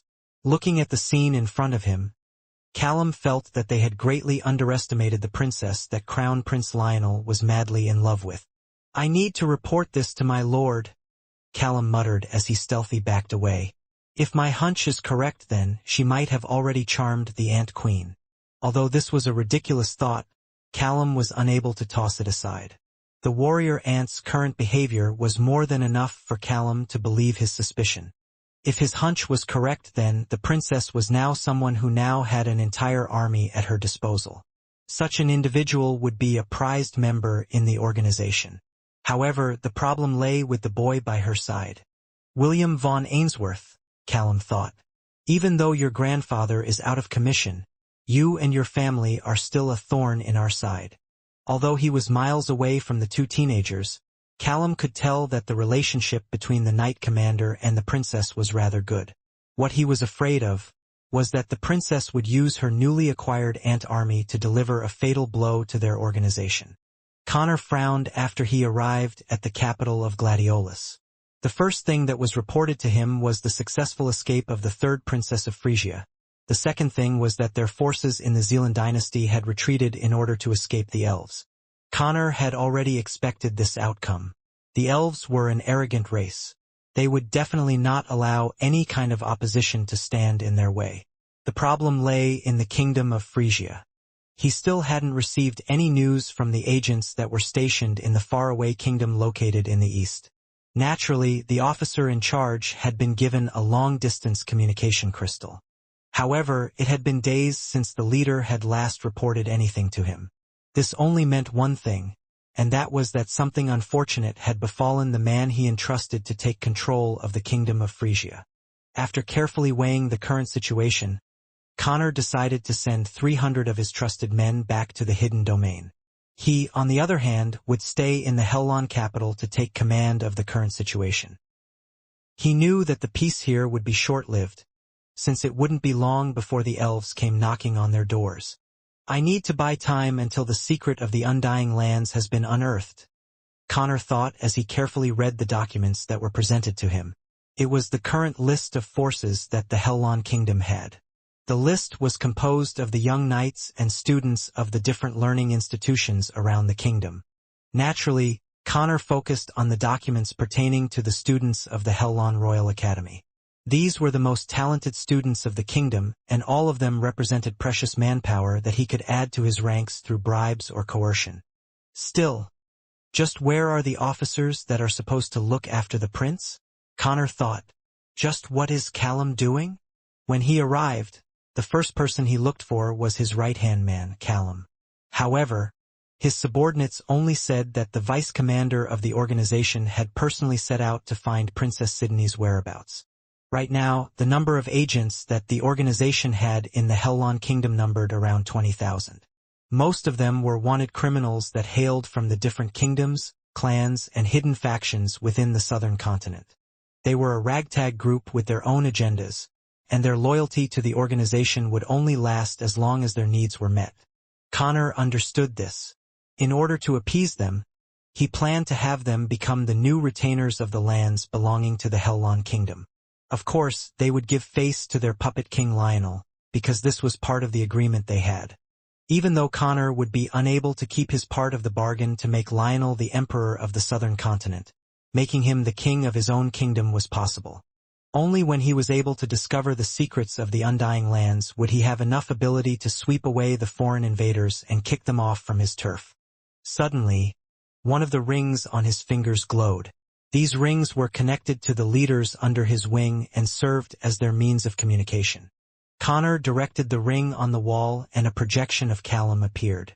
The vice commander gave Connor a brief bow before starting his report. "My lord, I have found the whereabouts of Princess Sydney, but the current situation has surpassed our expectations," Callum reported. "Although I'm not 100% certain, I believe that the princess has managed to tame the Ant Queen and make it her subordinate." Connor narrowed his eyes. He had known Callum for a long time and knew that his right-hand man didn't have the habit of talking senseless things. If Callum said that the princess might have charmed the Ant Queen, then the possibility certainly existed. "Also, there is more that I needed to report," Callum continued. "The Knight Commander of the Angorian War Sovereign, William von Ainsworth, is with the princess. How should I proceed, my lord?"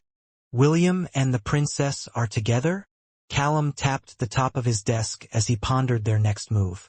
This was an unexpected situation because he thought that the half-elf was currently unconscious.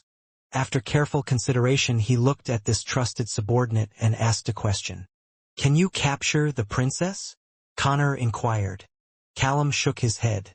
"I am not confident that I will be able to snatch her from the ant warriors. Even if I succeeded, they would be able to track me down. Also, I can't outrun the Queen's millennial flying ants." Not to mention, the Knight Commander is also there. Our information regarding his abilities is non-existent. Connor thought long and hard before he gave his order. Return to the Hellon capital for now. If you are discovered, then getting away will be extremely difficult. Also, there is something that I want you to handle personally. I will tell you the details after you've arrived. Yes, my lord, Callum replied before the projection faded. Connor sat in silence as he considered negotiating with Princess Sydney and William to work for him. Currently, the princess was far from home and, if Connor offered her enough benefits, then there was a possibility for them to come to a compromise. As for William, the crown prince hates him, but he is also Celine's disciple. One wants him dead, while the other wants him alive, Connor mused. I have promised both of them that I would fulfill their wishes, but I can't touch the boy due to my agreement with Celine. The leader of the organization in the southern continent knew that he had to make a difficult choice. Support Prince Lionel or keep his promise with Celine. The prince had given him the key to the Undying Lands, while the latter had given him the means to use the miasma to weaken the forces of the Hellon Kingdom. Not only that, the research for the artificial supersoldiers that had led to the birth of the gigantic trollhound was research that Celine had started many years ago. Unfortunately, she abandoned it. This gave the organization a massive headache, and they had no choice but to give the project to another scholar to continue her research. Honestly, Connor didn't want to make things difficult for William. After all, both of them were half-elves, the race that was shunned by the elven race and treated like a disgrace. Still, he was someone who looked at the bigger picture. The Undying Lands held untold possibilities. All he needed to do was send his men to explore the domain and find the secrets hidden within. I guess I'll just let the prince deal with William personally. Connor finally made his decision. As long as I don't take part in it, Celine will remain loyal to the organization. Connor knew that having Celine as an ally was way better than having her as his enemy. The blade wyvern soared in the sky as it made a detour towards the northern regions of the Hellon Kingdom. Before returning to Lant, William wanted to talk to the demigod of the Kirinter Mountains, Takam, and ask for advice on how to break the spell that had turned the adults into crystal statues. The last time they met, the demigod had mentioned that the two of them could meet again when the sky falls. Although William was asleep, the narration of his big brother Matthew and big sister Leah conformed with the description of the demigod. When the aurora borealis descended from the heavens, it was similar to the sky falling. Did Takam know all of this beforehand? William thought. If so, why didn't he do anything about it? William was deep in thought and didn't notice that Princess Sydney and Morgana were paying close attention to his current expression. As a strategist, Princess Sydney wanted to gather more information so that she could find William's weakness. Morgana was doing the same, but her motives were impure. Darling looks so handsome when he's thinking seriously. Maybe I should put an aphrodisiac in his food and drinks so I can attack him tonight. Princess Sydney sighed internally. She had never expected her big sister to fall head over heels for William after getting dominated by the boy in their face-off. The image of her strong and dependable other half had long disappeared and had been replaced by a girl who just kept talking about making babies with the handsome red-headed boy. Due to this, she decided to forbid Morgana from taking over her body. Princess Sydney was afraid that if Morgana really did have her way, she would definitely resort to attacking William in his sleep. What Princess Sydney wanted was to find true love, not indulge in baby-making sessions. She had already recognized William as a possible candidate to become her future lover. However, she wanted to know more about the boy. As for William's other lovers, the princess wasn't worried about them. She believed that she could overcome all competition if she decided that William would officially become her lover. As a strategist, she was confident in her ability to win her battles. The only problem was, this was her first time to be on the battlefield of love. Princess Sydney and Morgana would soon understand that the man whom they had chosen had very unusual tastes, which in turn would make both of them question their own taste in men. As soon as William stepped out of the flying carriage, Ian immediately gave him a hug. Ian had been waiting for William's arrival ever since the red-headed boy told her that he would go to the northern regions to meet with the demigod of the Kirinter Mountains. The journey took 6 days because the distance from the ant colony to the northern edge of the Hellon Kingdom was quite far. William had spent almost a week in the ant colony before traveling towards the northern regions. In the 12 days that they were apart, the two had kept in touch with each other. Ian was quite worried because during those 12 days, she hadn't been able to continue the recovery of William's spiritual world. Although the half-elf sea of consciousness was recovering at a decent pace, Ian still wanted to speed up the healing by being there to act as medium. Also, it is the only place where she could face William in her true form. Ian didn't want to admit it, but those moments when the two of them were alone in William's damaged world were the moments she looked forward to the most. "Did you miss me?" William asked with a smile as he returned Ian's hug. "Yes," Ian replied as she looked at William with a gentle gaze. Princess Sydney, who had also stepped out of the flying carriage, saw everything. Her jaw almost dropped when she saw how intimately the two boys were hugging. Morgana, who was inside Princess Sydney's mindscape, also had the same expression. "See this? Could it be? And no, don't say it. Wait. This is the only explanation I can think of as to why Darling didn't bat an eye when I placed his hand, Deletus, on my chest. So this is the reason. It's because of him." Princess Sydney wanted to shout that it was her chest that William had touched and not Morgana's.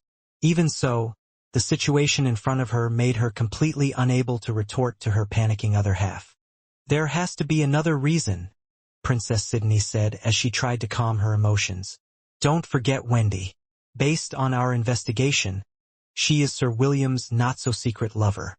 We can't deny the fact that the two of them really look that way. She even kissed him during the party back at the palace." "Why, you're right." Morgana grabbed Princess Sydney's argument like it was her last lifeline. While still hugging William, Ian glanced at the veiled princess, who was looking back at William and him. Ian didn't like the fact that William had spent 12 days with the princess who was said to be an angelic beauty. Although she knew that William was not someone who picked up beautiful girls left and right, she still wasn't able to stop herself from feeling jealous.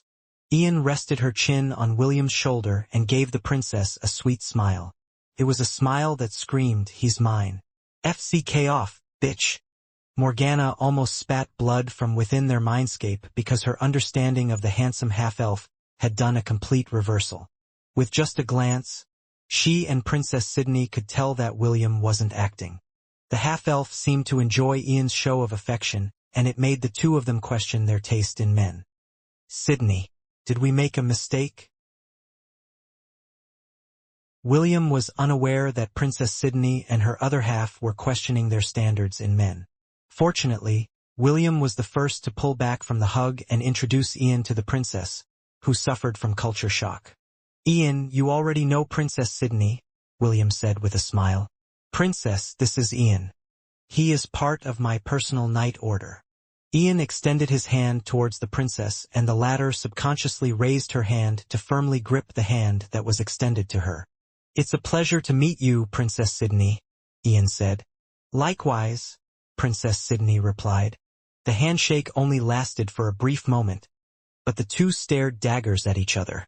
Ian could tell that the princess was somehow interested in William, so she decided to do everything in her power to prevent the two of them from getting close. She would not allow William to increase the number of his lovers while Est and Wendy were away.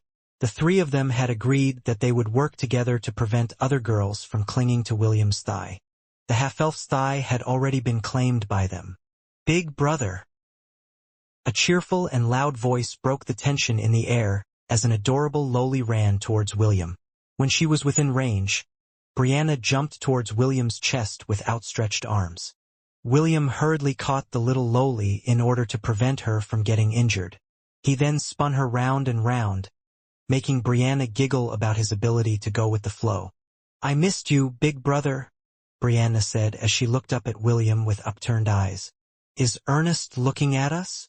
"I missed you too, Brianna," William replied with gentle eyes. "Yes, he is now on his way here and his face reeks of jealousy." "Good job." The two conspirators gave each other a wink as they continued to hug, making the youngest prince of the Hellon Kingdom extremely jealous.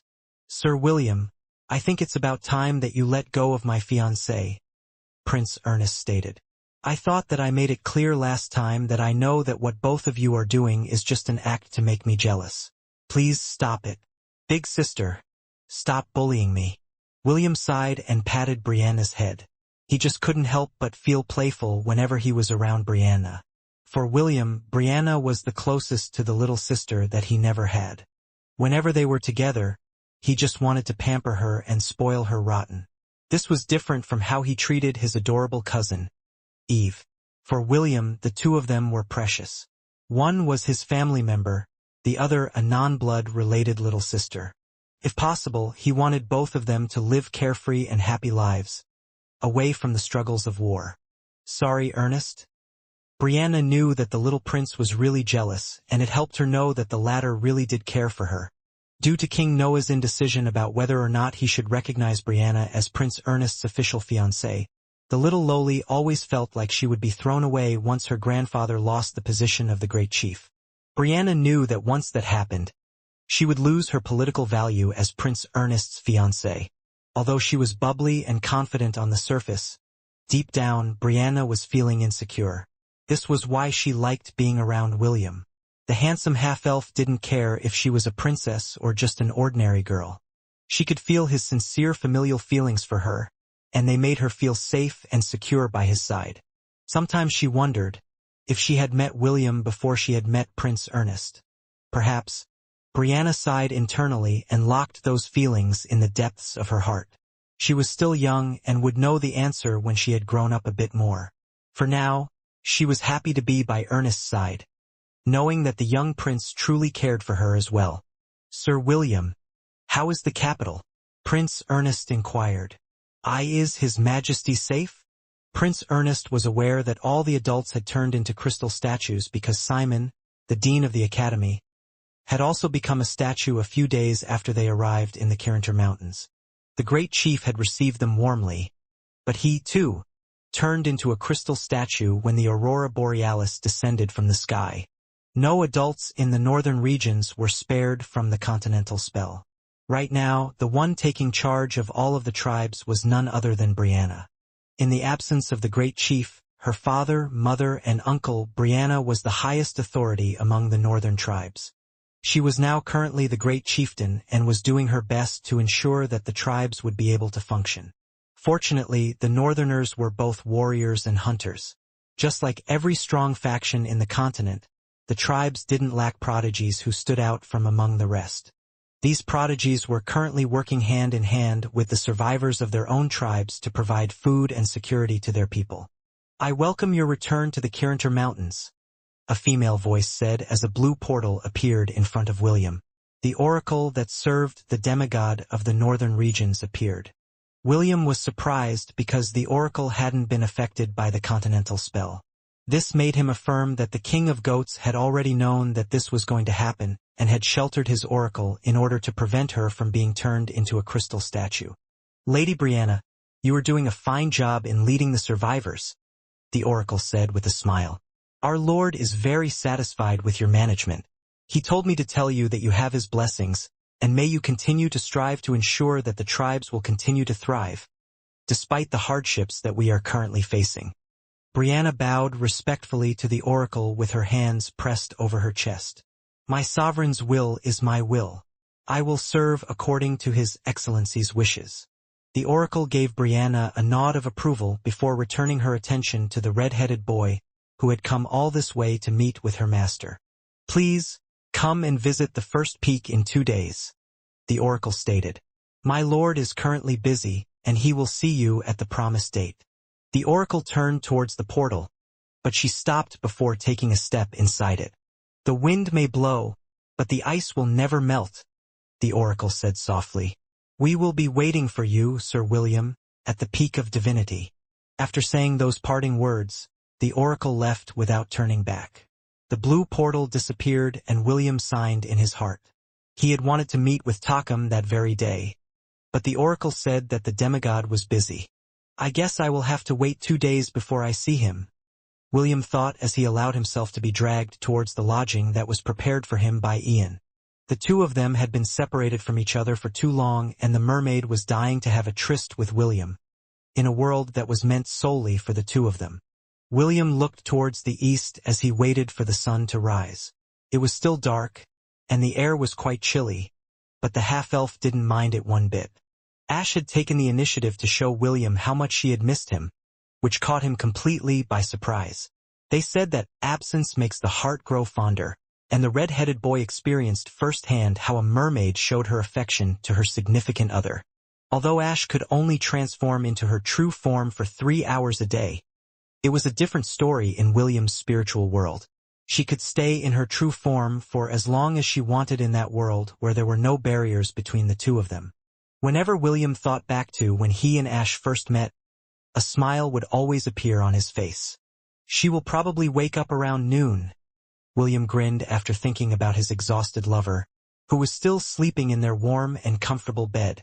The union between souls was very different from a physical union. It was more intimate, which helped William increase his synchronization rate with Ash. Familia. First Familia member, Ashera di Cordelia. Host is able to use Wave Rider skill. Host is able to use Water Whip skill. Host has acquired Familia Oversoul skill. Increase plus 15 enhancement bonus to all stats.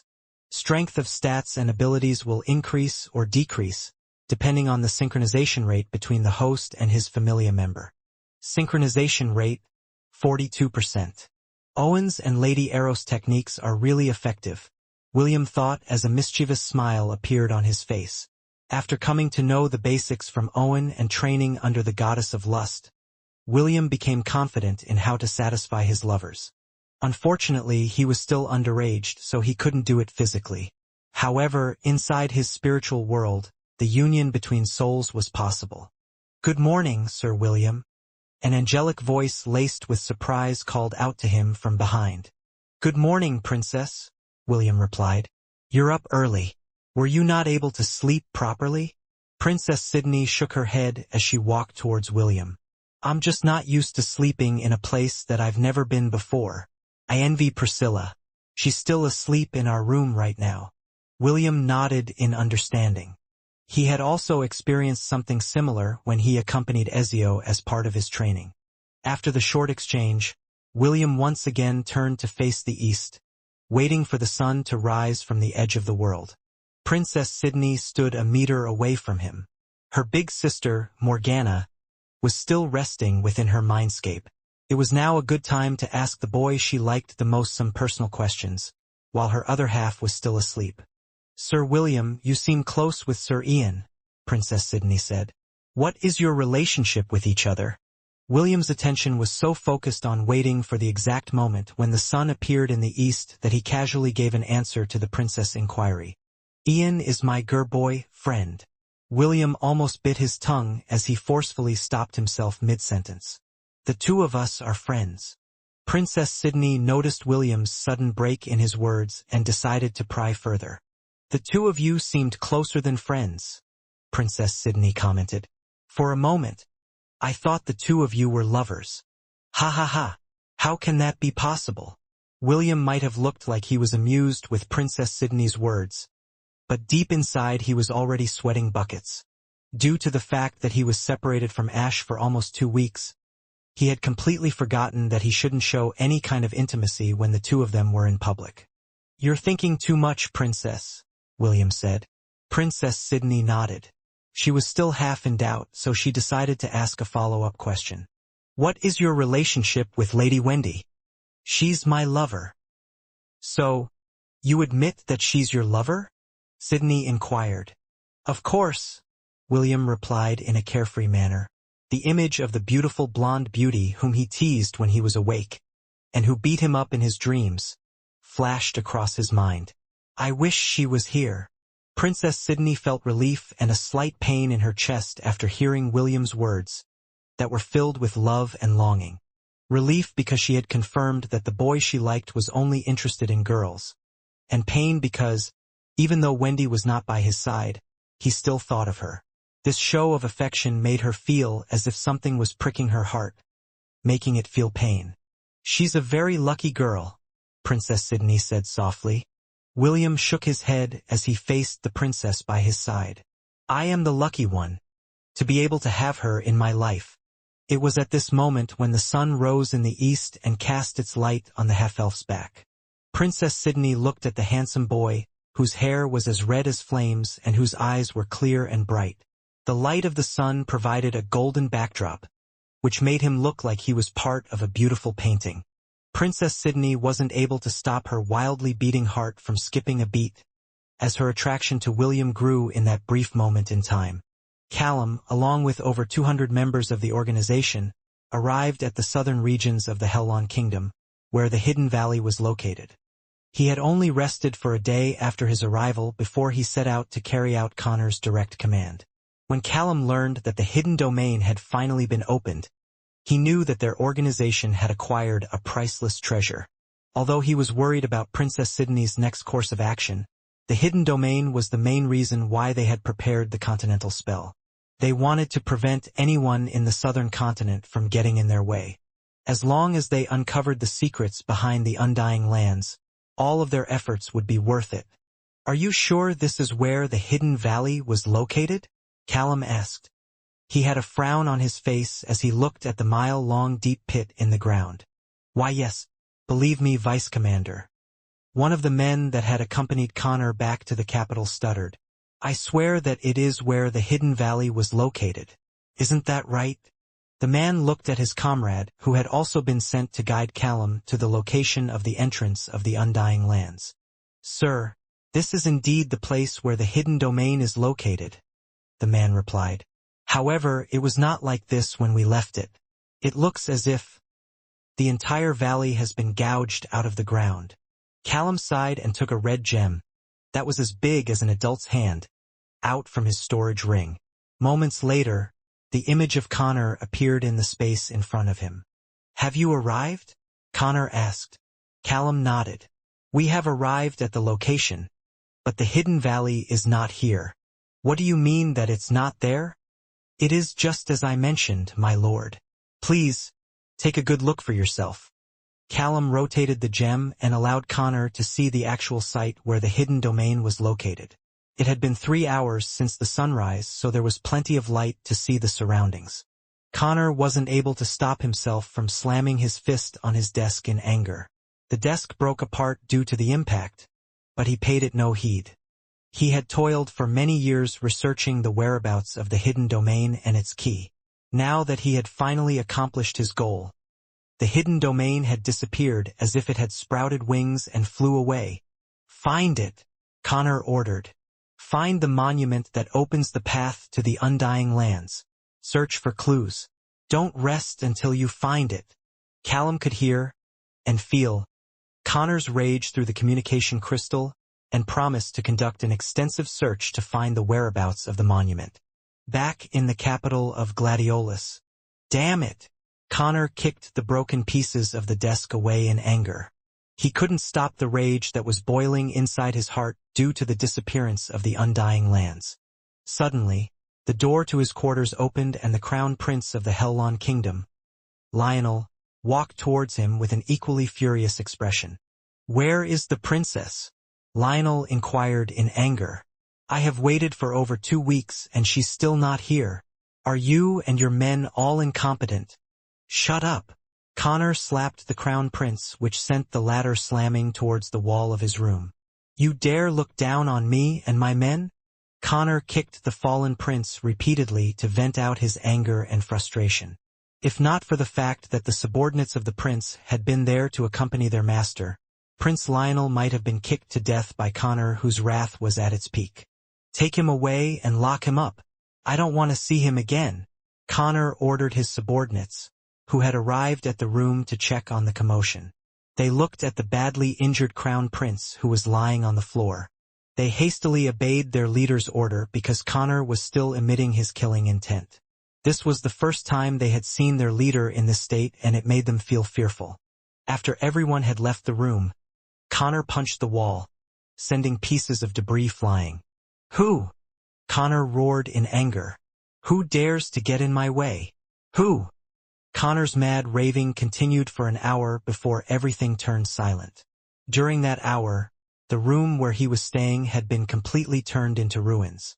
"How is the construction of the gateway faring?" Ilandor asked one of the officers in charge of the construction of the teleport gate that would connect to the Silvermoon continent.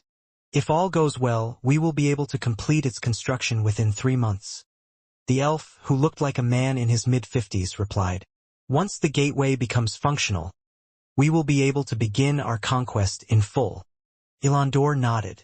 "Elder, please make sure that no mishaps happen during that time." "Of course, you can count on me. For the time being, focus on consolidating the local forces that we have gathered. They will become our cannon fodder when we march towards the neighboring kingdoms." "Worry not. That was exactly my intention." The elder of the Reese clan, whom Ilandor also belonged to, nodded his head in satisfaction. He was quite happy with how Ilandor had led the elven expedition, and everyone's morale was at its highest. The number of human slaves was also increasing. Due to the many years where elves were captured and treated as slaves by the humans, they had developed a deep-rooted hatred of the people whom they referred to as barbarians.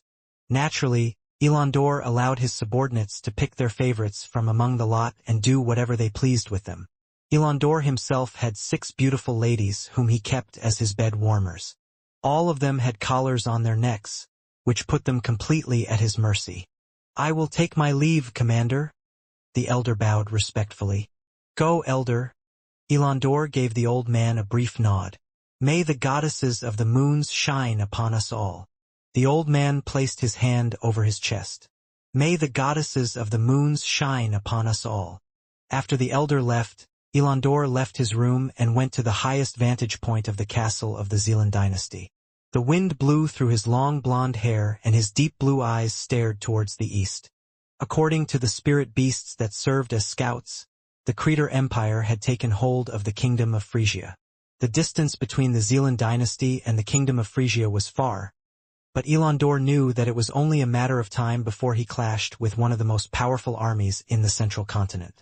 He then gazed towards the north, where the Inauthentic dynasty was located. Just like the Kingdom of Frisia, the Inauthentic dynasty was quite far from their location. Finally, the elven commander shifted his attention to the west. The closest kingdom to their territory was the Helon Kingdom. After a long meeting with the elders of the different clans and his trusted officers, Ilandor decided to strike at the Helon Kingdom first after they had successfully solidified their control over the Zealand dynasty. 3 months, Ilandor muttered. "In 3 months, our reinforcements will pass through the gates." A smile appeared on the handsome elf's face. He was looking forward to the appearance of their clan's guardian beast in the southern continent. "Soon, father," Ilandor thought. "Soon, I will be able to realize your dream.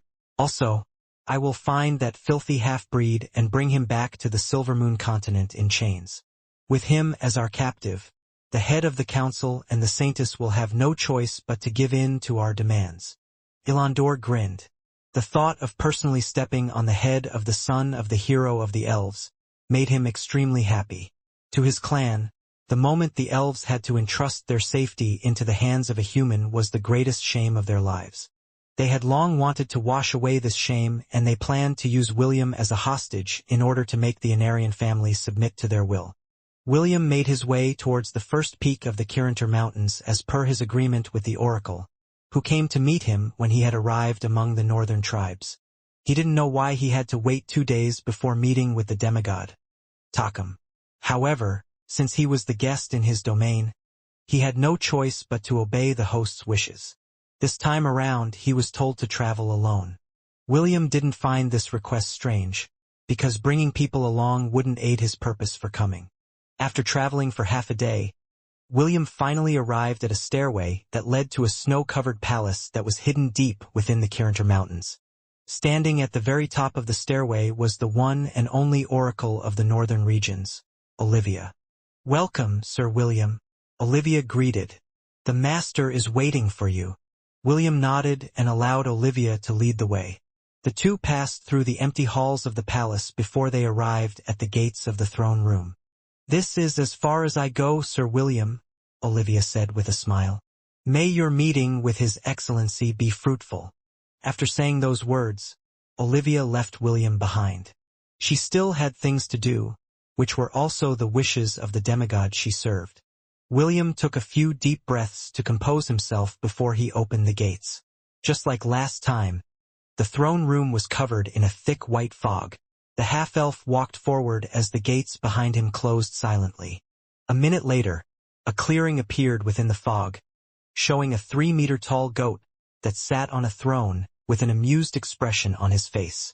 "We meet again, little Will," Takam said in a teasing manner. "It's quite unfortunate that you were sleeping when the sky fell. It was such a majestic sight that will probably not happen again in your lifetime. It's truly a shame that you didn't get to see it." William scratched his head because he had no retort for the demigod's teasing. He was in a comatose state when the continental spell activated, so he wasn't able to even see a glimpse of this once-in-a-lifetime phenomenon. "Don't worry," Takam chuckled. "Consider this as a small gift from me." Takam snapped his fingers. Immediately, Takam and the throne room disappeared. William found himself standing on the hill of Lant where he used to watch the sunrise. Suddenly, a loud, mocking laughter was heard as a gigantic red skull appeared in the sky. William saw several pillars of light shoot towards the heavens. Moments later, specks of light gathered around the giant red skull. Soon, the skull stopped laughing and opened its mouth to swallow the millions of souls of those that had died on the battlefield. A minute later, a red beam of light shot towards the heavens from the red skull's forehead. As if waiting for that exact moment, a golden beam of light came from the west and collided with the red ray that came from the red skull. The two beams of different colors intertwined, forming a purple aurora borealis. William felt his hair stand on end as the purple sky descended towards the ground, bathing the land with its colors. William covered his eyes as the aurora descended upon him. Even though he knew that what he was seeing was not real, his body still unconsciously moved due to his instincts. A few moments passed before William regained his senses. He was once again inside the throne room and in the presence of the demigod that ruled the Kirinter Mountains. "I told you that we would meet again when the sky fell," Takam said with a serious expression. "Young man, the two of us have many things to discuss." William turned towards Takam. "Your Excellency, you already know the reason why I came here," William said in a respectful manner. "Can you help me undo the curse that has plagued the continent?" Takam propped the side of his face using the palm of his right hand as he looked at William with amusement. "The curse is unimportant," Takam replied. "There's nothing you can do to lift the curse, but it is not omnipotent. At most, you will just need to wait 2 years before the curse loses its effect. By then, all of the people that have been turned into statues will once again regain their freedom." William felt relieved and disappointed at the same time after hearing the demigod's explanation. Relief because the curse had an expiration date, and disappointment because he would have to wait up to 2 years for that to happen.